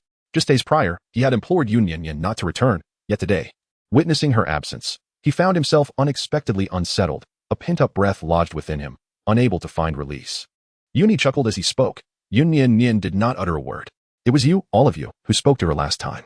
I was hiding in the beams, listening. Chapter 56, all blame placed upon Yun Nian Nian. Yun Wendy's expression changed dramatically as he stepped forward without regard for his image. Seizing the collar of his opponent with fervor, the veins on his forehead bulging. You insolent brat, what did you just say? His movements were swift and agitated, leaving Yunhe unable to react in time. He dropped the half jar of wine he was holding, which shattered upon impact, sending alcohol splattering across the floor amidst the shards of porcelain. His eyes reddened as he sneered coldly. I heard everything you and Yun Nian Nian discussed in the main hall that day. Every word was crystal clear. Observing the disbelief and growing terror in his parents' eyes, Yunhe produced the half-pill tightly clenched in his palm and smirked slightly. Jade Luo Gu. Huh, you truly have a cunning plan. This single pill could easily be exchanged for thousands of taels of silver, couldn't it? Yunhe has been in the palace for some time now and has certainly proven his capabilities. He discreetly commissioned an investigation into the nature of the pill, and today he has just received confirmation of its effects. The pill is not a deadly poison that seals one's fate with a single drop of blood. Rather, it is a cruel and torturous venom. If the victim does not find an antidote within 7 days, they will give birth to a parasitic creature in their mind that will devour their will, transforming them into a lifeless puppet. Once the parasite emerges, there is no remedy available. If Yun Nian Nian were to ingest it, she would inevitably fall under its control, her vitality drained by the parasite, leading to her certain demise within 3 years. This form of venom is not found in the Moon Kingdom. It can only be procured in the treacherous lands of the West. To acquire a single jade roach parasite, one must expend tens of thousands of taels of silver. The antidote itself demands an equally exorbitant price in gold. Those capable of administering such venom likely have no intention of allowing the victim to survive. 2 hours prior, upon learning of the pill's effects, Yunhe trembled uncontrollably, just as he does now. He fixed a penetrating gaze upon Yun Wendy. Father, she is still your daughter. Regardless of the circumstances, does she truly deserve to be exploited and sacrificed? Is it only the power and status of the Yun family that matters to you? Will there come a day when, in your eyes, I too will be discarded like Yun Nian Nian for my disobedience? A sharp crack resounded. Yun Wendy struck him across the face with a resounding slap, the force of which was considerable, having indulged in drink. He was already in a daze and fell to the ground, his palm encountering shards of broken porcelain, the sharp sting of pain acutely vivid. In that moment, it seemed Yun Wendy comprehended everything, realizing that their misdeeds had been exposed and their plans had failed. He pointed an accusing finger at Yunhe, furiously berating him. Unfilial son, how dare you conspire with outsiders against your own father? The blood from his palm smeared grotesquely, the metallic scent shocking Qinro. Her maternal affection for her son was genuine. Without waiting for Yun Wendy to unleash further reprimands, she rushed over and slapped Yunhe lightly, her eyes glistening with tears. Afterward, she chastised him. Yunhe, you have truly gone too far this time. We are your parents, and Nian is your own sister. Yun Nian Nian is merely a concubine's daughter. Look at you, insisting on defending her and provoking your father's ire. Now, go to the ancestral hall and kneel there. You shall not rise until I speak. Yunhe lifted his gaze to her, the pain in his palm intensifying. After a few moments of silence, he finally rose to his feet and staggered towards the ancestral hall. Once he had departed, Qinro let out a sigh of relief and turned to comfort Yun Wendy. My lord, please do not be angry. Yunhe is merely naive. He must have fallen for Yun Nian Nian's provocations. I shall certainly take the time to educate him properly. For now, let us calm down and consider our next steps. What else can we do? Yun Wendy shot her a glare and fiercely kicked the half-pill away. She had not consumed the pill and refused to approach, undoubtedly betraying us and revealing our secrets to the Prince of Li. I had anticipated countless scenarios, yet never foresaw my downfall stemming from the son you have spoiled. Yes, it is all my fault. Yun Wendy's breathing was uneven, and it took several moments for him to regain his composure. You shall prepare a substantial gift and accompany me to the prince's residence to offer our apologies. Remember, all the blame must be placed upon Yun Nian Nian. Meanwhile, within the confines of the Wang residence, as the night turned chilly, Yun Nian Nian practiced the guqin but was interrupted midway by an unexpected sneeze. Wen Yanli gently lifted his gaze and silently poured a cup of hot tea. Wen Zimo stood nearby, attentively listening to her practice. Her technique was somewhat awkward, her fingers lacking agility, and her pace was slow. However, by the end of a piece, there were scarcely any mistakes on the strings. To achieve this level of proficiency on her first day of learning is indeed remarkable. As the final slow piece concluded, Wen Yanli tapped the table gently and declared, "Let us conclude for today. From the 3rd hour of the morning until the 9th hour of the evening, with the exception of mealtimes." Yun Nian Nian had devoted herself entirely to her practice.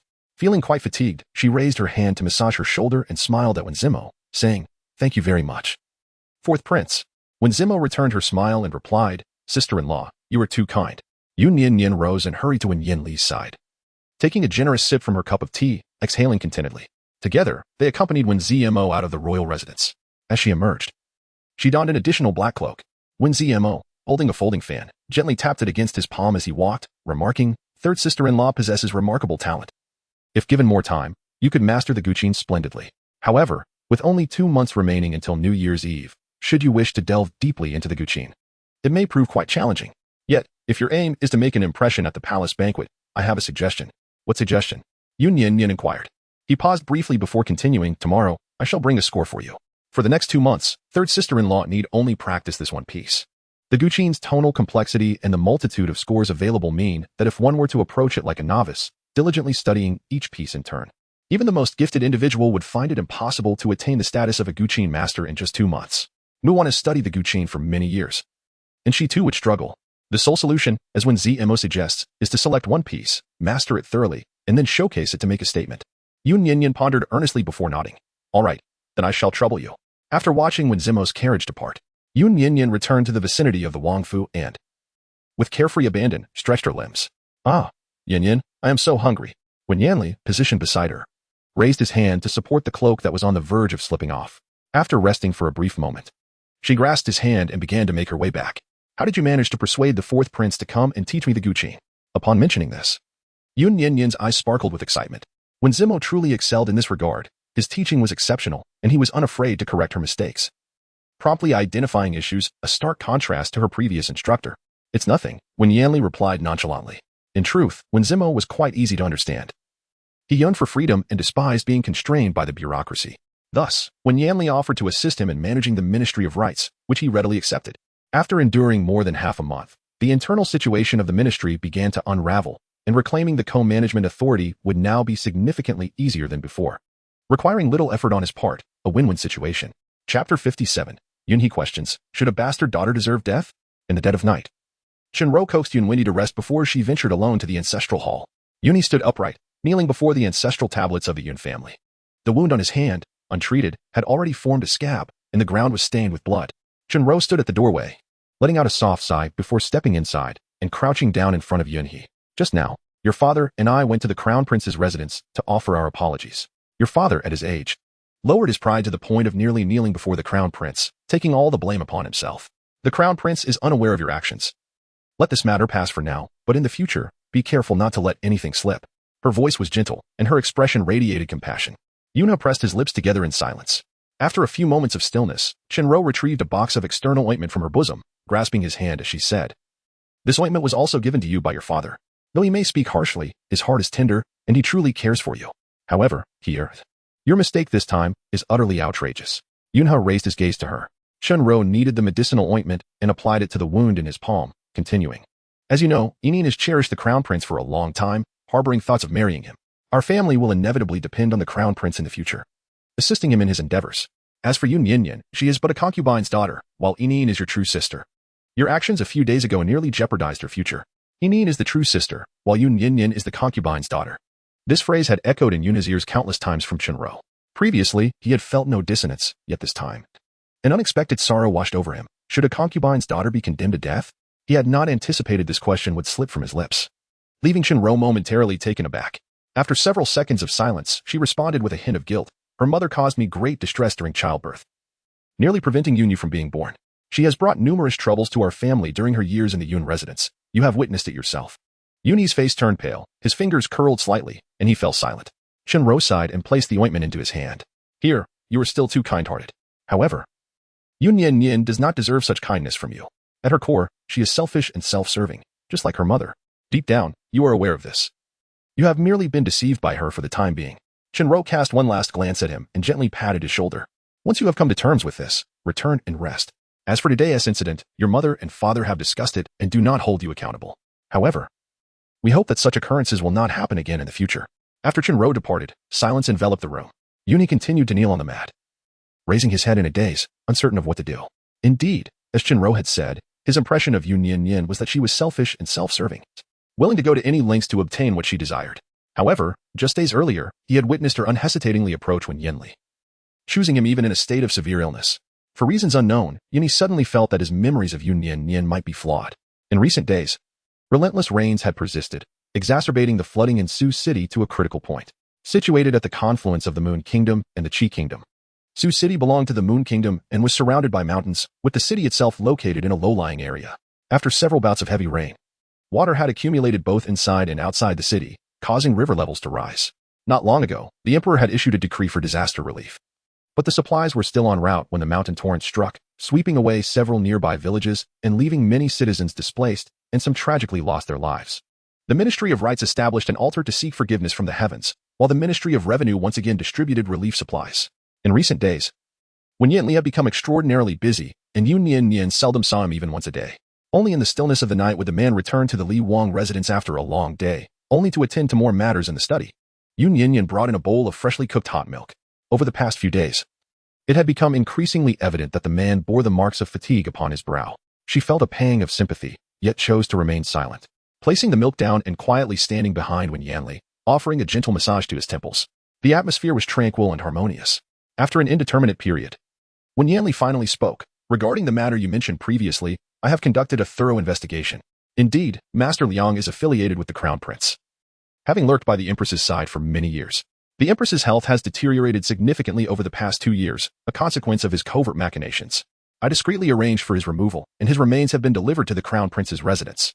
While I can tolerate many things, I cannot abide the fact that Master Liang deliberately directed Yun Nian Nian to seek out my ailing self, as her well-being is at stake. He also divulged a wealth of useful information before his demise. However, alongside the secrets of the Crown Prince, there were also revelations concerning his own secrets known to the Crown Prince. After much contemplation, I decided against informing the Emperor and opted instead to have Master Liang eliminated directly. Yun Nian Nian listened quietly and suddenly inquired, "Have you not yet discovered the cause of your ailment?" He rubbed his brow and shook his head. The medication he took daily had been examined by countless physicians, all confirming its correctness and harmlessness to his body, with no signs of poisoning found.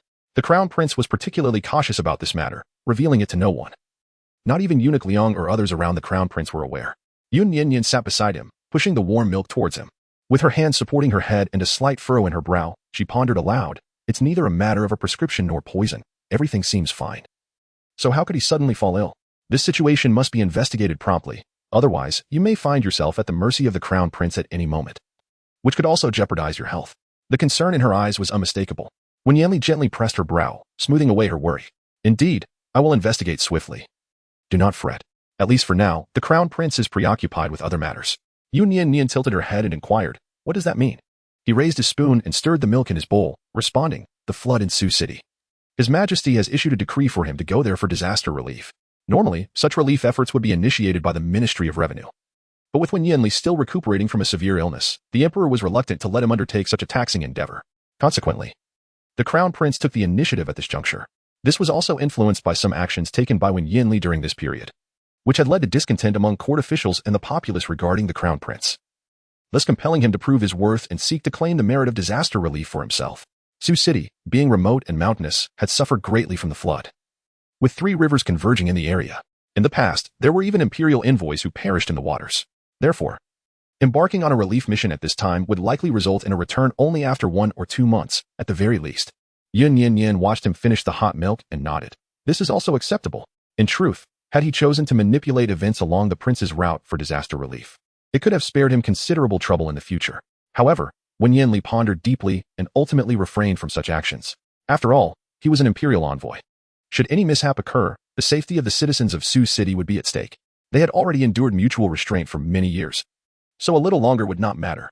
In the following 2 months, before the Lunar New Year, he could free himself from the disturbances of Wencheng Jin and engage in more affairs at court. Chapter 58. The shattered pot lid. During the season of the plum rains, the torrential downpours came and went intermittently. Yun Nian Nian had been sequestered within the confines of the royal mansion, devoting her time to the practice of the guqin and the study of medical texts. At long last, with the weather clearing, she decided to grant herself a day of respite. Early in the morning, she summoned Qiuqiu and Anwu, declaring, "Prepare yourselves. I shall take you out for a day of leisure." Anwu nodded in acquiescence, while Qiuqiu's eyes sparkled with childlike excitement. After a brief moment, as if struck by a sudden thought, she dashed outside, only to return shortly thereafter. Coincidentally, today was the day when Steward Zhou had arranged for a thorough cleaning of the mansion, resulting in an influx of workers in the main courtyard. On her way back, 2 servants were engaged in conversation, their view obstructed by a tall stack of stone implements. In her haste, Qiuqiu collided with them, causing one servant to tumble backward, while she herself found her footing lost and fell to the ground, scattering the stone implements around her. Steward Zhou, perusing the royal accounts, was engaged in a discussion with Yun Nian Nian regarding the financial records of the past year and the rewards to be bestowed upon the servants during the New Year's Eve celebration. Upon hearing the commotion, both turned their gazes toward the source of the disturbance. Yun Nian Nian approached. The servant who had been knocked down stared at the shattered stoneware. Feeling somewhat at a loss, Qiuqiu sat there in a daze, a small stone bowl perched atop her head, blinking her eyes and gazing at her with a pitiful expression. Yun Nian Nian inquired, "Is everything all right?" She shook her head gently and murmured, I have erred once more."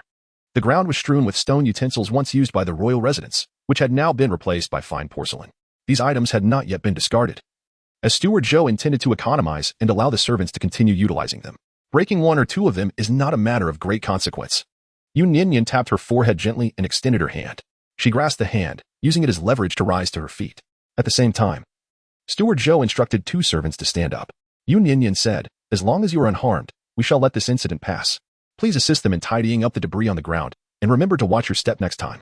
She obediently complied, crouching down to gather the scattered stone utensils. As for the broken pieces, she collected them as well, intending to dispose of them later. Among the damaged items was a small stone pot, while the body remained intact. Its lid had shattered into 2 halves. Yun Nian Nian stood by, continuing to listen to Steward Zhou recount the preparations for the new year at the Wang residence. As she listened, something caught her eye, prompting her to call out to the servant who was departing with the stone utensils. Yun Nian Nian stepped forward and took the lid, examining it with great care. After a brief silence, she inquired of Steward Zhou, "Is this pot the one previously used by the prince for concocting medicine?" Steward Zhou also scrutinized it closely and nodded, saying, "Indeed, this is the one. The pot used by the prince for brewing medicine is scarcely distinguishable from an ordinary pot. Yet it must not be confused. I had an emblem deliberately inscribed upon the lid for this very purpose." He pointed to the mark. Yun Nian Nian remained silent, her brow slightly furrowed as she handed half of the lid to Butler Zhou. "Find someone to investigate what the white powder in these fragments is." There was a subtle white powder nestled within the cracks of the stone lid, nearly imperceptible at first glance. Butler Zhou, a loyal elder of the Wang residence, felt a sudden weight on his shoulders upon witnessing her earnest demeanor, and quickly accepted the lid. Chi-Chi assisted the servants in returning the stone utensils to the royal storeroom. Upon their return, she obediently stood outside, waiting, yet the inquiry would inevitably require some time. Yun Nian Nian concealed the pot and its lid within her chamber, tidying up before setting out with San, in Wu, and Qiuqiu. Perhaps due to the approaching new year, the streets were bustling with a plethora of vendors, the crowd thickening with each passing moment. The calamity of flooding in Sioux City remained unresolved, leaving its citizens displaced. Yet, the capital thrived in resplendence, untouched by the misfortunes afflicting the border regions. In a few days, envoys from the state of Yu were to arrive in the capital, and lanterns adorned the streets in anticipation. Along the roadside, performers showcased their talents singing, wielding large blades, and dancing with lions, all contributing to the festive atmosphere. They strolled until they reached the western part of the city. The Emperor of the Moon Kingdom valued agriculture and commerce, waiving commercial taxes from mid-December through New Year's Eve, much to the delight of merchants and common folk alike. Stalls lined the streets, displaying a dazzling array of goods. Qiuqiu clutched a small pouch, her eyes gleaming with desire. Ever since Yun Nian Nian had mentioned her ability to freely distribute her silver, Qiuqiu had yearned to venture out. But Yun Nian Nian had been preoccupied with her studies in music and medicine for over a month. The young girl felt confused, apprehensive about being deceived or losing her way home. With an additional 2 taels of silver in her pouch, totaling 1.5 taels, she finally seized the opportunity to accompany her. Yun Nian Nian ordered a selection of exquisite delicacies at Chunman Lu, situated at the street corner. The establishment was bustling with patrons today, and it would require some time for the dishes to be prepared. She gently patted Qiuqiu's head, suggesting, "If you wish to explore, go ahead and do so. Let Mu accompany you." After all, with San nearby and others discreetly ensuring their safety, there was no need to worry about Yun Nian Nian's security. Chiu cast a cautious glance at Wu, her eyes blinking twice. Wu appeared rather aloof, merely nodding in acknowledgement. Her eyes sparkled with excitement as she obediently followed him outside. The West Street was already teeming with vendors, and with the year's end approaching, the crowd was particularly vibrant. Yun Nian Nian sat by the window, observing a man and a woman exiting the tavern. The woman, timid and fearful of losing her way, cautiously tugged at the man's sleeve. A young attendant entered, bringing freshly brewed tea. As he opened the door, a few individuals happened to pass by outside the small room on the second floor. A middle-aged man, portly and clad in golden patterned brocade, adorned even his belt with embroidered gold edges. He was followed by several servants and a girl of 17 or 18, dressed similarly in golden patterned brocade. She was bedecked with extravagant accessories, several pure gold hairpins protruding from her head, almost branding her with the mark of wealth. As they passed by the doorway, Yun Nian Nian felt a shiver run down her spine upon gazing at the middle-aged man, instinctively clenching her fists. Fortunately, after the attendant brought in the tea, he closed the door behind him. The couple remained unaware of her presence. Once the attendant departed, San stood nearby and approached to pour tea for Yun Nian Nian. Unintentionally, he noticed her shoulders quivering slightly. San inquired, "Princess?" She snapped back to reality, closed her eyes, and replied, "It's nothing." The sound of a hearty laugh resonated from the adjacent room, a laughter that Yun Nian Nian had never forgotten through 2 lifetimes. Sipping her tea, she touched the wooden bracelet on her wrist, forcing herself to regain composure. Unfortunately, the very individual she wished to avoid had now entered the establishment. Upon seeing Yun Wenda and Qin Ro entering Chunman Lu, San, aware of her grievances with the Yun family, quietly expressed his concern, "Princess, shall we return for now?" Yun Nian Nian patted the seat beside her, inviting him to sit down. "It's nothing. There is no need to hide. After all, the past is behind us." Today seemed to be particularly unfortunate. While waiting for their meal, other members of the Yun family gradually entered Chunman building, occupying the adjacent room. Downstairs, as Wu accompanied Chiu, he glanced back and spotted Yun Xiu entering. Instantly, his heart tightened, and he turned to Chiu, saying, "We should return now." Chapter 59. Encountering the Yun family, Chiu looked momentarily bewildered but obediently nodded. She chose an item and handed over her coins. While waiting for the vendor to provide change, Wu grew increasingly impatient. Just as he was about to speak again, he noticed Chiu joyfully stuffing her coins back into her small purse and turning around with the item she had just purchased, presenting it to him. It was a pair of wrist guards, crafted with a certain finesse. The inner lining was made of sheepskin, while the exterior was encased in thick iron plates, adorned with a green stone resembling a cat's eye. He stood there, momentarily taken aback, feeling as if all his strength had been sapped. "You took so long just to buy this?" he asked, astonished. Chiu nodded eagerly, cradling it as if it were a treasure. "For you," she exclaimed. The man fell silent, unsure of where to place his hands and feet. After several seconds, he finally accepted it, his voice still cool but softened slightly. "Thank you." Chiu clumsily tugged at his sleeve, helping him put on the wrist guards. The woolen interior enveloped his wrist in warmth, while the iron plates felt heavy and solid. Wu offered no resistance, allowing her to assist him, and she fumbled as he occasionally reminded her how to secure them properly. Unbeknownst to him, a faint blush crept onto his ears. Though the wrist guards were not exquisite and the stone was merely a fake, this inexpensive gift had completely emptied Chiu's small purse, leaving her with a meager 6 coins. Yet, she appeared utterly content, swaying her head as she followed him back to the tavern. The meal had yet to arrive. Yun Nian Nian shielded herself from the surrounding sounds, engrossed in a medical tome. Upon noticing the return of the two, she tilted her head in puzzlement. "Have you finished your outing so swiftly?" Wu's ears flushed deeper red as he discreetly withdrew his hand behind him. He had harbored some concern for her earlier, but now, seeing that no one from the Yun family approached to cause trouble, he felt a sense of relief. Wu sat down alongside Chiu. At that moment, 2 individuals entered the tavern, revealing themselves to be Yun He and Yun Yu. The middle-aged man in the adjacent room was none other than Qin Hu, the only son of the Duke of Yong'an and the maternal uncle of Qin Ro, while the woman accompanying him was his daughter, Shun Yanran. Each year, at the end of the year, Qin Hu would bring his daughter from Qizhou to celebrate the new year with the Yun family. And they must have just arrived in the capital today. Yun Wendy was hosting a welcoming banquet for him at Chunman Tower, and the Yun family had all gathered. Reflecting on the past, Yun Nian Nian had often been bullied by this father and daughter duo. Particularly, Qin Hu had been her former nightmare, a specter that haunted her nights in her previous life, causing her countless sleepless evenings. It was not until 2 years later, during the chaos in Qizhou, that the Qin family met with an unexpected demise. Only then could she confine her nightmares deep within her heart. Yet now, having been granted a second chance at life, she once again encountered the source of her terrors. Yun Nian Nian initially believed she would be filled with trepidation. However, as she listened to the joyous laughter emanating from the neighboring room and perused the medical texts, her fear of the Qin family seemed to dissipate. A cacophony of sounds echoed through the street. Yun Nian Nian cast a sidelong glance and beheld a carriage departing from the Wang residence, momentarily lost in thought. When Yanli alighted from the carriage, standing outside the tavern, and raised his head, their gazes meeting perfectly. Seated by the window in the adjacent room was Yun He, who, upon hearing the commotion, casually glanced over. Upon recognizing Wen Yanli, he stiffened slightly. Third brother, Yun Jin, sat beside him. A gentle smile gracing her lips as she wrapped her arms around his. Look, look, uncle has brought me so many delightful treasures. The small box on the table was filled to the brim with gold and silver jewelry. Shenhu's family, residing in Qizhou, owned 1,000 acres of land and was quite generous, presenting them with an array of gifts. Yunhe withdrew his arm with an air of composure, rising to close the window. As he did so, he remarked, the weather has indeed turned quite chilly these past few days. While shutting the window, Yunjin noticed a carriage below, not far from the Wang residence, and her expression shifted subtly. Yet she still managed to smile as she turned to pour tea for Chenhu. After a brief interlude, the steward personally ushered Wen Yanli into the room, and then took a seat beside Yun Nian Nian, instinctively making space and even exchanging his chair for hers. Everyone else, with the exception of Yun Nian Nian, stood up. Wen Yanli settled next to Yun Nian Nian, saying, please, be seated.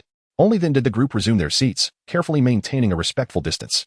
Yun Nian Nian tilted her head slightly and poured him a cup of tea. Aren't you quite busy today? How do you find the time to come over? I have finished my tasks, Wen Yanli replied softly as he accepted the tea and took a sip. It was the vigilant shadow guard, concealed in the darkness, who reported her itinerary upon noticing that the Yun family members were present, concerned that Yun Nian Nian might face distress. Just a moment prior, Wen Yanli had been engrossed in his work, yet in the blink of an eye, he set aside his responsibilities and hurried over. With the arrival of the esteemed Princely, the innkeeper was filled with trepidation, prompting him to instruct the chef to prepare their meals in advance. Soon, the dishes were served in their entirety. However, these meals had been ordered before Wen Yanli's arrival, featuring many rich dishes that he could not partake in. Yun Nian Nian initially contemplated ordering additional dishes, but was gently rebuffed by Wen Yanli. Fortunately, the selection of dishes was ample, and there were still several light options available. She arranged the lighter fare before herself, placing the steamed fish closest, meticulously removing the bones and transferring the tender morsels into his bowl. In the adjacent room, the clinking of glasses echoed as Chenhu indulged in his favorite wine. Daughters read. The laughter of the men was boisterous, creating a lively atmosphere. In stark contrast, the ambience here felt rather subdued. Yun Nian Nian diligently assisted Wen Yanli in removing fish bones and serving dishes, while Wen Yanli remained absorbed in her task. Chio, oblivious to the surrounding dynamics, indulged in her meal with unrestrained joy, and San and Wu sat obediently, occasionally casting furtive glances in their direction. As they continued dining, Chio noticed that she was consuming the dishes all by herself. A sense of embarrassment washed over her. She awkwardly tugged at Wu's wrist guard and clumsily offered him a chicken leg that was larger than her face. He glanced down, his lips twitching slightly. After a moment, he took up his chopsticks, steadfastly meeting her sparkling gaze, and began to eat in silence, his expression unreadable. Meanwhile, San, feeling rather left out, lacked the appetite to eat as he silently gnawed on his chopsticks, stealing glances at the others. In the adjacent room, Yunyu, unable to partake in alcoholic beverages, sat quietly in a corner, almost invisible. He displayed no particular emotion, patiently listening to the proceedings around him. Yunjin quietly emerged, tugging at his sleeve. Fifth brother, I no longer wish to drink. Would you accompany me to procure a pot of tea? He nodded in agreement. As the atmosphere brimmed with fervor and revelry, the two departed the room. At that moment, the waiter had just delivered dishes to the neighboring room and stood at the doorway, inquiring with a tilt of his body, May I assist the young sir and miss with any requests? Yunyu was just about to speak. Yunjin, however, preemptively stated, Little second brother, I would like a pot of fine tea. The young attendant cheerfully nodded. Certainly, I shall have it brought over at once. No need to trouble yourself. I shall fetch it myself. She waved her hand and skipped down the stairs with a lively demeanor, observing his younger sister's spirited antics. Yunyu followed with a smile gracing his face. Soon, she had procured the tea. Yunjin, devoid of any airs of a young lady, personally carried the tea back. Just as she pushed the door open, Yunjin sensed something amiss and intervened, saying, Yin, you have entered the wrong room. However, before he could finish his sentence, Yunjin, caught off guard, opened the door. Chapter 60. Yin, help me avenge. At the moment the door swung open, Yunjin stood there, momentarily dazed. Concerned for her safety, Yunyu hastened a few steps to the doorway and quickly apologized. I'm sorry, we have made a mistake. As he approached the entrance, he beheld the individuals within. The two figures, San and Wu, who were seated at the door, immediately rose to their feet, with two tall silhouettes flanking the entrance. Yunyu cast a glance at Yun Nian Nian, her pale visage revealing a hint of displeasure, as she murmured inwardly about their misfortune in encountering such a situation. Yunjin appeared quite cheerful, standing on tiptoe and waving towards the interior. Sister. Yun Nian Nian cast a sidelong glance at her. With an impassive expression, she said softly, and Wu closed the door. Yes. And Wu promptly obeyed the command and shut the door. Yunjin pressed her lips together, casting a pitiful gaze upon them as she softly called out, Sister. When the gap of the door had narrowed to its smallest, She suddenly extended her hand. The movement was swift, leaving Wu unable to react in time. Yun Jin's hand was caught in the door, causing the gap to widen once more, leaving the door ajar. Yu, in a state of panic, grasped her hand and asked, "Yin, are you all right? Let fifth brother take a look." Although the force with which Wu closed the door was not severe, Yun Jin, being somewhat delicate, had a small patch of light red on the back of her hand. In truth, it did not hurt. She cradled her hand, her eyes brimming with tears, and resolutely shook her head, saying, "Fifth brother, Yin is fine." Yu has always been deeply concerned for Yun Jin. In a moment of exasperation, he shouted at Wu, "What is wrong with you? Can't you see Yin standing at the door?" Wu's lips twitched. He was at a loss as to whether to remark on the peculiar mentality of these two individuals or to simply remain silent. Yun Jin wiped away her tears, clutching the hem of Yu's garment, timidly addressing the interior. "No, it is not his fault. It is I, Yin, who is inadequate." She turned to Yun Nian Nian. "Sister, you have not returned home in such a long time. I miss you dearly. Today, uncle and cousin Yin have come to the capital, and everyone is in the adjacent room. Please join us. With you, our family will feel whole once more." Yu gazed at the young girl, so considerate and so yielding, and within his heart, a tinge of resentment towards Yun Nian grew stronger. Yet, he merely pressed his lips together, casting a subtly discontented glance at Yun Nian, and extended an invitation. "Since Yin has expressed such, you might as well join us." After all, being so young, frail, and inexperienced in the tempest of life, he felt emboldened to speak to the princess consort in a commanding tone with the presence of King Li. The atmosphere fell into an immediate silence. When Yanli ladled fish head and tofu soup into a bowl, Yun Nian Nian lifted her gaze to Yun. After a few seconds, she inquired, "Wu, did you not hear me when I said to close the door?" Yun immediately furrowed his brow. "Hey." In the next moment, Wu raised his sword, positioning it before him and Yun Jin, forcefully compelling them to retreat. Yun Jin, feeling a sense of grievance, called out to her, "Sister, what troubles you? Even if you are upset with Yin, you cannot refuse to see uncle, for he is your favorite, is he not?" With a soft thud, the moment hung in the air. Yun Nian Nian's fingers trembled, causing the chopsticks to clatter onto the table. Wu, sensing that the situation had taken a turn for the worse, swiftly closed the door and locked it. Yun promptly shielded Yun Jin, her expression darkening. "Forget it. She has proven to be utterly heartless. Even upon seeing her uncle, she would not feel any joy. Let us return. Moreover, has she not always harbored disdain for her uncle? Each year, when he visits, she conspicuously keeps her distance." Yun murmured softly, yearning to express all the grievances she harbored towards Yun Nian. She presumed that the earlier words were merely a casual invitation from Yun Jin for her to join in a meal, and thus paid no heed to them. Yun Jin lowered her head, silently and obediently following Yun back. In the room, when Yanli placed the freshly served tofu soup before her, replacing her chopsticks with a new pair. Noticing her dazed expression, he gently covered her icy little hand with his larger one, inquiring, "Are you unhappy?" The laughter from the next room remained resoundingly joyful. Yun Nian Nian regained her composure, a smile gracing her lips as she clasped his hand in return. "Yin, I'm feeling a bit weary. Let us return." The dishes on the table remained largely untouched, her portion barely grazed. When Yanli observed her expression without probing further and nodded in agreement, "Very well," he helped Yun Nian Nian to her feet. Wu and San remained stationed at the door, while Chio obediently stood up as well. When Yanli waved his hand dismissively, "Continue your meal." He added a cautionary note, "Should anyone cause trouble, retaliate, do not let yourselves be wronged." He then led Yun Nian Nian out. Chio, bewildered, wished to follow but was promptly restrained by Wu, who pulled her back. "The prince will accompany the princess. You should stay and finish your meal." Chio possessed an astonishing appetite. When she first arrived at the royal residence, she had been overly cautious, suppressing her hunger for fear of expulsion. It was tea until Yun Nian Nian discovered her secretly scavenging leftovers that she arranged for Chio to have ample food, ensuring she would eat her fill from then on. She was obedient to Yun Nian Nian's wishes as well as to Wu's, tilting her head in confusion at his words. After watching them depart, she resumed her seat and continued to eat.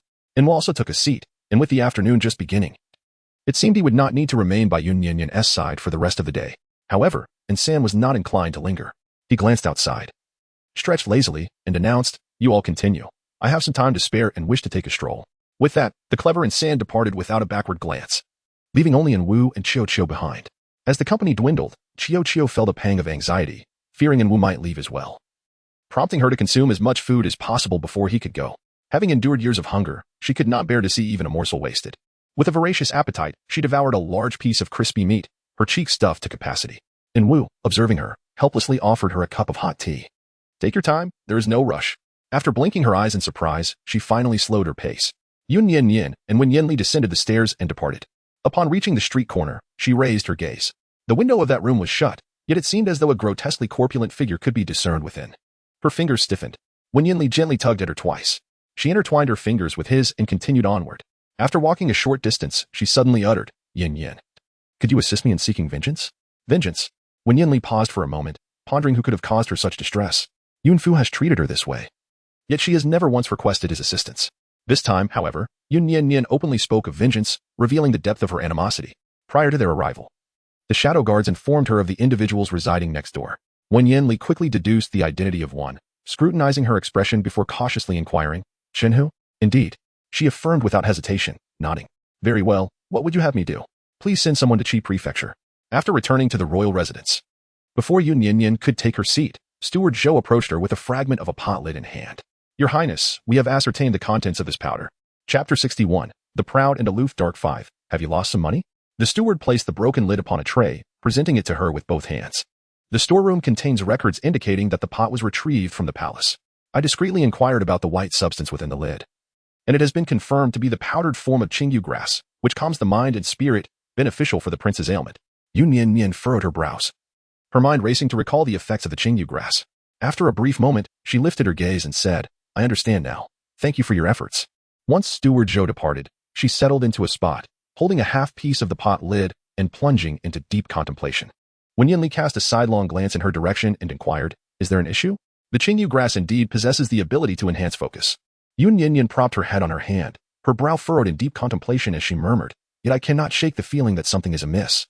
Observing her earnest demeanor, Wen Yanli refrained from further interruption and returned to his tasks at hand.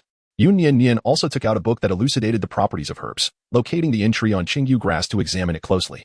Indeed, as Steward Zhou had mentioned, Qingyu grass possesses the remarkable ability to calm the mind and spirit, serving as an excellent remedy with alleviating and curative effects for numerous ailments. According to the text, it could also provide some benefit in treating Wen Yanli's acute affliction. However, she recalled that none of the prescriptions given by the imperial physician included Qingyu grass. Meanwhile, Wen Yanli, having completed his tasks, idly played with a set of prayer beads, quietly observing her from the side. After a moment, he slid over a cup of steaming tea, its leaves emanating a subtle and enticing fragrance. Yun Nian Nian, without lifting her head, sipped from her teacup, completely engrossed in her book. After finishing her tea, she continued to idly hold the cup. When Yanli gently tapped his prayer beads, producing a faint sound, and inquired, "What do you find problematic?" The book extols the virtues of Qingyu grass, emphasizing its ability to calm the mind and clear heat, deeming it a rare and invaluable remedy. Yun Nian Nian finally set down her teacup, and once again furrowed her brow. "Yet I can't shake the feeling that something is amiss." For a moment, she truly could not recall what it might be. Yun Nian Nian sighed softly, placing the medical tome aside as she gently grasped Wen Yanli's hand. "Yin Yin. From now on, allow me to prepare your medicine." The concern in the young girl's eyes was palpable. Wen Yanli curled her fingers playfully around Yun Nian Nian's, contemplating for a moment before replying, "Very well, but do not overexert yourself." Without a second thought, she responded, "What fatigue could there be in brewing medicine? I can effortlessly prepare it while heating your milk. We shall drink it together, and only then may you rest." When Yanli, the room was filled with the fragrance of spring. Yun Jin, undeterred, approached the door twice more, knocking insistently. The door was securely locked from within, rendering any entrance from the outside impossible. She had not witnessed Yun Nian Nian's departure and stood outside, expressing her apologies with a tone of grievance, attempting to persuade. Chio, with her mouth glistening from the meal, glanced over with a tilted head, and Wu extended a finger to gently touch her forehead, guiding her gaze back. "Continue eating. Do not concern yourself with that." Yun Jin, seeing no response, had no choice but to return first. The two individuals in the room continued their meal, and Wu's appetite was modest. After a short while, he felt satiated. As a shadow guard, even during rest, one must exercise restraint and avoid overindulgence that could hinder agility. The remaining half-table of delicacies eventually found their way into Chio's stomach. Despite her slender frame, with dry hair and a slightly sallow complexion, this little girl possessed an unexpectedly large appetite, consuming the equivalent of 4 servings of Wu's portion. The table, once laden with food, was now cleared, and the tea had grown cold. She savored the last cup. "Are you full?" Wu inquired. Chio nodded happily, her eyes crescent-shaped with joy, and she even patted her little belly, exclaiming, "I'm full." And Wu rose, stating, "Then let us depart." It wasn't urgency that prompted this. Rather, the merriment from the adjacent room was rather boisterous. He was accustomed to silence and found it somewhat bothersome. Chio obediently stood as well. The meal had already been paid for, so they simply exited. Outside, the streets were bustling with activity, alive with vibrancy. Wu paused at the entrance of Chunminlo and awkwardly asked Chio, "Do you still wish to browse?" She tilted her head, seemingly in a daze. After a moment, she fished out her deflated little purse, revealing her last 6 coins. It seems 6 coins may not suffice for shopping, and Wu pondered aloud. After a moment's thought, he suggested, "Shall we return?" However, Before he could finish, a vendor selling candied hawthorn passed by. Chio's eyes sparkled with excitement as she tugged at his wrist and dashed towards the stall. Her grip was strong, catching Wu off guard as he was genuinely pulled along. Are you still hungry? He questioned as they reached the candied hawthorn stall. Chio handed over 4 coins in exchange for 2 skewers of candied hawthorn, the sweet and sour aroma wafting enticingly. Generously, she offered 1 skewer to Wu. He smirked slightly, accepting it silently. Thank you. Before he could finish his sentence, Chio shook her head and used her last 2 coins to purchase 2 large buns. The bun vendor had no other customers. Wu observed her retreating figure, and after a prolonged silence, discreetly dropped a small silver ingot onto the ground. Careful not to draw attention, and nervously stepped on it. As a shadow guard, he shared a certain pride with his lord. Chio, holding the candied hawthorn in her left hand and the buns in her right, awkwardly turned back and offered a bun to Wu. Thank you, he replied, accepting it. After a moment of awkward standing, Chio tilted her head, looking at him curiously as if to inquire why they had not yet departed. Wu concocted a feeble excuse. My foot hurts. Chio glanced down. Seizing the opportunity, he subtly adjusted his shoe, allowing her to catch sight of the silver. As he anticipated, Chio squatted down to pick it up. Wu feigned surprise. Now that you have money, would you like to browse a bit more? The ingot was not large, roughly amounting to 5 taels. Chio wiped it with her hand and looked up, her innocent eyes appearing quite pitiful. Someone has lost money. Losing money must be distressing. Shall we find out who lost it? Wu remained silent before her, pondering. After a considerable pause, San, who had been satisfied after his own exploration, happened to pass by and curiously asked, What are you 2 up to? Just finished eating? Wu shot him a sidelong glance. Did you lose money? Huh? San appeared bewildered. Fortunately, the shadow guards had grown up together, training side by side, and shared an unspoken understanding. Although he was unaware of the specifics, he nodded. Ah, yes, I lost some. Wu immediately handed him the 5 taels of silver. Here. It's for you. San was taken aback. After returning the money, Wu lowered his head and discreetly took a pouch from his belt. Producing another 5 taels, you need not feel obliged. Consider this a token of gratitude. San was left utterly confused. Wu then presented the new 5 taels to Chio. He is giving this to you as thanks for your kindness. You should accept it.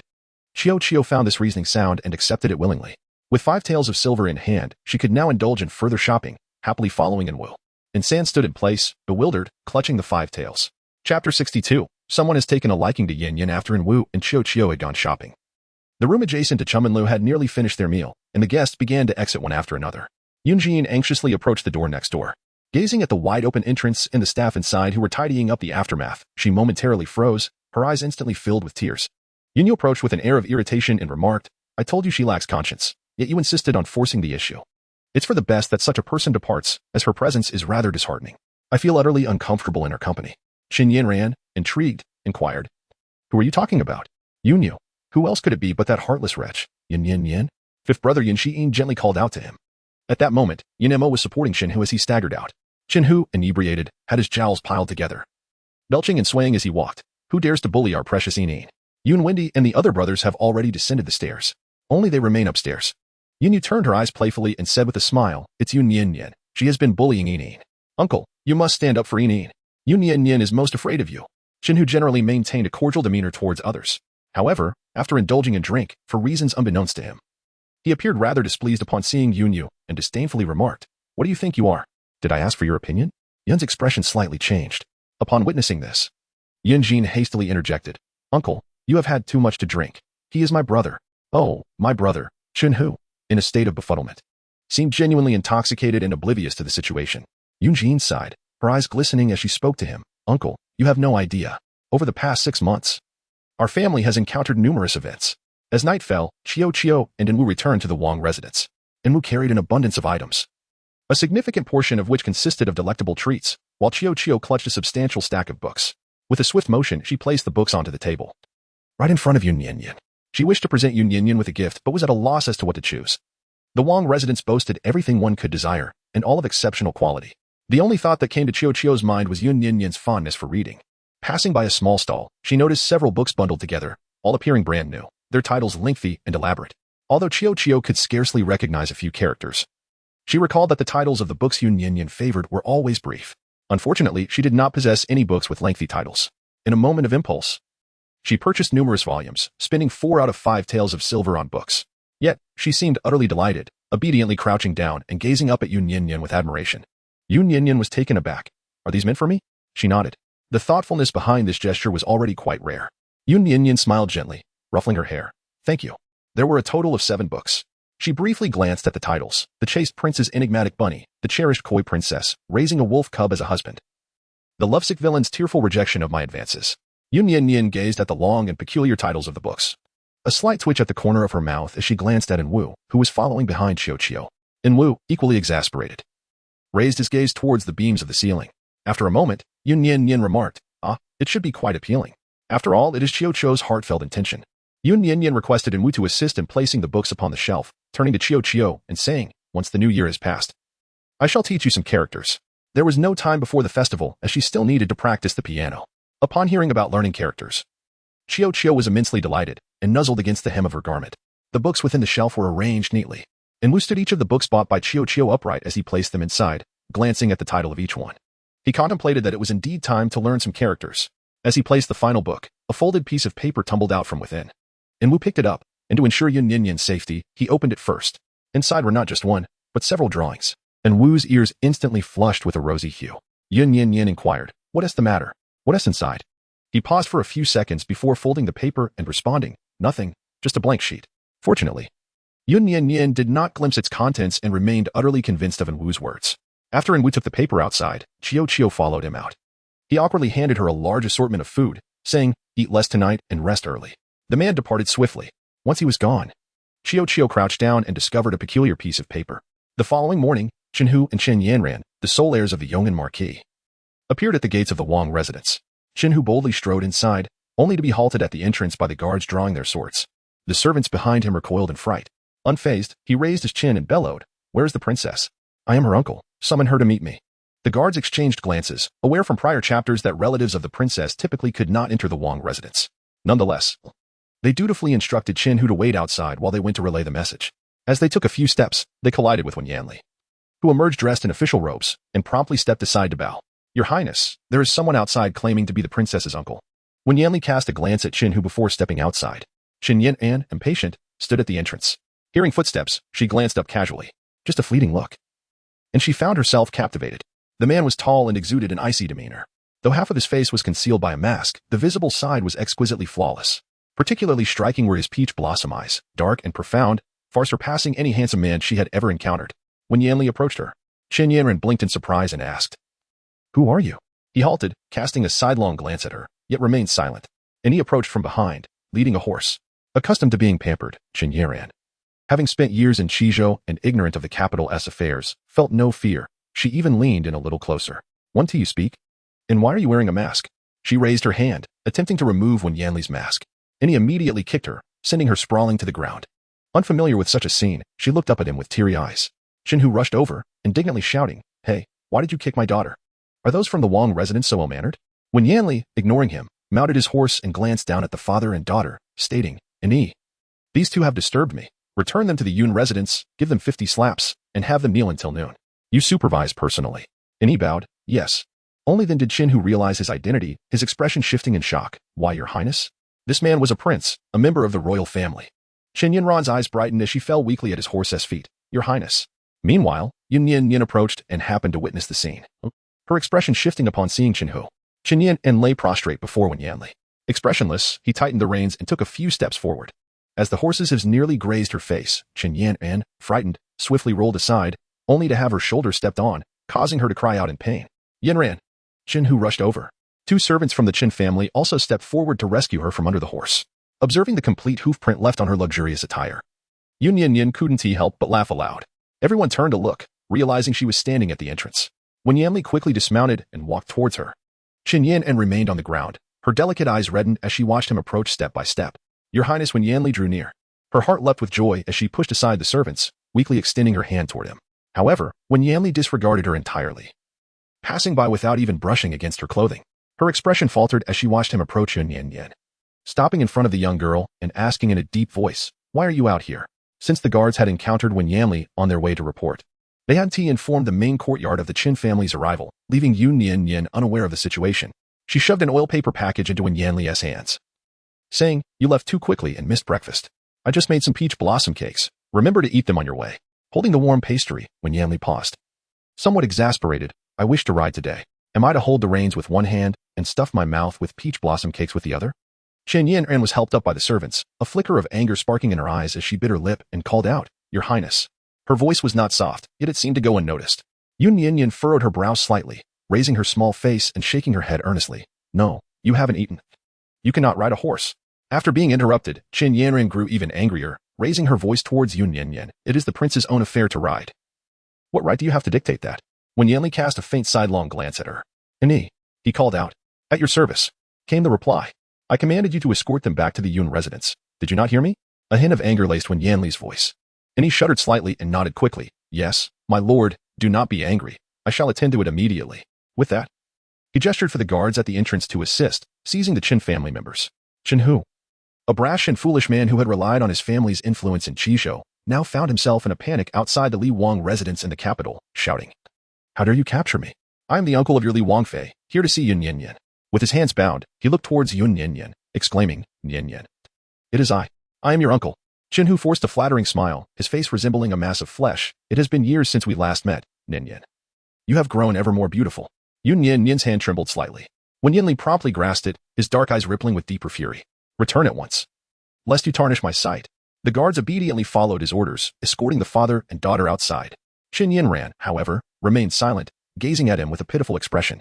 In contrast, Qin Hu, though restrained, screamed loudly, alternating between pleas for mercy and threats.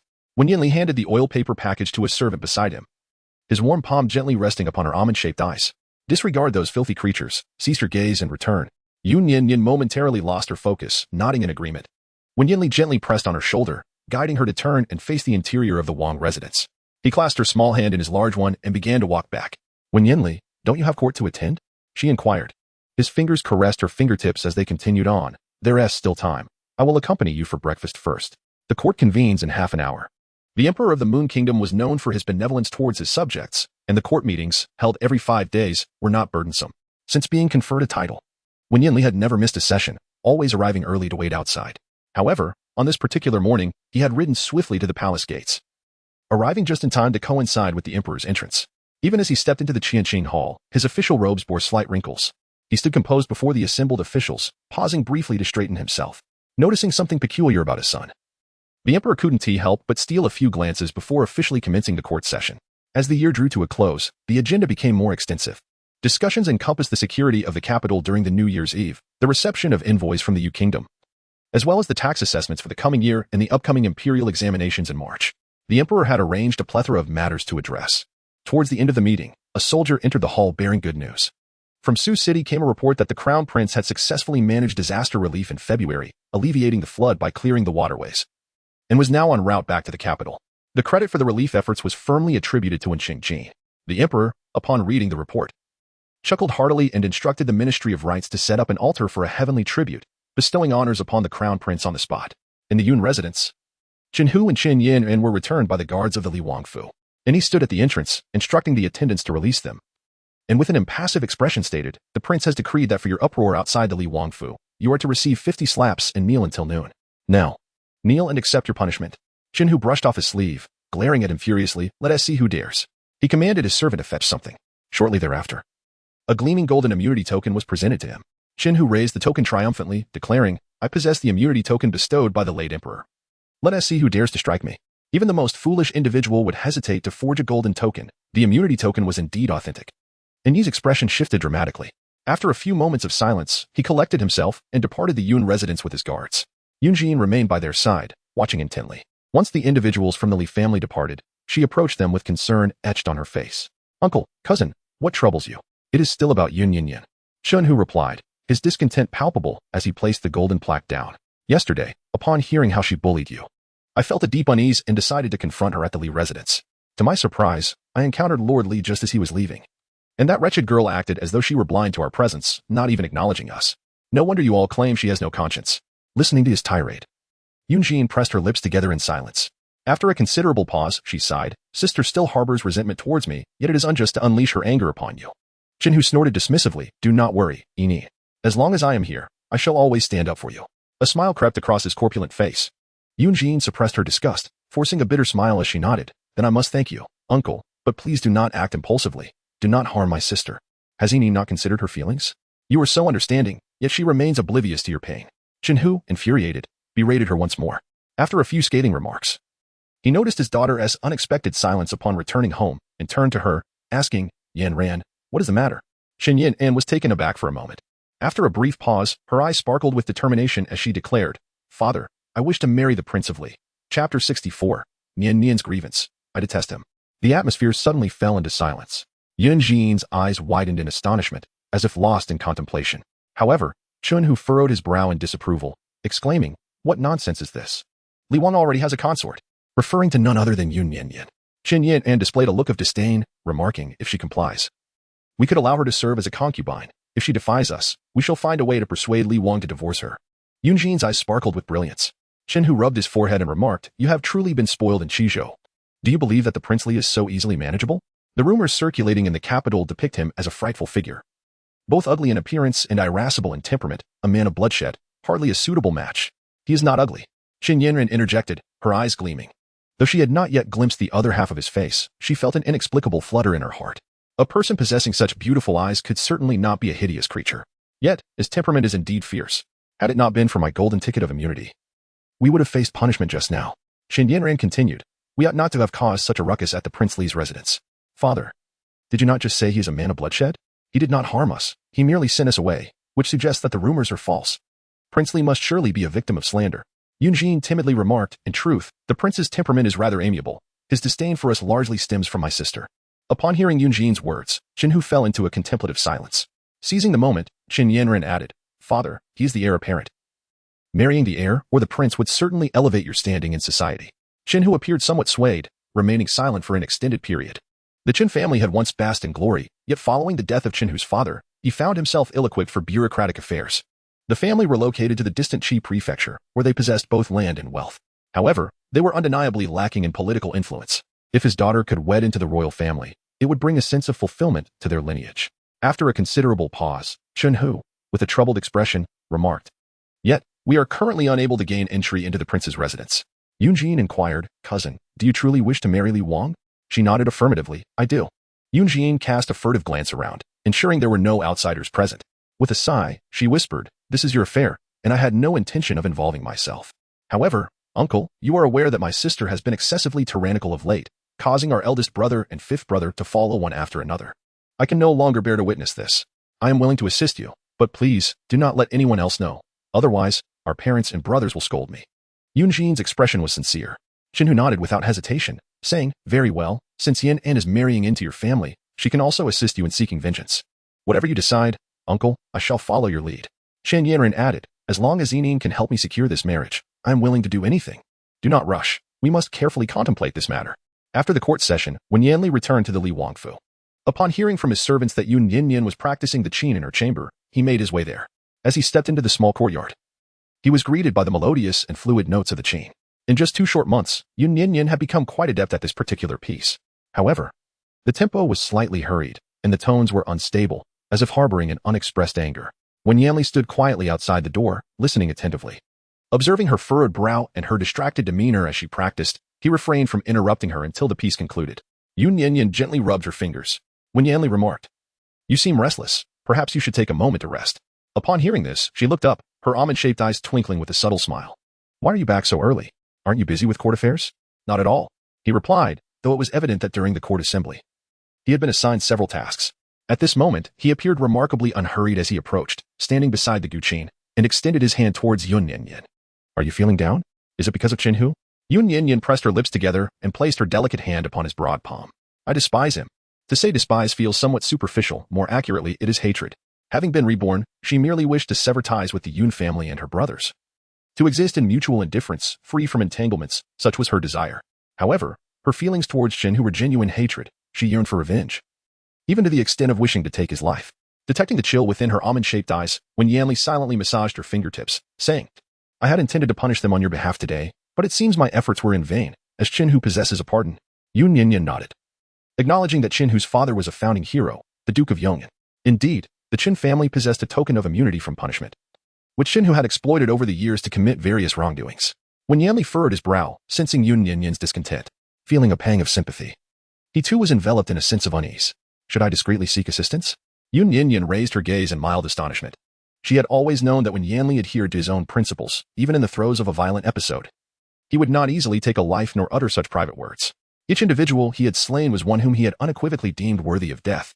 Yet now, before he had the opportunity to thoroughly investigate Shenhu, he chose to trust Yun Nian Nian's words and sought to resolve the matter through clandestine means. Yun Nian Nian rose to her feet, opening her arms to embrace him. Thank you, but it's unnecessary. His transgressions are far too numerous. Even the few I am aware of would suffice for him to meet 1,000 deaths without sullying your hands. In a previous life, Shenhu was slain during the turmoil in Qizhou 2 years later, and after the perpetrator faced justice, his crimes were publicly denounced at the execution grounds. Following several investigations by the Supreme Court, the misdeeds committed by Qin who were ultimately laid bare, Yun Nian Nian remembered vividly. What she needed to do now was to send someone to Qizhou to gather all the evidence of those crimes. In her past life, she had existed in darkness and had once contemplated ending her life alongside Shenhu with a blade. However, in this lifetime, she basked in the sunlight and yearned to ensure that he faced retribution through righteous means. Only thus could she find peace. She wished to enlist Wen Yanli's assistance yet did not want him to be embroiled in danger. After all, he was a descendant of the Yong'an Marquis. If he were to suddenly meet a tragic end in the capital, it would undoubtedly attract attention. She would not allow him to face even the slightest peril. The girl curled into a small ball in his embrace, soft and fragrant. Wen Yanli paused for a moment, then bent down to lift her up. The adjoining room was the guest chamber of the Wang residence, meticulously arranged, with a soft bed awaiting. He carried her there and gently laid her down. Sitting at the edge of the bed, he reached out to caress the faint dark circles beneath her eyes. You practiced the piano all day and studied medicine at night. You should take a proper rest today. Yun Nian Nian indeed felt somewhat weary as she opened her arms to him once more, saying, all right, stay with me. Wen Yanli paused for a moment, locking eyes with her. Noticing his stillness, she moved closer and gently kissed his lips. The kiss was fleeting, a mere brush. The corners of his lips quivered slightly as he lowered his gaze, seemingly sighing in resignation. At your age, do you still need someone to accompany you to sleep? Despite his words, he extended a finger to tug at her waist, compelling her to draw nearer, and a deeper kiss ensued. Chapter 65. The sincere New Year's gift from brother and sister-in-law. The Qin family had been in the capital for 6 days and had sought an audience outside the Wang residence for the 4th time. When the servant came to report, when Shuli was also departing from the Wang residence, the weather had turned increasingly frigid, and a charcoal fire was burning in the small room. Yun Nian Nian sat at the table, engaged in a discussion with Steward Zhou regarding the New Year's red envelopes for the servants. The Wang residents had always observed the New Year rather casually. Wen Yanli was indifferent to it, and Steward Zhou dared not take the initiative. However, with Yun Nian Nian's presence today, she took it upon herself to address the matter. The list of servants lay before them on the table. She meticulously instructed Steward Zhou, the red envelope should correspond to each person's monthly wage. For those living nearby, we can arrange suitable shifts. At that moment, a guard entered and announced, Your Highness, Chen Yin is requesting an audience outside. Yun Nian Nian's words lingered momentarily. When Shuli, who was reading nearby, curiously lifted her gaze. In less than half a second, she waved her hand dismissively. Not a chance. After the guard departed, Yun Nian Nian appeared unaffected, continuing to issue her directives. For those living nearby, she arranged their shift changes, allowing them to return home for a day's rest. She instructed that a portion of pork be sent as a New Year's gift for those returning home, while the servants who remained would receive an extra sum in their red envelopes. Every servant in the Wang Fu received a red envelope, as had been customary in previous years. Although Wen Yanli could be fierce when unwell and often aloof, he treated the servants with kindness. This year, he decided to bestow additional silver and pork, which incurred little expense. When Shuli, initially engrossed in her reading, eventually set the book aside, settling into her chair, a piece of warm, freshly made peach blossom cake in hand, quietly listening. Once Steward Zhou had taken his leave, only she, Chio, and Wen Shuli remained in the room, with Wen Wu standing at the door. Wen Shuli traced her fingers over the pages, curiously observing Yun Nian Nian, who still clutched the list of servants, calculating the amounts for the red envelopes. When Shuli inquired, They're merely servants. You could leave that to Steward Zhou. After all, you are a princess. Why toil so hard? Yun Nian Nian tilted her head slightly, a naive smile gracing her lips. This year, I prepared new fabric for the servants' garments. Steward Zhou has been quite occupied with this task lately, and he seems rather fatigued. However, aside from him, no other servants are permitted to scrutinize the accounts of the Wang residents. With nothing else to do, I took the liberty to peruse them myself, thereby alleviating some of Zhou's burdens. When Shuli was momentarily taken aback, awkwardly averting his gaze. What a futile endeavor. That woman outside comes around every few days. Besides visiting the Wang residence, she frequents the Ministry of Revenue and the Ministry of War. I've heard whispers of her even within the palace. If you wish to secure your position as the Wang Fei, you ought to devise a strategy to contend with her. Otherwise, should she ever seize the affections of the third prince, do not come to me in tears. Recently, Chen Yanran has been seen lingering around wherever Wen Yanli appears. Although Wen Yanli has never acknowledged her presence, her actions have certainly attracted considerable attention. Just yesterday, upon entering the palace, the empress subtly inquired about her. Yun Nian Nian, indeed, harbored no worries. Her smile deepening. Your third royal brother is not so easily taken away. Confidence shimmered in the girl's eyes. Wen Shuli momentarily lost his train of thought, feeling quite awkward as he indulged in the peach blossom cake while sipping tea. The journey to Qizhou was long and arduous. It would take some time to bring back the evidence. Nonetheless, Yun Nian Nian felt that Qin Yin had been rather excessive in her recent antics. After a brief silence, calculating the time when Yanli should return, she set down her brush and rose. Wen Shuli, with a whole piece of peach blossom cake in his mouth, nearly choked. "What are you doing?" "I am going to fetch my husband back to the residence." Yun Nian Nian smiled as she called out to Qiu, instructing her to fetch an item while she herself draped a white cloak over her shoulders. Observing that she was not entirely foolish, Wen Shuli felt quite pleased.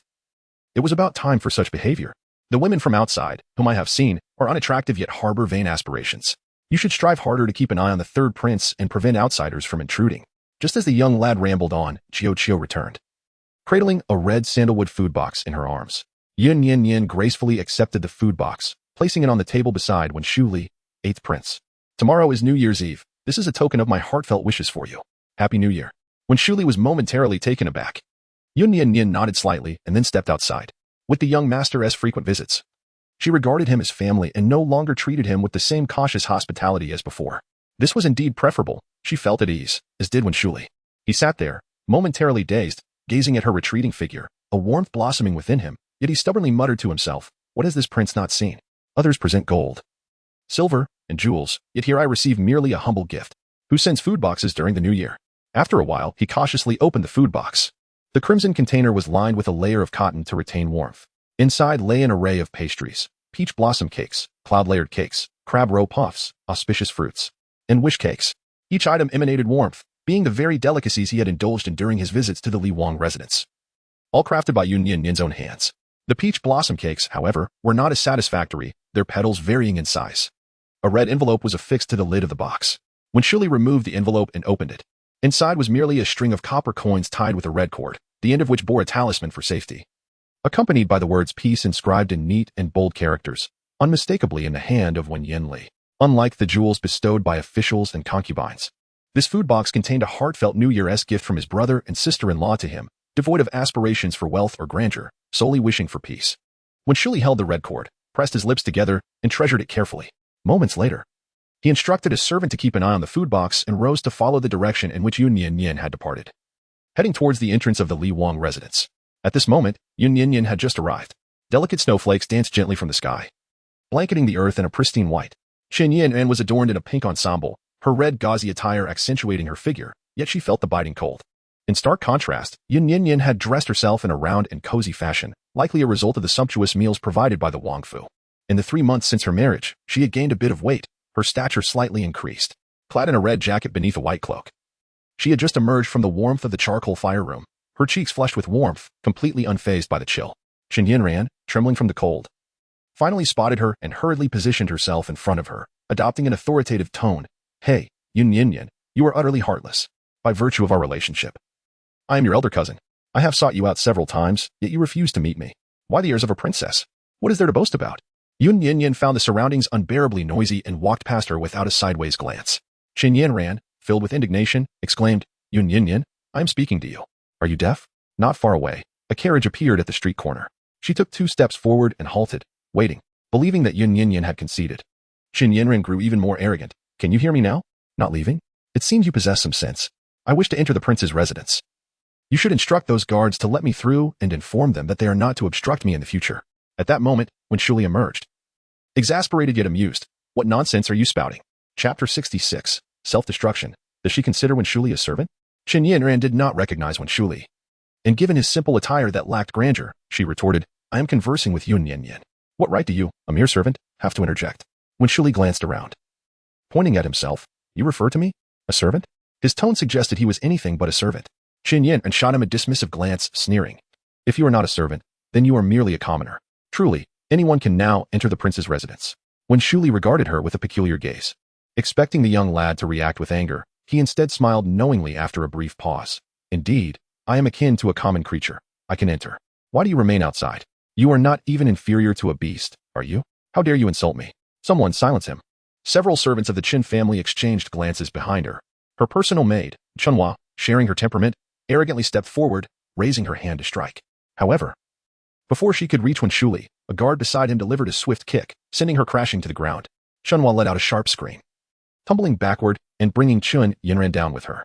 The two of them lay sprawled together, and Chun Yinran unleashed a torrent of insults towards them. Yun Nian Nian cast a glance at Wen Shuli. The young boy, though slightly offended, did not display excessive anger and merely raised an eyebrow at her. After a brief moment, the carriage finally halted near the entrance of the Wangfu. Upon seeing the familiar vehicle, Chun Yinran quieted down, insisting on pushing away the servants who offered assistance. She discreetly pinched her thigh, adopting a pitiful demeanor. Under the gaze of the crowd, Wen Yanli stepped down from the carriage. "Your Highness," Chun Yinran called out weakly. Wen Yanli ignored her, taking a step towards Yun Nian Nian and extending his hand. She placed her small hand in his, feeling a slight chill against his palm. Wen Yanli gently rubbed her hand and inquired, "What brings you out here?" The young girl blinked her eyes a couple of times, appearing quite cheerful, and poked his palm with her fingertips. "I intended to come and fetch you," she replied. "But I arrived a bit late and happened to witness Chun Yinran offend Wen Shuli. I couldn't resist joining the fray." Yun Nian Nian refrained from detailing the events to Wen Yanli. He pressed his lips together, slightly lifting them, and pulled on her cloak's ties, wrapping her up more snugly. Once finished, Wen Yanli said, "Let us return." Yun Nian Nian nodded affirmatively. "All right." As she and the prince clasped hands, preparing to return together, Chun Yinran, who lay sprawled on the ground, grew anxious. She rose, dusting herself off, and positioned herself in front of them. With a swift motion, Chun Yinran knelt down, her eyes pleading, "My lord, you must take a stand for me. I am the cousin of Lady Li, having traveled a great distance from Qizhou, hoping to spend some quality time with her during the new year. However, despite my repeated requests to visit the Li residence, the lady has refused to meet me. Today, she even sent a servant to insult me.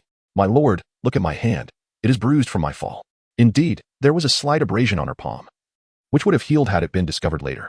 Without so much as a glance at her, Wen Yanli turned to Yun Nian Nian and inquired, "Which servant was responsible for this?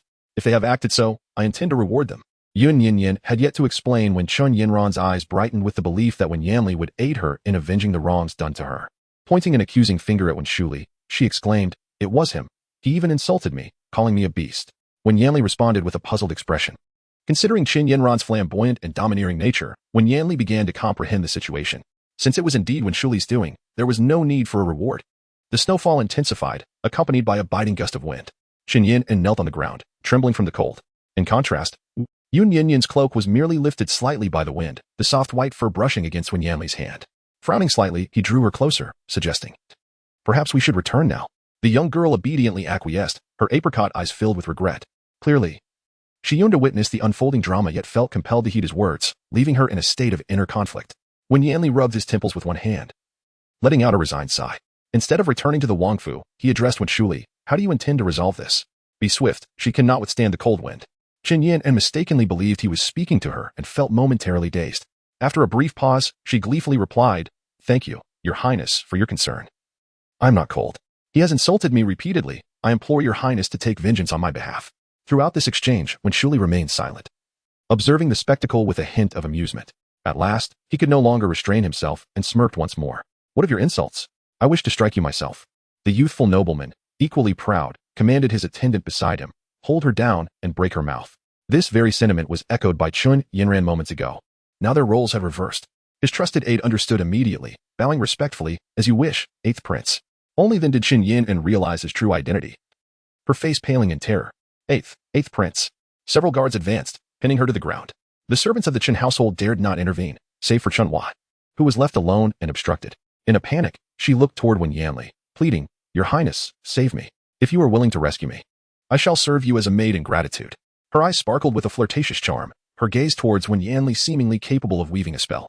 Though the girl was spoiled and headstrong, her beauty held no threat to Yun Nian Nian, who regarded her as no competition. Yet, her repeated attempts at seduction were evident to any discerning observer. Yun Nian Nian gazed down imperiously. "You have insulted the 8th Prince of the realm, the royal heir. Even if you beseech the Lord, he shall be unable to rescue you." The young girl, holding Wen Yanli's hand, retorted with a chilling gaze, "He is my husband, not someone unworthy of mention." In recent days, Yun Nian Nian had consistently refused Chun Yinran's request for an audience, and the two had exchanged no words. Chun Yinran was taken aback that her first utterance was so blunt, and she felt further insulted. She lifted her chin defiantly and glared at Yun Nian Nian. "Yun Nian Nian. You," but before she could finish her sentence, Wen Shuli delivered a swift kick to a guard. The guard understood the cue, and, with a brutal swiftness, struck her face with a harsh slap. The pampered girl, now resembling a half-mangled pig, bore a swollen and bruised visage, utterly pitiful. The pain jolted her back to reality, instilling a deeper sense of fear within her. Chun Yinran began to struggle, exclaiming, "You cannot strike me. My grandfather is the Duke of Yong'an, and my family holds a token of immunity. In the days since the Chun family had arrived in the capital, they had boasted to everyone they encountered about their immunity token, and the guards had taken note. Hesitating momentarily, the guard glanced back at Wen Shuli. Wen Shuli crossed his arms, looking down upon her with disdain. Oh, then where is your token? Produce it. Chen Yanran responded, the token is in my father's possession. Wen Shuli chuckled, seemingly unfazed, and addressed the guard. Did you hear that? She does not possess the token in her hands. Continue to strike her on my behalf. Chapter 67. Ninian plays tricks, seeking comfort from Yin Yin. The guard complied instantly, preparing to deliver another slap. Observing the escalating situation, Chunhua discreetly shifted her stance, intending to retreat and report back, hoping that Chun who would bring the immunity token to her aid. Yun Nian Nian called out, and Wu. Instantly, and Wu appeared, accompanied by several guards from the Li Wang mansion, effectively surrounding the servants of the Chun residence. She turned to Chunhua, saying, you, as a maid, truly lack understanding. Your mistress is being punished here, yet you wish to flee at such a critical moment? What a fanciful thought. And Wu, make them kneel and witness Miss Chen's punishment. No one is allowed to leave until it is complete. Chen Yanran glared fiercely at Yun Nian Nian, likely intending to utter some harsh words. However, after a series of slaps, she was rendered unable to speak. When Shuli cast a sidelong glance at her, disdainfully huffing, you know, I find you somewhat more tolerable this way. Otherwise, you would simply hide in the palace, oblivious to your own need for vengeance. Although when Shuli was aware that she was in the palace to diligently practice the guqin, he still felt discomfort upon hearing that she had been bullied by a wealthy girl from Qizhou. His elder brother's wife could be bullied by him, but she must never appear weak in the outside world. Yun Nian Nian smiled faintly at Wen Shuli and subtly intertwined her fingers with Wen Yanli's. The young girl was typically composed. Her earlier retort to Chun Yanran seemed less an act of vengeance and more an expression of jealousy, a protective instinct over her territory. Wen Yanli unconsciously curved his lips into a smirk, raising his hand to brush away the snowflakes that had settled in her hair. He inquired once more, have you had enough fun? Shall we return? If not, I can have someone bring a hand warmer. The ensuing scene was rather unremarkable. Chun Yanran transitioned from initial discontent and resistance to a state of tearful despair, kneeling helplessly and occasionally casting glances at Wen Yanli. Observing her grotesque expression, Yun Nian Nian felt a wave of revulsion and decided to leave her entirely to Wen Shuli's discretion, following Wen Yanli back to the royal residence. Upon entering the palace, the young girl continued to pout, her expression one of discontent. When sulking, her cheeks puffed out like she was holding a piece of candy, forming small spheres. The journey was marked by a profound silence. As they walked, Wen Yanli suddenly halted, his warm fingers poking her cheek. Still upset? Yun Nian Nian found herself perplexed, uncertain as to which of Chun Yanran's words had struck a nerve within her. The mere thought of Chun Yanran's affectionate demeanor before Wen Yanli filled her with discontent. Time passed, though how long she could not ascertain. Suddenly, she opened her arms wide and embraced his neck, propelling herself upwards with her little legs, climbing onto him with determination. The white cloak slipped from her shoulders and fell to the ground.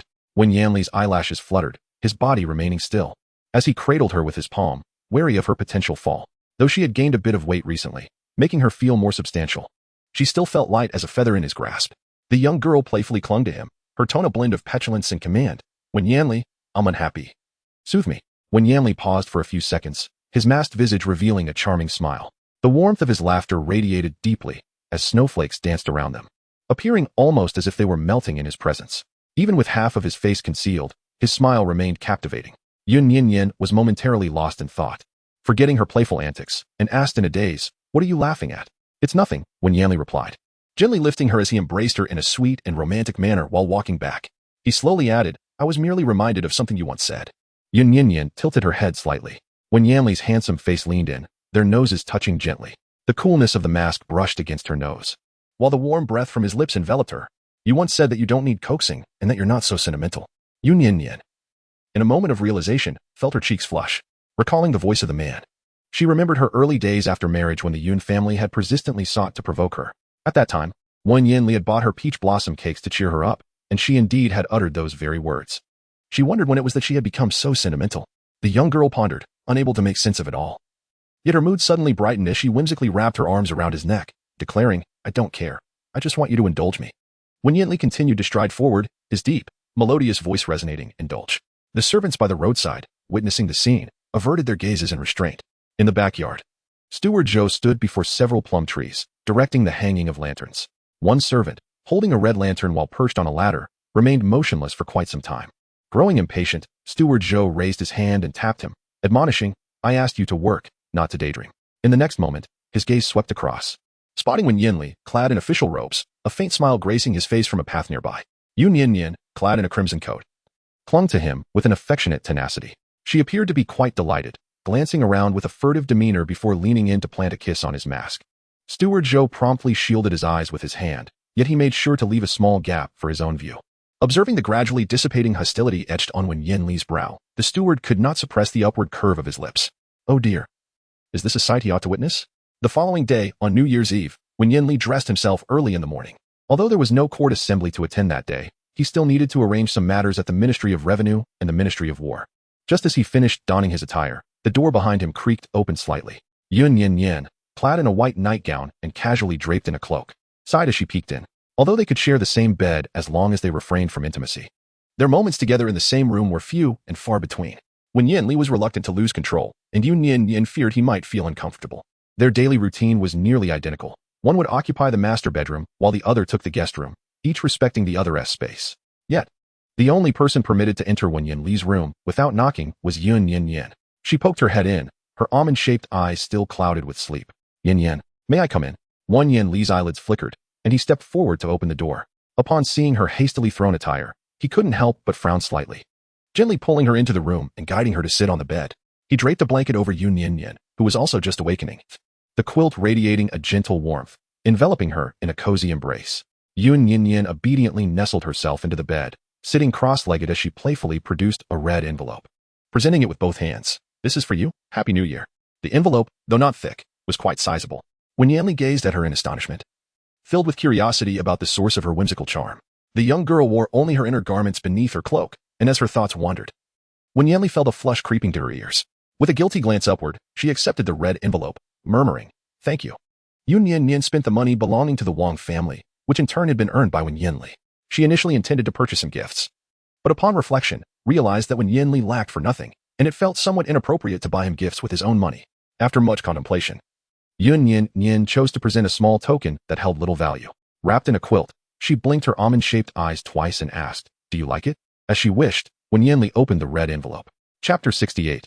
Brother's Mockery. What pretense of filial piety! The contents of the envelope were indeed unique. Inside was a painting depicting a serene path in the back garden, captured at dusk with a few snowflakes gently falling. A young girl clad in a red coat was seen leaning against a young man. The painting featured both figures in profile. Wen Yanli's face was unmasked, revealing his exquisite features, a prominent nose, and eyes adorned with a faint smile, as their noses touched tenderly. The girl's ears were flushed, endearingly compliant in her embrace. Wen Yanli caressed the paper, lifting his gaze to observe it further. Yun Nian Nian obediently tilted her head, her almond-shaped eyes blinking as she grasped his finger and inquired, "Is it beautiful? Is it beautiful?" I painted it. The artwork, while not exceptionally lifelike, revealed her dedication through its intricate details. Wen Yanli carefully rolled up the painting and nodded affirmatively. "It is beautiful." He then asked, "What prompted you to gift me this painting?" "I initially intended to present you with a pair of shoes I crafted myself," she replied. Yun Nian Nian stuck out her tongue, feeling somewhat dejected. "But even with the golden finger of rebirth that allows me to remember everything, I still cannot master every endeavor effortlessly." Wen Yanli raised an eyebrow, contemplating her words. After a few moments, he leaned closer to her, saying, "Next time, refrain from making shoes. I prefer your paintings. What if you injure your fingers with all that sewing?" He gently lifted her chin, and with a fervent yet tender kiss, pressed his lips against her delicate ones. Perhaps the kiss was too forceful, as the girl flinched slightly and instinctively retreated a bit. However, Wen Yanli grasped her neck firmly, asserting his dominance in the embrace. The kiss lingered, imbued with an overwhelming intensity. Yun Nian Nian inadvertently bit his lower lip with a bit too much force. After parting, Wen Yanli's lip was swollen in a certain area. She stared at it in a daze. The man touched his lip, his gaze inscrutable and intense. Had it not been for the prior engagement to discuss state affairs with several officials, he would not have so readily let her off the hook.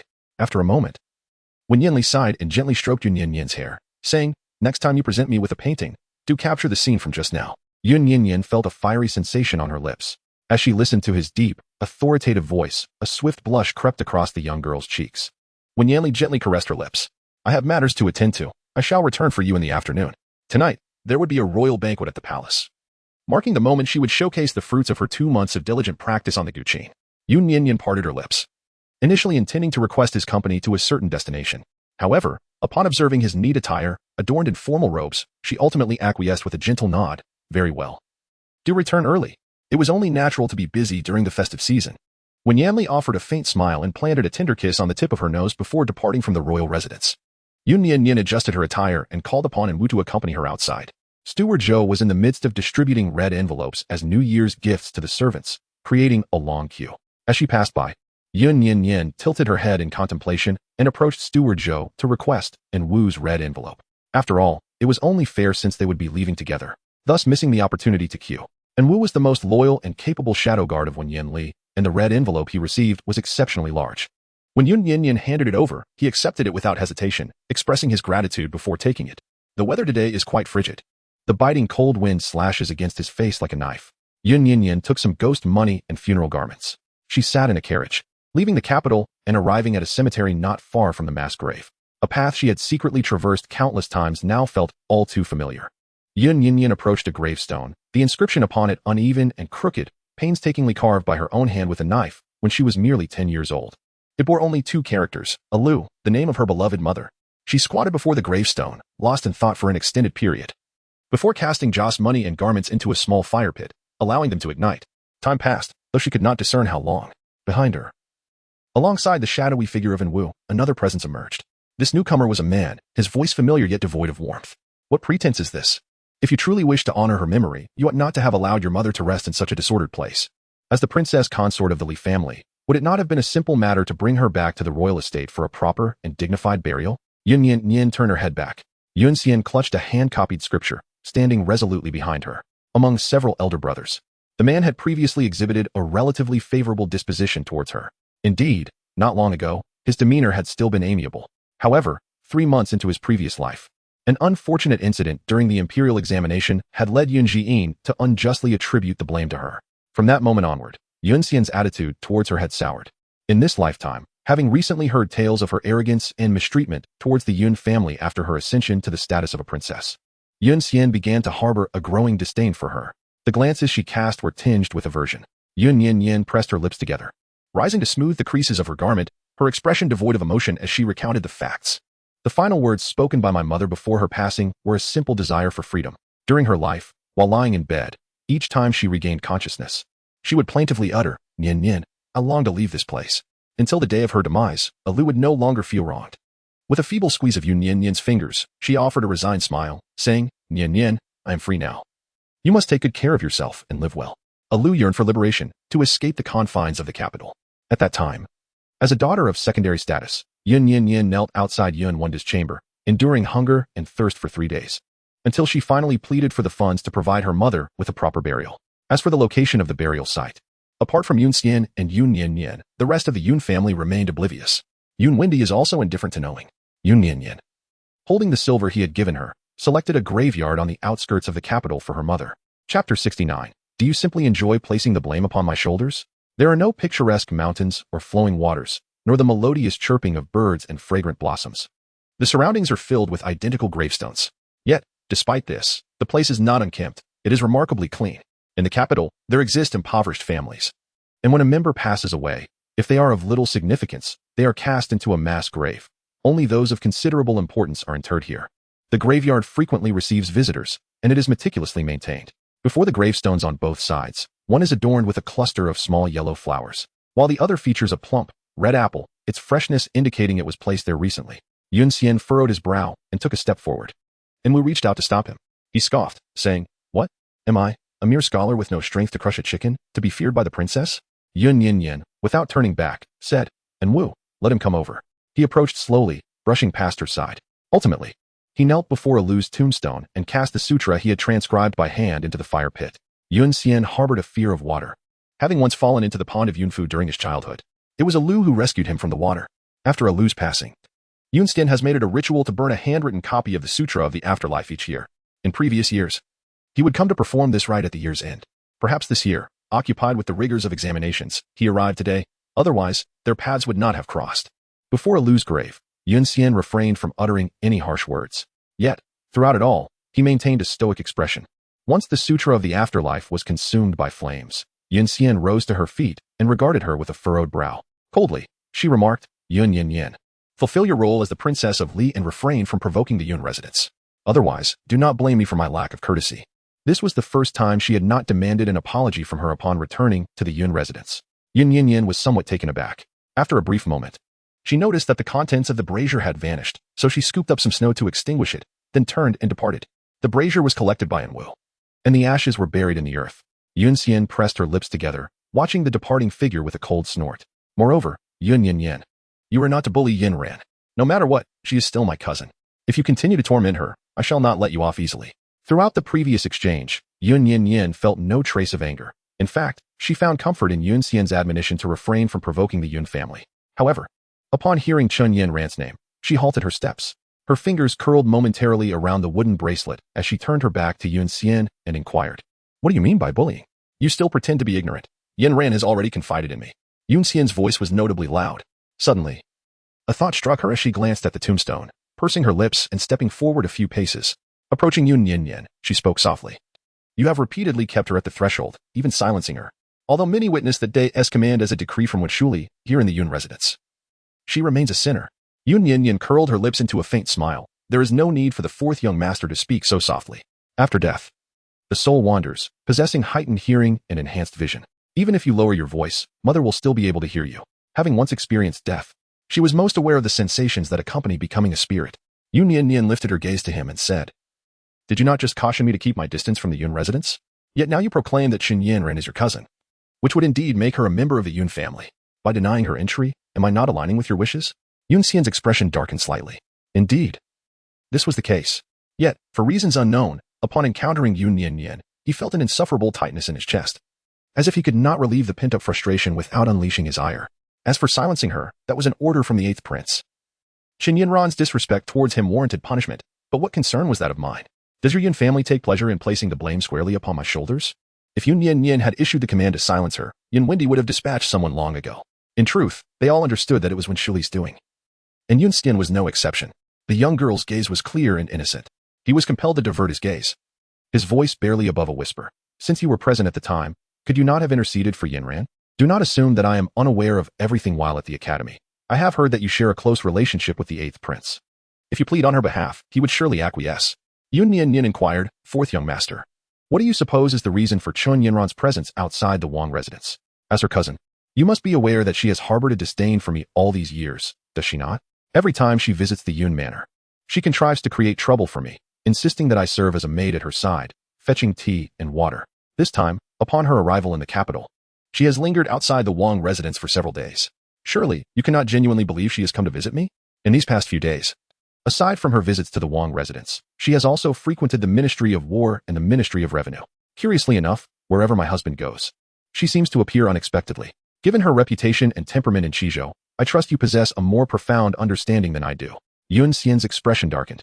He heard Yun Nian Nian candidly state the truth before Lu's gravestone. She was not seeking him. Rather, she desired his husband. Why should he demean himself to plead on behalf of such a woman? He could hardly suppress the urge to strike her further. If the fourth young master wished to protect her, he should keep her away from his husband, and not sway her hips like a courtesan in a brothel to capture his attention. Chapter 70. The twisted truth. After many years, the terms courtesan and swaying hips stung Yun Xian's face with embarrassment. Having spent considerable time at the academy, he was genuinely unaware of what Chun Yin Ran was doing at the Li Wang residence. Yet, considering her nature, he found it somewhat difficult to refute. However, as an older brother, it was humiliating to be rendered speechless by a half-sister. Thus, Yun Xian vaguely replied, "Even so, she is merely infatuated with Li Wang. It is quite customary for men to have multiple wives and concubines, especially since Wen Yanli belongs to the royal family. You cannot prevent everyone." At this point, Yun Xian felt justified in his reasoning. Rather than allowing other women into the residence, it would be preferable to let Yin Ran visit. After all, they were sisters and could look out for one another.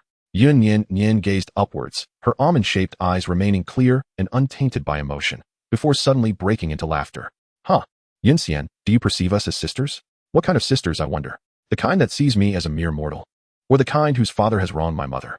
She alluded to the matters concerning Chun Hu and Lu. Yun Xian's expression darkened once more. "Yun Nian Nian, it was your mother who could not withstand the solitude in the backyard." Slap. Before he could finish his sentence, Yun Nian Nian raised her hand and struck his face, her palm still trembling. Upon receiving the blow for the first time, Yun Xian momentarily stood in stunned silence. Turning his head, he caught sight of Lu's grave in the distance. He wished to continue speaking, but after a moment's reflection, he pursed his lips and coldly declared, "I do not wish to utter another word before your mother. Let us leave." With that, he grasped her sleeve and led her outside. Yun Nian Nian struggled to break free, and Wu promptly intervened. The young girl, slightly tilting her body behind Wu, maintained her gaze upon him, rubbing her numb palm. "Yun Xian, The events of the past were concealed by my mother to protect me, but I have come to a realization. Now that I have departed from the Yun residence, it is time for you to learn the truth. Yun Nian Nian's biological mother, Lu, passed away when she was merely 10 years old. The year of her demise bore a striking resemblance to this one, as the Chun family journeyed from Qi Prefecture. On the eve of the Lunar New Year, a night meant for familial reunion, an unexpected revelation unfolded. Somehow, Yun Wanda received word and ventured to the inn where Chun Hu resided, only to stumble upon Lu entangled in an illicit affair. Lu, disheveled and with a flushed face resembling that of one intoxicated, lay languidly in Chun Hu's embrace, her eyes half closed. At that moment, Yun Nian Nian was also present, curled up just outside the room. The inn was distant from the small courtyard where Lu and Yun Nian Nian resided, and that night, someone had witnessed Lu making her way alone to Chun Hu's quarters. In a fit of rage, Yun Wendy ordered that Lu receive 100 lashes. However, considering that her clothes were not fully removed, that she was inebriated at the time, and that she had a 10-year-old daughter, he showed some restraint. Yun Wendy ultimately spared her life. Lu offered no explanation throughout, silently accepting the punishment. The already fragile woman, upon returning home, neglected to administer any medicine and was unattended. She fell gravely ill and passed away 2 months later. The servants of the Yun residence all claim that Lu has met with retribution. After Lu's demise, their attitude towards Yun Nian Nian has grown even more contemptuous. This is the truth that Yun Xian is aware of. Today, before Lu's grave, Yun Nian Nian revisits the past, teasingly inquires, "So, what do you suppose is the reason I was also present when the servants intruded into the guest courtyard?" Yun Xian recalled that day. On New Year's Eve, a heavy snowfall blanketed the ground with a thick layer of white. He heard a commotion as he arrived at the guest house. Yun Nian Nian, clad in a red coat, huddled beneath the stone bench in the courtyard, her delicate face pale, having succumbed to the cold. When she awoke the following day, inquiries were made regarding her ordeal. The 10-year-old girl, timidly gazing at the adults before her, bit her lip and shook her head, unable to articulate her experience. Now, at 17, Yun Nian Nian stood before him, articulating the truth with deliberate clarity. "I was taken back by Chun Hu, the very person who sought to harm me." Little Yun Nian Nian had been well protected by her mother, blissfully unaware of the malice harbored by outsiders. That fateful afternoon, Chun Hu had gifted her a piece of candy, the only token she received aside from a new garment from her mother for the new year. However, the candy was laced with a sedative. Observing her innocence, Chun Hu's sinister intentions surged forth. Fortunately, Yun Nian Nian had been in the company of Lu at the time she consumed the candy. When Lu returned from fetching water, she found Yun Nian Nian missing and, after questioning the servants, hurriedly made her way to Chun Hu's guest house, disregarding all else. The details of what transpired next remained elusive to Yun Nian Nian. She only recalled being thrown onto a bed, her shoes removed by Chun Hu, and then Lu bursting in. Upon regaining consciousness, she found herself back in her room, her mother lying beside her, pallid and bloody but conscious, gently caressing her as she urged her daughter to remain silent about the incident unless absolutely necessary. In her youth, Yun Nian Nian could not comprehend the gravity of her mother's words. Yet now, she understood. Her mother sought to protect her most precious virtue as a girl, fearing that should the truth emerge, Chun Hu might retaliate against her. The well-meaning servant who had offered guidance vanished the very next day. Caught between the identity of an unacknowledged concubine and the sole heir of the Yong'an Marquis, Yun Wendy swiftly punished Lu. Meanwhile, the Qin family hastily departed the capital 2 days later. Yun Xian listened to the truth in disbelief. As Yun Nian Nian recounted the tale with an emotionless demeanor, he felt as if something within him had collapsed, and he shook his head in a flurry. "You must be fabricating a story. My uncle is not that kind of person." Chapter 71. Confronting fourth brother, "You dare not attempt it, do you?" In Yun Xian's impression, Chun Hu is a free-spirited merchant. He is the sole heir of the Duke of Yong'an, yet he has neither inherited the title of Marquis nor held an official position. Instead, he engages in commerce on the lands of Qizhou. Every year during the New Year festivities, he brings a plethora of gifts for them. Qizhou is abundant with scholars, rich in the spirit of literature, and renowned for its production of writing implements. Each year, Chun Hu presents them with the finest quality of brushes, ink, paper, and inkstones, along with books penned by local scholars that pertain to knowledge and learning. In Yun Xian's eyes, his uncle has always been a remarkable individual. It is precisely because of this goodness that Yun Xian treats Chen Yin and with the demeanor of a caring older brother. Even though she is bold and imperious, often disregarding others, her visits to the capital are infrequent. Occasionally, when she engages in irksome behavior, Yun Xian chooses to turn a blind eye. Out of respect for Chen Hu, he is, after all, a person who values gratitude deeply. Yun Nian Nian gazed at him for several seconds before suddenly laughing. "Yun Xian, you are truly peculiar. Every year, you come to burn scriptures for my mother under the guise of gratitude, yet your benefactor was wrongfully accused and met her demise. Now that her daughter reveals the truth, you find yourself unable to believe it?" Yun Xian fell silent for a moment, her heart filled with conflicting emotions. She pressed her lips together and inquired, "Do you possess any evidence? Is it truly so difficult to obtain?" Yun Nian Nian's smile deepened. Chun Hu is a man with a profound affection for alcohol.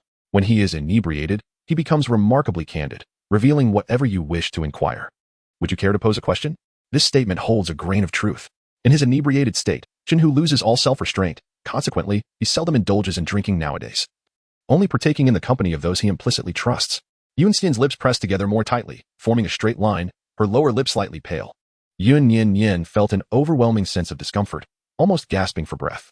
In her childhood, she lacked understanding, and with her mother passing away at an early age, her previous life's gentle disposition left her at a loss. During the subsequent New Year celebrations at the Yun residence, she consistently feigned illness to avoid attendance, retreating whenever Chinhu was present. As she matured, thoughts of vengeance began to stir within her. In her former life, after marrying into the Li Wang residence and becoming a princess, her only desire was this singular obsession, for which she had meticulously prepared, even poisoning the wine in advance. Yet, perhaps fate intervened, guided by her mother's spirit, who wished for her to remain untainted. The chaos in Qizhou claimed the lives of the entire Qin family. Upon learning of Chinhu's demise in her previous life, she wept with swollen eyes for a protracted period, torn between joy and the disappointment of not being able to exact revenge on her enemy. Ultimately, Chinhu's death extinguished that obsession, leading her to forget him entirely. In this lifetime, after being reborn and marrying Wen Yanli for 3 months, it was only upon encountering Chinhu again that thoughts of vengeance resurfaced. This time, however, she would not be as consumed by obsession as before. She intended to ensure Chinhu's demise through proper means. With this resolve, Yun Nian Nian relaxed her shoulders and coldly addressed Yun Xian. I have said all that needs to be said. Verification merely requires a few jars of wine. If you doubt me, feel free to test it. A mocking smile curled her lips, but I suspect that the fourth young master would not dare to take that leap. Would he? In her clear gaze, Yun Xian beheld the reflection of her own silhouette, stubborn and foolish. His complexion turned pale as he bowed his head in deep contemplation. Yun Nian Nian turned and departed, leaving the cemetery enveloped in tranquility. Upon emerging, she exhaled deeply, adjusted her attire, and reboarded the carriage to return to the manor. Coincidentally, Wen Yanli was also returning. The wind had ceased outside, and delicate snowflakes began to fall. Wen Yanli and Yun Nian Nian entered the palace together. Just past noon, the sky was overcast, with a light blanket of snow covering the ground. Snowfall on New Year's Eve is indeed a splendid omen, heralding a bountiful year ahead. However, Yun Nian Nian held a disinclination towards it. After entering the palace, she encountered Yun Xiu outside the Hall of Supreme Harmony, where a banquet was soon to be held. The man appeared considerably thinner than before, his complexion pale, clad in heavy official robes, gazing at her from a distance. When Yanli had gone to seek the emperor, Yun Nian Nian and Enwu were outside, engaged in the art of playing the guqin.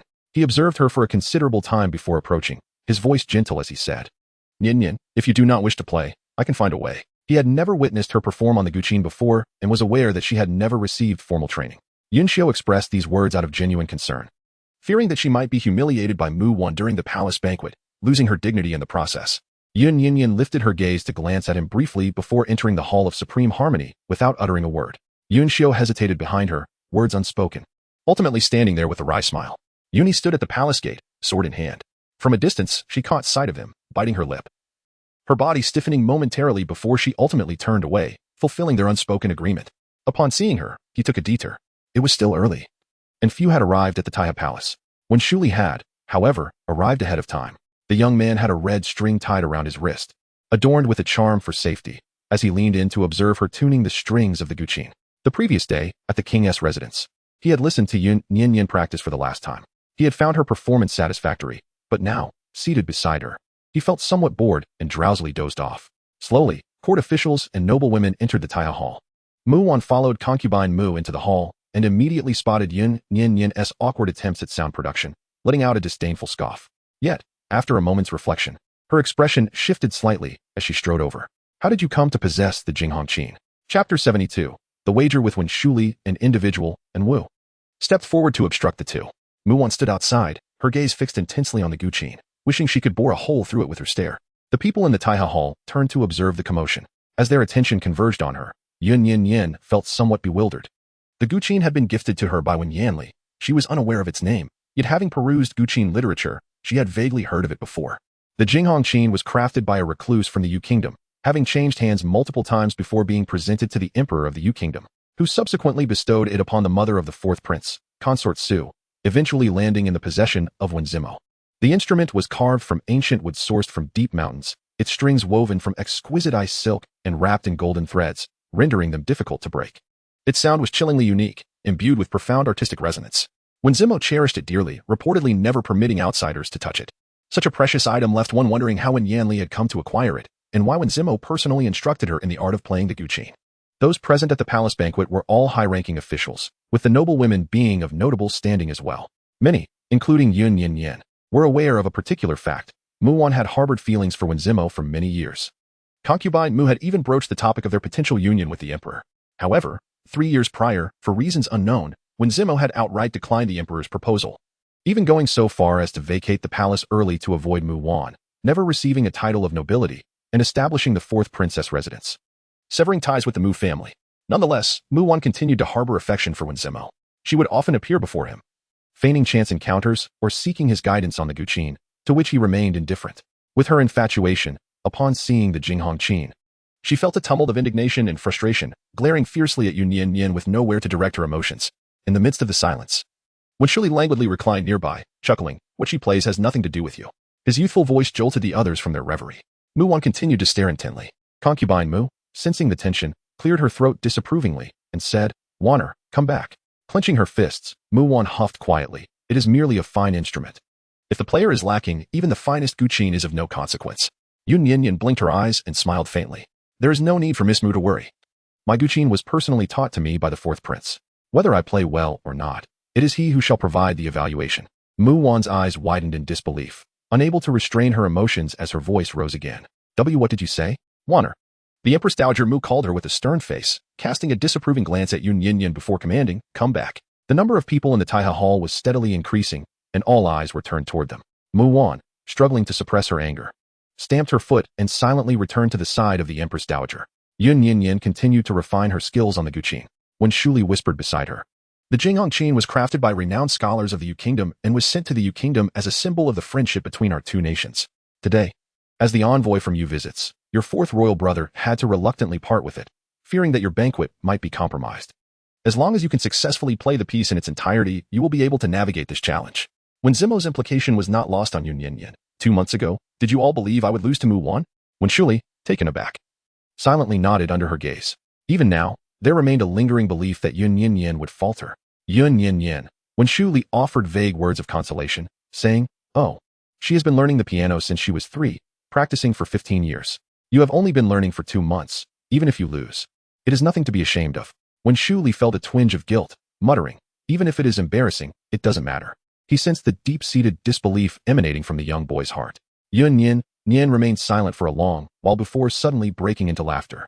Wen Shuli observed her smiling countenance, an inexplicable chill running down his spine, as he heard her say, "Eighth Prince, shall we make a wager?" At that moment, Wen Yanli and Wen Zimo entered the Tai Chi Hall, coincidentally catching her words. Wen Yanli took a seat beside Yun Nian Nian, while Wen Zimo settled next to Wen Shuli, pouring himself a cup of tea. Wen Shuli swallowed hard and inquired, "What shall we wager on?"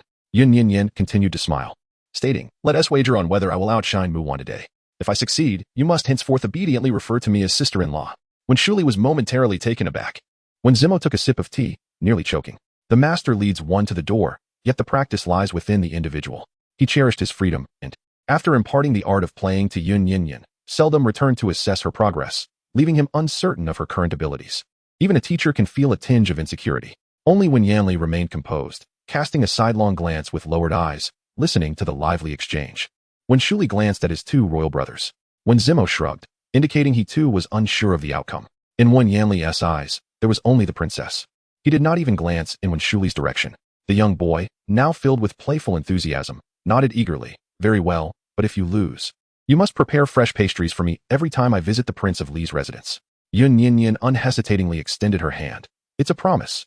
The two exchanged a discreet high-five. In truth, even without the wager, every time Wen Shuli visited the Wang residence, Yun Nian Nian would personally prepare pastries for him. Even in his absence, delightful confections would occasionally find their way into the palace for him. The young lad was still somewhat inexperienced, having suffered a loss in the gambling match. Chapter 73, Brotherhood. The Taiha Hall was rather crowded and warm. Wen Zimo elegantly rolled up his sleeves slightly. By chance, Wen Shuli cast a glance, noticing the red string of good fortune adorning his brother's left wrist, identical to his own. The 2 brothers gazed at each other, their eyes exchanging unspoken sentiments. Yun Nian Nian's eyelids twitched slightly as she turned to Wen Yanli and quietly inquired, "Didn't I instruct you to observe their preferences and thoughtfully select the New Year gifts?" He was savoring his tea, and after finishing it at a leisurely pace, he replied, "It's different. The two brothers instinctively placed their wrists side by side for comparison. Before they could deduce anything, Wen Yanli continued. The fourth brother is older and has a thicker wrist. His gift is a penny more expensive. After a prolonged silence, the two brothers sighed in unison, exchanging playful criticisms. When Shuli remarked, I knew the third prince wouldn't be so considerate. When Zimo chuckled helplessly and turned to Yun Nian Nian, saying, Sister-in-law, fret not. It's not a significant matter. The third prince may appear aloof, yet he is warm-hearted beneath the surface. He simply struggles to express himself. We all know he has often assisted me in private. The absence of a gift will not tarnish the bond we share. Yun Nian Nian indeed felt a sense of concern. However, upon hearing Wen Zimo's words, she felt somewhat reassured. Wen Yanli cast a glance their way and nonchalantly inquired, Where are the New Year gifts you owe me? Wen Zimo and Wen Shuli exchanged looks. Wen Zimo scratched his nose and replied, I have taught the Empress Dowager to practice the piano. Does that count as a New Year gift? Wen Shuli, having contributed nothing, gazed anxiously towards the heavens.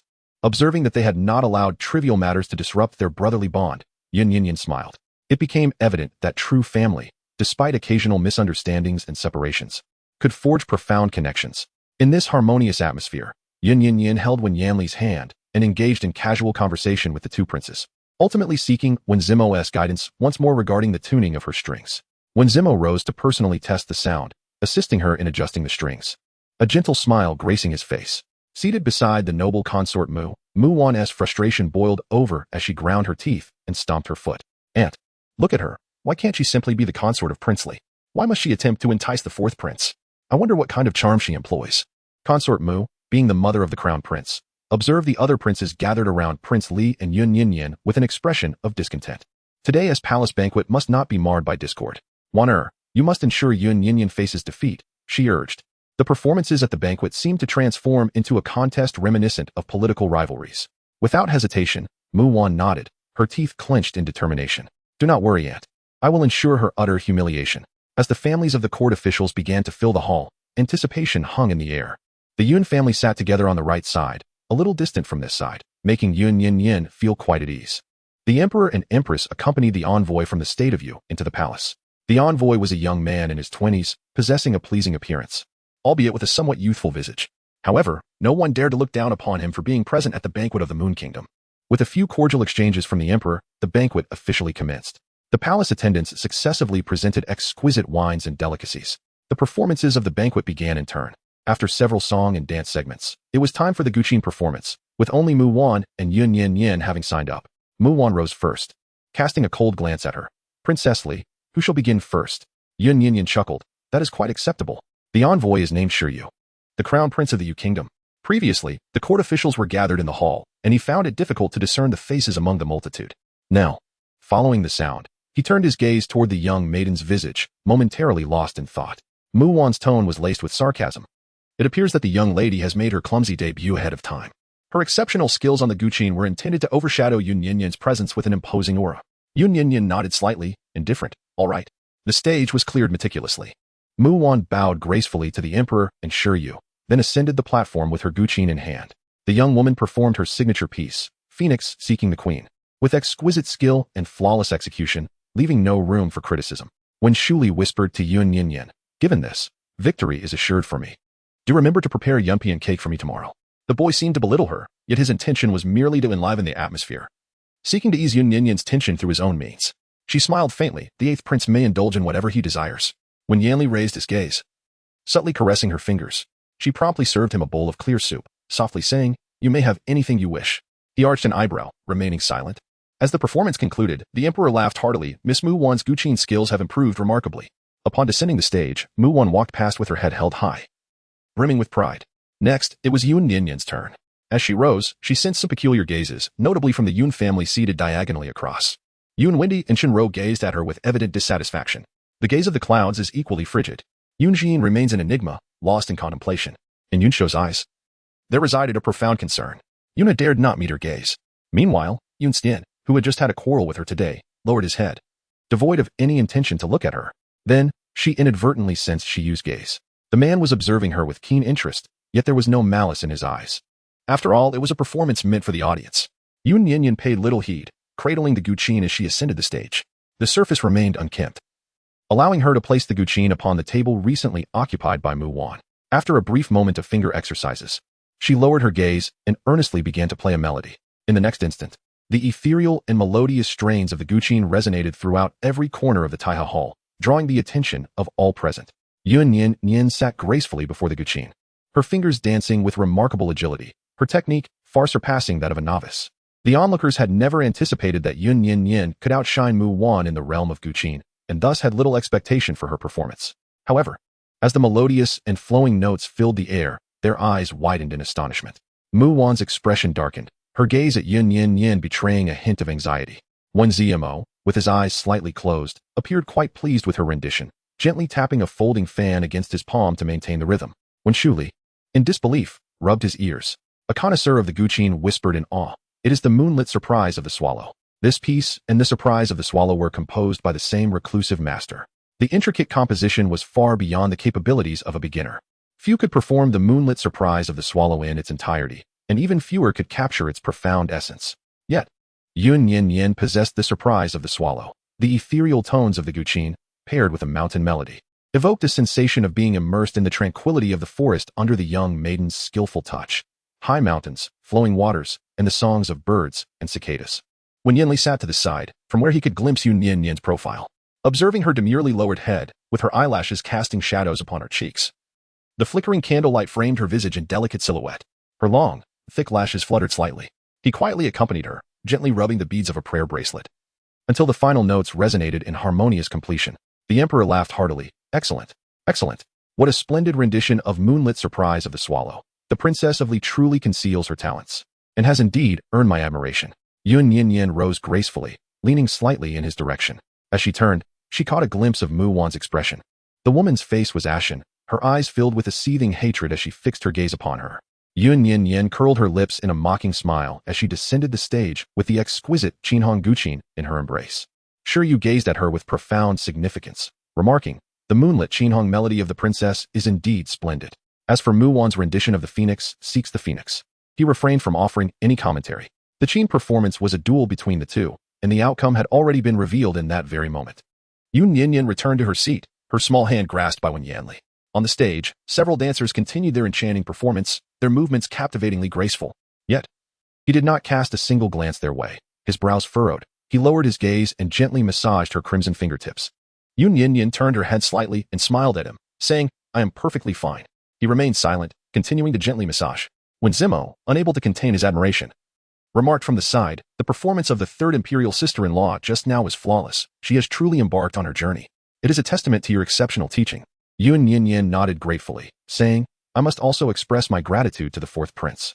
I have finished using the Jinghong Qin, and once the palace banquet concludes, I shall arrange for it to be returned to your residence, restoring it to its rightful owner." When Zimo was taken aback, when he had entrusted the Jinghong Qin to Yun Nian Nian, he had indeed felt a sense of reluctance, having grappled with his decision throughout the night. This was not solely due to the request of Wen Yanli. A significant part of his hesitation stemmed from his genuine regard for Yun Nian Nian as a sister-in-law. However, the Jinghong Qin held great importance for Wen Zimo as well. Even before delivering it, he had made a request to Wen Yanli, stipulating that if Yun Nian Nian did not excel in playing the guqin, the instrument should be returned to its owner after the banquet. Initially, he had indeed intended to reclaim it. Now that Yun Nian Nian had brought it up, Wen Zimo hesitated for a moment, then smiled and said, "Third sister-in-law, your rendition of the Jinghong melody was exquisite. It is only fitting that this guqin be bestowed upon you." Yun Nian Nian quickly shook her head. "No, it is unnecessary. I am not particularly skilled at playing the piano.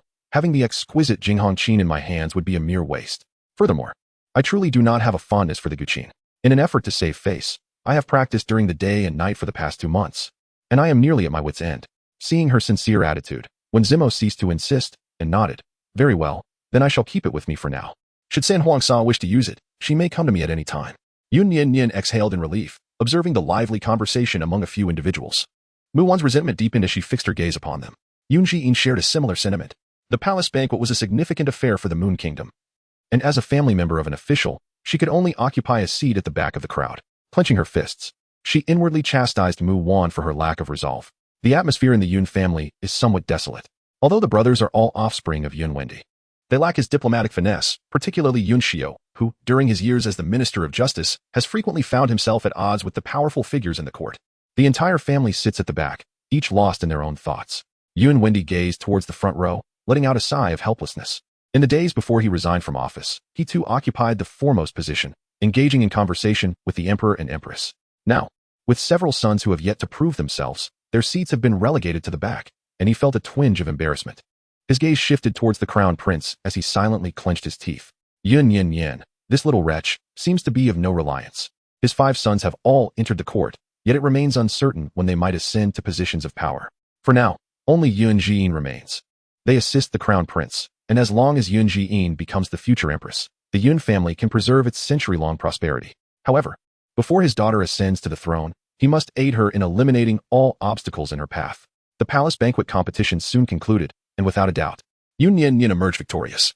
Not only did the emperor acknowledge her triumph, but even the crown prince of Yu Nation, Yu, offered his continuous praise. Yet, for reasons unknown, Yun Nian Nian could not shake the feeling that Yu's gaze upon her was peculiar, filled with admiration, astonishment, curiosity, and a sense of familiarity, as if they had known each other for a long time. The victor of the palace banquet is rewarded, and with a smile, the emperor inquires, Lady Li, what reward do you desire? Yun Nian Nian lowered her head in contemplation for a moment, then rose gracefully and inclined her body slightly toward the emperor. Father, I indeed have a matter to request. Pray speak. She surveyed her surroundings, her gaze settling upon the members of the Yun family behind her. Upon spotting Yun Xian, a smirk of derision played upon her lips. Father, I have a cousin at home named Qin Yanran, who is 18 years old and of an age suitable for marriage. I implore your majesty to take this matter into consideration and assist my cousin in finding a worthy husband. The gazes of the Yun family converged simultaneously. Yun Wendy abruptly rose to his feet, only to realize the inappropriateness of his action, and gritted his teeth to sit back down. His gaze fixed on her with a wary intensity. Recently, Qin Yanran had been attempting to entice Wen Yanli, a matter that had even reached the ears of the emperor.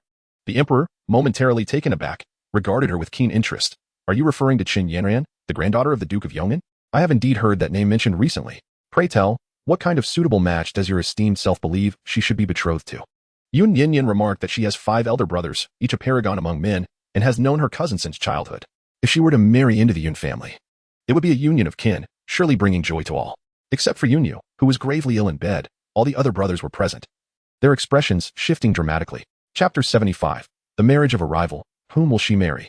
The Hall of Supreme Harmony fell into silence, when Shuli, who had just taken a sip of soup, was taken aback by her remarks, covering his mouth as he coughed twice, and discreetly raised his thumb toward her from beneath the table. Yun Wendy, with a stern expression, rose once more and urgently spoke, Your Majesty, matters of marriage cannot be treated lightly. My 5 sons currently have no intentions of marrying. I beseech you to reconsider. The emperor glanced at him, then shifted his gaze back to Yun Nian Nian, refraining from an immediate response, his fingers tapping rhythmically on the table as if awaiting her to elaborate. Qin Yanran's reputation in Qizhou was far from favorable, and upon entering the capital, she audaciously sought to entice the royal family, targeting none other than his beloved son. The emperor, much like Yun Nian Nian, harbored discontent regarding this affair. He had long held reservations about Yun Wendy's character and approach to matters. Yun Nian Nian, perceiving the subtle hint in his gaze, smiled and remarked, Father, you initially permitted my marriage without emphasizing the gravity of such a union. Nor did you grant me the opportunity to make a choice. My brothers have all reached the age for wedlock. Could it be that you are dissatisfied with cousin Yanran and do not wish for her to become your daughter-in-law? Chun, who is now merely a merchant, uninvited to the imperial banquet, and Qin Yanran is even less qualified. However, with the multitude present at the court gathering, many officials recognized the Qin family. Should today's events reach the outside world, it might lead to speculation about discord between our families or insinuations that Yun Wendy harbors disdain for the Qin household. At present, only Yun Xiao, Yun Emo, and Yuni serve as court officials in the Yun household. Yun Xian requires funds for his studies, Yun Yu needs money for medical treatment. And Yun Zhiyin's marriage to the crown prince also demands financial resources. Furthermore, interactions among the courtiers necessitate monetary support. Although the Qin family does not hold an official position, they are undoubtedly the wealthiest in Qizhou, possessing ample resources. Yun Wendy is not inclined to create discord with them for the time being. Upon receiving Yun Nian Nian's inquiry, his expression darkened, and he remained silent for a considerable time. Chun Ro then rose and bowed slightly towards the emperor. Your Majesty, Yin Ran is already bound to another. And even if our Yun family wishes her to become our daughter-in-law, we cannot impose such a burden upon her. The mention of Qin Yanran's affections caused the emperor's countenance to shift as well. After a moment of silence, he offered a casual smile. What do you mean by bound to another? Matters of marriage are merely dictated by parental authority in the intermediary's words.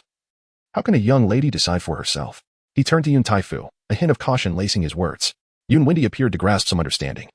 Yet Shinro remained perplexed. She spoke again, Your Majesty, Yanran is. Before she could finish her sentence, the emperor inadvertently knocked the wine cup off the table, causing it to shatter on the floor. Yun Wendy was taken aback, immediately leaving the table to kneel on the ground. The remaining members of the Yun family hastily knelt down. After a brief interval, Eunuch Lu poured a cup of fresh wine. The emperor slowly proclaimed, "This matter shall proceed as the princess consort has suggested. Old Master Yun, after the court banquet concludes, you are to visit the Yangxin Hall for a thorough discussion regarding the marriage." Yun Wendy's face turned pale. Apart from Yun Yu, the other 5 siblings of the Yun family were all kneeling on the ground. Yun's body was rigid, and he remained speechless. Yun Mo glared at Yun Nian Nian. His teeth clenched in frustration. The gaze of Yun He flickered evasively, reminiscent of a deserter. Yun Xian's face paled, leaving her at a loss for what to do. Yun Jin lowered her head, quietly clenching the sleeve of her garment in an unseen corner. Yun Nian Nian turned to glance at them, as several individuals rose in succession. Her gaze swept over them, her lips curling into a mocking smile. Yun Mo felt the veins on his forehead throb with frustration, yearning to rush forward immediately. However, amidst the palace banquet, he concealed his discontent. Once the farce concluded, the festivities of the banquet continued as usual. Yun Nian Nian settled back into her seat. When Shuli turned to her and couldn't help but exclaim, "You truly are remarkable." Yun Nian Nian smiled gently. "8th prince, you ought to address her as 3rd sister-in-law." The wager was won by her. The young boy's cheeks flushed slightly, and with a reluctant air, he feigned indifference. "I know. 3rd sister-in-law." The utterance of 3rd sister-in-law came out as a mere whisper. Yun Nian Nian heard this and smiled, her eyes curving with delight. So obedient. She patted her body, realizing she had no silver on her. She then unfastened the pouch from Wen Yanli's waist, opened it to check the amount, and felt it was sufficient. Handing him the entire pouch, she said, "Here, this is a gift from your 3rd sister." Wen Yanli? Wen Shuli accepted it without hesitation. With a child's capriciousness, he felt a bit pleased and waved the pouch in front of Wen Zimo, as if to say, "I have the gift from 3rd sister." "But you do not." Wen Zimo, however, was indifferent. After elegantly finishing his dish, he wiped his hands and remarked casually, "Shuli, your 4th brother wishes to make a wager with you." When Shuli tilted his head, "A wager on what?" When Zimo retrieved a pouch of his own. "Today, the marriage between Qin Yan and the Yun family has been settled, and with so many officials unable to alter it. Let us wager on which man from the Yun family Qin Yan will ultimately marry." As for the stakes, he glanced at the gift in Wen Shuli's hand. Though the young lad was somewhat prideful, he had already acknowledged Yun Nian Nian as his 3rd sister in his heart, feeling no significant pressure regarding the change of address. In his current cheerful mood, he eagerly nodded. "All right, let me think about whom I should bet on." Chapter 76, After the Banquet. By Lian Seeks Trouble. When Zimo sipped his tea, "Take your time to ponder. You can choose first." The 2 brothers were engaged in a playful rivalry over a pouch of coins. Meanwhile, the instigator, Yun Nian Nian, remained blissfully unconcerned. Playing the guqin was quite physically demanding, and having eaten little earlier, she now felt hungry. In high spirits, she happily added meat to her bowl. When Yanli glanced over, his mood lifting as he filled her bowl with some delectable dishes from afar. The girl's cheeks puffed out as she ate, and she did not forget to share with him. "This eggplant is delicious. This fish is so fresh. The braised pork is rich yet not greasy, truly delightful. You should try some." The dishes she shared were not excessively oily, and the piece of braised pork was just a small morsel, which Wen Yanli savored slowly. They continued to eat in comfortable silence for what felt like an eternity. When Shuli lightly tapped the table, "I have made my decision." Yun Nian Nian, intrigued, tilted her head to gaze over, still chewing on her food. When Shuli remarked, "I wager on Yun Xiao. He is 26 this year, a man of maturity, suitable for marriage."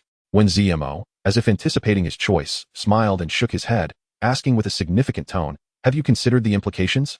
If you lose, the betrothal gift from my 3rd sister-in-law will be mine." The young boy hesitated momentarily before casting a glance at the man from the Yun family.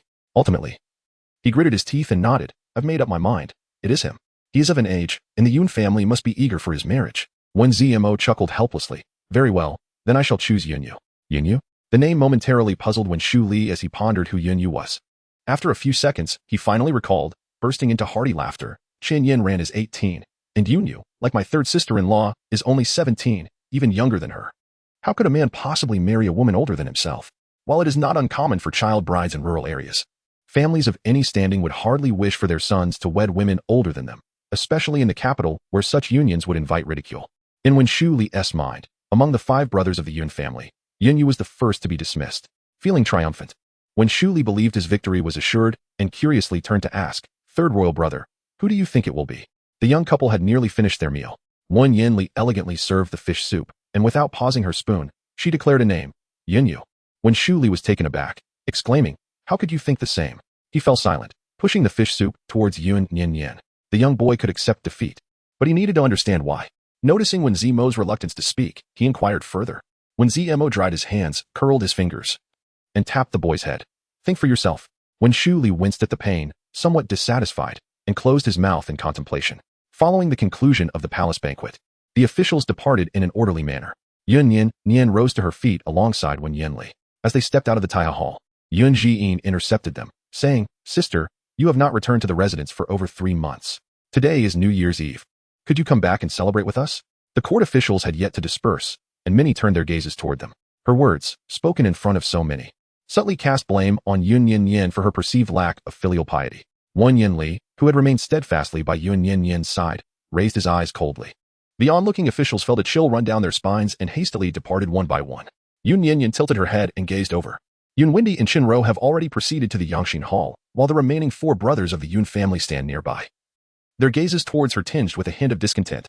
Yun Xiu parted her lips, saying, "Nian Nian, you have truly gone too far this time."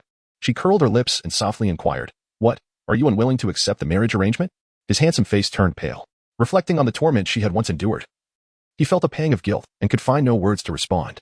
Yun Emo rushed forward, having just called her name, Yun Nian Nian. She looked up and interrupted his forthcoming words. "Second master, you ought to address me as princessly at this moment. We are outside the Taiya Palace. Should any of your words be displeasing to my ears, I kindly ask that you remain silent." Yun Emo raised his hand, but before he could act, Wen Yanli swiftly pulled Yun Nian Nian behind him and coldly commanded, "The young masters of the Yun family are intoxicated. Arrange for them to be escorted home at once. We cannot afford to lose face in the palace." "Understood." Acknowledged the order and summoned several shadow guards to assist. "Ladies and gentlemen, please make your way out." Wen Chengjin was the last to leave. Wishing to ingratiate himself with Shi Yu, he engaged him in conversation about the reception as they exited the Taiya Hall together. Upon seeing them emerge, Yun Zhiyin's eyes immediately glistened with tears. She curled up behind Yun Emo, cautiously observing them. "Sister, I merely wish for you to return home and see father and mother. You have not visited since your marriage. I do not mean to imply you are unfilial. I dare not reproach you, but father and mother, as well as we, truly miss you. Sister, could you please refrain from punishing me? I acknowledge my mistakes." Chapter 77. Yun Xiu kneels to accept punishment for Yun Jiyin. She huddled behind Yun Mo, her pitiful demeanor evoking sympathy. Meanwhile, the remaining men of the Yun family stood nearby, likely displeased by Yun Nian Nian's recent matchmaking declarations in the Taiya Hall. Even if they recognized Yun Zhiyin's theatrics, they chose not to expose her, standing in silence, perhaps unable to discern the ruse. Yun Nian Nian pondered over the possibilities. After a few moments of contemplation, she shook her head, unwilling to dwell further. Since she had already departed, she no longer wished to concern herself with the opinions of these strangers. Yun Nian Nian remarked, "Since you claim that I have struck you, it would seem remiss of me not to deliver a couple of blows. However, as today is New Year's Eve, this princess prefers to keep her hands untainted." She gently called out, "Wu, please deliver a gift to Miss Yun Qi on my behalf." "Yes." Wu responded promptly. Stepping forth from behind her, the tall figure of the man advanced menacingly towards Yun Jin, who recoiled in fear and cowered further back. The other brothers appeared momentarily dazed, but only Yun Mo reached out to intervene, frowning as he admonished, "Yun Nian Nian, do not overstep your bounds." At that moment, Wen Xingjin and Shi Yu happened to pass by. Shi Yu paused, intrigued by the commotion. He too halted, a flicker of delight illuminating his heart. The relationship between Yu Kingdom and Yu Kingdom was quite amicable, with annual economic exchanges. This year, the torrential rains in Su City necessitated assistance from Yu Kingdom. The emperor was still deliberating whom to entrust with this matter between him and Wen Yanli. If the Prince of Yu could witness the disorder within the Li family, with the princess brazenly humiliating her maternal sister in the palace, it would undoubtedly sow discord in his heart towards the Li family. At that juncture, Wen Xingjin's prospects would be significantly enhanced. He swiftly whispered, "It is my third royal brother's lax discipline that has allowed my sister-in-law to engage in such audacious behavior, causing Prince Shi to witness this folly."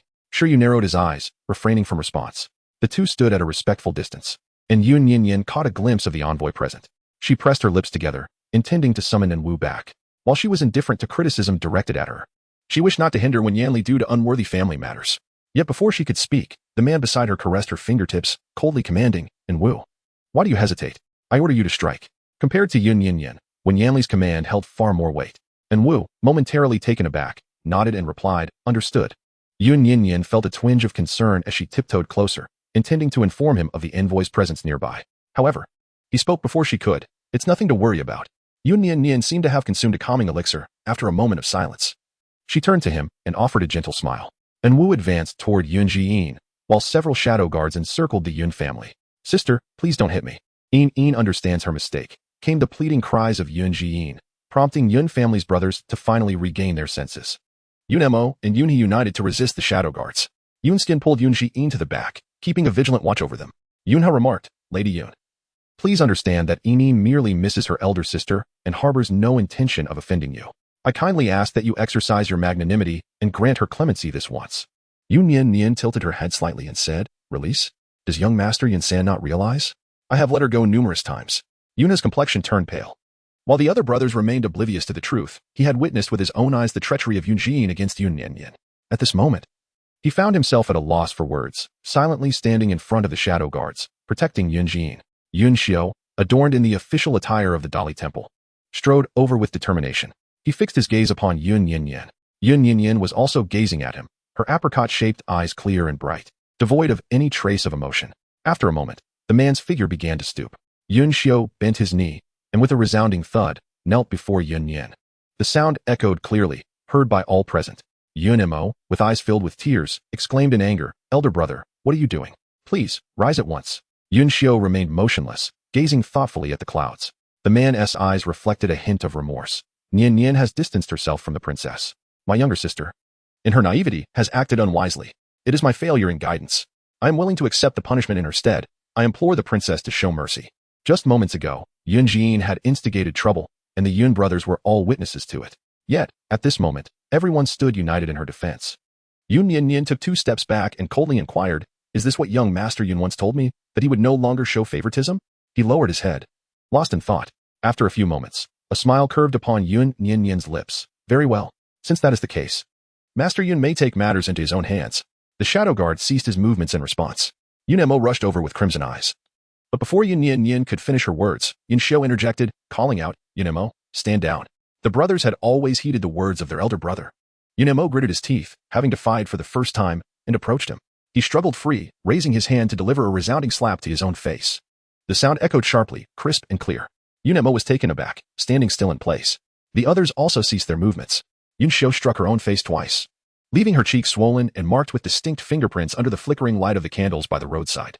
At this moment, when Chen Jin approached, furrowing his brow, and spoke with righteous indignation, "Princess Li, it is the eve of the New Year banquet. Who granted you the audacity to bully others within the palace? Yun Xiao is your elder brother. How could you commit such acts of disloyalty and unfiliality?" Chapter 78. Assistance from Shiryu and Qingjin, and Shiryu had been standing discreetly at the back, unnoticed by the Yun family. Now, seeing her approach, Yun Jin ran towards her with tears of hope, kneeling on the ground with a thud. "Your Highness, I implore you, please save my elder brother." Wen Qingjin helped her to her feet and instructed, "Let young Master Yun rise as well. It is the new year today, and let us all put aside our grievances." The man assumed the role of a mediator. Yun Xiao ceased the motion of striking with his palm, yet he did not rise, instead gazing upwards at Yun Nian Nian. Yun Mo, filled with resentment, gritted his teeth and knelt before the crown prince, imploring, "Your Highness, please advocate for the Yun family.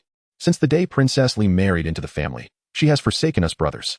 During this time, she has not returned to Yun Manor, displaying ingratitude and unfilial behavior, acting recklessly and with utter disregard. She is truly unworthy of being a princess." When Qingjin, suppressing a smile, feigned surprise, "Princess Li, is this truly the case?" When Yanli's palm curled inward, before Yun Nian Nian could respond, he advanced and delivered a kick to Yun Mo. The man emanated an aura of hostility, his voice cold and harsh. "She is the legitimate wife of the Li Wangfu. If I declare her worthy of this position, then she is worthy. Who are you to presume to dictate?" When Yanli's brow furrowed, the veins on the back of his hand subtly bulging, a precursor to an impending outbreak of violence. Yun Nian Nian sensed an impending misfortune. She grasped his hand, gently caressing his palm, and whispered, "I am fine, do not be angry." When Qingjin was overjoyed, he had been pondering why the crown prince had seldom fallen ill in recent times, and now, fortuitously encountering him in front of the emissaries, he felt as though the heavens were presenting him with an opportunity. When Qingjin remarked, "Your Highness, please take care of yourself.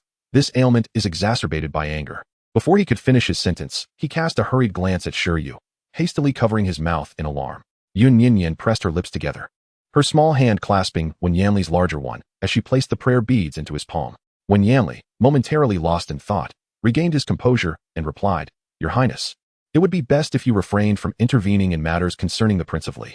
His words carried a note of warning, yet his tone remained steady, as if he had managed to suppress a violent affliction. When Qingjin appeared momentarily stunned, he was disappointed not to witness Wen Yanli's embarrassment before the envoy and let out a hollow chuckle, explaining, "Third royal brother, you exaggerate. I am not one to meddle in others' affairs.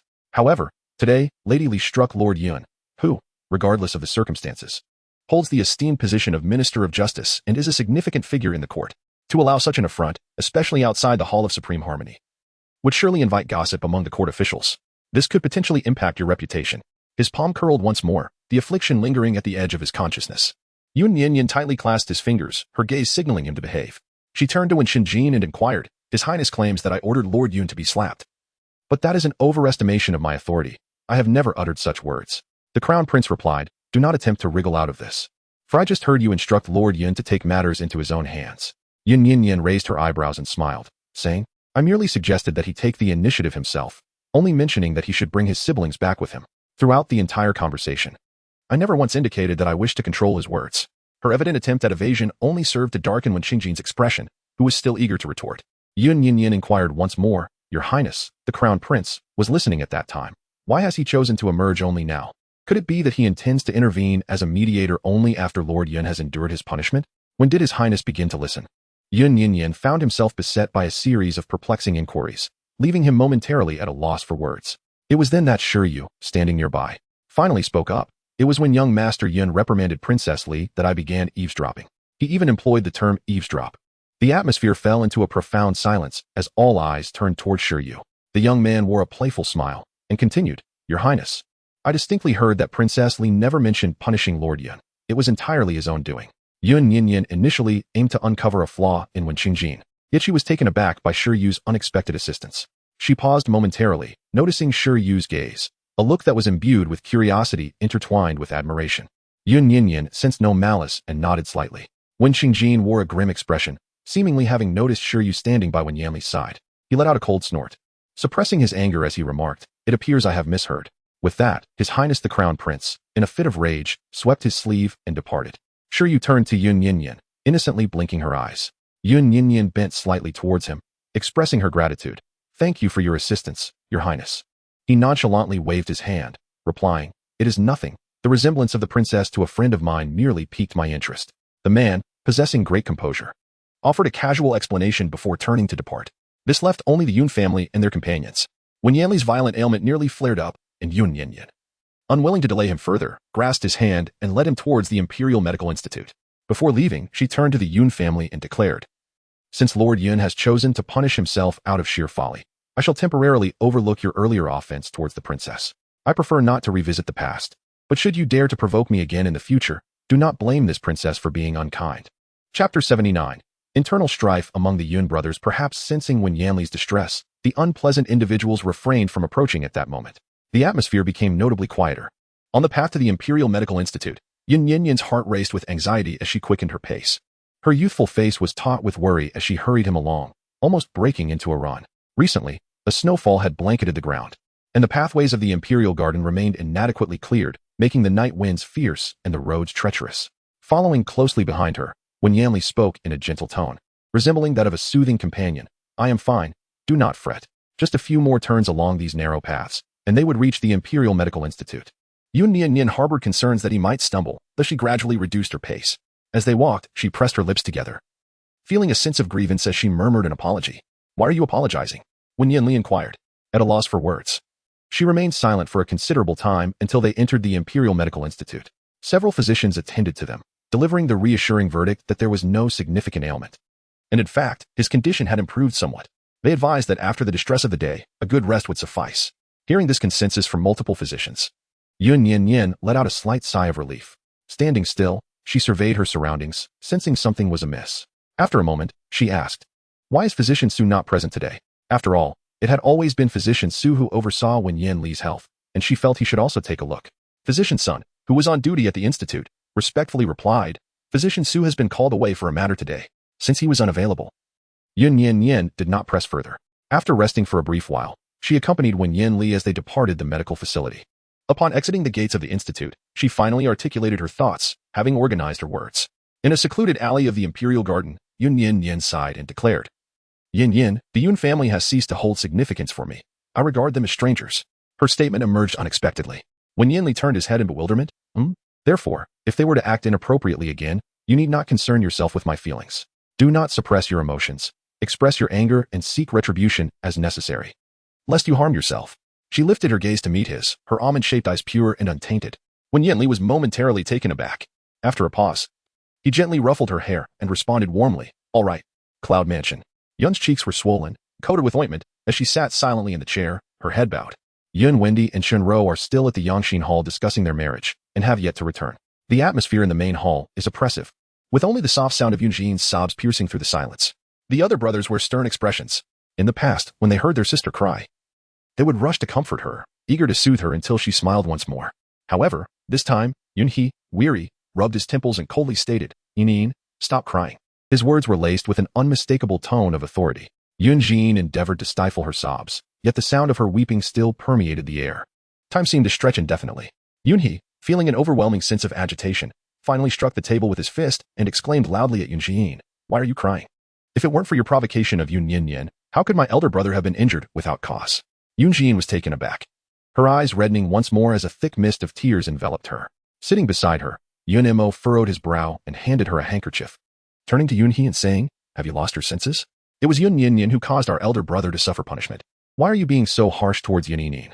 If it were not for her deliberate provocation, enticing Li Wang through Chun Yanran and attempting to frame Yin Yin, how could today's events have transpired?" Yun Hachi rose abruptly, pointing an accusing finger at Yunjin. "What do you know? Are you aware that she deliberately fell in the hunting grounds, falsely accusing Yin Yin of pushing her? She orchestrated a scheme in the fabric shop to poison, intending to abduct Yin Yin, and has repeatedly advised Chun Yanran, revealing Wang's whereabouts. Today, at the entrance of Taiha Palace, nothing would have transpired had she not unjustly accused Yin Yin of striking her. Yun has seemed to have endured for a long time, and finally divulged everything that Yunjin had done. However, before he could finish his words, Yun Mo stood up, seized his garment, and struck him in the face with a clenched fist. Yunha did not anticipate it and retaliated with a punch. Thus, the two brothers began to fight. Yunxiu, who had remained silent, smashed his teacup and exclaimed, "Enough. Everyone, calm down." His face was swollen, and his speech was somewhat disheveled, yet both brothers complied. Releasing their grip and standing a considerable distance apart, Yunxiu did not immediately reprimand them. Instead, he turned his gaze towards Yunjin, inquiring with a look of curiosity, "Yin, is what your third brother said true?" Before Yunjin could respond, Yun Mo interjected, shielding her with his presence and frowning at Yunxiu. "During the hunting grounds incident, it was Yin who witnessed the Prince of Departure bullying you and sought to avenge you. As for the incident at the fabric shop, she was merely an innocent bystander. Brother, as the chief of the Dali Temple, you ought to embody fairness. How can you so readily doubt Yin based solely on Yunhee's one-sided remarks?" Yunxiu pressed her lips together, her gaze fixed intently on Yunjin. She then turned her attention to Yunhee, as if coming to a realization, bearing the weight of a command beneath her swollen face. "The past is bygone. From this moment forth, no one shall provoke Nian Nian." Yun Mo coldly mocked, "Do you think it can simply be decided? How can it be resolved? Our brother has been arranged to marry a mere concubine. Wouldn't that be a source of ridicule for us? Will you marry her or shall I?" In Chapter 80, as Yin Yin reflected, upon mentioning the emperor's decree regarding marriage, Yunxiu's face once again turned pale. It was uncertain how much time had passed. With a sigh, he declared, "I shall request my father's permission to marry Yanran." As the elder brother, it was his duty to care for his younger siblings. However, he had previously neglected his responsibilities and had never paid heed to Yin Nian's circumstances. Since he had erred, he would bear the consequences alone. The atmosphere in the main hall was exceedingly oppressive. Yun Xian had slipped out early. He had resided in the academy for 2 months, and by the time he returned, it was already New Year's Eve. The household did not exude much festivity. Unconsciously, he wandered to the back garden, beneath the tallest tree. Winter had already set in, leaving the tree stark and bare. Yun Xian raised his gaze for a moment, as if in search of something elusive. Yet, after a thorough scan, he found nothing. The night was blustery, and the servant beside him held up a lantern, suggesting, "Young master, perhaps we should return for now?" Yun Xian, remaining still, softly inquired, "Why are there no red cloth strips on the old tree this year?" In previous years, they were always present. The strips were securely tied to the tree, fashioned into charming bows, adorned with innocent wishes. Wishing for elder brother's smooth career path, for fifth brother's good health, for fourth brother's success in the imperial examinations. Such cloth strips were a yearly tradition. On New Year's Eve, Yin Xian would always witness the fabric strips, and on the first day of the new year, he would see Yun Xian eagerly removing them once more. He had always considered her actions to be rather childish, even somewhat foolish. However, this year, all the strips had vanished. The bare branches swayed in the wind, as if whispering that the childish one, as well as the foolish one, was he.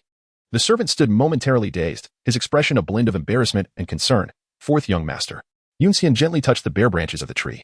Ultimately, he uttered not a word and turned to leave. He had been present when he reproached Yunjin, and now, hearing of the numerous deeds his younger sister had once accomplished, he gazed upon the desolate tree before him. Yun Xian held the answer within. The absence of the banner was likely due to the fact that the individual who pinned it had long departed. Reflecting on the emotionless revelation uttered by Yun Nian Nian before the tomb of Alu, he lowered his head in contemplation, seemingly cultivating new thoughts. Although today was bustling, the wind was strong, and the sky bore an unusual chill. Yun Nian Nian ultimately refrained from going out to play, obediently returning to the Wang residence with Wen Yanli. Today, many servants had gone home to celebrate the new year, leaving the Wang residence considerably quieter. After taking a few steps inside, she paused, glancing down at her legs. Then, with a pout of indignation, raised her arm to gaze at Wen Yanli. He remained motionless. The young girl's voice was laced with a playful charm. After a brief moment, Wen Yanli sighed, turned around, and bent down, allowing her to leap onto his back. Yun Nian Nian embraced his neck from behind. It seemed her mood had improved as she sweetly planted a kiss on his cheek. Wen Yanli continued to walk forward with her on his back, his fingertips gently pinching her calf as he helplessly exclaimed, "Don't wiggle." "Oh." Yun Nian Nian, obedient and serene, ceased her restless fidgeting. The secluded path lay tranquil as he ambled slowly. The wind held fiercely, biting cold, while the soft warmth of the girl's delicate hand pressed against his ear, offering solace. She leaned gently against his back. After a day filled with tension, he felt a wave of weariness wash over him. With eyes half closed, he languidly uttered, "Yin Yin. Let us promise to refrain from allowing ourselves to be angered by those unworthy of our emotions." Yin Yin's steps faltered momentarily before he resumed his pace, replying, "Indeed." Upon returning to the main courtyard, he pushed the door open, carefully placing Yun Nian Nian back onto the bed. He tenderly caressed her face, remarking, "It is getting late. You should rest."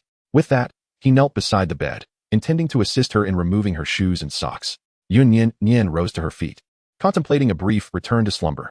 "You haven't consumed your milk today. Allow me to prepare some for you," she said. Wen Yanli, moving from the bedroom to the kitchen, paused to glance outside, tilting her head in curiosity. "Where is Dark 5? We departed the palace together." Yet he vanished upon alighting from the carriage. Wen Yanli followed closely behind, shutting the kitchen door. "I instructed him to rest," she replied. During their return to the Wangfu, Wen Yanli had commanded both Dark 1 and Dark 5 to take some time to recuperate. At this moment, only Dark 1 was soundly asleep. Dark 5, alongside Chio, found themselves amidst the bustling marketplace of the capital. Although the air was chilled, the eve of the new year remained vibrantly lively. The streets were teeming with people, a sea of bodies pushing against one another. Chio carefully grasped the sleeve of Dark 5's garment, slowly counting her little pouch of coins. 1 tael of silver, 2 taels of silver. With the addition of the New Year's red envelopes from the servants, she had accumulated a total of 3 taels, sufficient to purchase an abundance of delightful items. With a heart full of joy, she navigated toward the crowded areas.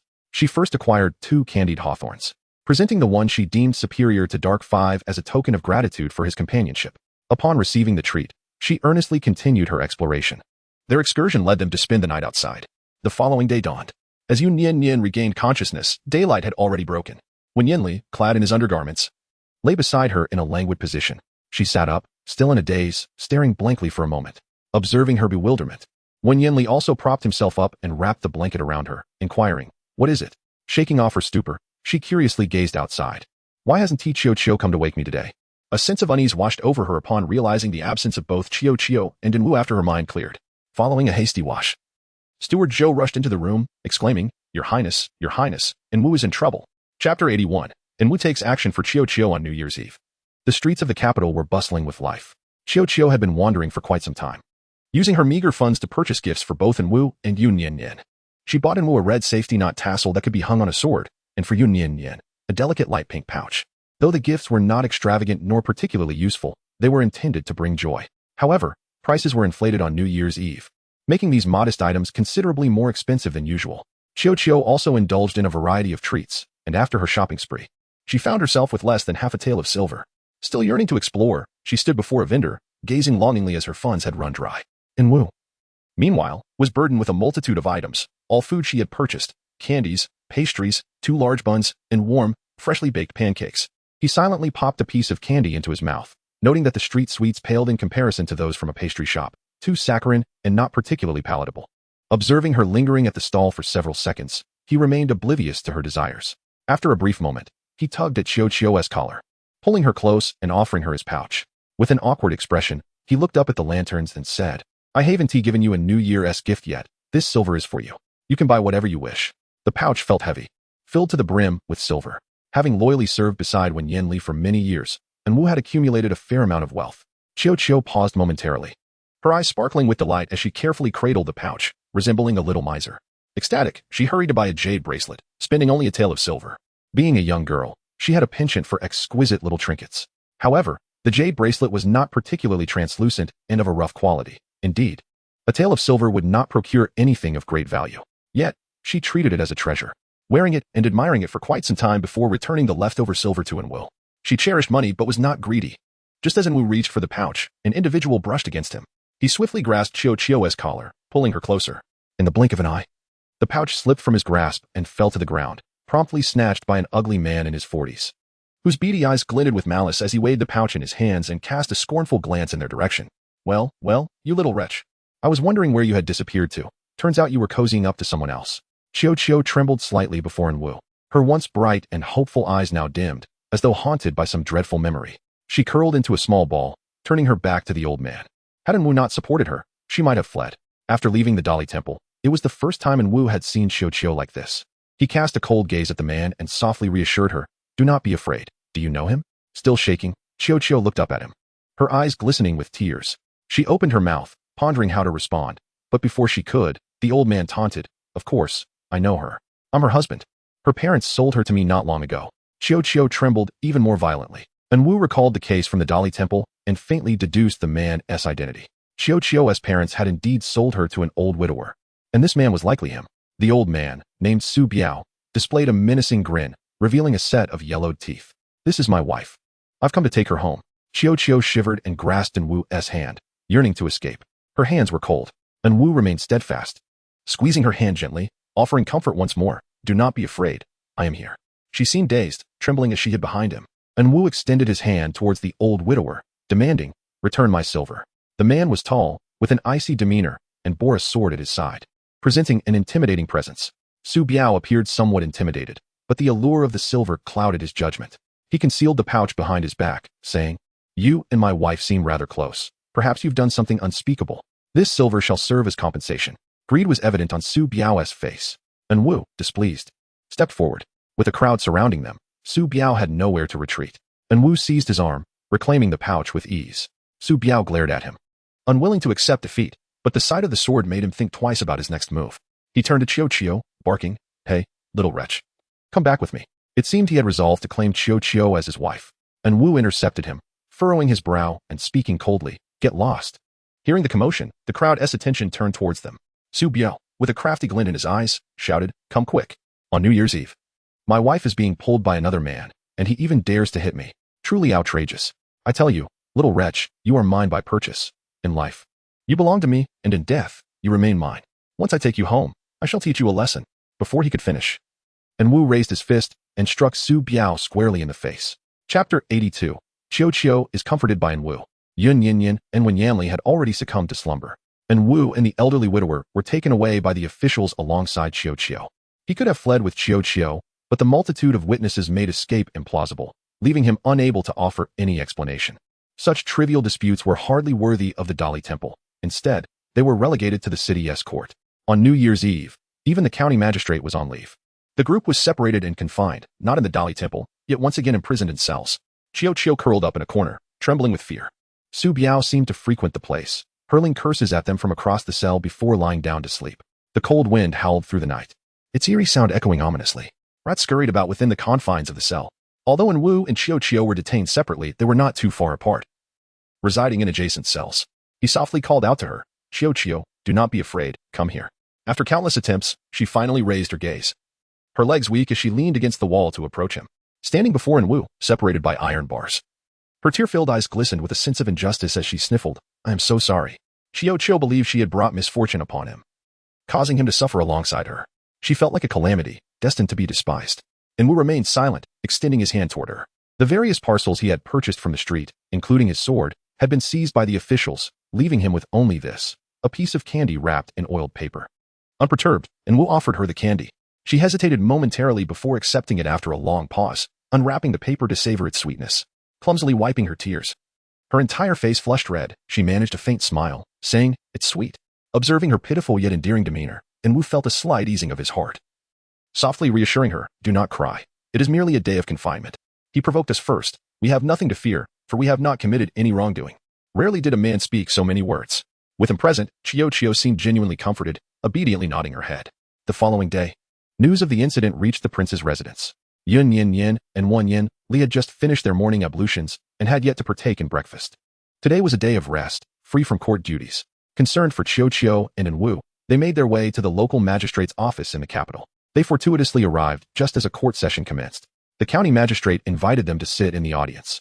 No sooner had they taken their seats than Qiu, Enwu, and the elderly widower were ushered in, shackled in handcuffs and leg irons. Enwu silently knelt down, while Qiu cautiously glanced at Yun Nian Nian. Mirroring her action, anxiously, she cast furtive glances in her direction, fearful of inciting anger or disappointment. An inconspicuous maid and a shadowy guard. They were seemingly insignificant figures, yet the involvement of the prince and princess necessitated the magistrate's careful inquiry into the matter. Last night, a local resident had witnessed the incident, swiftly clarifying the events. Chen Biao had verbally assaulted them first, and Enwu's reaction, spurred by frustration, had led to the altercation. The magistrate sighed in relief, eager to resolve the case and dismiss these troublesome individuals. Chen Biao, upon seeing the royal couple, was seized by fear, acutely aware of the impending consequences. In a flurry of panic, he blurted out, "Your Honor, I am wronged. This wretched Qiu is indeed my wife, and I possess a contract of servitude signed by her parents as proof." The elderly couple had sold Qiu for 5 taels of silver, and a contract had been duly executed. However, on that fateful day, Qiu had fiercely resisted and even struck the widower in her attempt to flee. With her parents gruesomely murdered, the memory of the contract faded from Chen Biao's mind in his moment of fear. After Qiu was exonerated, he did not dare to pursue the matter further. On New Year's Eve, having imbibed too much, he saw Qiu, now radiant and smiling, dressed elegantly and carrying a substantial sum of silver, which ignited his base desires to reclaim her. Despite the reprehensible nature of his actions, the contract remained valid. He reported her whereabouts, and the authorities retrieved her, complete with fingerprints and official records. The written contract was indeed legitimate. The magistrate's expression darkened as he cautiously glanced at Wen Yanli, uncertain of how to proceed. Wen Yanli stated, "I shall offer 50 taels of silver to purchase Qiu. 50 taels was sufficient for an ordinary family to thrive for several years. How could a mere maid be worth such a sum?"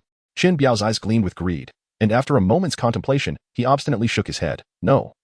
She is my wife, and I shall not sell her for any price." Wen Yanli's gaze remained calm and unwavering, radiating an innate authority that left Chen Biao pale with fear.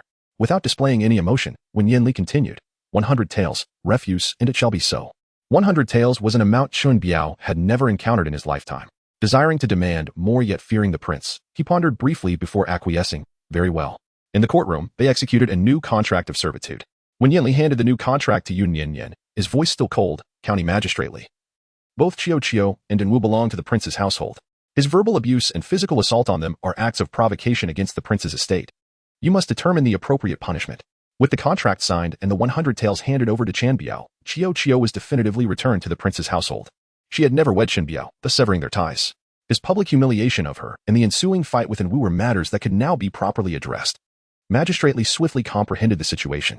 Without waiting for Chen Biao to speak, he promptly banged a gavel, defended Chen Biao for causing a public disturbance. "You shall receive 100 lashes." Upon declaring the punishment, Magistrate cautiously glanced at Wen Yanli. 100 lashes was neither a small nor an excessive sentence. Typically, a mere 20 lashes sufficed for minor disturbances. However, given that Chen Biao had instigated a conflict with the prince's household, the magistrate deemed it necessary to escalate the punishment. Chen Biao, an ordinary man without martial prowess, would find 100 lashes excruciating, potentially life-threatening. Wen Yanli sat quietly, showing no dissent to the verdict. Chen Biao, kneeling on the ground, clutched the banknote for 100 taels tightly in his hand, his face ashen with terror as he pointed an accusing finger at Enwu. "Your Honor, he struck me first." Why, before he could finish, Magistrate impatiently gestured to the guards. They promptly silenced him. "You instigated the conflict." Enwu was compelled to retaliate. "He is innocent. Bring forth the punishment." Perhaps due to Wen Yanli's presence, the guards acted with remarkable efficiency. The torture device was swiftly brought forth, and Chen Biao was forcibly restrained upon it. 2 guards, each wielding a paddle, raised them rhythmically before bringing them down with rapidity. Chen Biao, gagged with cloth, could only weep as tears streamed down his face. After only 2 strikes, Wen Yanli grasped Yun Nian Nian's hand. "Do not watch. It is distasteful.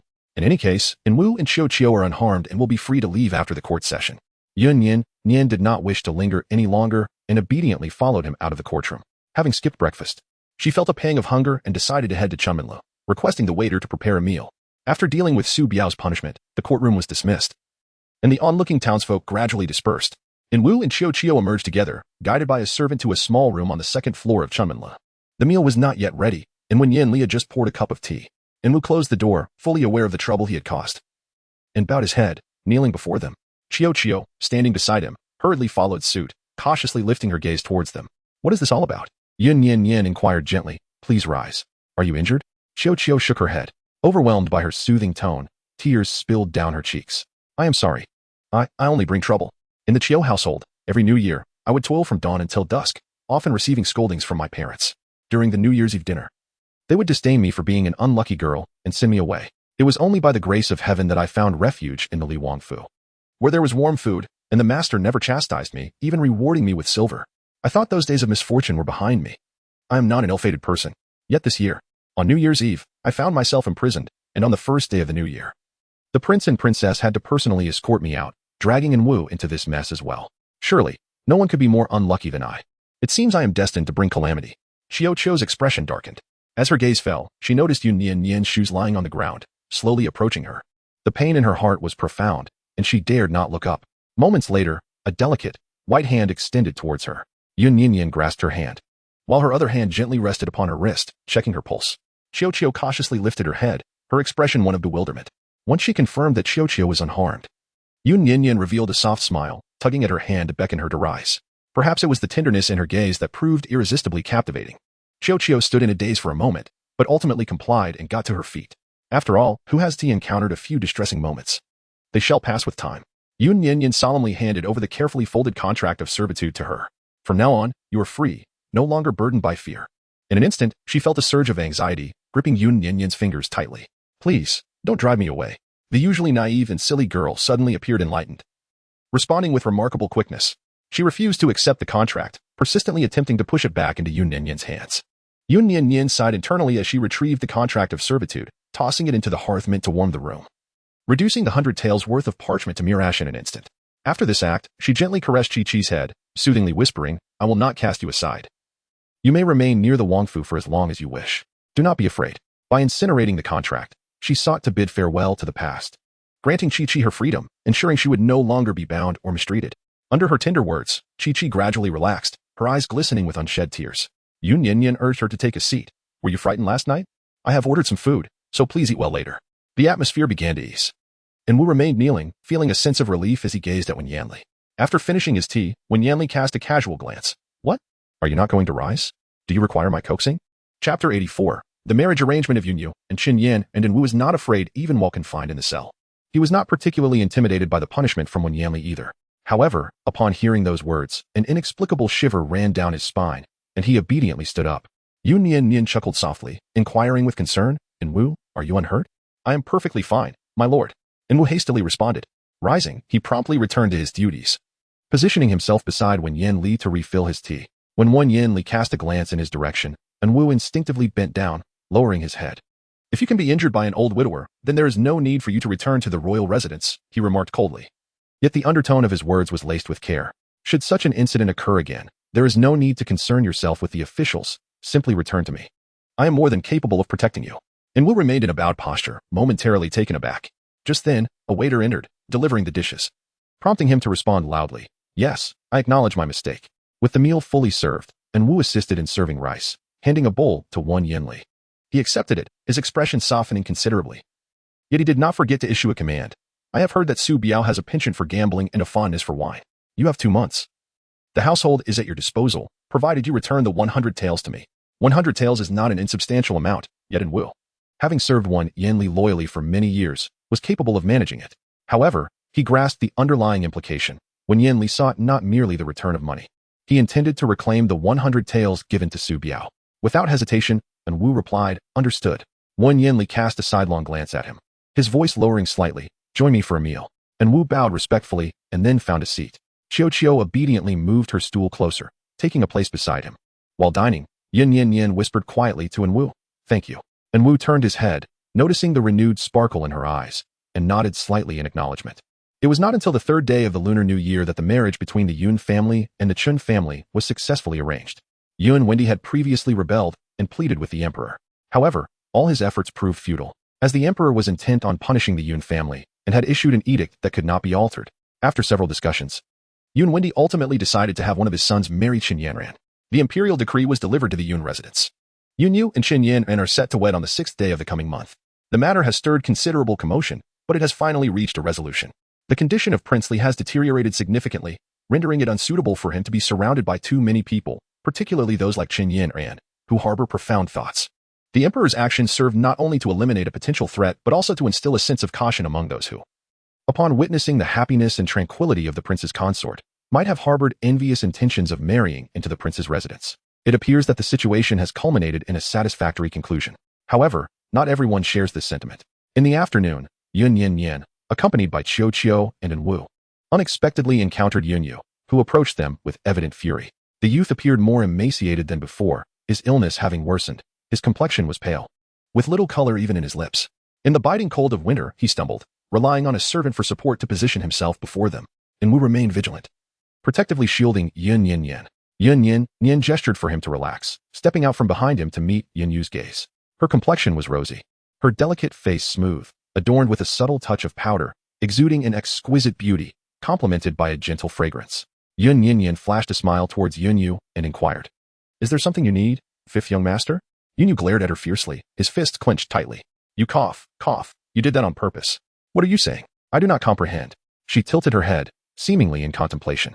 After a few moments, upon hearing Yun Yu's coughing, she appeared to grasp the situation, her face breaking into a smile. "Are you referring to the engagement between you and Chen Yaran? I merely facilitated a connection. There is no need for your gratitude. Fifth young master, you tend to fall ill severely every winter, rarely leaving your abode for the entire season. What has brought you the strength to rise from your bed today? Could it be that the news of a joyful event has lifted your spirits to the point of recovery?" Yun Nian Nian spoke in a gentle voice, even smiling at him. However, Yun Yu could not perceive her kindness at all. He was so furious that he found himself at a loss for words, coughing incessantly. The servants nearby assisted him by gently patting his back. Yun Nian Nian observed with keen interest from the side. In the past, had she encountered such a situation, she likely would have turned away, uttering not a single word to the Yun family.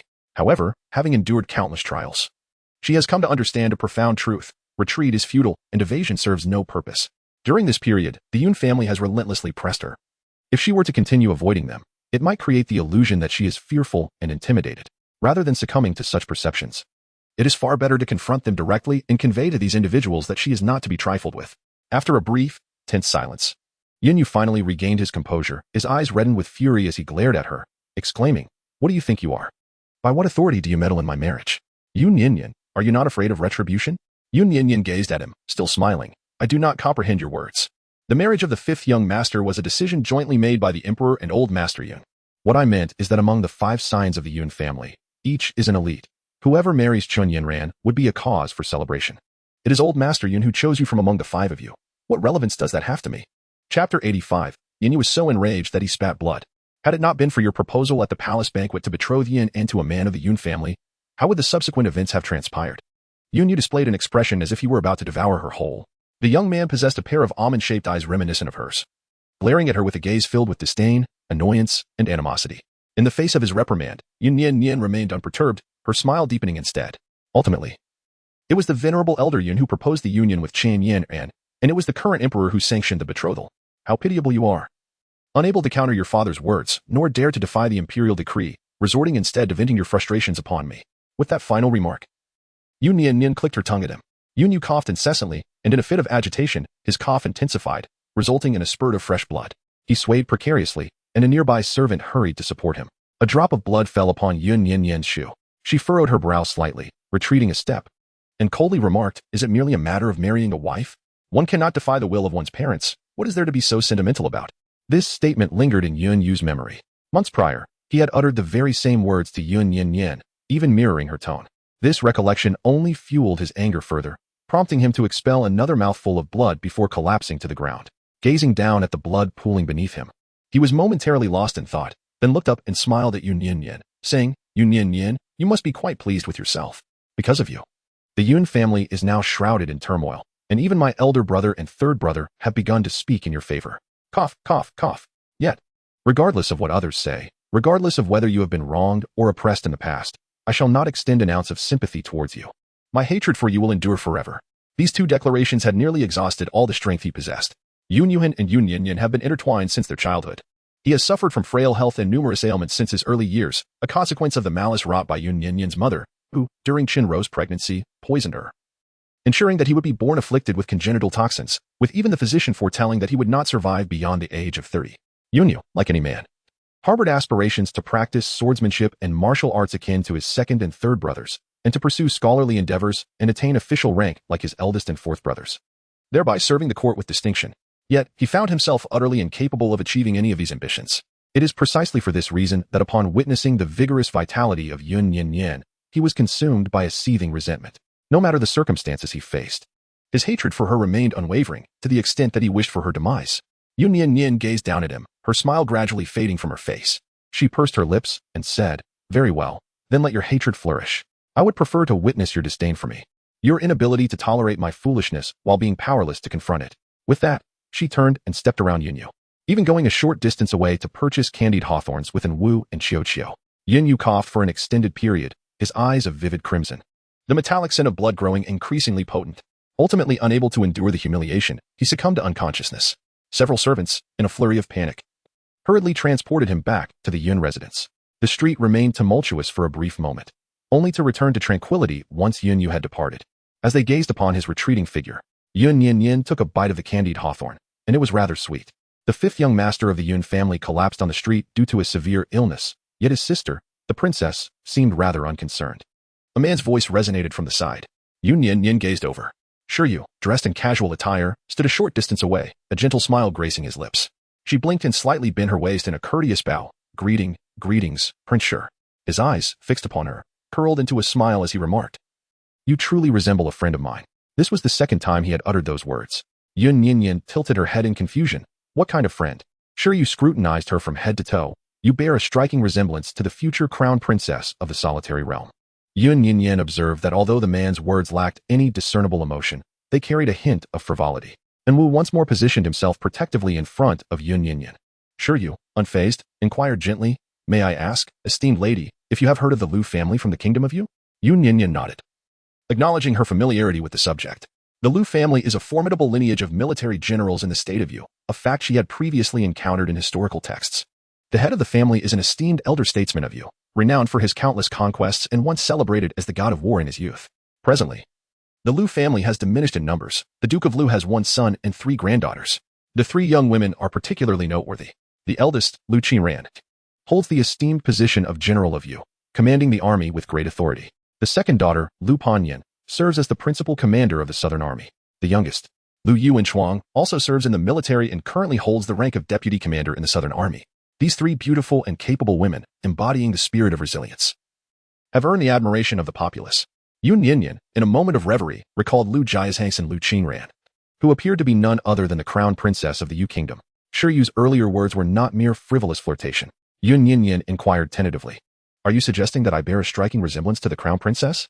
Shiryu nodded, discreetly observing her expression. Although she had never met Lu Qinran, she had certainly heard of her illustrious name. Yun Nian Nian misinterpreted Shiryu, believing him to be frivolous, and offered a shy smile. "It is indeed an honor to share even a semblance with such a valiant heroine." Her words were merely a formality, and Shiryu did not respond, silently gazing at her. He found her visage eerily reminiscent of the one he cherished, with at least 70 to 80% resemblance. Particularly striking were her almond-shaped eyes, which were strikingly identical. The other 2 sisters of the Lu family also bore a resemblance, though he seldom paid attention to women beyond Lu Qinran, making it difficult for him to recall the features of her younger siblings.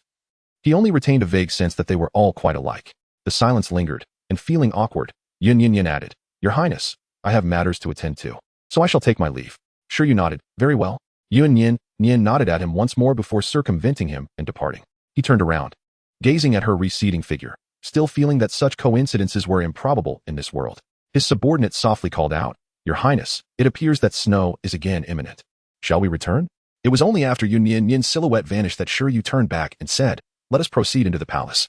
Among the crowd, a shifty-eyed man observed the 2 from a distance. Unable to hear their conversation, he furtively slipped away. A few days later, Shiryu represented the kingdom of Yu in signing a peace treaty with the emperor of the Moon Kingdom. The 2 nations, neighbors, had recently opened trade routes in Mo City and Yu City.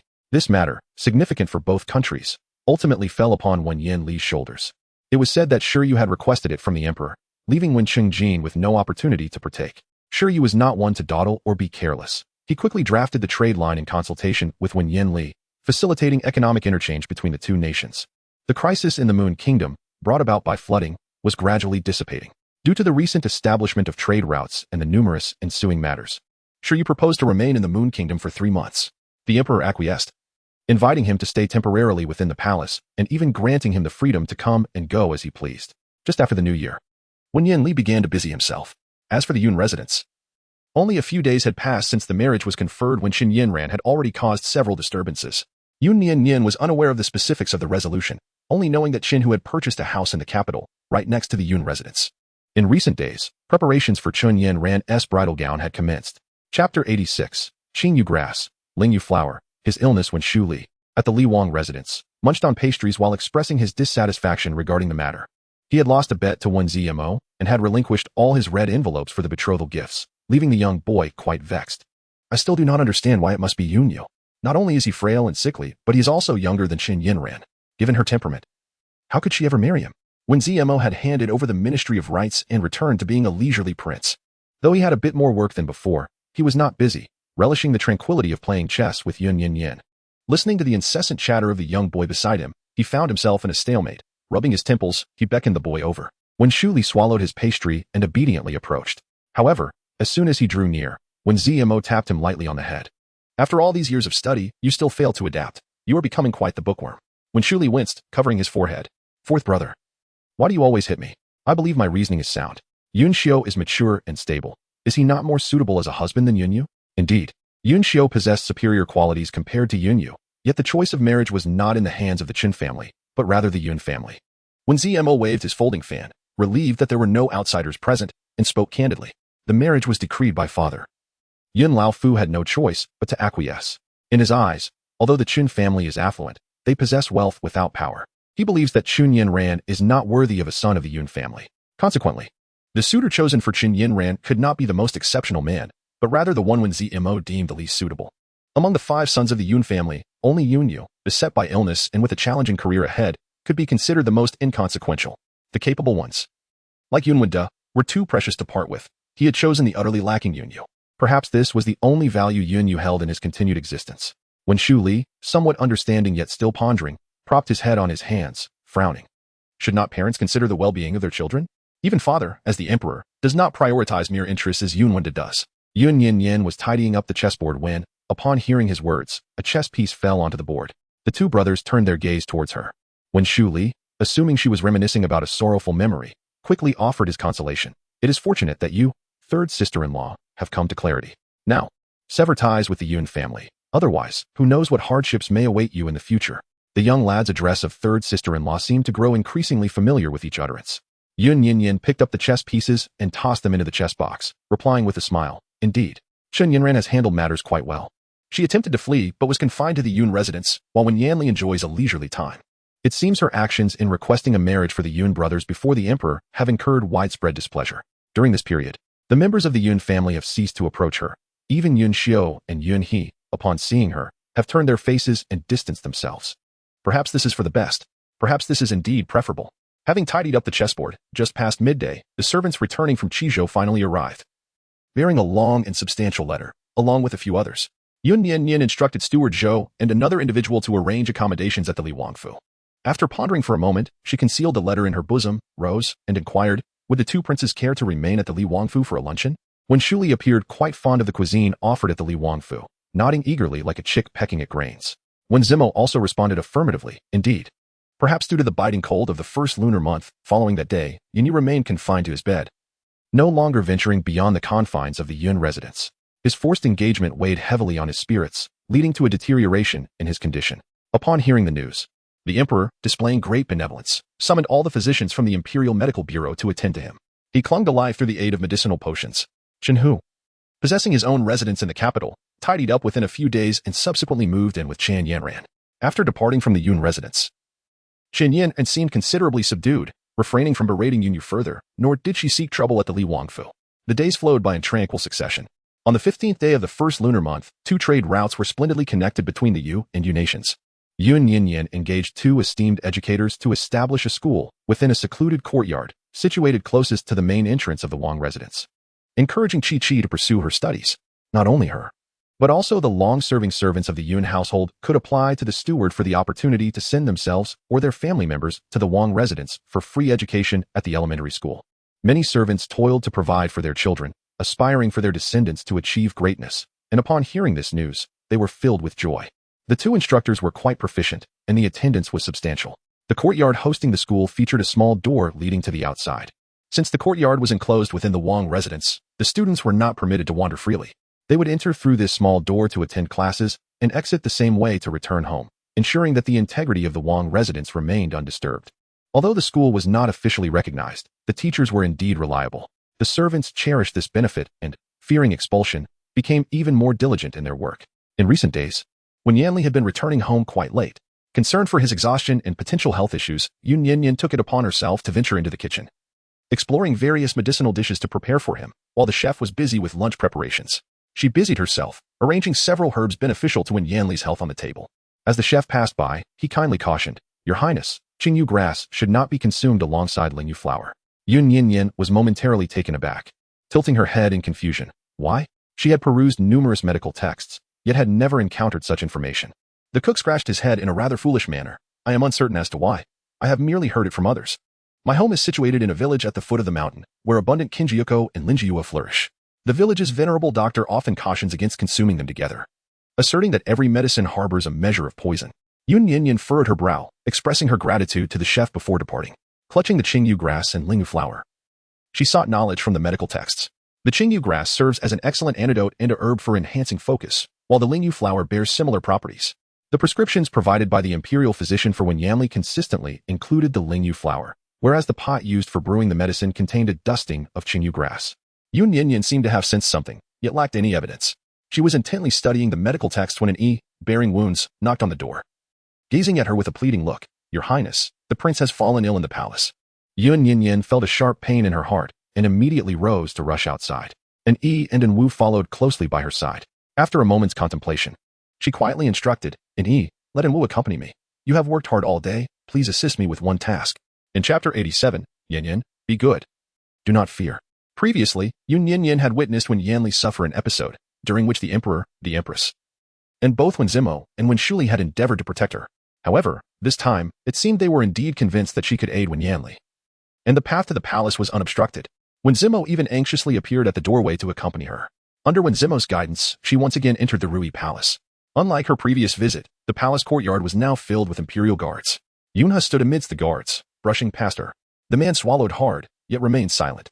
Throughout the journey, she listened to Wen Zimo's introductions, noting that he seemed to have suddenly fallen ill while discussing matters with the envoy. Even Shiyu had been struck by him. Wen Yanli was also injured, and as Wen Zimo ushered her inside, he discreetly placed a healing ointment into her arms.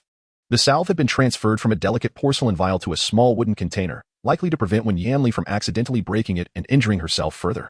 As they traversed the imperial garden, Yun Nian Nian observed the disarray around her, filled with an anxious urgency, until they finally arrived at the Rui Palace.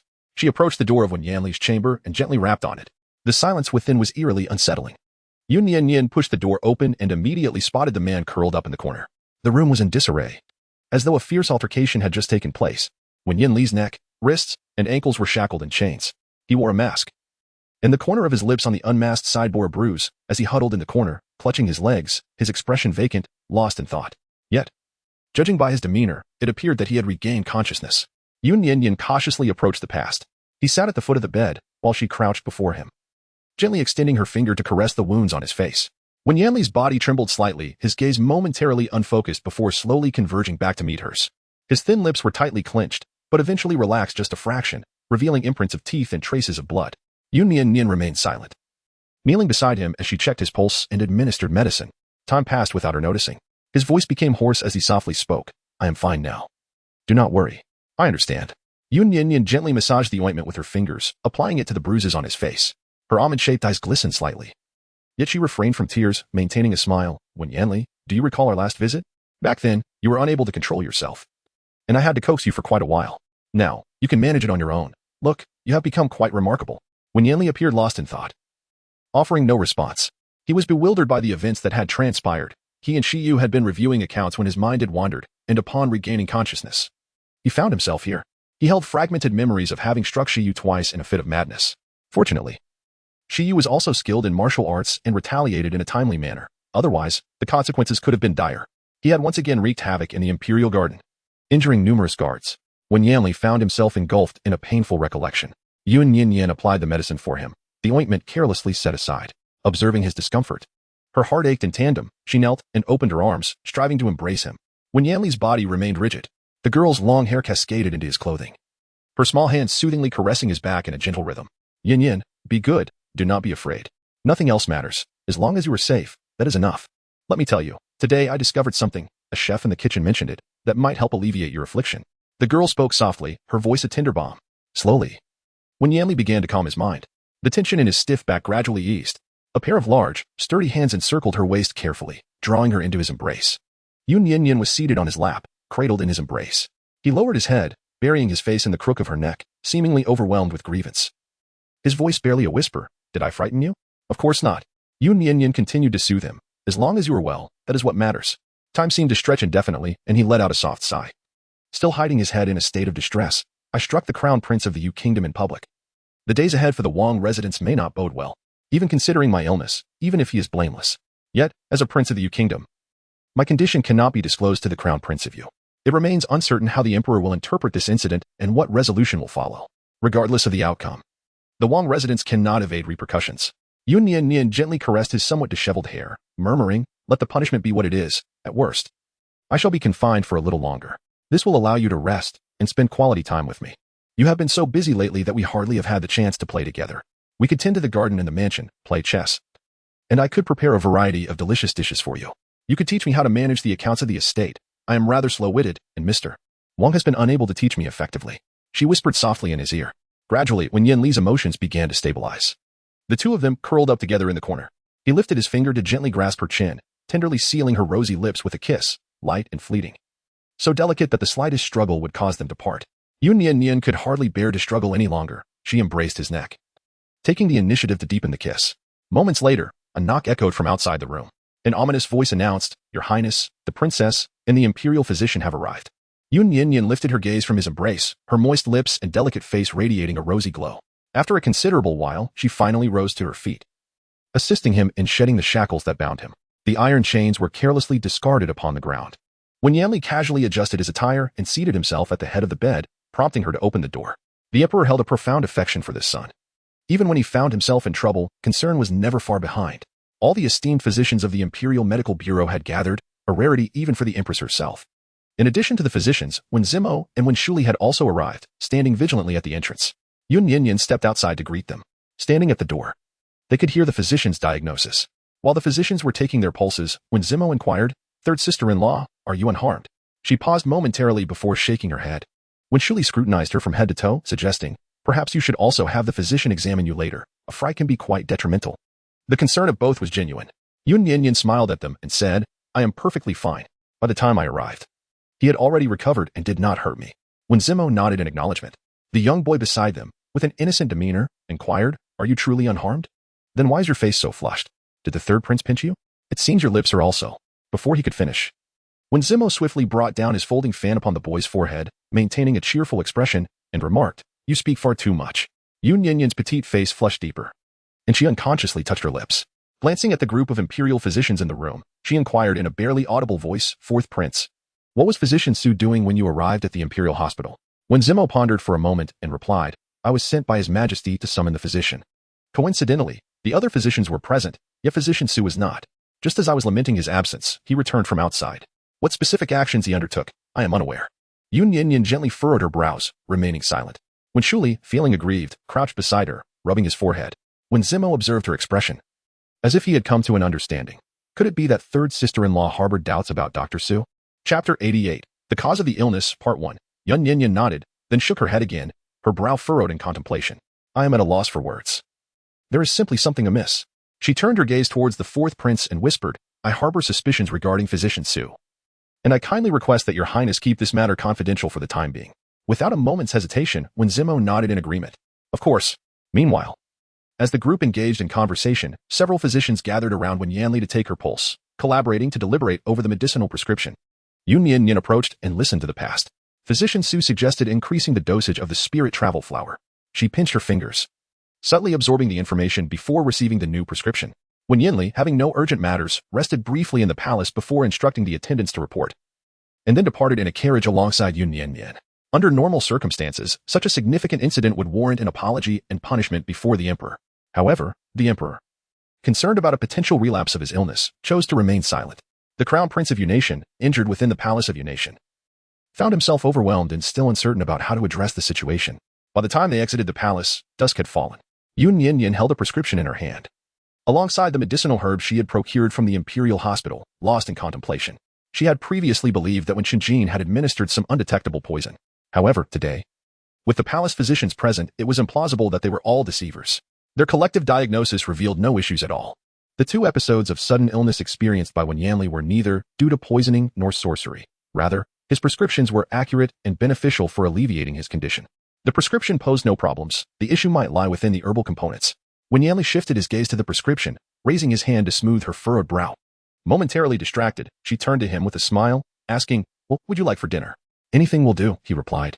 At that moment, their carriage arrived at the Prince of Li's residence, and Yun Nian Nian drew back the curtain. "Let us have something light. Shall I prepare a bowl of noodles for you?" "Sounds good." After alighting, they made their way together to the kitchen. Wen Yanli seated himself on a chair, quietly observing her as she washed her hands, took the noodles, and kneaded the dough. Just as the water began to boil, and he returned, Yun Nian Nian tossed the prepared noodles into the pot, wiped her hands, and inquired eagerly, "How is it?" And he closed the door respectfully and replied, "In accordance with your command, I ventured to Longfeng Mountain. At the foot of the mountain, there are 6 villages and 8 physicians, all of whom I consulted individually. They commonly interact with Qingyu grass and Lingyu flower, and each asserted that the 2 should not be mixed, yet none could articulate the reason why. Only one elderly barefoot physician provided an explanation, stating that Lingyu flower has detoxifying and calming properties, while Qingyu grass bears similar effects. Intriguingly, when the 2 are combined, their medicinal properties unravel. If the dosage of Qingyu grass is insufficient, the resultant elixir will lose its detoxifying and calming effects. However, if the dosage of Qingyu grass is excessive," and he lowered his head, "if the dosage is excessive, it transforms into a potion that induces agitation of the mind." When Yanli glanced at the prescription on the table, among the numerous medicinal ingredients, the name of Lingyu flower stood out. A wave of unease washed over him. Yun Nian Nian, with a composed expression, nodded after a brief moment. "I understand. Thank you for your hard work. Please return and rest. Remember to keep the matters I asked you to investigate confidential." "Understood." And he replied, leaving and shutting the kitchen door behind him. Now, only the 2 of them remained inside. The noodles were nearly ready, having reached completion. Yun Nian Nian turned off the stove and served 2 generous bowls of steaming yachun noodles. The dish, devoid of any extraneous ingredients, exuded a light and delicate aroma. She placed the bowls on the table, gently pushing one towards Wen Yanli as she sat beside him. Noticing his deep contemplation, she playfully poked his cheek with her finger, softly coaxing him, "Let us eat the noodles first. We can ponder later, shall we?" Wen Yanli remained silent, picking up his chopsticks to stir the noodles. After a few moments of silence, he quietly inquired, "Do you suspect it was Dr. Su?" Yun Nian Nian let out a soft sigh and nodded. After all, the dish remained warm, so it was of little consequence to delay the meal. Noticing that his thoughts were adrift, she gently placed her small hand over his, articulating her analysis with deliberate clarity. "The last time Chio shattered the pot lid, there were traces of Qingyu grass powder inside. I consulted Steward Shou regarding that pot. It was obtained from the Imperial Medical Department, specifically from Physician Su. Your ailment has consistently been under the care of Physician Su. Just moments ago in Rui Palace, I overheard him mention the necessity of increasing the dosage of Lingyu flower. Qingyu grass is quite common, yet Lingyu flower is exceedingly rare, typically found only in the depths of dense forests. Many ordinary physicians may not even recognize Lingyu flower, as Qingyu grass alone suffices for detoxification. They remain unaware that the 2 cannot coexist, a fact that even medical texts fail to address. However, Physician Su, having served in the Imperial Medical Department for many years, is the most esteemed physician and cannot possibly be ignorant of the intricate relationship between the 2. The only plausible explanation is that he is affiliated with Wen Shinjin. Yun Nian Nian's analysis was thorough and quite reasonable. When Yanli remained silent for a moment, the duration of which was uncertain, she gently traced her fingers along the back of his hand, calling softly, "Yin Yin, the noodles must be cold by now." This prompted Wen Yanli to regain his composure.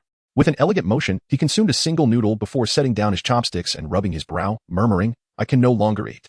Yun Nian Nian encountered him in such a manner for the first time. The man often harbored a gloomy disposition, yet he would never decline the meal she prepared.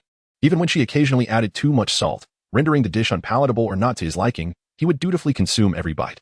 This was the first instance he uttered that he could not eat anymore. Yun Nian Nian did not press the matter further. Instead, she rose to her feet and approached him from behind, gently massaging his temples. "Is your head aching again?" However, when Yanli remained silent once more, beneath his hand lay a prescription, his fingertips resting upon the position of the Lingyu flower. Noticing his silence, Yun Nian Nian refrained from probing further and continued to tenderly rub his head. Of the 2 bowls of yangchun noodles, only Wen Yanli took a single bite. He sighed softly, grasping her hand. "I am merely lost in thought. please eat your noodles first. You have been busy all afternoon without having anything. Yun Nian Nian was pulled down once more by him. Noticing that he no longer furrowed his brow and kept his eyes lowered in quietude, appearing obedient.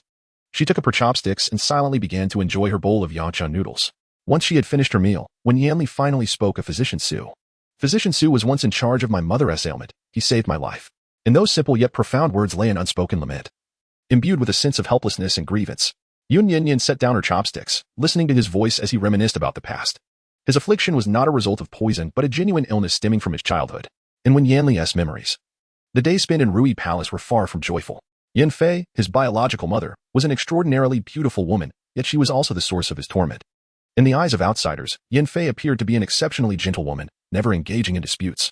When favored, she complied obediently, and when neglected, she remained quietly in Rui Palace, rarely venturing out and shunning worldly conflicts. However, only her close attendants and Wen Yanli, whom she had raised, understood her deep-seated obsession. Yin Fei had never committed any wrongdoing, and the emperor cherished her greatly. Yet, the emperor's affections were not exclusively hers. Each time she witnessed him favoring other women, she would spiral into madness, weeping alone through the night in despair. It was as though two personas resided within her, one gentle and considerate, the other consumed by jealousy and insecurity, too timid to vie for affection, confined to Rui Palace, yearning for the emperor's favor. After giving birth to Wen Yanli, her condition worsened, particularly as she watched her son grow, seeing his face increasingly resemble that of the young emperor. In moments of madness, she would grasp his neck, demanding answers. Why don't you come to see me? Why have you taken another concubine? Once she regained her senses, she would embrace Wen Yanli, weeping and apologizing. At that time, young Wen Yanli, still naive, lived in constant fear of displeasing his mother. During this period, the emperor was in the prime of his reign. He governed diligently and cared for his people, with few consorts in his harem. He spent more nights poring over state affairs than with his concubines. A conflict with Qi Nation over the ownership of Su City occupied his attention, resulting in a 6-month absence from the harem. This prolonged absence exacerbated Yin Fei's madness. Each encounter with Wen Yanli became a source of profound anguish for her. Rui Palace, isolated and neglected, became akin to a forgotten cold palace, devoid of visitors. Consumed by insecurity, Yin Fei feared that her illness would be revealed, branding her a madwoman and causing her to lose the emperor's favor entirely. She concealed her affliction from everyone. One day, when a heavy snow blanketed the capital, she felt a rare moment of cheer and dressed young Wen Yanli warmly before taking him outside. As they passed through the imperial garden, she observed her son playing in the snow. Yet, her illness flared anew, and in a fit of rage, she seized Wen Yanli by the neck. Her eyes reddened with accusation. Fortunately, several attendants intervened. Young Wen Yanli, confused and terrified, fled, accidentally slipping onto the frozen lake. As he fell through the ice, believing he was drowning, a figure appeared before him. When he opened his eyes again, he found himself outside the lake, gazing up at the anxious face of Dr. Su. When the news of Yin Fei's severe condition reached the emperor, guilt washed over him, for he had been preoccupied with state matters, neglecting his family. He promptly ordered the closure of Rui Palace, entrusting Dr. Su with Yin Fei's care. The emperor inquired about Wen Yanli, who, upon seeing his unfamiliar father and the queen, chose to remain in Rui Palace to be with his mother. The emperor, feeling remorseful, consented and sent many to protect and educate him within Rui Palace. Whenever he completed his state affairs, he would visit Yin Fei, taking her outside, comforting her, and providing companionship. For an emperor to do this was quite commendable. In the ensuing years, Yin Fei diligently sought treatment for her illness. While her condition improved, Wen Yanli began to suffer. His affliction initially manifested as a psychological burden.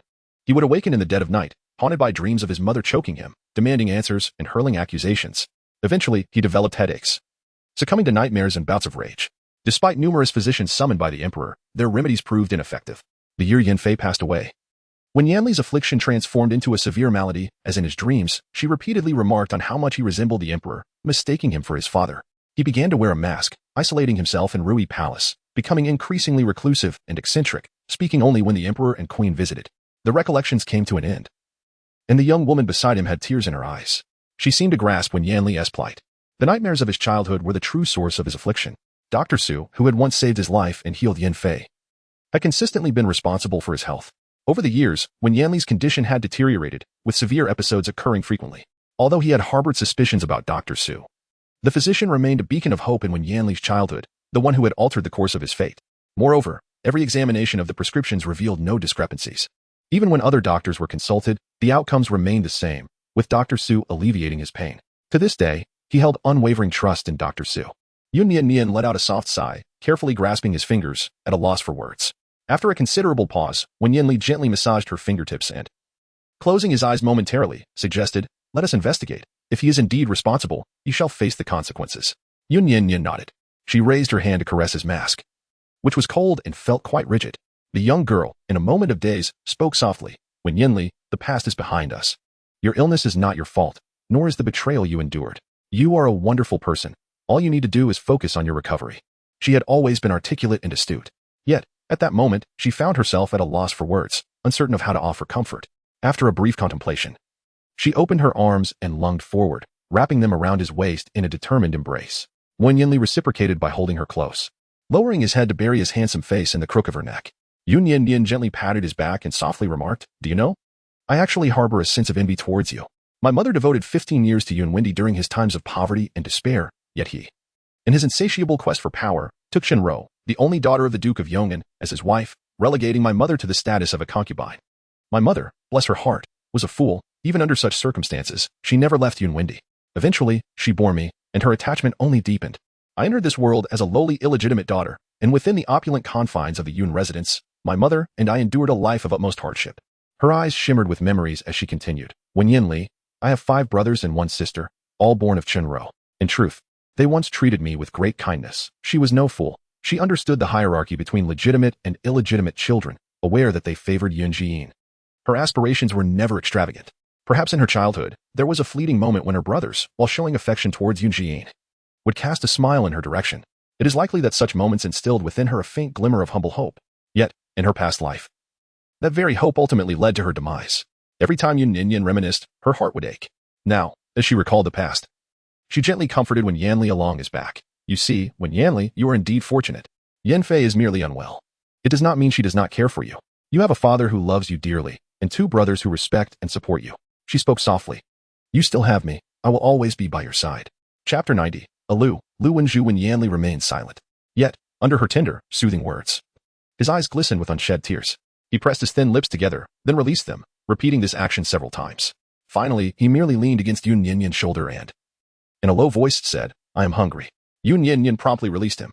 The memories lingered for an eternity, as did the embrace, yet the warmth had faded.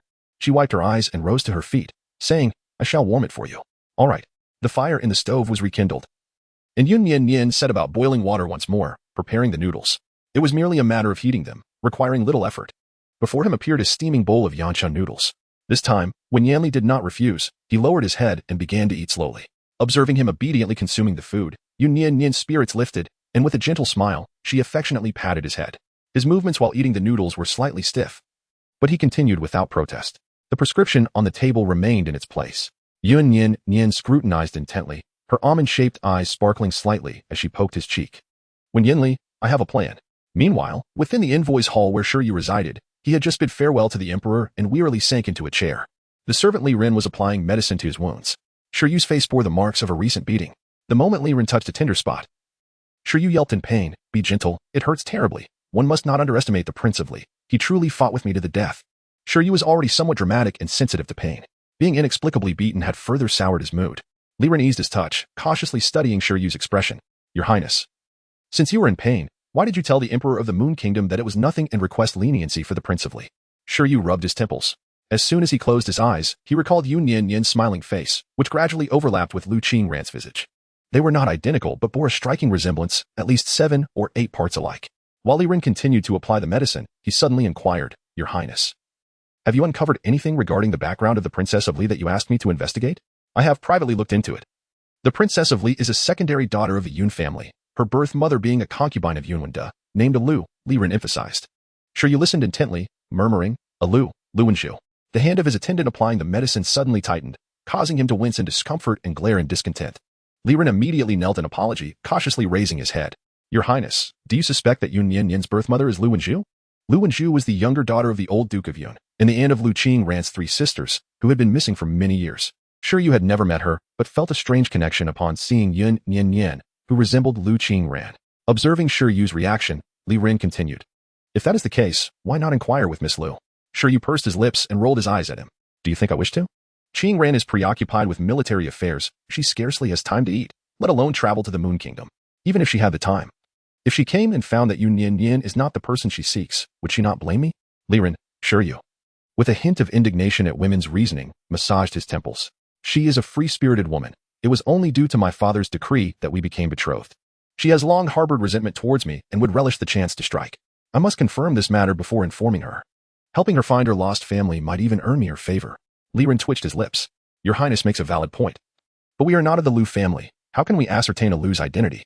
Before meeting Lu Qingran, Shi Yu's impression of the Lu family had been rather shallow. He truly could not find a means to distinguish between a Lu and Yun Nian Nian. After a moment of silence, he lowered his gaze. In any case, we must not disturb Qingran. Why not send a pigeon to summon Miss Lu? As a vice commander in a small military camp, she has little to do and ample time on her hands. Her medical skills are commendable. And perhaps she could assist in treating the Prince of Li's ailment. Li Ren, yes. Although Shi Yu did not delve deeply into the matter. Wen Yanli was nonetheless punished. He was fined a year's salary, subjected to 100 strokes of the rod, and placed under house arrest for a month. Striking an envoy, especially as the Prince of the Yu Kingdom, warranted such a punishment, which was, in fact, quite lenient. Notably, the Emperor intended to show mercy, assigning Wen Zmo to oversee the punishment. Outside the front hall of the Wang residence, all servants were dismissed. In the center of the courtyard stood a punishment stool, cushioned with a set of Wen Yanli's clothing. The guards on either side, expressionless, struck the clothing with force. Wen Yanli and Wen Zmo sat watching from their chairs.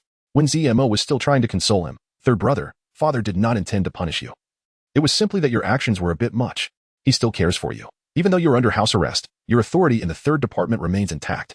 Consider it a brief respite. Spend more time with your third sister-in-law. Wen Yanli pushed a cup of tea towards him. Yes, thank you for your concern. Wen Zmo was momentarily taken aback. After a long pause, he finally smiled. It is good that you are well. Should you require assistance? Do not hesitate to send someone to seek me at the fourth prince's residence. The Prince of Li's residence was sealed off, allowing only a few servants to enter and exit daily. Although Wen Yanli was under house arrest, the development of trade routes with the Yu Kingdom could not be interrupted. This task was originally intended for Wen Qingjin. However, for reasons unknown, after Shi Yu's visit to the imperial study, his collaborator became Wen Zmo. The opportunity that was once within reach slipped away again, leaving Wen Qingjin seething with frustration. Meanwhile, the atmosphere in the Yun residence remained somber during this period. Yun Yu's condition has worsened, with daily bouts of coughing up blood, rendering him unable to rise from his bed. In a desperate bid to ensure he survives until his wedding day, Yun Wendi has sought out renowned physicians to treat him. Recently, due to the deteriorating security in the capital, Yun Xiu and Yun Mo have seldom returned home. Yun He serves diligently within the palace, occupied with numerous tasks each day. Yun Xian did not return to the academy but instead devoted himself to the final preparations for the imperial examination at his residence. On the 20th day of the first lunar month, he extended a solitary invitation to Qin Hu to dine on meat and drink wine at Chum'an Lu. Due to the marriage arrangements concerning Chen Yanran, Qin Hu harbored feelings of discontent towards the Yun residence.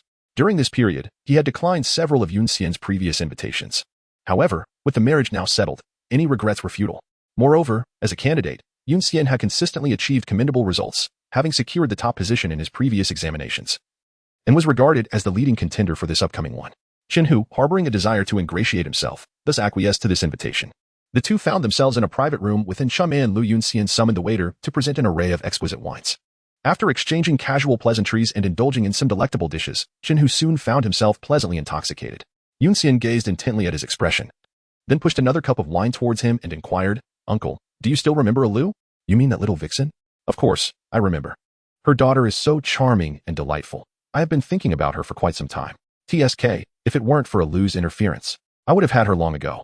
Qin Hu, under the influence of alcohol, spoke candidly and revealed much. Yun Xian listened intently, her expression growing increasingly grave. Chapter 91, The Fourth Brother's Fury, Striking His Own Uncle. Just as Yun Nian Nian stated, the truth of the events from years past could easily be uncovered. Yet no one had taken the initiative to investigate. Qin Hu, having consumed copious amounts of alcohol, drunkenly boasted to him, that little vixen has become quite capable now. No longer easily deceived, you must understand, she was quite gullible in her youth, easily swayed by a mere piece of candy. Although Qin Hu did not mention her name, Yun Xian was well aware he referred to Yun Nian Nian.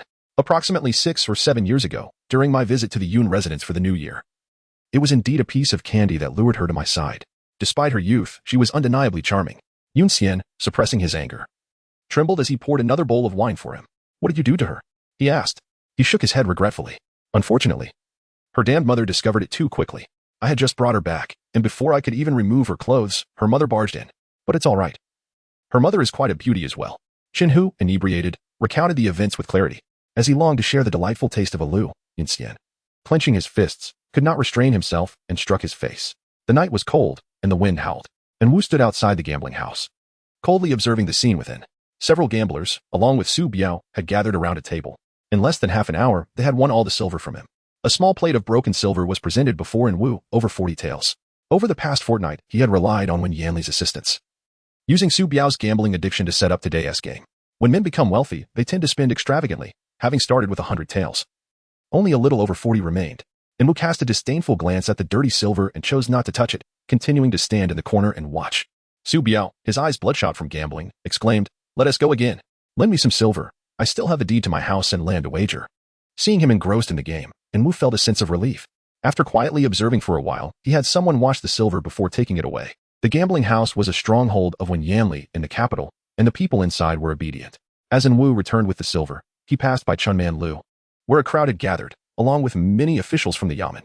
Casual curiosity drew his gaze, and he saw Yin Stian, his eyes crimson and face marred with numerous bruises, being escorted away by the officials.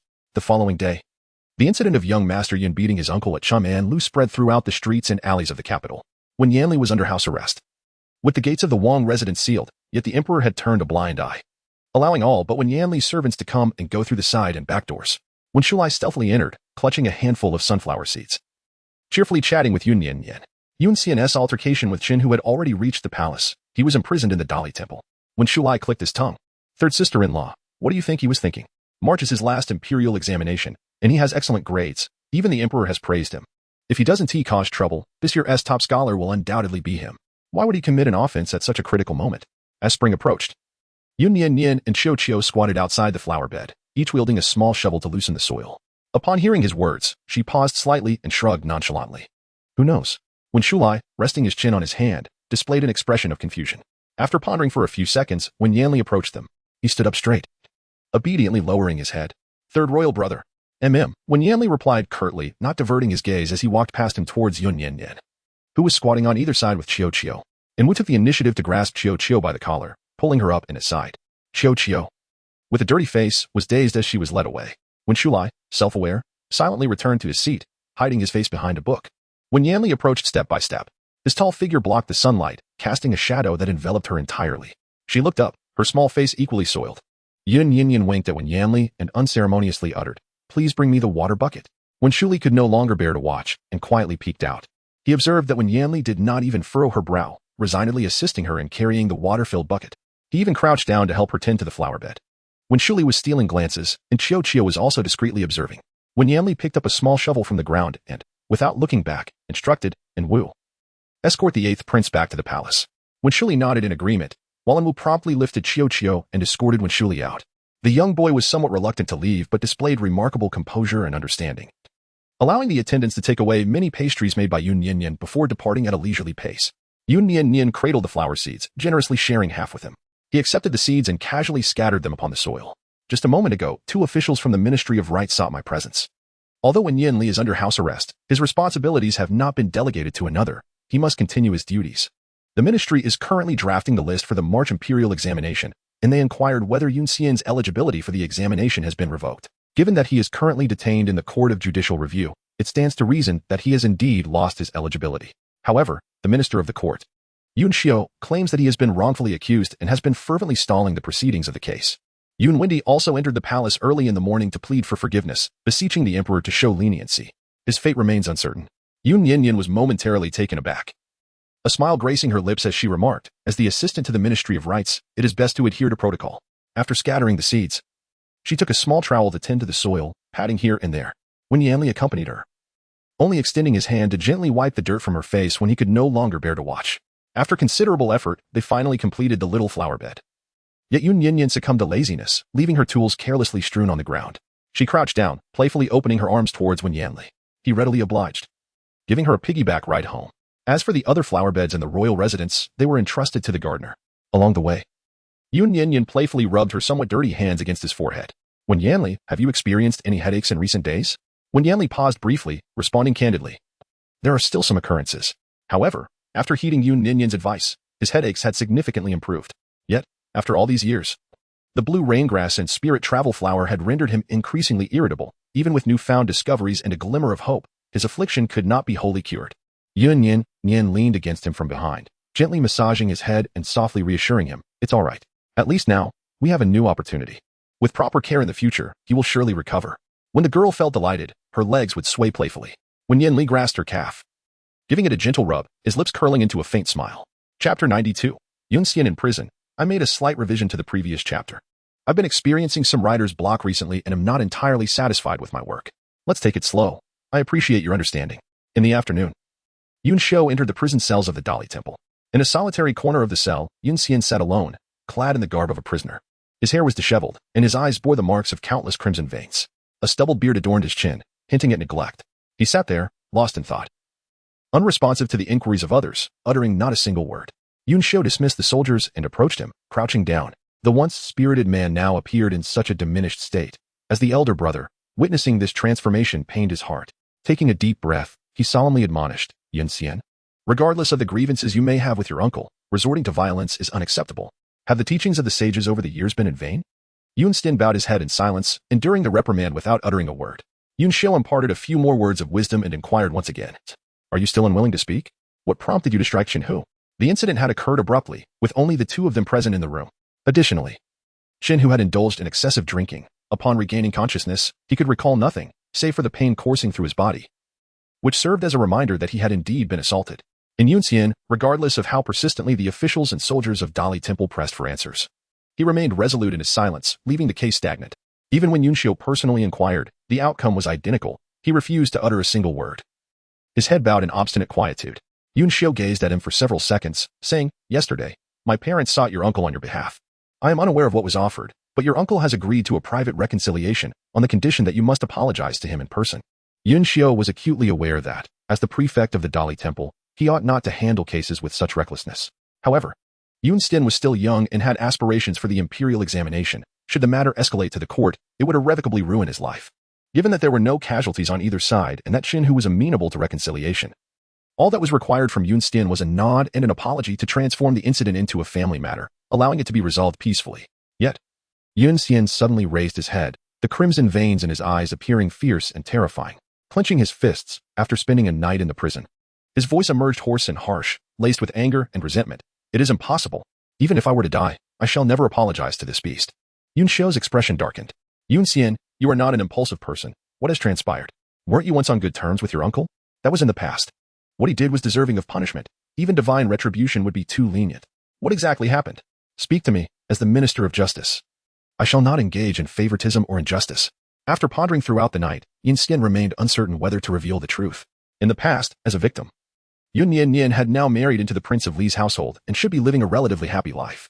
If the truth were to be laid bare, exposing the humiliation that Yun Nian Nian and her mother endured at the hands of Qin Hu, it would tarnish her reputation, even if she had not been physically harmed.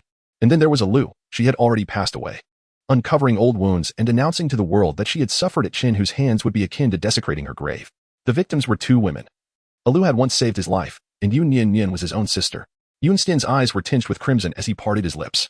Yet, in the end, he lowered his head, a bittersweet smile gracing his features. It is nothing. Simply consider me intoxicated and overindulged. Yun Xiu furrowed his brow. It was the first time he had seen his younger brother in such a state, leaving him somewhat perplexed. After a considerable pause, he let out a soft sigh. It is of no consequence if you choose not to speak, but you must extend an apology to our uncle. Yun Nian, you must understand that you are a scion of the Yun family. Every action and gesture reflects upon us. As you prepare for the imperial examination, it is imperative that you do not create any disturbances. Even if there exists some misunderstanding between you and our uncle, it is unwise to resolve it through such impetuous means. Moreover, Yun Yu is about to wed Yin Ran. How do you expect him to navigate this situation if you offend our uncle at this critical juncture? Yun Nian pressed her lips together. When Yun Shi reluctantly rose to his feet, she hesitantly spoke. Elder brother, may I first meet with Nian Nian? Outside the Wang residence, Physician Su was summoned to attend to the confined Wen Yanli.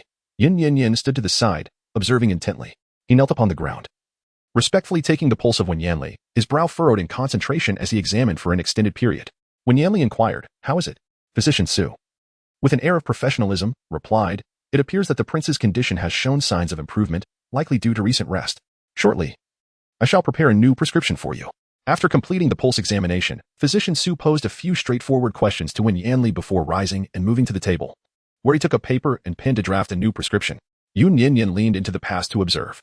The prescription was largely unchanged, save for a few adjustments in the quantities of certain herbs, among which Lin Jiua had doubled.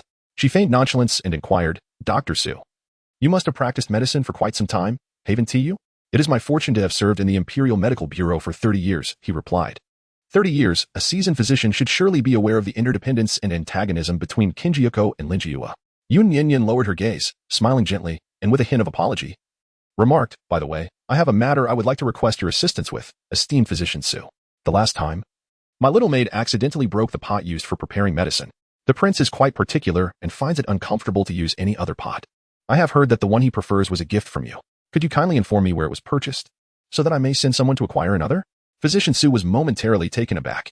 After several moments of silence, he replied, the medicinal pot given to the prince is from the Imperial Medical Institute. It cannot be found in the market. Perhaps it would be better for me to return to the palace and select another for his highness? Yun Nian Nian smiled warmly, saying, that is splendid. I extend my gratitude to Dr. Su.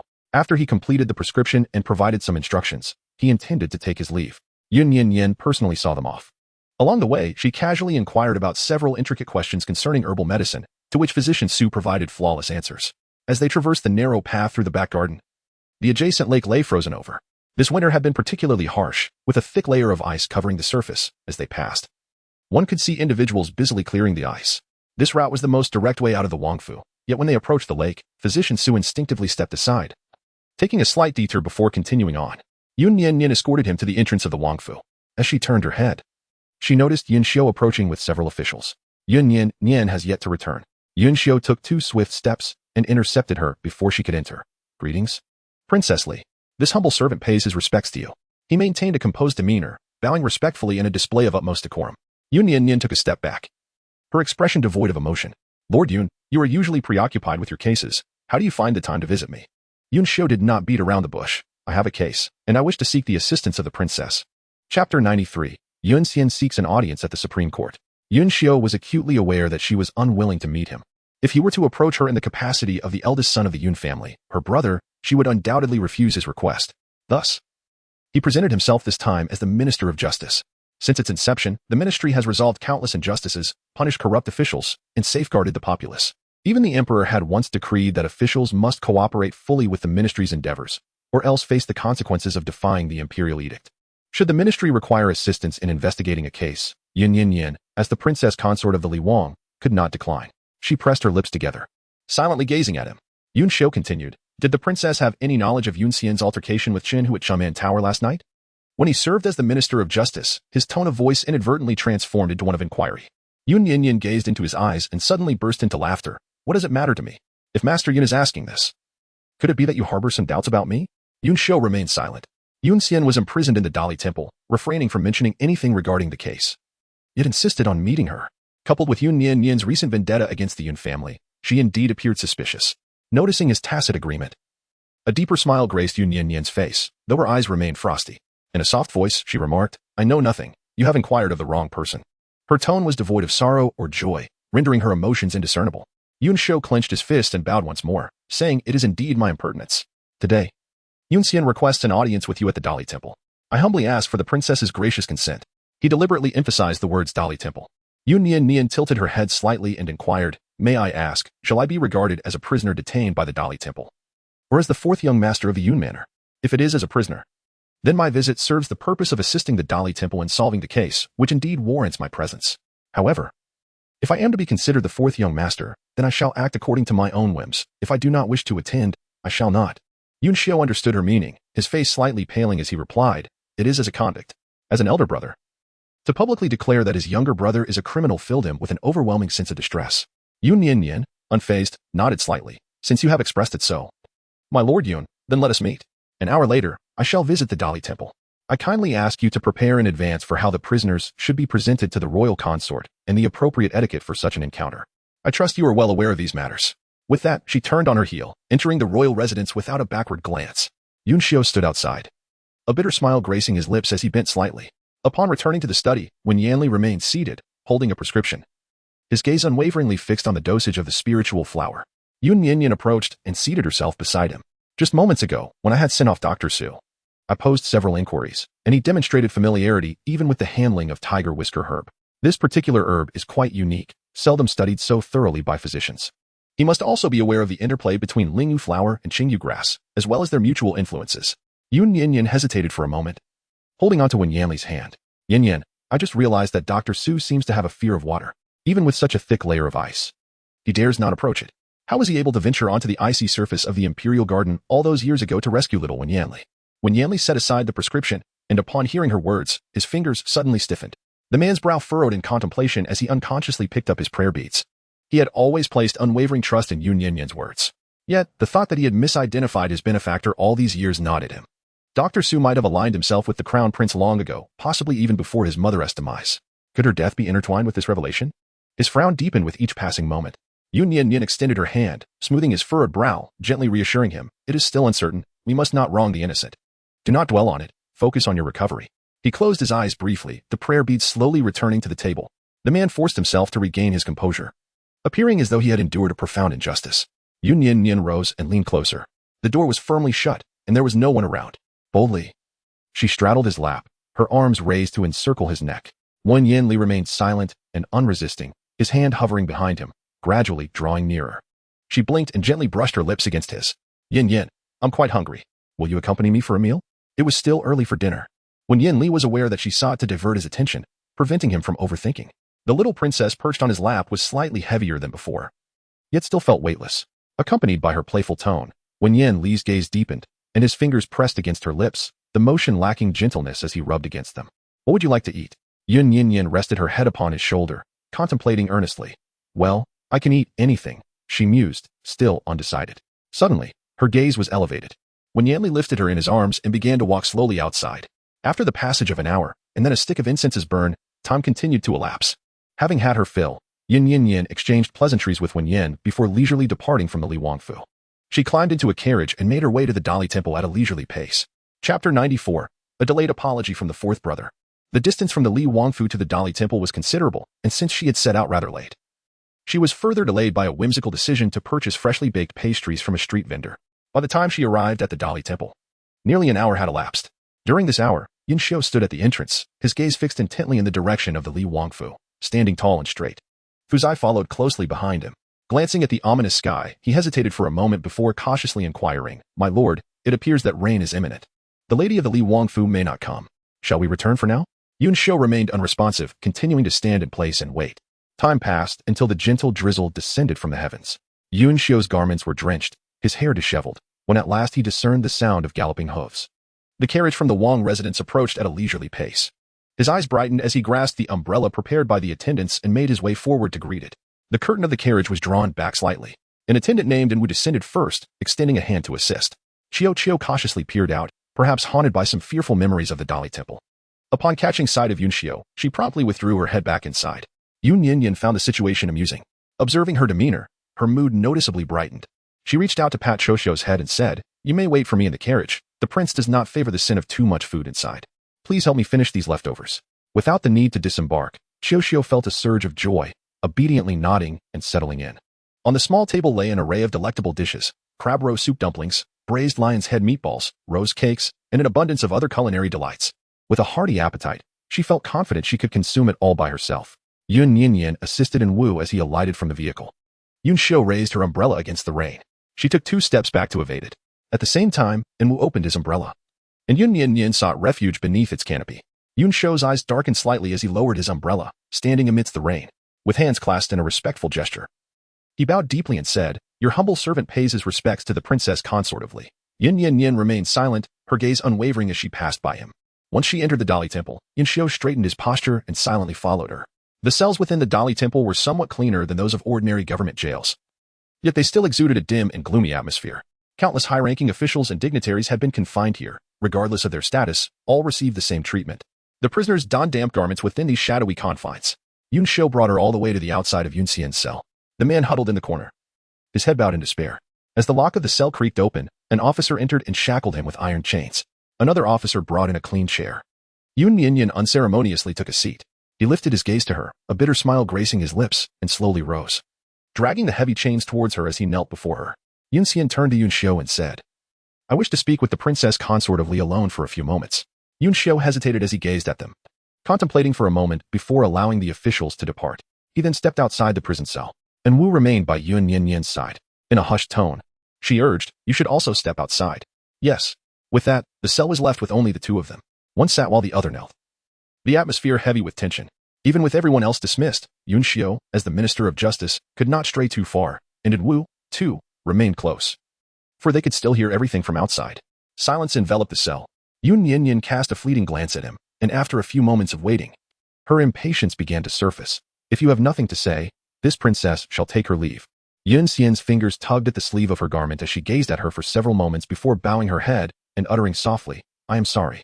Yun Nian Nian listened without any particular emotion, her expression unchanged as she continued to inquire, is there anything else you wish to express? His eyes reddened, and he fell silent once more. Yun Nian Nian rose to her feet and took 2 steps closer to him, gazing at the disheveled and filthy hair of the man before her, suddenly breaking into a smile. Why has the 4th young master fallen silent once more? If you choose not to speak, I shall take it upon myself to inquire on behalf of Lord Yun. She lifted her foot and stepped upon his kneeling knee. The gesture was both provocative and insulting. Why did you strike Chenhu? Is it because I spoke the truth? He was intoxicated. And you must have clarified everything with him, haven't you? With her foot pressing down on his knee, Yun Xian lacked any strength to resist. As he listened to her inquiries, his eyes reddened further, and his head drooped even lower. I am to blame. I have wronged you all. Yun Xian felt a profound sense of guilt. Once, a Lu had saved his life, and he had genuinely expressed his gratitude, treating Yun Nian Nian as though she were his own beloved sister. However, following that unfortunate incident, although he spoke no ill words, his heart harbored a changed disposition towards the mother and daughter, and he could no longer extend the same warmth as before. He even turned a blind eye on numerous occasions when he witnessed Yun Nian Nian being bullied. This apology came far too late. Yun Nian Nian shook her head, her shoes lightly nudging his knees twice. You summoned me to the Dali Temple. It cannot merely be to offer an apology, can it? Yun Xian bit her lip, her complexion paling, and finally whispered the words that followed. Elder brother mentioned that Uncle Chun who is willing to reconcile, not holding a grudge over my actions against him, provided that I offer him an apology. Yun Nian Nian was taken aback for a moment, her movements coming to a halt. Yun Xian gazed up at her, a look of helplessness in his eyes. I wish to avenge you and your mother, but I beg your pardon, could you please wait a little longer? The imperial examination is approaching, and if he does not apologize, he will forfeit his chance at it. Yun Xian, endowed with remarkable intelligence from a young age, is merely 18 years old this year. Should he excel in the imperial examination, he would become the youngest top scholar of the Moon Kingdom. He is aware that Chenhu has erred, yet he hesitates to jeopardize his own future because of it. However, the thought of apologizing to Chenhu fills him with trepidation, thus, he seeks the consent of Yun Nian Nian before proceeding. In essence, he is merely crafting an excuse for his own inadequacy and selfishness. Yun Xian's voice grew softer. Once I successfully pass the imperial examination, I will undoubtedly help you clear your unjust grievances. The man's words were laced with a plea. His gaze evaded hers, fixating instead on the shoes that rested upon his knee. Yun Nian Nian couldn't help but stifle a laugh as she lifted her foot and gracefully settled back into her seat. She gazed at the upright figure of Yun Xian kneeling before her, and with a slight flutter of her almond-shaped eyes, she spoke, Lord Yun, please do come in. Yun Xiao, bewildered by the sounds, obediently pushed the door open and stepped inside. He positioned himself before Yun Xian. Yun Nian Nian raised her head to look at him, a cold smile gracing her lips. Lord Yun, do you wish to know why you struck Chenhu? It pertains to me, yet it also does not. I am willing to enlighten you. Yun Xian, stiffened in her posture, raised her head slightly. Her lips stirred, yet she refrained from interjecting. With an expressionless visage, she recounted the events of yesteryears once more. Upon concluding her narrative, Yun Xiao bowed his head, lost in contemplation. Yun Xian lowered her eyelashes, flustered as she explained. I did not disclose this matter to anyone. I wish to protect you. She raised an eyebrow. Is your notion of protection to compel me to unveil my scars personally? Indeed, he had refrained from confiding in anyone. Even his elder brother, Yun Xiao, remained unaware. Yet, deep within, he harbored a desire to dispel any misunderstandings, reluctant to bear the burden of being blamed for the transgressions of his uncle. As Yun Nian Nian spoke, he had the power to intervene, yet he chose not to. Chapter 95. Yun Xian's Choice. Yun Xian opened his mouth, intending to explain. However, after much contemplation, he found himself unable to utter a single word. Yun Nian Nian's gaze was crystal clear, as if she sought to penetrate his very soul. Young Master Yun Si, she inquired. You just mentioned that after successfully passing the imperial examination, you would rectify the grievances of my mother and me. I wish to know, after achieving an official post-examination, when do you intend to undertake this matter? The imperial examination is not the terminus for a man, but rather a commencement. Once one enters the realm of governance, myriad responsibilities will await him, often beyond his control and against his heart's desires. Moreover, by that time, Yun shall be wed to Chen Yanran.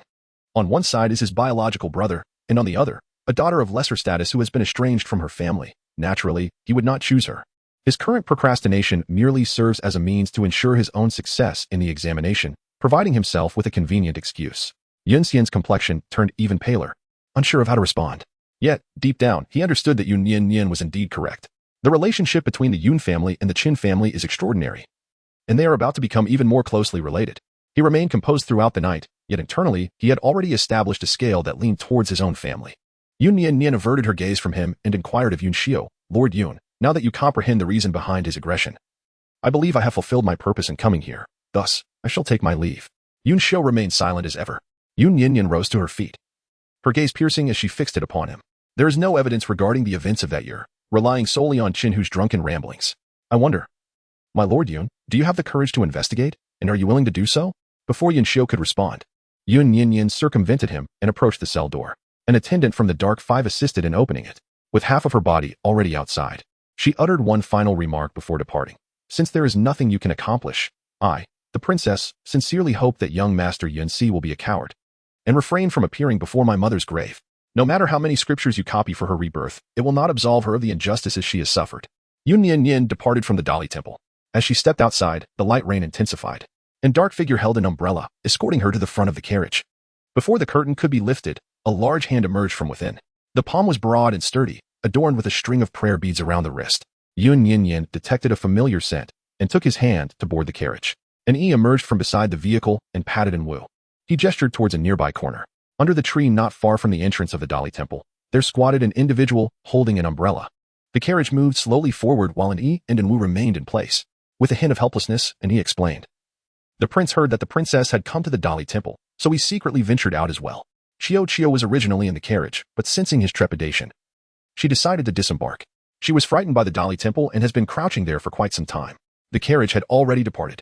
An E, rubbing his forehead, kindly offered to hold the umbrella for him. I've tried persuading her for ages, but to no avail. Perhaps you might have better luck. The prince mentioned that you and Chio could rest for the night. Enmu cast a sidelong glance but said nothing, slowly approaching Chio. She was not hiding in a particularly secluded spot. The tree did little to shield her from the umbrella. As Enmu drew nearer, he noticed her back quivering slightly. As if in fear, he positioned himself behind her and said, Get up, we should return. There was no coaxing or comforting involved. Upon hearing his voice, Chio obediently turned to look at him. It was only then that Enmu comprehended the extent of her fear that An-E had mentioned.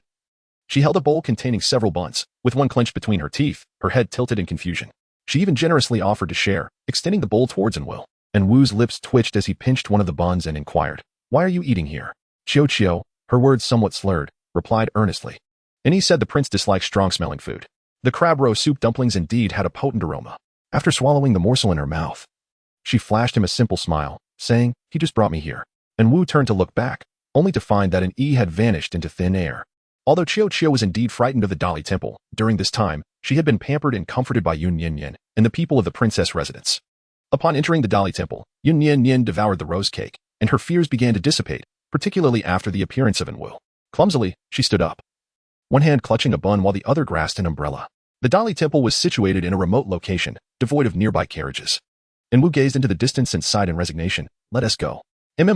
Chio replied, cradling her bowl as she followed him. The rain intensified, and Enwu's umbrella had been taken by an E. Chio, ever obedient, approached him and shared her umbrella. Enwu took a bite of the bun. The flavor of crab roe was delightful, though it had grown cold. He glanced at Chio's bowl and, without hesitation, seized it. I will take you to enjoy something hot shortly. That day passed. Yun Xiu and Yun Xian once again confirmed the truth of the matter. However, the Dali Temple remained inactive. On the night of the second day, Yun Xian was released and extended an apology to Qin Hu. Since the disturbance had transformed into a familial matter, his remarkable talent caught the emperor's favor, and after a few casual reprimands, he was permitted to continue participating in the imperial examination. After several twists and turns, the news finally reached the Li Wang manor. Thus, it was concluded that both Yun Xian and Qin Hu were innocent, resulting in a joyous resolution for all. Yun Nian Nian was in the kitchen warming milk for Wen Yanli. After hearing the conclusion, she said nothing. Wen Yanli sat nearby, engrossed in a book, occasionally casting a discreet glance in her direction, observing her upright posture. She appeared unaffected by the circumstances. Wen Yanli remained silent as well. After half an hour, a peculiar odor began to emanate from the pot of boiling milk. The herbs and sugar she had added were not properly stirred and had settled at the bottom of the pot.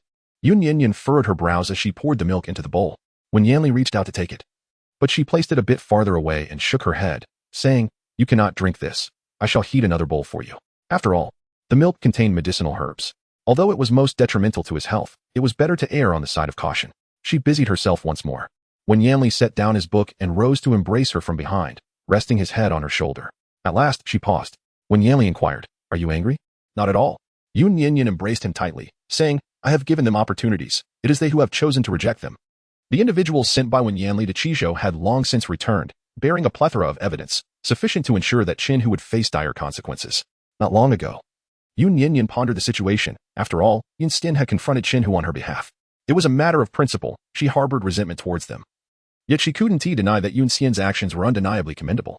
She contemplated that if Yun Xiu and Yun Nian were willing to forsake the interests of the Yun family to reveal the truth and bring down the Qin family, she would assist them with the evidence she possessed and find a way for him to partake in the imperial examination. Gratitude and grievances were distinct. Once Qin Hu was dealt with, she would wait until after Yun Nian's examination to address the enmity with the Yun family. However, since they had opted for silence, she had other means at her disposal. The young woman's gaze was resolute as she looked out the window. In 10 days, Yun Yu would marry, and it was time to present a grand gift to the Yun family. Chapter 96. Does she not eat shrimp? 10 days can be both long and short. Upon Yun Xian's release from confinement, the Yun family commenced preparations for the grand wedding of Yun Yu and Qin Yanran. This matrimonial affair had been personally decreed by the emperor, and following the prior incident involving Yun Nian Nian's proxy marriage, the emperor had solemnly pledged to attend the wedding in person to offer his congratulations. Thus, even if someone harbored intentions of elopement or substitution, no opportunity would present itself. The wedding was scheduled for the 6th day of the 2nd month, while the imperial examination was set for March. Coincidentally, during this period, Yun Nian returned home from the academy, neglecting his studies and spending his days standing outside the Prince Li's residence. After failing to secure an audience with the Princess Li, he stubbornly resolved to stand vigil outside, undeterred by wind or rain. Wen Yanli had been under house arrest for a month, and the young couple within the Prince Li's estate enjoyed their leisurely seclusion, with Yun Nian Nian rarely venturing outside. It was only on the 1st day of the 2nd month that the princess, as per protocol, entered the palace to meet with the empress. Upon her return to the prince's residence, when Shuli expressed a desire to visit the 3rd royal brother, and when Zmo also mentioned matters to discuss, thus, the 2 brothers accompanied her home. Their journey was filled with laughter and conversation, yet upon reaching the entrance of the Prince Li's estate, they beheld Yun Nian. The young man's silhouette was forlorn, his garments somewhat disheveled, dark circles shadowing his eyes, and stubble adorning his chin, rendering him a picture of exhaustion. He stood rigidly in place, lowering his head in a gesture of respect as they approached. The smile on Yun Nian Nian's face vanished as she chose to walk past him in silence. Suddenly, he took half a step to the left, positioning himself in her path. Yun Nian held a food box in her hands, her lips pressed into a pale line, as she offered it to her. Princess Yanli, I have prepared some delicacies that you favor. I humbly invite you to indulge. The food box was grand and exquisite, boasting 3 complete layers. Yun Nian Nian did not respond, so he continued to hold it. The man, untrained in martial arts and somewhat frail, had fallen ill a few days prior at the Dali temple. After standing for an entire morning, his arm began to tremble shortly after he had held the food box. Yun Nian Nian observed that the hand he used to hold the pin was marred with wounds, scratches and burns, an appalling sight to behold. In the days of her youth at the Yun residence, prior to that fateful incident, her most cherished brother was Yun Nian. He would occasionally arrive bearing a lunchbox filled with warm, delectable meals. Young and innocent, Yun Nian Nian once believed Yun Nian to be the finest person in the world. However, upon reflection, she realized that very few ventured to her secluded and damp courtyard. Yun Xiu had never visited, while Yun Nian would come but once or twice a month.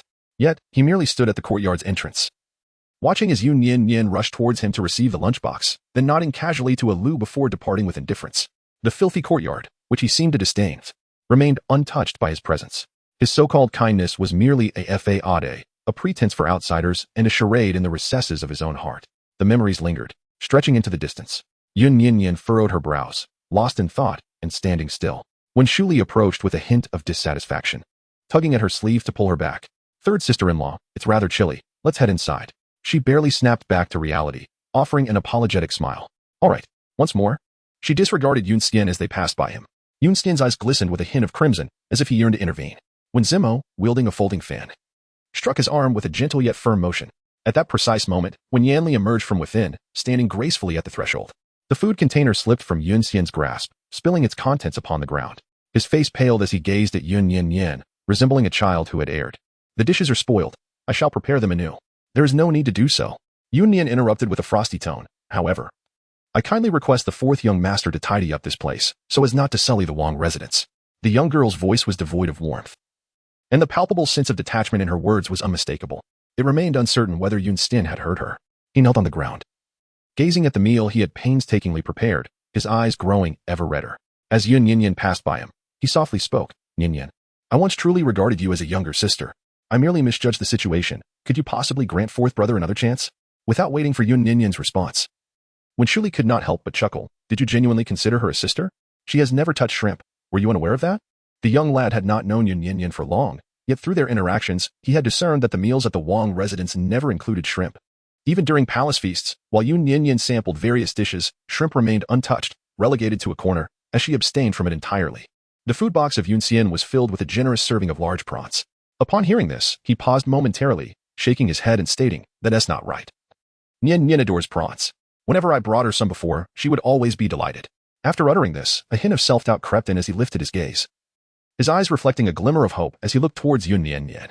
"Nian, you truly love prawns, don't you?" All eyes turned towards her. Yun Nian Nian had arrived at the entrance of the Wang residence, standing beside Wen Yanli. Tilting her head slightly, she remarked, her face devoid of expression, "I truly have a fondness for shrimp." Yun Xian's shoulders stiffened at the words, yet a palpable sigh of relief escaped him. However, the subsequent words from Yun Nian Nian pierced his heart with an unforgiving cruelty. 6 years ago, when I was merely 11, on that fateful New Year's Eve, while everyone reveled in the company of Yun Xian, I found myself retreating into a lonely corner. The dishes on the table had grown cold, and only then did I muster the courage to approach and eat. The only intact dish left was a plate of shrimp. I meticulously peeled the shells, placing the tender meat into my bowl. After laboriously peeling an entire bowl of shrimp, my fingers were left raw and bleeding. When Yun Xian returned from outside, she expressed a sudden desire for the shrimp in my bowl, despite having never shown any inclination for shrimp before. That day, she sought to snatch away the fruits of my toil. It was the first time I summoned the courage to resist after our mother's passing. But just as I refused her, the fourth young master entered the scene. Reflecting on those memories, there was no anger or sorrow on Yun Nian Nian's face. Only a cold gaze directed at Yun Xian. The fourth young master had labeled me petty and selfish, insisting I relinquish the entire bowl of shrimp to Yun Xian. Yet, the truth remains, that bowl of shrimp was meticulously peeled for you. Yun Nian Nian curled her lips slightly, reflecting, "It was after my mother's passing that you ceased to send me food boxes. I believed I had offended you and sought to apologize, wishing to soothe your feelings. Yet I was at a loss as to what I could offer as a gesture of goodwill. That bowl of somewhat cold shrimp was the only thing I could peel for you. However, after you scolded me for being selfish that day, I no longer harbored any hopes for your food boxes, nor did I wish to eat shrimp again." In recalling the past, she recognized how immature and foolish she had been at that time. Yun Xian's body swayed slightly. After a few seconds, he gazed into her almond-shaped eyes and lowered his head once more. "I apologize. I misunderstood your mother at that time, which inadvertently affected you as well. It was my fault. Would you grant me an opportunity to make amends?" Yun Nian Nian clenched her fist and smiled once more, saying, "Yun Xian, you always have a way with words. How will you make amends? Can you aid me in avenging my grievances? Or can you bring my mother back from the dead?" Chapter 97. Yun Nian peeling shrimp, enticing Nian Nian to eat. Yun Xian parted her lips, yet no words escaped her. She approached him step by step, her clear apricot eyes locking onto his. "Yun Xian, if you truly seek to atone, you ought to seek justice for my mother's unjust suffering, rather than bringing an insignificant food container in an attempt to evoke memories of the past, to remind me of your previous kindnesses, and to manipulate me into forgiving you through these trifling gestures. That is not the way." Yun Xian hastily exclaimed, "I never intended to control you. I merely—" As he reached the latter part of his sentence, he faltered, a look of confusion crossing his face. Yun Nian Nian smiled, lifting her foot to step on the soiled shrimp, and inquired of him, "Fourth young master, rather than engaging in these futile endeavors, why don't we get straight to the point? Do you wish for me to disregard the past, to absolve Chenhu, and to spare the Yun family?" Yun Xian's lips turned pale as she slowly closed her eyes under her gaze. "So much time has passed, Chenhu, and you have indeed faced your retribution. On that fateful day when he struck Chenhu, he had indulged in some drink. Now, having sobered up after spending several days in the Dali temple, he had come to a complete realization. He did not wish for the Chun family to encounter misfortune, partly for the sake of Yun Yu, who was soon to wed Chen Yanran, and partly for his own sake. His career was flourishing, and he did not want to see it tarnished due to familial troubles." Yun Nian Nian fixed her gaze upon him. After a few seconds, she raised her hand and delivered a sharp slap to Yun Xian, the force of which caused his head to turn to the side, leaving his cheek slightly swollen. He did not resist. Instead, he straightened his head and softly inquired, "Are you satisfied now? If not, feel free to strike me again." "Nian Nian, I acknowledge my selfishness, but could you, for the sake of our past, where I brought you meals on numerous occasions, lay down the grudges of yesteryears?" Yun Nian Nian's body trembled as she coldly inquired, "Yun Xian, how could you utter such words? Let go of grievances? Shall my mother endure humiliation in vain?" Yun Xian dared not gaze into her eyes any longer. Lowering his head, he murmured, "Chenhu will no longer indulge in alcohol. As for the events of that year, you possess no evidence." Yun Nian Nian pressed her lips together, gazing at Yun Xian, and once more curved her lips into a smile that was chillingly profound. Yun Xian's body stiffened involuntarily. She spoke coolly, "I can overlook the actions Chun has taken against my mother and me, but I require you to agree to one condition." Yun Xian replied without hesitation, "You say?" "As long as I am capable of achieving it." Yun Nian Nian smiled cruelly, turning away to allow Wen Zmo and Wen Shuli to enter first. The two brothers, noticing her unsettling demeanor, refrained from speaking further as they stepped into the Wang residence. Wen Yanli merely cast a distant glance at her before following suit. Yun Nian Nian commanded the guards to encircle the area. She stepped on the scattered food on the ground, lifting her foot slowly, and declared, "If you consume this, I shall promise you that I will never speak of the matter regarding Chun, who's bullying towards my mother and me." She cast a scornful glance at Yun Xian and continued, "What do you think? I have allowed the prince and two young lords to enter, and I have ensured that this place is sealed off, so no one shall bear witness. I have extended you a courtesy indeed." Yun Xian gazed at her in silence for several seconds, his fists clenched tightly before gradually relaxing. After a prolonged moment, he hoarsely inquired, "Do you truly mean what you say?" Yun Nian Nian raised 3 fingers and swore, "If I deceive you, may the heavens strike me down." The events of that year, as Yun Xian had stated, indeed lacked substantiation, and she truly wished to refrain from further discussion, not wanting her deceased mother to be the subject of gossip once more. However, she merely consented to Yun Xian's request to keep the matter unspoken. Qin, who had been tormenting the weak and innocent in Qizhou, claiming dominion and causing numerous deaths, all while engaging in many nefarious deeds behind the scenes. All evidence and witnesses resided within the confines of the Wang residence, and these matters were not included in her vow of silence. Yun Xian was unaware of her own thoughts. The man silently crouched down. His injured fingers trembled as he picked up a shrimp. Bowing his head, with a blank expression, he brought the shrimp, shell, and flesh, along with the mud, to his mouth. Yun Nian Nian felt a wave of nausea and summoned Wu, instructing him to keep watch and to allow the individual to depart only once the area was thoroughly cleaned. After issuing her orders, she returned to the Wang residence. Steward Zhou informed her that Wen Yanli and 2 princes were awaiting her in the dining hall. Indeed, it was time for the midday repast. Yun Nian Nian changed into a pair of clean shoes and walked over. At that moment, the table was adorned with an array of steaming dishes. The 3 brothers were seated, eagerly awaiting the meal. Yun Nian Nian settled beside Wen Yanli and offered her apologies. "I am truly sorry for causing you embarrassment." Wen Shuli promptly replied, "It's quite all right. I believe I understood what transpired outside. One cannot help but feel a degree of sympathy for you. Such a person is unworthy of the title of brother. Third sister-in-law, do not let him trouble your heart." Wen Zmo added, "If you do not mind. We are all your family." Though their words were simple, they exuded warmth and comfort. Yun Nian Nian smiled sincerely, expressing her gratitude. "Thank you all." The dishes were gradually arranged on the table. In the end, the chef placed a plate of oil-braised prawns before Wen Yanli. Yun Nian Nian was taken aback for a moment. Wen Shuli also noticed, his expression peculiar. "Why is this back again? It's quite disappointing. Let us remove it quickly." When Yanli stopped him, I instructed them to include it. A look of confusion crossed Wen Shuli's face, and just as he was about to inquire further, Wen Zmo handed over a pair of chopsticks. "No questions, just eat." Tilting his head, he took several seconds before obediently beginning his meal. However, while eating, he couldn't resist glancing at the unfolding spectacle. Wen Yanli delicately picked a shrimp with his chopsticks, slowly removing its head with an elegant grace, carefully peeling the tender pink flesh. Once he had extracted the succulent shrimp meat, he offered it to Yun Nian Nian. Yun Nian Nian was also filled with confusion. After Wen Yanli peeled 3 shrimp, he softly remarked, "There is no need to forsake what you cherish for someone unworthy. If you enjoy eating shrimp, you should indulge in it, feasting on the peeled ones, savoring the largest." Yun Nian Nian finally comprehended that his reticence was his unique way of bringing her joy. Yun Nian Nian smiled at Wen Yanli, taking a bite of the tender pink shrimp meat, her eyes curving with delight. "Delicious, I want more," she exclaimed. Wen Yanli also smiled faintly, continuing to peel shrimp for her. Outside the Wang residence, Yun Xian savored the unrefined shrimp, consuming both the heads and shells entirely. The dishes he had prepared with his own hands, which he had anticipated would be devoured by Yun Nian Nian, were instead clumsily consumed by himself. Furthermore, the flavor of the shrimp left much to be desired, as they were inadequately cooked within. Yun Xian found the food repulsive, covering her lips as she nearly retched. An earnest reminder came from Wu, "Young Master Yun Si, do be cautious. The princess has instructed you to finish everything on your plate. Should you expel it, you shall be required to consume it once more." Yun Xian's eyes were a vivid crimson, yet he ultimately refrained from expressing his feelings. After returning from the Li Wangfu that day, although he faced punishment, the promise he received alleviated his concerns, allowing him to focus on preparing for the imperial examination. Time swiftly passed, and before he knew it, it was the 6th day of the 2nd month. The Cloud Mansion is adorned with vibrant decorations. Yin Yu and Chun Yinran have tied the knot and become husband and wife. Chapter 98. The Grand Wedding of Yin Yu and Chun Yinran. Although neither party was particularly enthusiastic about the marriage, it was, after all, a union decreed by the emperor, and thus the ceremony was conducted on a grand scale. The entire street where the Yun residence is located buzzes with vibrant activity, filled with numerous dignitaries and esteemed guests. Both the emperor and empress have graced the occasion with their presence to extend their congratulations. The sky above is alight with fireworks. Although Wen Yanli is under house arrest, Yun Nian Nian has no desire to venture out, Instead, they sit together on the beam, admiring the spectacle. As the night grows slightly colder, she wraps herself in his black cloak, enveloping her entirely within its warmth. Beside them on the beam rests a large tray, laden with an assortment of delectable pastries and a pot of fragrant tea.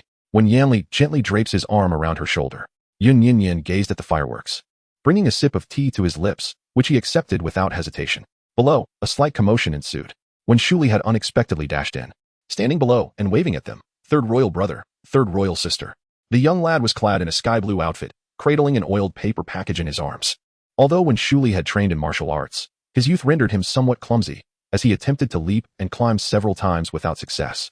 Qiuqiu and Enwu returned to the main courtyard together. Qiuqiu, curious, observed when Shuli's antics. He tried to bounce off the wall but failed, then shifted to bouncing off a tree. Qiuqiu blinked, puzzled by his actions. Holding another tray filled with fruits, she circumvented when Shuli and climbed a ladder to the rooftop, delivering the sliced fruits to Yun Nian Nian. When Shuli watched in astonishment, Yun Nian Nian received the fruits and, smiling, handed a piece to Qiuqiu, then allowed her to rest. After a considerable time, when Shuli finally climbed onto the roof beam, the young boy, looking pitifully small, curled up beside her, dressed in scant clothing and feeling somewhat cold. Yun Nian Nian inquired, "Are you not visiting the Yun residence today?" When Shuli presented an oil paper package to Yun Nian Nian, within which lay the freshly steamed crab roe soup dumplings from Shijie, still warm. He let out a haughty snort, remarking, "What is Yun Yu to warrant a personal visit from this prince?" When Yanli picked up a pebble and tossed it, striking him squarely on the head, he said coolly, "Mind your words." Although Yun Yu's status is not particularly elevated, at least the emperor attended the wedding. His words seemed to suggest that he held a rank superior to that of the emperor. When Shuli soon grasped this, wincing as he pressed his forehead, yet he was not angered, merely dismissively rubbing it. "As long as fourth brother is here with father, I shall accompany you, third sister-in-law." The young lad felt that, given Yun's family wedding, Yun Nian Nian was unable to attend, and when Yanli was also immobilized, while the other side was festooned with lights and decorations, this side remained starkly desolate.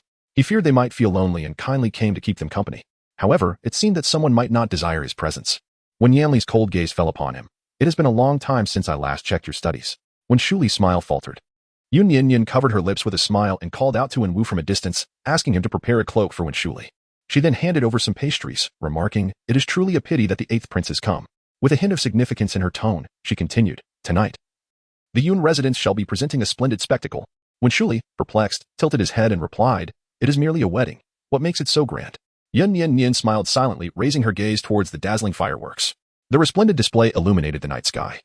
Directly above the Yun residence where the wedding festivities were taking place, the newlyweds had just entered the main hall. Yun Yu donned a vibrant red wedding garment, yet his complexion remained pallid. During this period, he had been subjected to considerable distress, resulting in a notable loss of weight. He appeared devoid of vitality.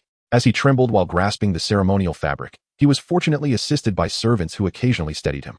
It remains a mystery what methods Yun Wendi employed to compel him from his sickbed. The youth's lips bore a deep bruise, indicating a severe illness. Chenyan ran, shrouded in her red veil, concealed her facial expressions, leaving her emotions unreadable. However, the evident marks on her wrist spoke of restraint. Their journey had been marked by reluctance. The emperor and Yun Taifu were seated before the newlyweds. The officiant cleared his throat and proclaimed loudly, "Bow to heaven and earth. Bow to your parents." The couple bowed to each other. Both participants, one gravely ill and the other unwilling, were prompted by those nearby, their movements stiff and mechanical as they performed the rites. Yun Wendi wore a troubled expression, forcing a smile. The emperor feigned ignorance. Once the ceremonial rites concluded, the officiant announced, "The rites are complete. Escort the bride to the bridal chamber." Chan Yan ran, supported by her maidservants, hurriedly exited, her vision obscured by the bridal veil. Frustration brewed within her, and in her moment of distraction, she collided with someone, falling to the ground. Yun Yu took a couple of steps, feeling faint and breathless. The newcomer was a constable. Upon realizing he had inadvertently offended a newcomer, he stood frozen for quite some time. The commotion drew the attention of all the guests in the main hall. The emperor also noticed and inquired, "What is the matter?" The constable, a representative from the city office, had taken on a thankless task. Bowing his head and kneeling on the ground, he addressed the emperor, "Your Majesty, I have urgent matters to report." All the remaining members of the Yun family were present. Yun Xian gazed at the approaching official, inexplicably feeling a pronounced twitch in his eyelids. The official presented a letter, which, after being scrutinized by Eunuch Lu, was finally handed to the emperor. As the emperor unfolded the missive, his countenance gradually darkened. After what seemed like an eternity, he tucked the letter away and instructed, "You may withdraw for now. Have someone wait outside until the wedding concludes." Not long ago, Yun Nian Nian conversed with Wen Shuli, expressing that he had missed a lively event. However, this was not the case. The emperor, a wise sovereign, handled matters with remarkable composure. Once the wedding festivities concluded and the newlyweds had partaken in the ceremonial cup of wine, he summoned the Yun and Qin families with a solemn countenance, ensuring that no one else had the chance to witness the commotion. Yun Yu and Chen Yin had not yet had the chance to change out of their festive garments when they found themselves kneeling before him. The emperor, in a fit of rage, commanded the officials to bring a young man into the chamber. Suppressing his fury, he inquired, "Do you recognize this man, Yanran?" The young man appeared to be around 17 or 18 years of age, clad in a coarse cloth garment, kneeling with a straight back. Upon seeing him, Chen Yanran's complexion turned pale as she shook her head repeatedly. "Your Majesty, I do not know him." The emperor then summoned several others into the room, including the elderly, women, children, woodcutters from the mountains, and servants from the inns. He posed the question once more. "Chenhu, Yanran, do you recognize these individuals?" Chenhu's knees buckled, and he collapsed to the ground. The emperor cast aside a thick stack of papers that detailed the various transgressions of the Qin family from Qizhou. The documents scattered across the floor. Chenhu, looking down in despair, bowed his head and pleaded, "Your Majesty, I am wronged." "Wronged?" The emperor scoffed. "I wish to see just how wronged you truly are." The contents of the letter were numerous. It detailed how Chenhu had deceived the people of Qizhou, oppressed farmers, and secretly increased land taxes to line his own pockets. His arrogance was evident as he ruled over Qizhou, bullying the elderly, women, and children, with his numerous crimes laid bare for all to see. As for Qin Yanran, she was not without her own misdeeds. The young woman was far from innocent. In Qizhou, she had even kept 2 male courtesans. The young man in coarse clothing who now knelt in the hall had once caught Qin Yanran's eye. She had sought to possess him for her own amusement. When he refused to comply, she resorted to slaughtering his family. The emperor turned to Yun Xiu with a cold smile and commanded, "Lord Yun, as the Minister of Justice, I order you to depart for Qizhou at once. The investigation into the Qin family's crimes is entrusted to you, and it will provide the 8th prince with an opportunity to broaden his horizons. With a prince overseeing the matter, even if you wish to show favoritism, you would have no chance to do so. Master Liu, convey my orders, effective immediately. Imprison the Qin father and daughter in the Ministry of Justice. The entire Yun family is to be placed under house arrest. Not a single insect shall be allowed to escape until the truth is revealed." When Shuli, having just turned 14, remained an innocent youth, never imagining such a burdensome task would fall upon his shoulders. He may have missed the grandeur of Yun Yu's wedding, yet it seemed he had not truly missed out. The following day, the eager young boy rushed once again to the Wang residence, pledging to Wen Yanli and Yun Nian Nian, "Third brother, third sister-in-law, do not worry. This is the first significant matter entrusted to me by Father Emperor, and I shall handle it well, exposing the Qin family for all their wrongdoings." Yun Nian Nian never anticipated that the emperor would send him to broaden his horizons.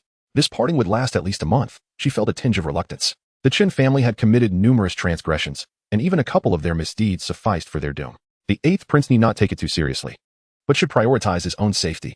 When Yanli pondered for a moment, "The guards in your palace have not encountered significant turmoil. Taking them along would be futile. I will lend you several of my shadow guards." In total, there were 12 individuals beginning with the word shadow, all crucial confidants to one Yanli. He entrusted Shadow 6 to Shadow 12 to him. When Shuli sensed the concern of his brother and sister-in-law, and a simple smile graced his face. The emperor despised the oppression of the common folk, and on the 3rd day following the grand wedding of Yun Yu and Chen Yanran, Yun Xiu, and when Shuli departed from the capital, Wen Yanli was under house arrest, so Yun Nian Nian personally came to bid him farewell. Uncertain if the food would suit his palate during the journey, she prepared a substantial bundle of provisions, all crafted by her own hands. A small portion was wrapped in oil paper, delectable yet perishable, requiring prompt consumption. The larger portion was contained within a food box, which had a longer shelf life, albeit lacking the exquisite taste of the former. Besides pastries, there were pancakes and buns, all designed for endurance. Given that Qizhou was even colder than the capital, Yun Nian Nian also provided him with thick garments. Fearing for his safety on the road, she had specifically commissioned small weapons for self-defense. Worried about the possibility of him catching a cold, she had even prepared medicine. The young prince's carriage was almost filled to the brim with her provisions, leaving him barely able to squeeze in, forcing him to sit at the very edge. Though the abundance of items was somewhat cumbersome, he could feel Yun Nian Nian's care and did not refuse. In the end, she handed him a blue cloth pouch. "This is a gift from my husband. He said you would find it very useful." She was unaware of the contents within. When Shu Li embraced the pouch, its weight substantial, he smiled at Yun Nian Nian. "Upon my return, I shall bring you good news." "Your safe return is the best news of all," she replied. The two exchanged laughter and conversation, cherishing the moment. Yun Xiu sat atop a magnificent steed, with the entire Yin residence under strict confinement. He was without an escort, accompanied only by a few servants and some modest provisions, creating an air of solitude around him. He had intended to exchange a few words with Yun Nian Nian. At that moment, when Shu Li entered the carriage and said, "Lord Yun, let us depart." With the presence of a prince, he had no choice but to comply. After casting one last glance at Yun Nian Nian, he took his leave. The carriage set off. Within, when Shu Li eagerly unwrapped a blue cloth bundle, heavy with the weight of 6 thick books, his overdue assignments. Upon returning to the capital, Yun Nian Nian was intercepted by several men dressed in guard uniforms. Their attire was uniquely distinguished, far more noble than that of ordinary guards. The leader was someone she recognized, Commander Su, who served close to the emperor. He bowed respectfully to her and announced, "Lady Wang, the emperor requests your presence." Chapter 100, The Emperor's Proposition. Shortly after noon, under Commander Su's guidance, Yun Nian Nian entered the Yangxin Palace. The emperor had been unwell of late, delegating many affairs to the crown prince. He sat within the palace, perusing memorials and sipping tea, with no one else present. Yun Nian Nian lifted her garments slightly, poised to kneel in reverence. He cleared his throat gently and waved his hand, saying, "Please, take a seat." The emperor's voice carried a hint of weariness. A fragrance of medicinal herbs lingered in the air. Yun Nian Nian merely bowed in gratitude before finding a place to sit. The emperor closed the memorial in his hand, casting a scrutinizing glance in her direction. After a considerable pause, he finally spoke. "I have examined the evidence against the Qin family. Each accusation is substantiated by both witnesses and tangible proof. Even the ledger detailing Qin Hu's bribery of the prefect of Qishou over the years has been presented. The investigator has certainly exerted considerable effort. It was you who requested Li Wang to assist you in the inquiry, was it not?" From the moment Commander Su invited her to the palace, Yun Nian Nian had surmised what the emperor wished to inquire. Yun Nian Nian nodded, revealing without reservation, "Indeed. Qin Hu has committed numerous atrocities, and the people of Qizhou are filled with grievances. My father, the emperor, is wise, even without our intervention. He will eventually uncover the truth about him. Yet, despite these words, the mountains of Qizhou are high and the roads are long. If no one travels to the capital to lodge a complaint, Qin Hu may reign unchallenged until his dying day." The emperor coughed a few more times. Yun Nian Nian picked up the teapot and poured a cup of warm tea, offering it to him. He sipped the tea, scrutinizing her intently. "You have compelled me to bestow a marriage upon Qin Yanran, and yet on the day of Yun and Shan Yanran's wedding, after they have entered their bridal chamber, you present the evidence of Qin Hu's crimes. Such audacity from the princess, daring to manipulate me. Do you comprehend the gravity of your actions?" Though his words were reproachful, there was no trace of anger in his tone. Yun Nian Nian bowed her head respectfully, kneeling upon the ground. "My esteemed father, all that has transpired is the fault of your humble daughter-in-law. Yet, she was compelled by circumstance. Had she not acted thus, the Yun and Qin families would have persistently entangled us, and with the prince unwell, it was imperative that they remain undisturbed." This statement was imparted by Wen Yanli. He had anticipated the emperor's inquiry and had advised her to use his ailment as a pretext, assuring her that he would support her in this endeavor. In truth, the emperor was fully aware of the underlying truths. Yun Wendi is obstinately traditional, despite having resigned from his official position. He remains preoccupied with the influence of the Yun family and has clandestinely engaged in numerous activities. Following the indictment of Qin Hu, the repercussions have inevitably extended to the Yun family, providing a fitting opportunity to curtail their arrogance. Moreover, Qin Hu is undeniably culpable. While Yun Nian Nian's actions not only exonerate her but also serve to safeguard the welfare of the citizens of Qizhou. Furthermore, Qin Yanran is indeed intent on seducing Prince Li. With Wen Yanli's condition persisting, it is imperative that he remains undisturbed. As both emperor and father, he harbors a sense of equilibrium within his heart, and the scales of judgment are tilting ever more towards them. After a brief pause, the emperor sighed softly and declared, "Rise." Yun Nian Nian promptly rose to her feet in response. He took another sip of tea, his eyes gently closing. "You are the legitimate consort of the prince, my daughter-in-law. If you have endured any grievances outside, or if there are matters troubling you, you may confide in me or the empress. Ultimately, this incident was a result of your impulsiveness. Return and transcribe the Heart Sutra 100 times as a form of penance. Were it anyone else who had attempted to manipulate the emperor, they would have long met their demise." Yun Nian Nian sensed his favoritism and bowed her head in submission. Acknowledging her mistake, the emperor, showing signs of fatigue, rubbed his brow and admonished her for a few more moments before softening his tone, allowing her to sit once more. He inquired, "How is the health of the king of Li?" She replied, "He has improved significantly lately. The headaches have diminished." "That is indeed good," the emperor responded, then coughed discreetly into his hand. Yun Nian Nian intended to step forward and offer assistance, but he waved his hand, adjusting himself independently, and continued. "To the north of the Moon Kingdom, at the border with the Yu Kingdom, lies the Qianfeng Mountain, home to a reclusive divine physician rumored to have a close relationship with the crown prince of Yu. I have established a trade route with the Yu Kingdom, which can be seen as a gesture of goodwill. Thus, it would be feasible to invite the crown prince to escort you up the mountain to seek the divine physician's expertise for the treatment of King Li." Yun Nian Nian was momentarily taken aback, yet she continued to listen to him. However, it is imperative to recognize that the prince's ailment should remain concealed from outsiders. Once one seeks assistance from the crown prince, it inevitably implies that he will be informed of the illness afflicting the Prince of Li. The renowned physician possesses an eccentric temperament and seldom offers his services. Whether he will attend to the Prince of Li and if such intervention will restore him to health remains uncertain. The emperor spoke a few words before becoming somewhat breathless. After a brief respite, he continued, Now that you are wed to the Prince of Li, you are bound to share both his joys and sorrows, life and death. I present you with a choice.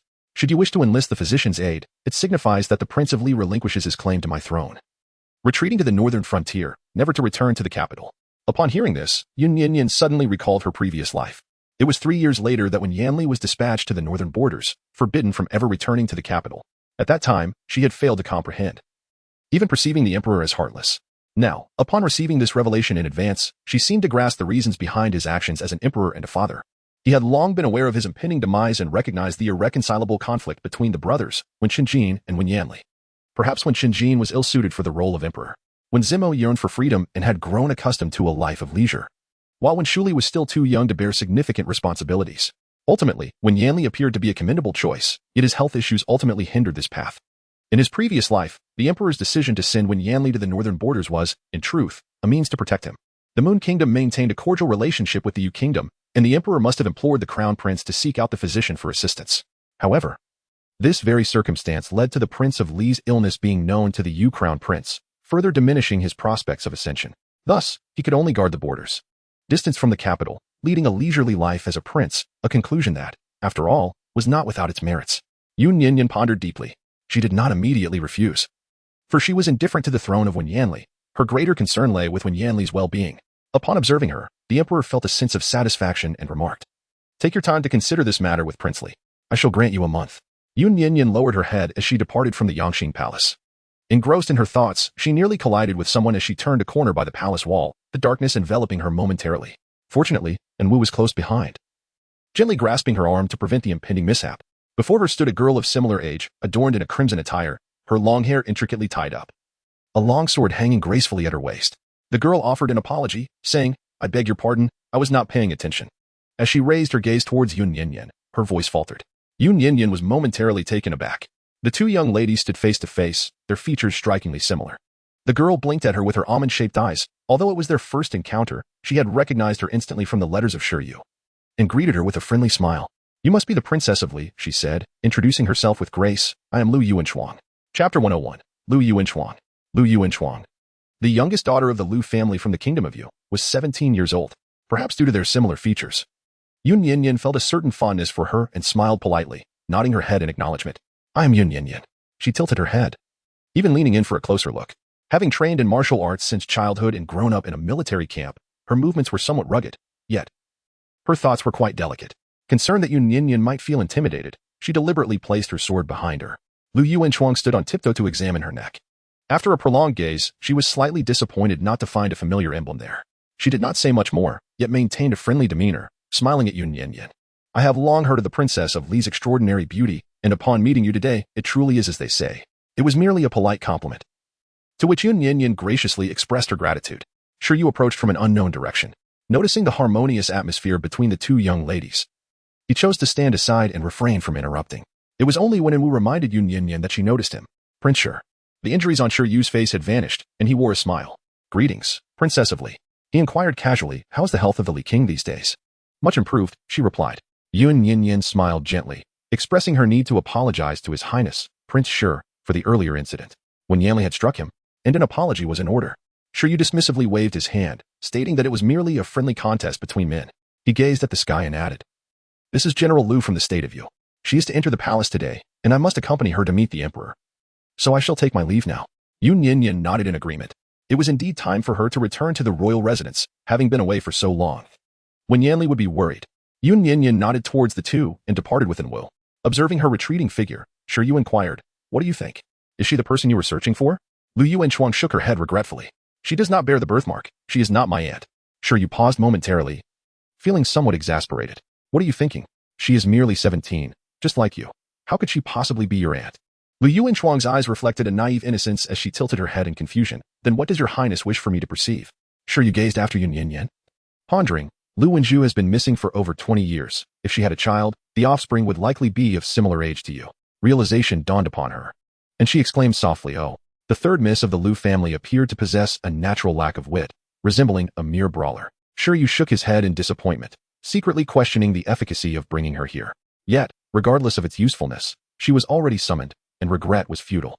With a sigh, Shiryu instructed, "We shall remain in the Moon Kingdom for another month. Find a way to learn more about her. although somewhat simple-minded. Lu Yuanchuang was obedient and promptly replied, yes. Yun Nian Nian returned to the Wang residence and conveyed to Wen Yanli the options presented by the emperor. The choices were not particularly arduous. She had never wished for Wen Yanli to ascend to the throne, for being an emperor offered little to commend it. With endless responsibilities and ceaseless toil, Wen Yanli mentioned that he bore a striking resemblance to the young emperor, almost identical, which suggested that the emperor had once been quite handsome. However, the reasons behind his current appearance remained a mystery. It was difficult to articulate what exactly was amiss. Yet in comparison to Wen Yanli, the disparity was stark. Although such thoughts might seem uncharitable, Yun Nian Nian sincerely hoped Wen Yanli would not become like that. Rather than aspire to be the empress ruling over all, she longed to journey northward with Wen Yanli to witness the snow, leading a tranquil and untroubled life together. What troubled her was not the choice itself, but rather, Yun Nian Nian propped her head on her hand and remarked, Yin Yin, it seems that Father Emperor is unwell. In her previous life, when Yanli departed 3 years later, the emperor, who cherished his son deeply, would never force him into such a decision unless absolutely necessary. Were he in good health, he would undoubtedly devise numerous methods, tirelessly striving to restore Wen Yanli's well-being. Yet today, he has reluctantly compelled them to make a choice. Yun Nian Nian felt an inexplicable sense of unease, perhaps due to the emperor's health deteriorating prematurely. Wen Yanli furrowed his brow in concern. He reached out to gently ruffle Yun Nian Nian's hair, then rose to change into a dark garment. Without uttering a word, he exited the royal residence and stealthily made his way into the palace during the period of confinement. He was meticulous in his actions, and given that Yun Nian Nian had privately altered the prescription, he was not overly anxious about her well-being. As night approached, Yun Nian Nian entered the kitchen to prepare warm milk for Wen Yanli. This task was one she always undertook alone, as it involved a variety of medicinal ingredients that were challenging to manage. The cook was particularly inept at gauging the right quantities. Each time, she preferred solitude, insisting that everyone else vacate the space. And Wu had also departed. His agreement with Wen Yanli was nearing its deadline. And today marked the moment when Su Biao would reap the consequences of his own actions. And Wu exchanged a few words with Yun Nian Nian before leaving. Upon exiting, he noticed Chio crouched by the flower bed. It was a mystery how she managed to drench herself like a little flower cat each time she watered the plants. And Wu approached and lifted her up. Observing her soiled face, he couldn't help but smile slightly and offered her a handkerchief. Clean yourself up. I'll take you out. Chio obediently wiped her face, but in doing so, she made the handkerchief dirty and hesitated to return it, saying, I'll wash it clean before giving it back to you. Very well. And Wu replied, extending his finger to gently brush away the last remnants of dirt from her face. Let us go. Soon, night enveloped the surroundings, and a visitor arrived in the kitchen. Yun Nian Nian heated the milk and placed it in a small jar to keep warm. Since there was still ample time, she began to prepare the meal. She had just placed the chicken leg on the cutting board and struck it forcefully twice, yet the bone remained unsevered. Yun Nian Nian reflected upon how she seemed to have become rather pretentious of late, turning silently to summon the cook. She was taken aback to discover the young girl seated at the table, observing her intently. General Lu, what brings you here? She inquired as she rose and approached. The young woman possessed commendable skills, particularly in agility, as she moved with such grace that she had gone unnoticed until now. Lu Yuanchuang deftly picked up a kitchen knife, skillfully assisting her in chopping the chicken leg. Yun Nian Nian harbored a fondness for her. Noticing her silence, she smiled and said, Thank you. When did General Lu arrive? Would you care for some pastries? Her smile was truly infectious. Lu Yuanchuang nodded in response. I appreciate it. Please, just call me Yuanchuang as the princess does. Yun Nian Nian presented some peach blossom cakes and said, Then you may call me Nian Nian. Despite the late hour of her visit, she was quite unreserved, quietly sitting beside him while savoring the delicacies. Yun Nian Nian continued to cook. She sought chicken legs with mushrooms, and soon the kitchen was filled with a delightful aroma. Lu Yuanchuang observed quietly, her eyes full of curiosity. The wind howled outside, threatening to extinguish the flames, so the kitchen windows remained shut, creating a stifling warmth within. A woman stood nearby, and Yun Nian Nian, unbothered by any potential awkwardness, rolled up her sleeves. A wooden bracelet that had been hidden in her sleeve slipped down to her wrist. Lu Yuanchuang's eyes widened in surprise. She instantly stood up, approached, and seized Yun Nian Nian's wrist, scrutinizing the bracelet closely. Chapter 102. Is a Lu Yuanchuang's aunt?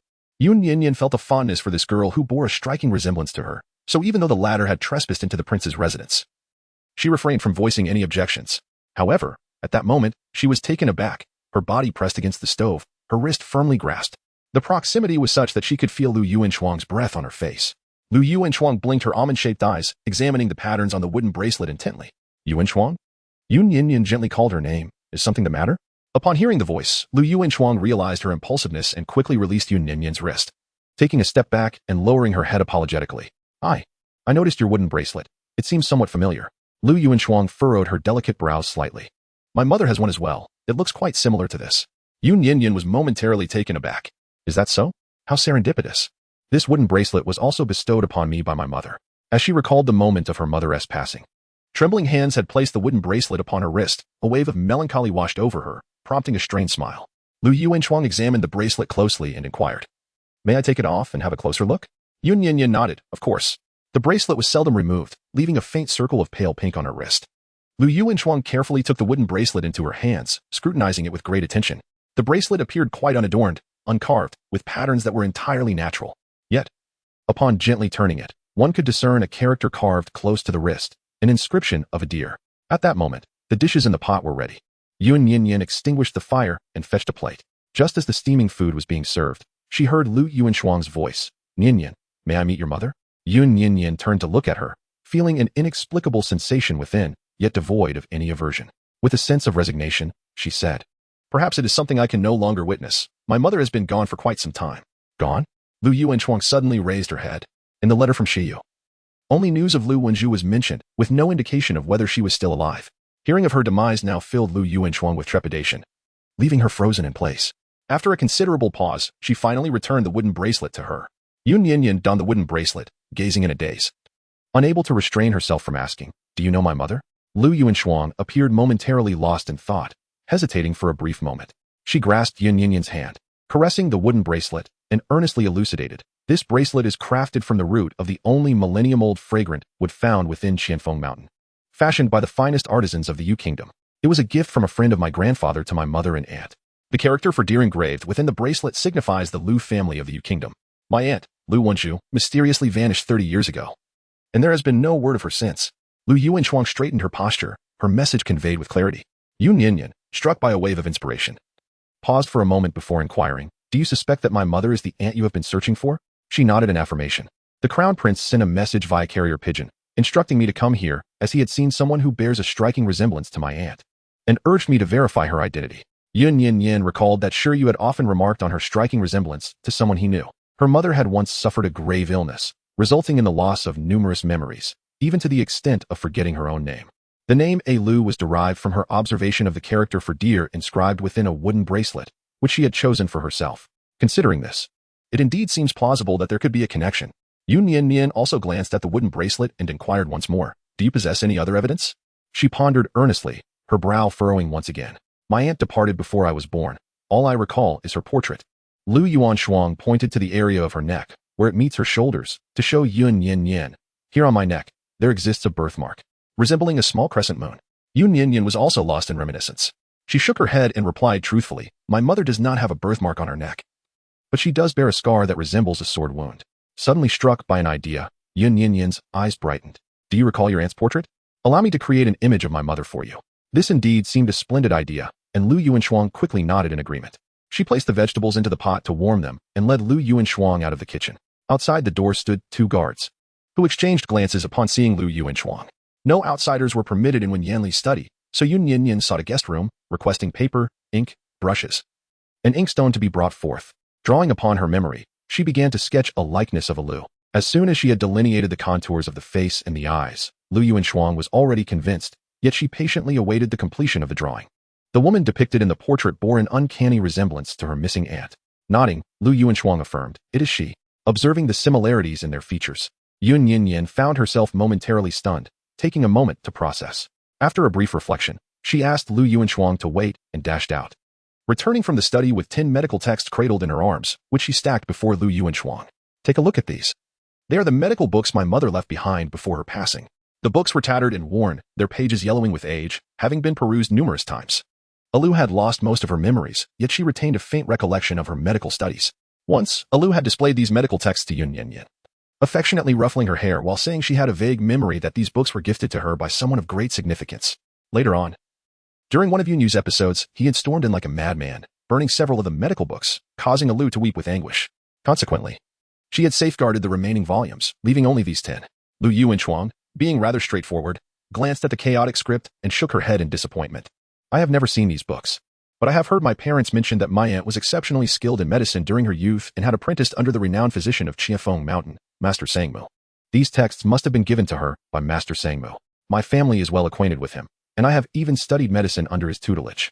If you trust me, lend me 2 of these books. I shall take them to Master Sangmu for verification."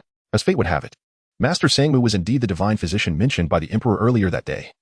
And it was quite possible that Wen Yanli's ailment would require the assistance of this esteemed healer. Yun Nian Nian pondered for a moment before solemnly rolling up the scroll and presenting it along with 2 medical books. After all, the individual had passed away many years ago.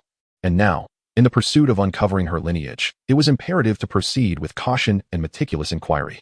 Lu Yuanshuang accepted the medical texts and the painting.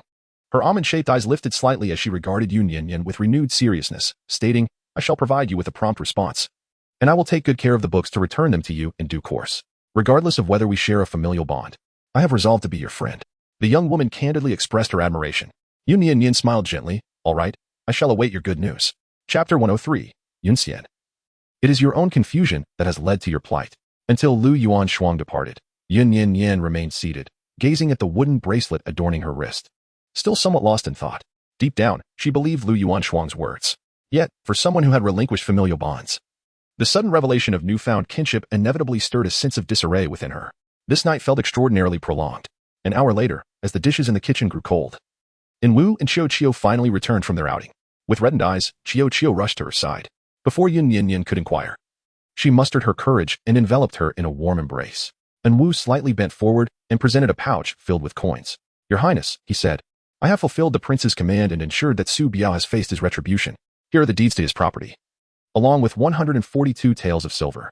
It turned out that Su Biao, in a frenzy at the gambling den, had sold everything his family possessed that was sellable. Today marked the culmination of Wu's plan. The stakes at the gambling house had been raised significantly. And in the end, the man had his legs broken.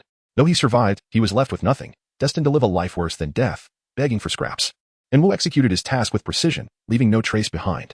Su Biao remained oblivious to the reality of his plight, believing only that he had lost at gambling. After Yun Nian Nian finished speaking, she gently patted Chiu on the back. "Were you scared?" Chiu shook her head, straightened her posture, her eyes glistening with tears yet radiating a spark of joy. "I wasn't scared at all. I'm very happy. The evildoers who harmed her have received their due retribution. And I feel as though I am no longer a harbinger of misfortune." Yun Nian Nian gently patted Chi's head and took the money pouch. Inside, she found the property deeds, which she handed to Wu. "These are rather filthy. Sell them off and distribute the silver among the brothers at the gambling house. Everyone has been working hard." Of the 142 taels, she accepted only the 100 taels that Wen Yanli had paid for Chi, giving the remaining 42 taels to Wu. Having grown weary from their efforts outside, Yun Nian Nian allowed the 2 of them to rest. She returned to the kitchen, her mind heavy with thoughts, reheating the dishes and stir-frying 2 more plates. Time passed, though she was unaware of how long. The outside grew increasingly quiet. And then the kitchen door was pushed open.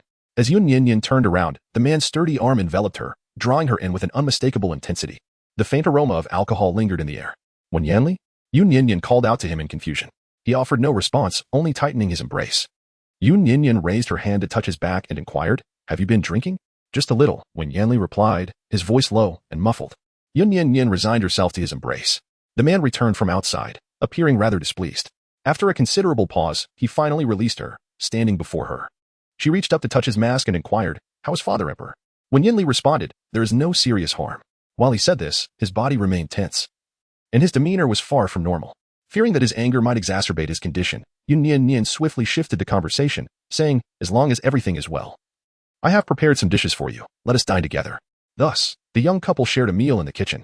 Yun Nian Nian spoke while eating, recounting the events of the day, touching upon Lu Yuanshuang, Wu, and Chiu.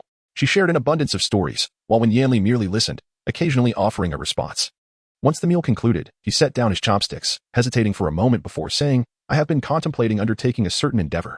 Should it end in failure, it is possible that both of us may have to depart from the capital, never to return." Men are typically prudent and methodical in their actions, rarely exhibiting such moments of uncertainty. Yun Nian Nian tidied up the dishes and, upon hearing his words, tilted her head in contemplation. After a brief moment of reflection, she smiled at him and said, "I must think carefully about where to go first for our adventures, and which scenic spots would be most delightful." She chose not to inquire about his intentions but, in her own subtle manner, conveyed a response to Wen Yanli. No matter where he ventured, she would accompany him. Wen Yanli appeared momentarily lost in thought. After a pause, he gently grasped her delicate wrist and drew her closer, pressing his lips against her soft, crimson mouth. As the end of February approached, the capital buzzed with excitement. The imperial examination's final assessments drew talented individuals from all corners of the realm. On this day, which marked the festival for Lu, Yun Nian Nian set out early from the city to a graveyard adjacent to the mass burial site. Though she had arrived quite early, others had already come before her. Yun Nian, clad in pristine white garments, knelt before the grave of Alu, listening to the approaching footsteps. His hands rested upon his knees, tightly gripping the fabric of his attire.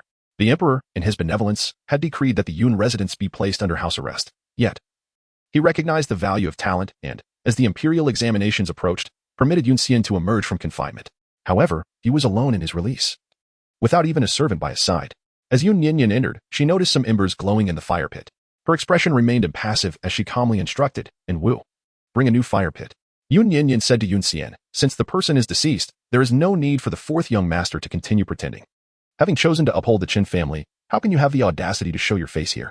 Yun Nian turned to glance at her, his eyes rimmed with crimson, reflecting both reproach and resentment. "Did you not promise me that you would no longer dwell on the past?" The moment the Qin family was reported, he yearned to pose a question. However, as the Qin family's troubles ensnared the Yun family, he too was confined, and thus the question lingered unasked. Yun Nian glanced down at him. During this period of absence from her family, her spirits had lifted considerably. However, upon encountering Yun Nian, a sense of discontent washed over her. Yun Nian Nian stated, "I have promised you. I am a person of my word. I have not held a grudge against Chun Hu for the things he has done to my mother and me. Yet I never agreed to remain silent about the disgraceful matters he has committed in Qizhou." Yun Nian pressed her lips together. She was, in fact, unaware of the deeds committed by Qin Hu in Qizhou. Upon hearing the grievances of others, she felt that Qin Hu deserved punishment. However, Yun Nian murmured, "Yet you should not act so impulsively. Such behavior could lead to the ruin of the Yun family. Yun Wendy's son shares his father's inherent nature. Both are fundamentally selfish at their core. Yun Nian Nian, if your only concern lies with the Yun family, it would be better for you to refrain from participating in the imperial examination. A person as selfish and self-centered as you is unworthy of becoming a parent or a public official." Yun Nian clenched his fist, his tone laden with reproach. "There is no need for you to say any more. Once the incident with the Qin family unfolded, even if the emperor were benevolent enough to grant me participation in the imperial examinations, and even if I were to achieve the highest honors, I would still not secure a respectable official position." He cast a glance at Yun Nian Nian, as if to convey that his future had been irrevocably marred by her actions. Yun Nian Nian exchanged glances with him, her lips curling into a mocking smile. "So what? Are you blaming me? Fourth master, do you know when I obtained the evidence against Qin Hu? Although Qi Prefecture is distant, the prince has his methods. We acquired the proof 2 months ago, and even the witness has taken residence near the Wangfu. At that time, I thought to myself, if you had been a little bolder and more upright after confronting Qin Hu, and had no regrets about pursuing him further, I would have presented all the evidence to assist you. At that moment, your righteous indignation would have spared the Yun family from any repercussions. Yet, you chose to feign ignorance, aiding Qin Hu in concealing his misdeeds. Even if we do not investigate, the truth will inevitably come to light, and the Yun family will be implicated in his corrupt actions.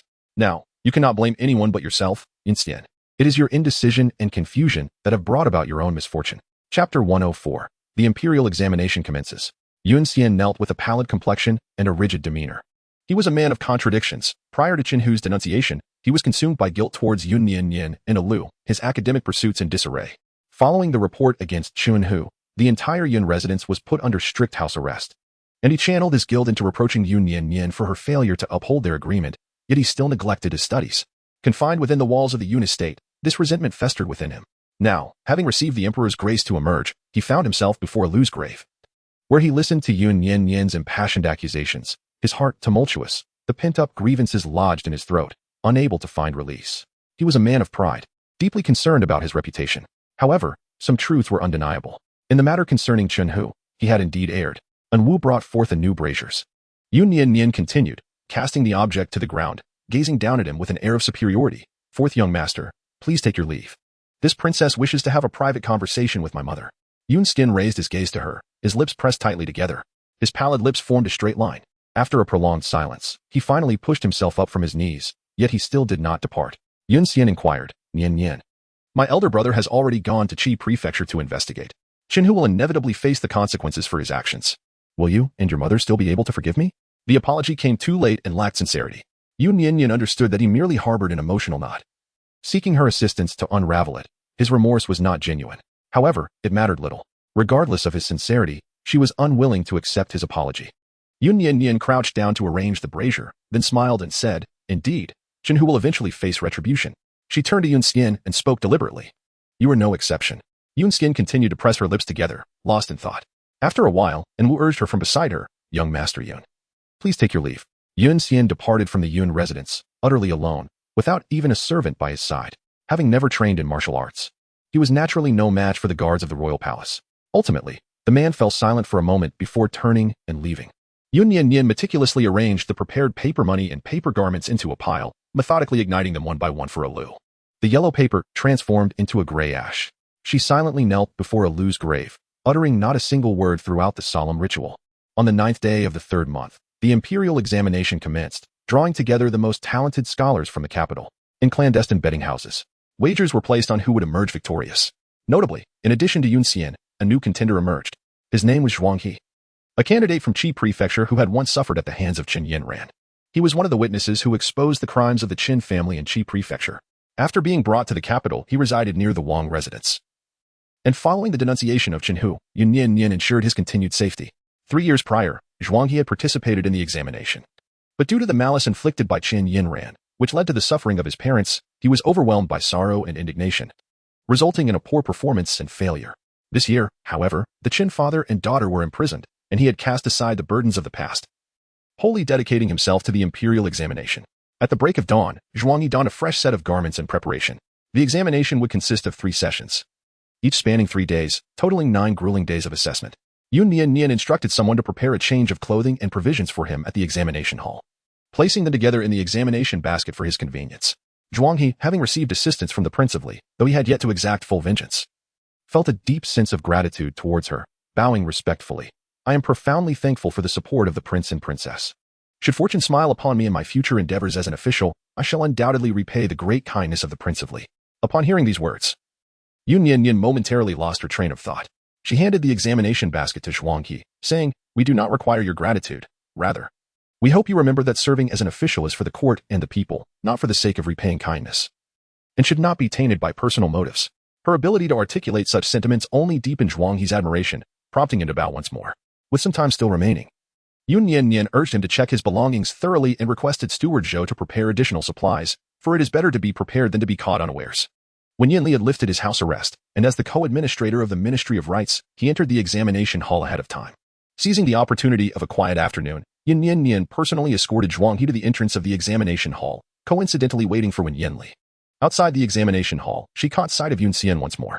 The young man, dressed in scholarly attire, had made a special effort to present himself well, appearing quite respectable. Upon noticing her from a distance, Yun Xian stood still, awaiting her approach. Yun Nian Nian circled around him, escorting Zhuang He into the examination hall. Yun Xian's gaze dimmed as she lowered her head in silence, stepping inside on her own. The examination hall was solemn and serene, while the outside was bustling with activity. Yun Nian Nian casually chose a rock to sit upon, waiting outside for nearly half an hour until, at last, Wen Yan emerged. As he stepped out, the imperial examination was commencing. A throng of soldiers had encircled the entire examination hall, their movements synchronized. To avoid disturbing the candidates within, the soldiers dispersed the nearby civilians. Yun Nian Nian sat upon a stone, her legs swaying gently. When Yanli approached her, extending his hand before her, she blinked, grasped his hand, and rose to her feet. The delicate tips of her fingers brushed against his palm, her smile radiating relief, her eyes crescent-shaped. "Yan Yan, let us return home." A few soldiers cast their gazes in their direction. When Yanli lowered his eyelashes discreetly, responding in a gentle tone, "Very well." Once they boarded the carriage, he enveloped Yun Nian Nian in his embrace, lifting her onto his lap, his handsome face expertly nestled against her shoulder as he breathed softly. "What is the matter?" Yun Nian Nian inquired. When Yanli lowered his head to nuzzle her, "Nothing, merely a sense of unease." After a moment, he cupped Yun Nian Nian's face, his dark eyes reflecting earnestness. "If there are no pressing matters, refrain from leaving the Wang residence. Allow San and Denwu to accompany you at all times." Yun Nian Nian tilted her head slightly, raising her hand to smooth his furrowed brow. "All right." When Yanli sighed softly and said, "Today at court, the crown prince requested our emperor to grant him the hand of the 7th young lady of the Yun family in marriage." When Shenjin had always prioritized benefits. During the time when the Yun family was under house arrest, he chose to marry Yun Jin, undoubtedly plotting something. Although the events unfolded in the morning, Yun Nian Nian had already heard the news. She gently patted Wen Yanli's head and reassured him, "When the soldiers come, we shall meet them. When the waters rise, the earth shall shield us. Do not fear, Yan Yan, for I am by your side." Wen Yanli was not afraid. He simply wished to shield Yun Nian Nian from the dangers he faced. He wanted to protect her. However, in response to her comforting words, he did not argue, merely murmuring softly in acknowledgement. As he lifted the carriage curtain, he observed the soldiers patrolling every corner of the capital. When Yanli stated, "After tomorrow, I shall leave the capital for a few days." He did not disclose to Yun Nian Nian the purpose of his departure. Yun Nian Nian did not inquire further. She simply nodded obediently and leaned in to kiss his lips. "Very well, do take care and return soon." When Yanli gently caressed her silky hair, his dark eyes lost in profound contemplation. Taking a leave of absence, I feel somewhat fatigued. Chapter 105. A chapter without a name. The capital appears tranquil. Yet beneath the surface, turmoil brews. On the night preceding the first day of the imperial examination, Wen Yanli, poised to depart the capital the following day, sat in his chamber, sipping tea as if nothing were amiss. Yun Nian Nian, having completed her bath, pushed open the door and entered. The bathing chamber was adjacent, and in a moment of laziness, she donned only a delicate white undergarment beneath her cloak, shivering from the chill as she hurried inside. Wen Yanli merely caught sight of the door ajar, as a small white puffball darted past him, swiftly leaping onto the bed and enveloping herself in the blanket. Once cocooned in the cover, the little white puff transformed into a large gray bundle. Yun Nian Nian stirred slightly beneath her covers, lazily revealing her head. Her hair still damp. She blinked at Wen Yanli and said, "Yin Yin, could you please close the door? It's quite chilly. In early March, with spring just beginning." The nights were indeed cold. Wen Yanli rose to his feet, made his way to the door, and secured it from the inside. He turned back and casually picked up a cotton towel hanging by the vanity, approaching the bedside. Yun Nian Nian felt unwell, tossing and turning beneath the covers. After shedding her cloak, she felt considerably more at ease. She tilted her head to gaze at Wen Yanli, enveloped in her blanket with arms outstretched. "Yin Yin, embrace." Before she could finish her plea, her vision was obscured by a cotton cloth. Wen Yanli let out a sigh, standing before her, resignedly using the cloth to dry her damp hair. The man's voice carried a hint of exasperation. "You are no longer a child in the future. Be sure to dry yourself thoroughly before emerging from the bath." Yun Nian Nian obediently knelt on the bed, swathed in a thick quilt, bowing her head to allow him to dry her hair, murmuring in frustration, "It's too long, difficult to dry, such a hassle." Wen Yanli gently tapped her, saying, "Isn't there also Qiuxiu?" Yun Nian Nian fell silent. After feeling the warmth beneath the covers, she lifted the blanket and, with a sense of audacity, wrapped her arms around Wen Yanli's waist. The feng shui of the Li Wang mansion was undeniably excellent, and the cuisine was nourishing. Having been married to Wen Yanli for nearly half a year, she had gained a little weight, while he appeared to have slimmed down. His waistline had become more defined, and the flesh upon his chest had grown firmer. Placing her fingers on his belt, a thought crossed her mind, and she tilted her head to ask, "Yin Yin, have you investigated Dr. Su thoroughly?" Wen Yanli nodded, "I have indeed. And he is confirmed to be affiliated with the Crown Prince." Upon hearing the news of Dr. Su being an enemy, Yun Nian Nian was not the least bit astonished. Instead, her eyes brightened. "Then does his diagnosis hold no merit?" "Not necessarily," Wen Yanli replied, somewhat perplexed by her implication. "Dr. Su has merely applied some effort in the medicinal aspects, but the results of his pulse diagnosis are consistent with those of other physicians. He has concealed his true intentions well, and due to his past kindness towards me, he has managed to evade detection." Wen Yanli continued to attentively dry the young woman's long hair, deftly waving the cotton cloth behind him, allowing it to gracefully find its place on the rack. Her hair cascaded down, somewhat disheveled, exuding a refreshing floral fragrance that was delightful to the senses. Wen Yanli gently threaded his fingers through her locks, gliding downward in a soothing manner, and inquired, "What troubles you?" Yun Nian Nian blinked her eyes, her little face appearing calm, yet her ears betrayed her with a subtle flush. She tugged at his belt and whispered, "Dr. Su said we cannot consummate our union. Is there still a chance?" Suddenly, Wen Yanli's fingers moved swiftly downward, his fingertips brushing against two strands of hair entwined together. The unexpected tug caused Yun Nian Nian to let out a soft, plaintive call. The usually composed and serene man found himself momentarily flustered. He lifted his fingers and, with great gentleness, separated her hair. "I'm sorry," Wen Yanli murmured. He delicately smoothed her long hair, massaging the roots tenderly. Recently, he had been rather preoccupied and had yet to investigate this matter thoroughly. There was a significant possibility that Dr. Su had received an order. After all, should Yun Nian Nian become pregnant, she would bear the emperor's first grandson, thereby solidifying his position. It was entirely reasonable for Wen Qingjin to wish to prevent their union. Yet, there remained another possibility. Dr. Su's words might indeed hold truth. Intimacy could incite overwhelming emotions, which are exceedingly difficult to control. Should a mishap occur and Yun Nian Nian were harmed, he would carry the weight of regret for a lifetime. Even the slightest chance was too perilous for him to entertain. After a brief pause, Wen Yanli caressed Yun Nian Nian's head, leaned down, and placed a gentle kiss upon her nose, soothing her in an alternate manner. "Do not rush. Wait for me a little longer." Yun Nian Nian's delicate face flushed, as she turned her head away. "Who is in a hurry? I was merely inquiring." "Indeed," Wen Yanli responded helplessly, pressing her hand down gently and carefully loosening his belt. He removed his outer garment, revealing the same inner attire as Yun Nian Nian, and climbed onto the bed in one fluid motion. The candlelight flickered softly, and the bed curtains were drawn shut. He embraced Yun Nian Nian as they settled comfortably together, fearing he might lose his restraint. He bestowed a light kiss upon her before they drifted off to sleep. "Let us retire early," Wen Yanli suggested, for he was to depart the capital the following day and would be occupied for several days thereafter. Yun Nian Nian, reluctant to disturb him, nestled in his embrace and obediently closed her eyes. The night stretched on interminably. The following day, when Zimo arrived early, Yun Nian Nian found solace in the embrace of Wen Yanli, allowing her to drift into a deep and peaceful slumber. Once dressed, Wen Yanli tucked the blanket around her. Sitting at the bedside for a few moments, his gaze fixed upon her. Finally, he pressed a gentle kiss to the strands of hair that had fallen beside her ear before turning to leave the room. When Zimo awaited him in the study, his expression grave. The emperor's illness had been diagnosed by Dr. Su, and it was likely that he had covertly altered the prescription. When Zimo produced several sheets of paper, which contained the records from the imperial hospital regarding the emperor's treatment, secretly transcribed by his subordinates the previous day. When Yanli cast a cursory glance at the documents before looking out the window, the recent turmoil in Sioux City and the subtle unrest brewing in Qi State were concerning. Despite Qi State's limited military strength, they would not act recklessly. Their current recruitment efforts suggested an alliance had been forged. When Zimo was astute enough to deduce whom he was referring to, the third prince suspected that the crown prince had conspired with Qi State to stage a rebellion. When Yanli remained silent, but his demeanor spoke volumes. He circumvented Wen Zimo and approached the bookshelf, moving aside a thick layer of books to reveal a hidden compartment. Inside lay a tome, which he handed to Wen Zimo. This is, Wen Zimo inquired, puzzled. The personnel roster from the Ministry of War across various regions, Wen Yanli explained. I intend to personally journey to Sioux City and will be away from the capital for several days. Keep this list secure. The military strength of any nation is of paramount importance. This small booklet contained records of troop deployments and even the locations of officials' families. To possess this list would mean wielding control over a significant portion of your kingdom's military. When Zimo hesitated to take it, seriously asking, if you suspect the crown prince, why not mobilize the troops back to the capital? Because suspicion alone does not warrant action, Wen Yanli replied, tossing the book to him, which he instinctively caught and cradled in his hands. After a moment, he carefully stowed the list away. Wen Yanli continued to instruct him. The journey to Sioux City is long. Even at a swift pace, it will take about half a month. Do not inform the Indian of my whereabouts during this time. And ensure her safety. Understood, Wen Zimo affirmed. Additionally, arrange for a few individuals to go to Qizhou. If he truly intends to rebel, Shuli could also be in danger. Send someone to protect him.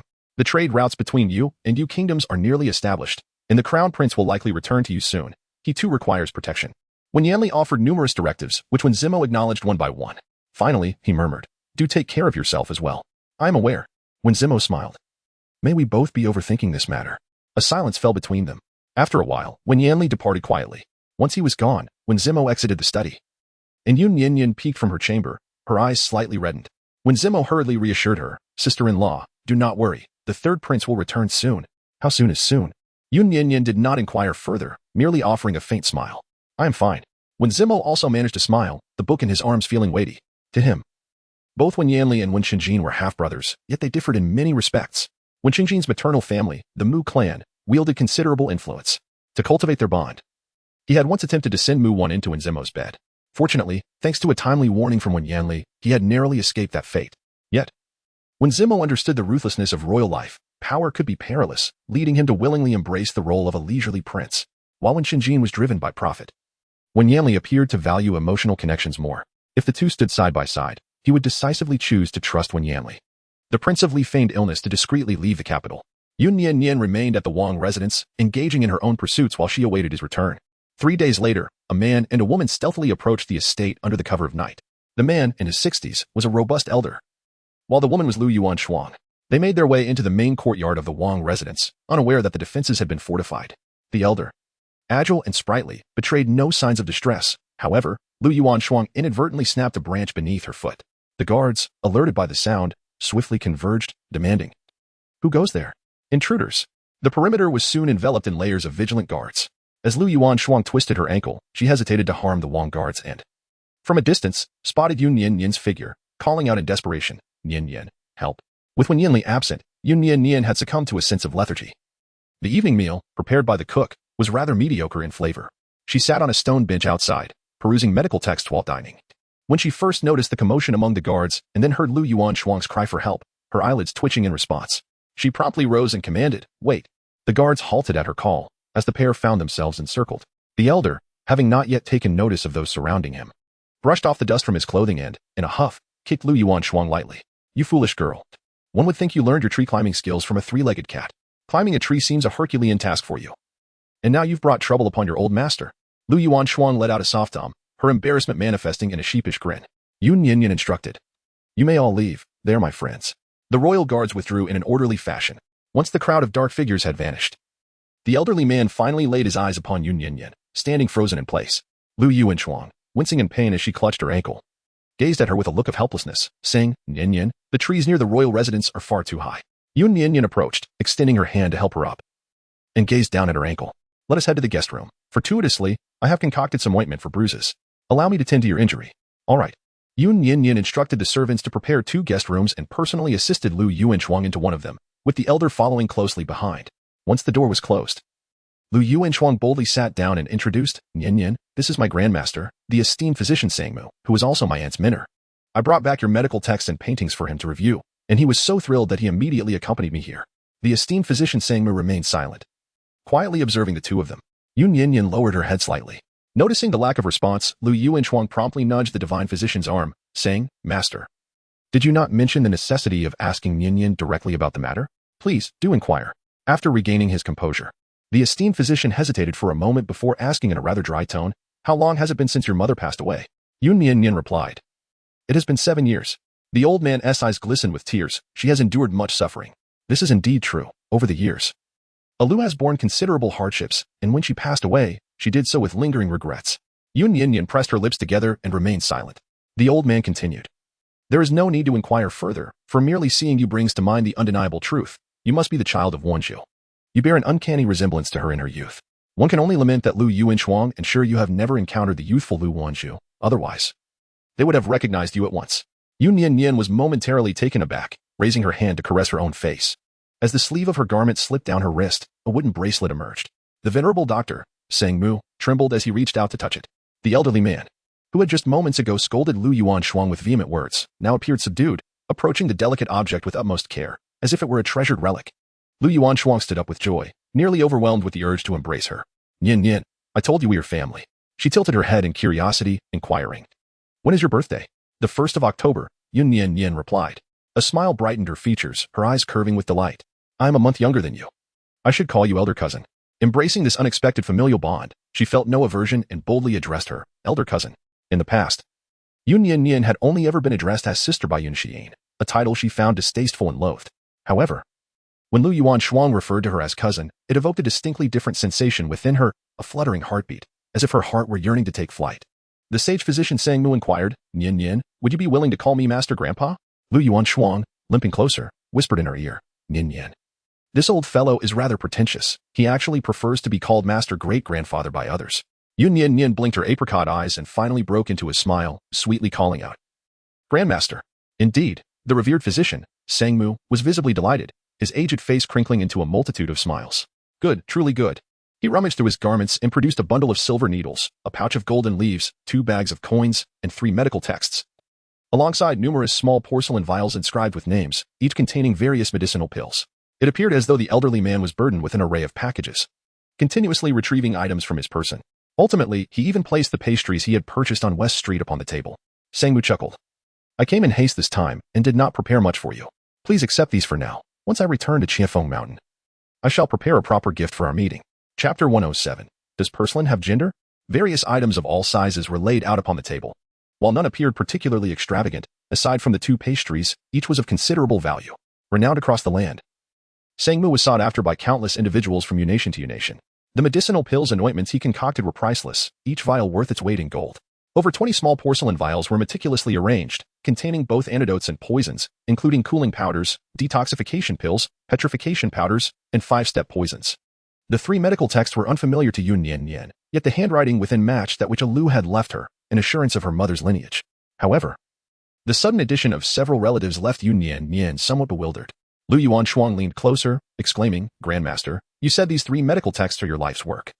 That you even hugged them while sleeping. I have sought to see them for so long, yet you would not even let me glance at them. Sangmu shot her a disapproving look, retorting, with your intellect, learning medicine is a folly, perusing my writings would be a waste. Better to give them to Nian Nian. Sangmu had only ever taken one apprentice, Lu Wanzhou. After her disappearance, he found himself without a successor to his medical knowledge. Despite the multitude of eager individuals who sought to be his disciple, he had turned them all away, with the singular exception of allowing Lu Yuanchuang to refer to him as Grandmaster. Now, upon seeing Yun Nian Nian, who bore a striking resemblance to his youthful apprentice, the old man felt a genuine fondness, prompting him to bestow gifts from the heart. Lu Yuanchuang pouted, retreating behind Yun Nian Nian and silently grimacing at the elderly gentleman. She then promptly shrank her neck, saying, Nian Nian, it seems I have little to offer as a gift for our meeting. After a moment's contemplation, she handed over a jade pendant from her belt. How about this?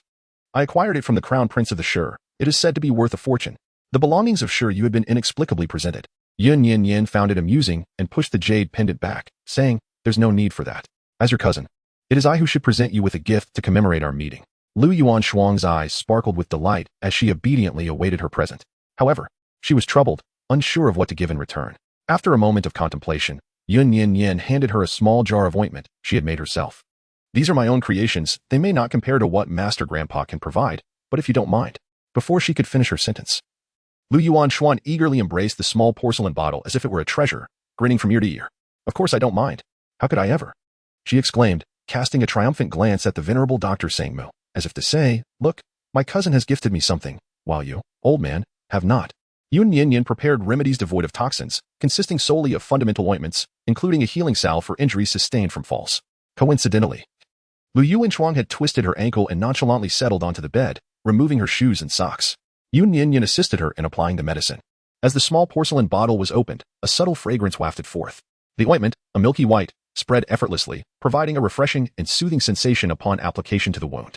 The esteemed Dr. Sangmu brought a bottle to his nose and inhaled deeply, his gaze shifting slightly. My dear child, did you concoct this ointment yourself? Have you learned from someone? Yun Nian Nian replied while preparing the medicine. I learned to do it by studying your book. The medical texts he authored are intricate, often reflecting a stream of consciousness where one thought leads to another. Each passage delves into a different topic. It is quite challenging to achieve the quality of this wound medicine without numerous readings. Although her creation cannot quite compare to his personally crafted remedy, it is nonetheless of a standard suitable for sale in a medical shop. At merely 17 years of age, and with the passing of 7 years since Alu's death, her self-taught proficiency is nothing short of genius. Dr. Sangmu felt a sense of comfort, his gaze towards her now imbued with a touch of affection. Your work is commendable, yet the quantities of snake and rat herbs, as well as the red name fruit, were not measured correctly. I will teach you how to do it properly next time. All right. Dr. Sangmu found a place to sit, poured himself a cup of tea, and inquired, were there any parts of the book that you found difficult to comprehend? After Yun Nian Nian finished applying the ointment, she carefully secured the lid of the medicinal jar and pondered for a moment. Indeed, there were several areas to consider. Just then, the person who authored the medical book was present, prompting her to retrieve the volume. She began to flip through its pages, seeking clarification on certain terms. For instance, what does enemy struggle mean, master? Even the esteemed Dr. Sangmo had never encountered such terminology. Instinctively, he cast a glance and nearly spat out his tea. After several seconds, he feigned composure and replied, what I wrote was scraped clean, as in to peel away the skin. Yun Nian Nian remarked that the handwriting of the divine Dr. Sangmu was not unattractive, albeit a tad rugged. She gazed at it for a while longer, yet could not discern much more. Yun Nian Nian chuckled awkwardly. Is that so? Here, do wild vegetables like mother and child shepherd's purse have gender? Aren't they edible? Why could they be poisonous? Celery, it states here, is toxic hemlock. The young girl fell into silence. Lu Yuanshuang, beside her, stifled a laugh behind her hand. Unable to contain herself any longer, she burst into hearty laughter. Old man, I told you to practice your calligraphy. I'm not the only one who finds it hard to understand. A flash of silver darted past Yun Nian Nian's line of sight. As Lu Yuanshuang continued laughing, she suddenly hiccuped. Hic. Old man, you've ambushed me with your hiccuping again. Dr. Sangmu shot her an exasperated glance, then turned his gaze back to Yun Nian Nian with a gentle expression. My dear apprentice, pay her no mind. Feel free to ask any further questions you may have. Yun Nian Nian, Lu Yuanshuan. Hic. As Lu Yuanshuang let out a hiccup, she returned the 2 books she had brought back to Yun Nian Nian, totaling 10 volumes. After a moment of contemplation, she set the books down. You have traveled a great distance and have yet to partake in dinner. I shall instruct the kitchen to prepare a meal, and after we have dined, I will seek guidance from Master Yi. Observing her thoughtfulness, the esteemed physician Sangmu grew even fonder of her, replying with a warm smile, very well, very well. Feeling hungry yourself? Lu Yuanshuang nodded. Hic. The chef swiftly prepared a lavish feast. Yun Nian Nian, having barely satisfied her hunger, continued to eat alongside her companions. The 3 of them sat together, with Lu Yuanshuan consuming her food while intermittently burping, tears welling in her eyes as she stuffed her mouth with steamed buns. Midway through her meal, she could no longer bear it and poked at the esteemed physician. Sangmu, master, hiccup, I acknowledge my mistake, hiccup, please let me be free. With a gentle smile, Sangmu offered a chicken leg to Yun Nian Nian, casting a sidelong glance at her, haughtily huffing, endure it. The burp shall cease in half an hour. Lu Yuanshuang, tasting nothing but despair, gazed sorrowfully at Yun Nian Nian. She blinked her eyes and asked, Yuanshuang, would you like me to assist you? Before Lu Yuanshuang could respond, Sangmu raised an eyebrow. You have yet to master the use of silver needles. Have you? How could you possibly help her? Indeed, Yun Nian Nian was not particularly adept with silver needles, having never tried before. However, during this period, she had practiced on her own, and the acupoint was documented in her book. With Sang Mu nearby, there was little risk that Lu Yuan Shuang would truly be in danger. Yun Nian Nian, filled with a sense of anticipation, proposed, "Master, shall we engage in a wager?" In Chapter 108, titled Sooner or Later, Lu Yuan Shuang will strike me down, the esteemed doctor, Sang Mu, paused his meal to regard her. With a bright smile, she elucidated. "If I manage to free Yuan Shuang from her predicament, would you grant me a single request?" The young girl's eyes sparkled with a radiance reminiscent of the former Lu. The elder, momentarily taken aback, nodded nonchalantly, "Very well, but should you fail, I shall permit Yuan Shuang to hiccup for another hour." Thus, the agreement was sealed with a high five between Yun Nian Nian and him. Lu Yuan Shuang, bewildered, inquired, "Hiccup?" With a gentle smile. Yun Nian Nian retrieved a silver needle gifted by Dr. Sang Mu, extracting one with delicate precision. The manner in which she wielded the needle revealed her lack of skill. But Dr. Sang Mu refrained from comment. Concerned for Lu Yuan Shuang's safety, he cautioned, "Young lady, handling a silver needle is no trivial task.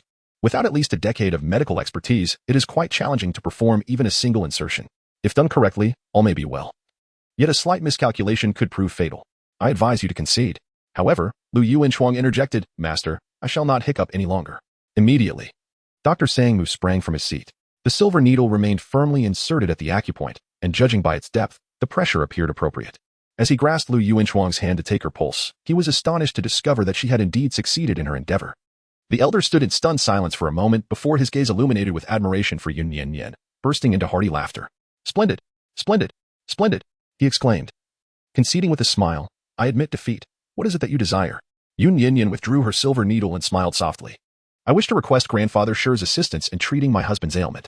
Although a connection had been established, it was said that the esteemed physician, Dr. Sang Mu, rarely took on patients.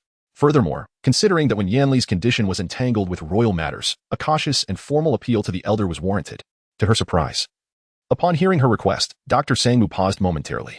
With no outsiders present in the room, he suddenly adopted a serious demeanor and asked Yun Nian Nian earnestly, "My dear girl, are you content in your marriage to the Prince of Li?" During his journey here, Dr. Sang Mu had gleaned various pieces of information. Some truths were merely a light inquiry away, such as her situation of being a substitute bride, forced into wedlock with the Prince of Li. Concern was evident on the elder's face as he continued, "If your life is not to your liking, do not hesitate to speak candidly. The Lu family holds considerable influence in the kingdom of Yu, and your cousin, Qingran, is the Grand Marshal commanding the nation's armies and is also the future crown princess. Should you wish to dissolve this union, there are those who would advocate for your cause." Time was of the essence, and with limited information at hand. Having only sketched fragments, Dr. Sang Mu surmised that she was enduring unhappiness. Yun Nian Nian smiled gently, "I am quite happy. My husband treats me very well." When mentioning Wen Yanli, a distinct sparkle appeared in her almond-shaped eyes.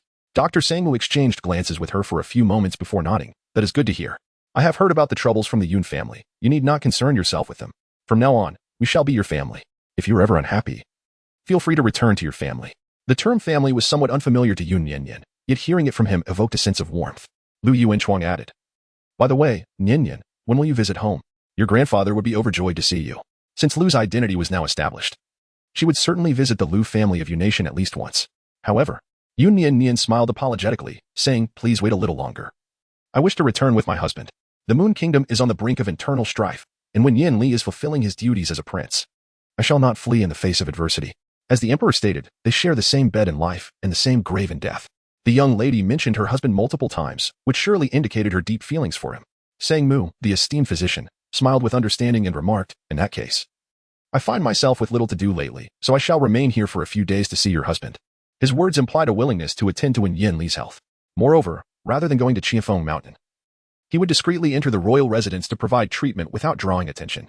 As long as it remained inconspicuous and was not discovered by outsiders, there would be no concern regarding the potential revelation of the prince's condition and its implications for the realm. Lu Yuan Shuang also chose to stay, confidently patting her chest. "Nian Nian, my skills are quite formidable. I shall protect you from now on." Yun Nian Nian nodded sincerely, expressing her heartfelt gratitude. "Thank you." Despite their words, the two individuals were indeed from the esteemed Yu kingdom, holding high status. Yun Nian Nian arranged exquisite guest rooms and instructed the household to grant them unrestricted access. However, she refrained from mentioning anything regarding the current affairs of the Moon Kingdom to them during Wang Yanli's absence. Yun Nian Nian had thoroughly studied the 3 medical texts recently gifted by the esteemed physician, and fortuitously, the elder was present to address her inquiries. With the guidance of the renowned healer, her pharmaceutical endeavors became increasingly adept. 3 days later, Shiryu clandestinely visited the Prince of Li's residence under the cover of night, clad in dark attire. As he approached, Lu Yuanshuang, unable to discern his identity, impulsively delivered a kick. A short while later, in the guest chamber, Shiryu sat in a chair, wincing as he tended to the injury on his handsome face, his expression marred by a blend of pain and indignation.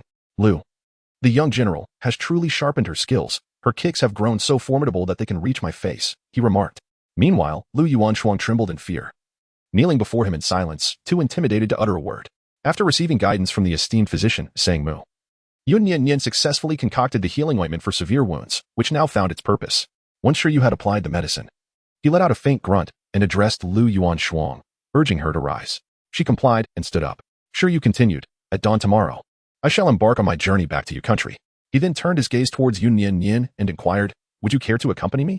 The days ahead in your country may not be tranquil. Yun Nian Nian, lost in thought about Wen Yanli, shook her head slightly. Lu Yuanshuang immediately retreated behind her, declaring, I want to stay with Nian Nian.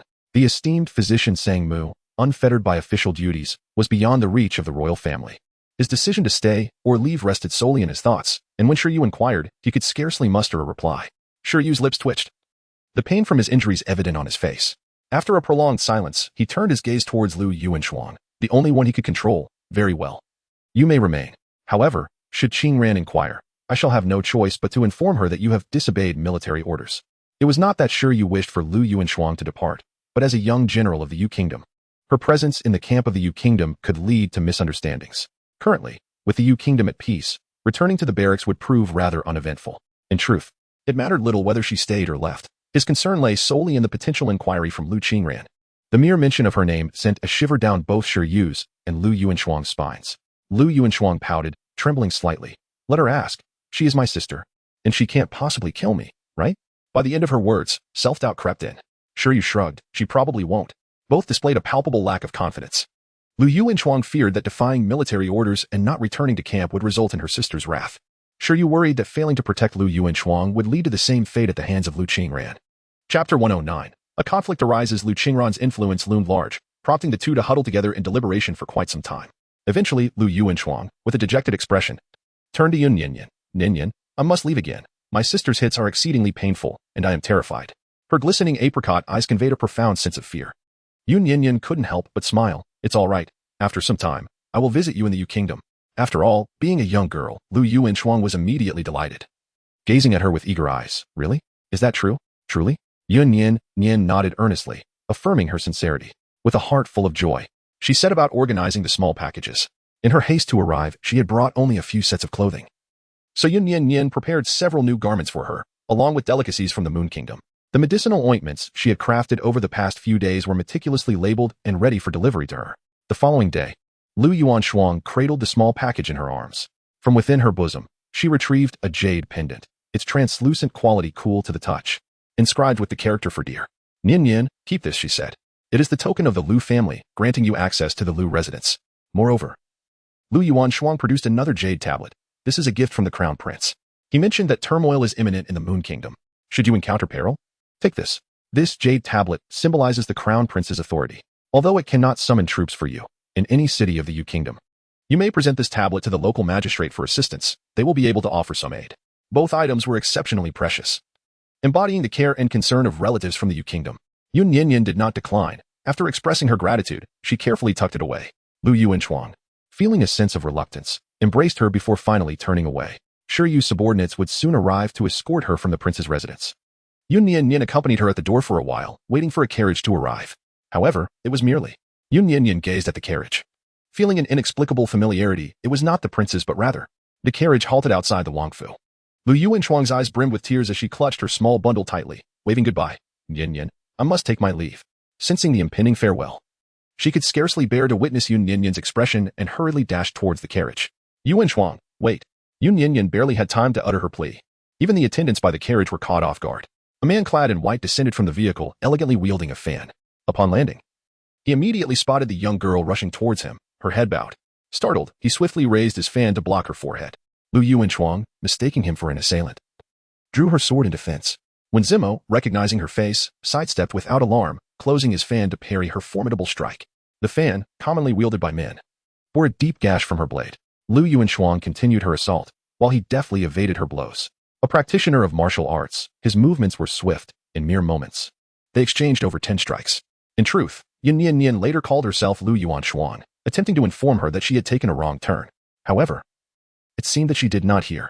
Fortunately, there was no real danger. When ZMO effortlessly blocked her attacks with one hand while gesturing with the other for the servants to refrain from intervening.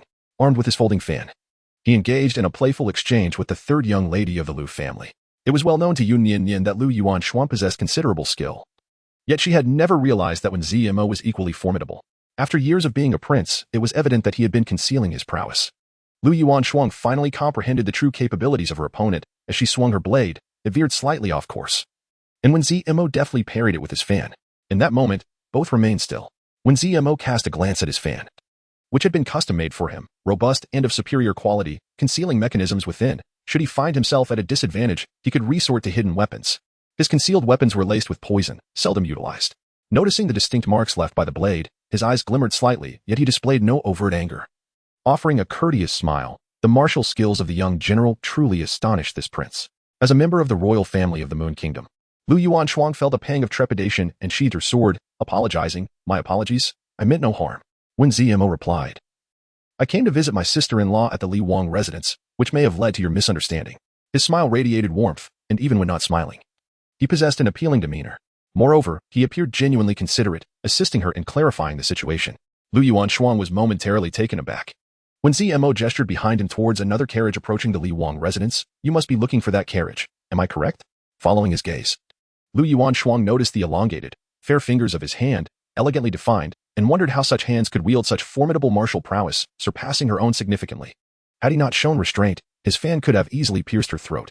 She gazed at his fingertips, swallowing hard. The carriage from the Yu Kingdom arrived, and a servant approached to pay respects. "Young general, His Highness has sent us to escort you." Realizing she had been lost in thought, Lu Yuan Xuan exclaimed, "Ah, yes. Let us go."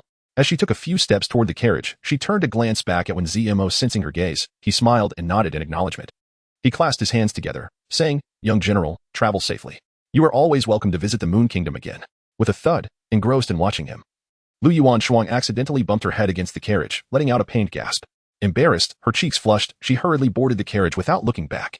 The people from the Yu Kingdom gradually retreated. When ZMO lowered his head to adjust his attire before entering the Li Wang residence. Since Wen Yanli's departure, he had been visiting every few days, either to play chess with Yun Nian Nian or to simply sit for a while before leaving. Today, having encountered an amusing young lady, he could not help but stifle a laugh as he entered the palace. On the 5th day of the imperial examination, the Yun family temporarily lifted Yun Nian Nian's house arrest.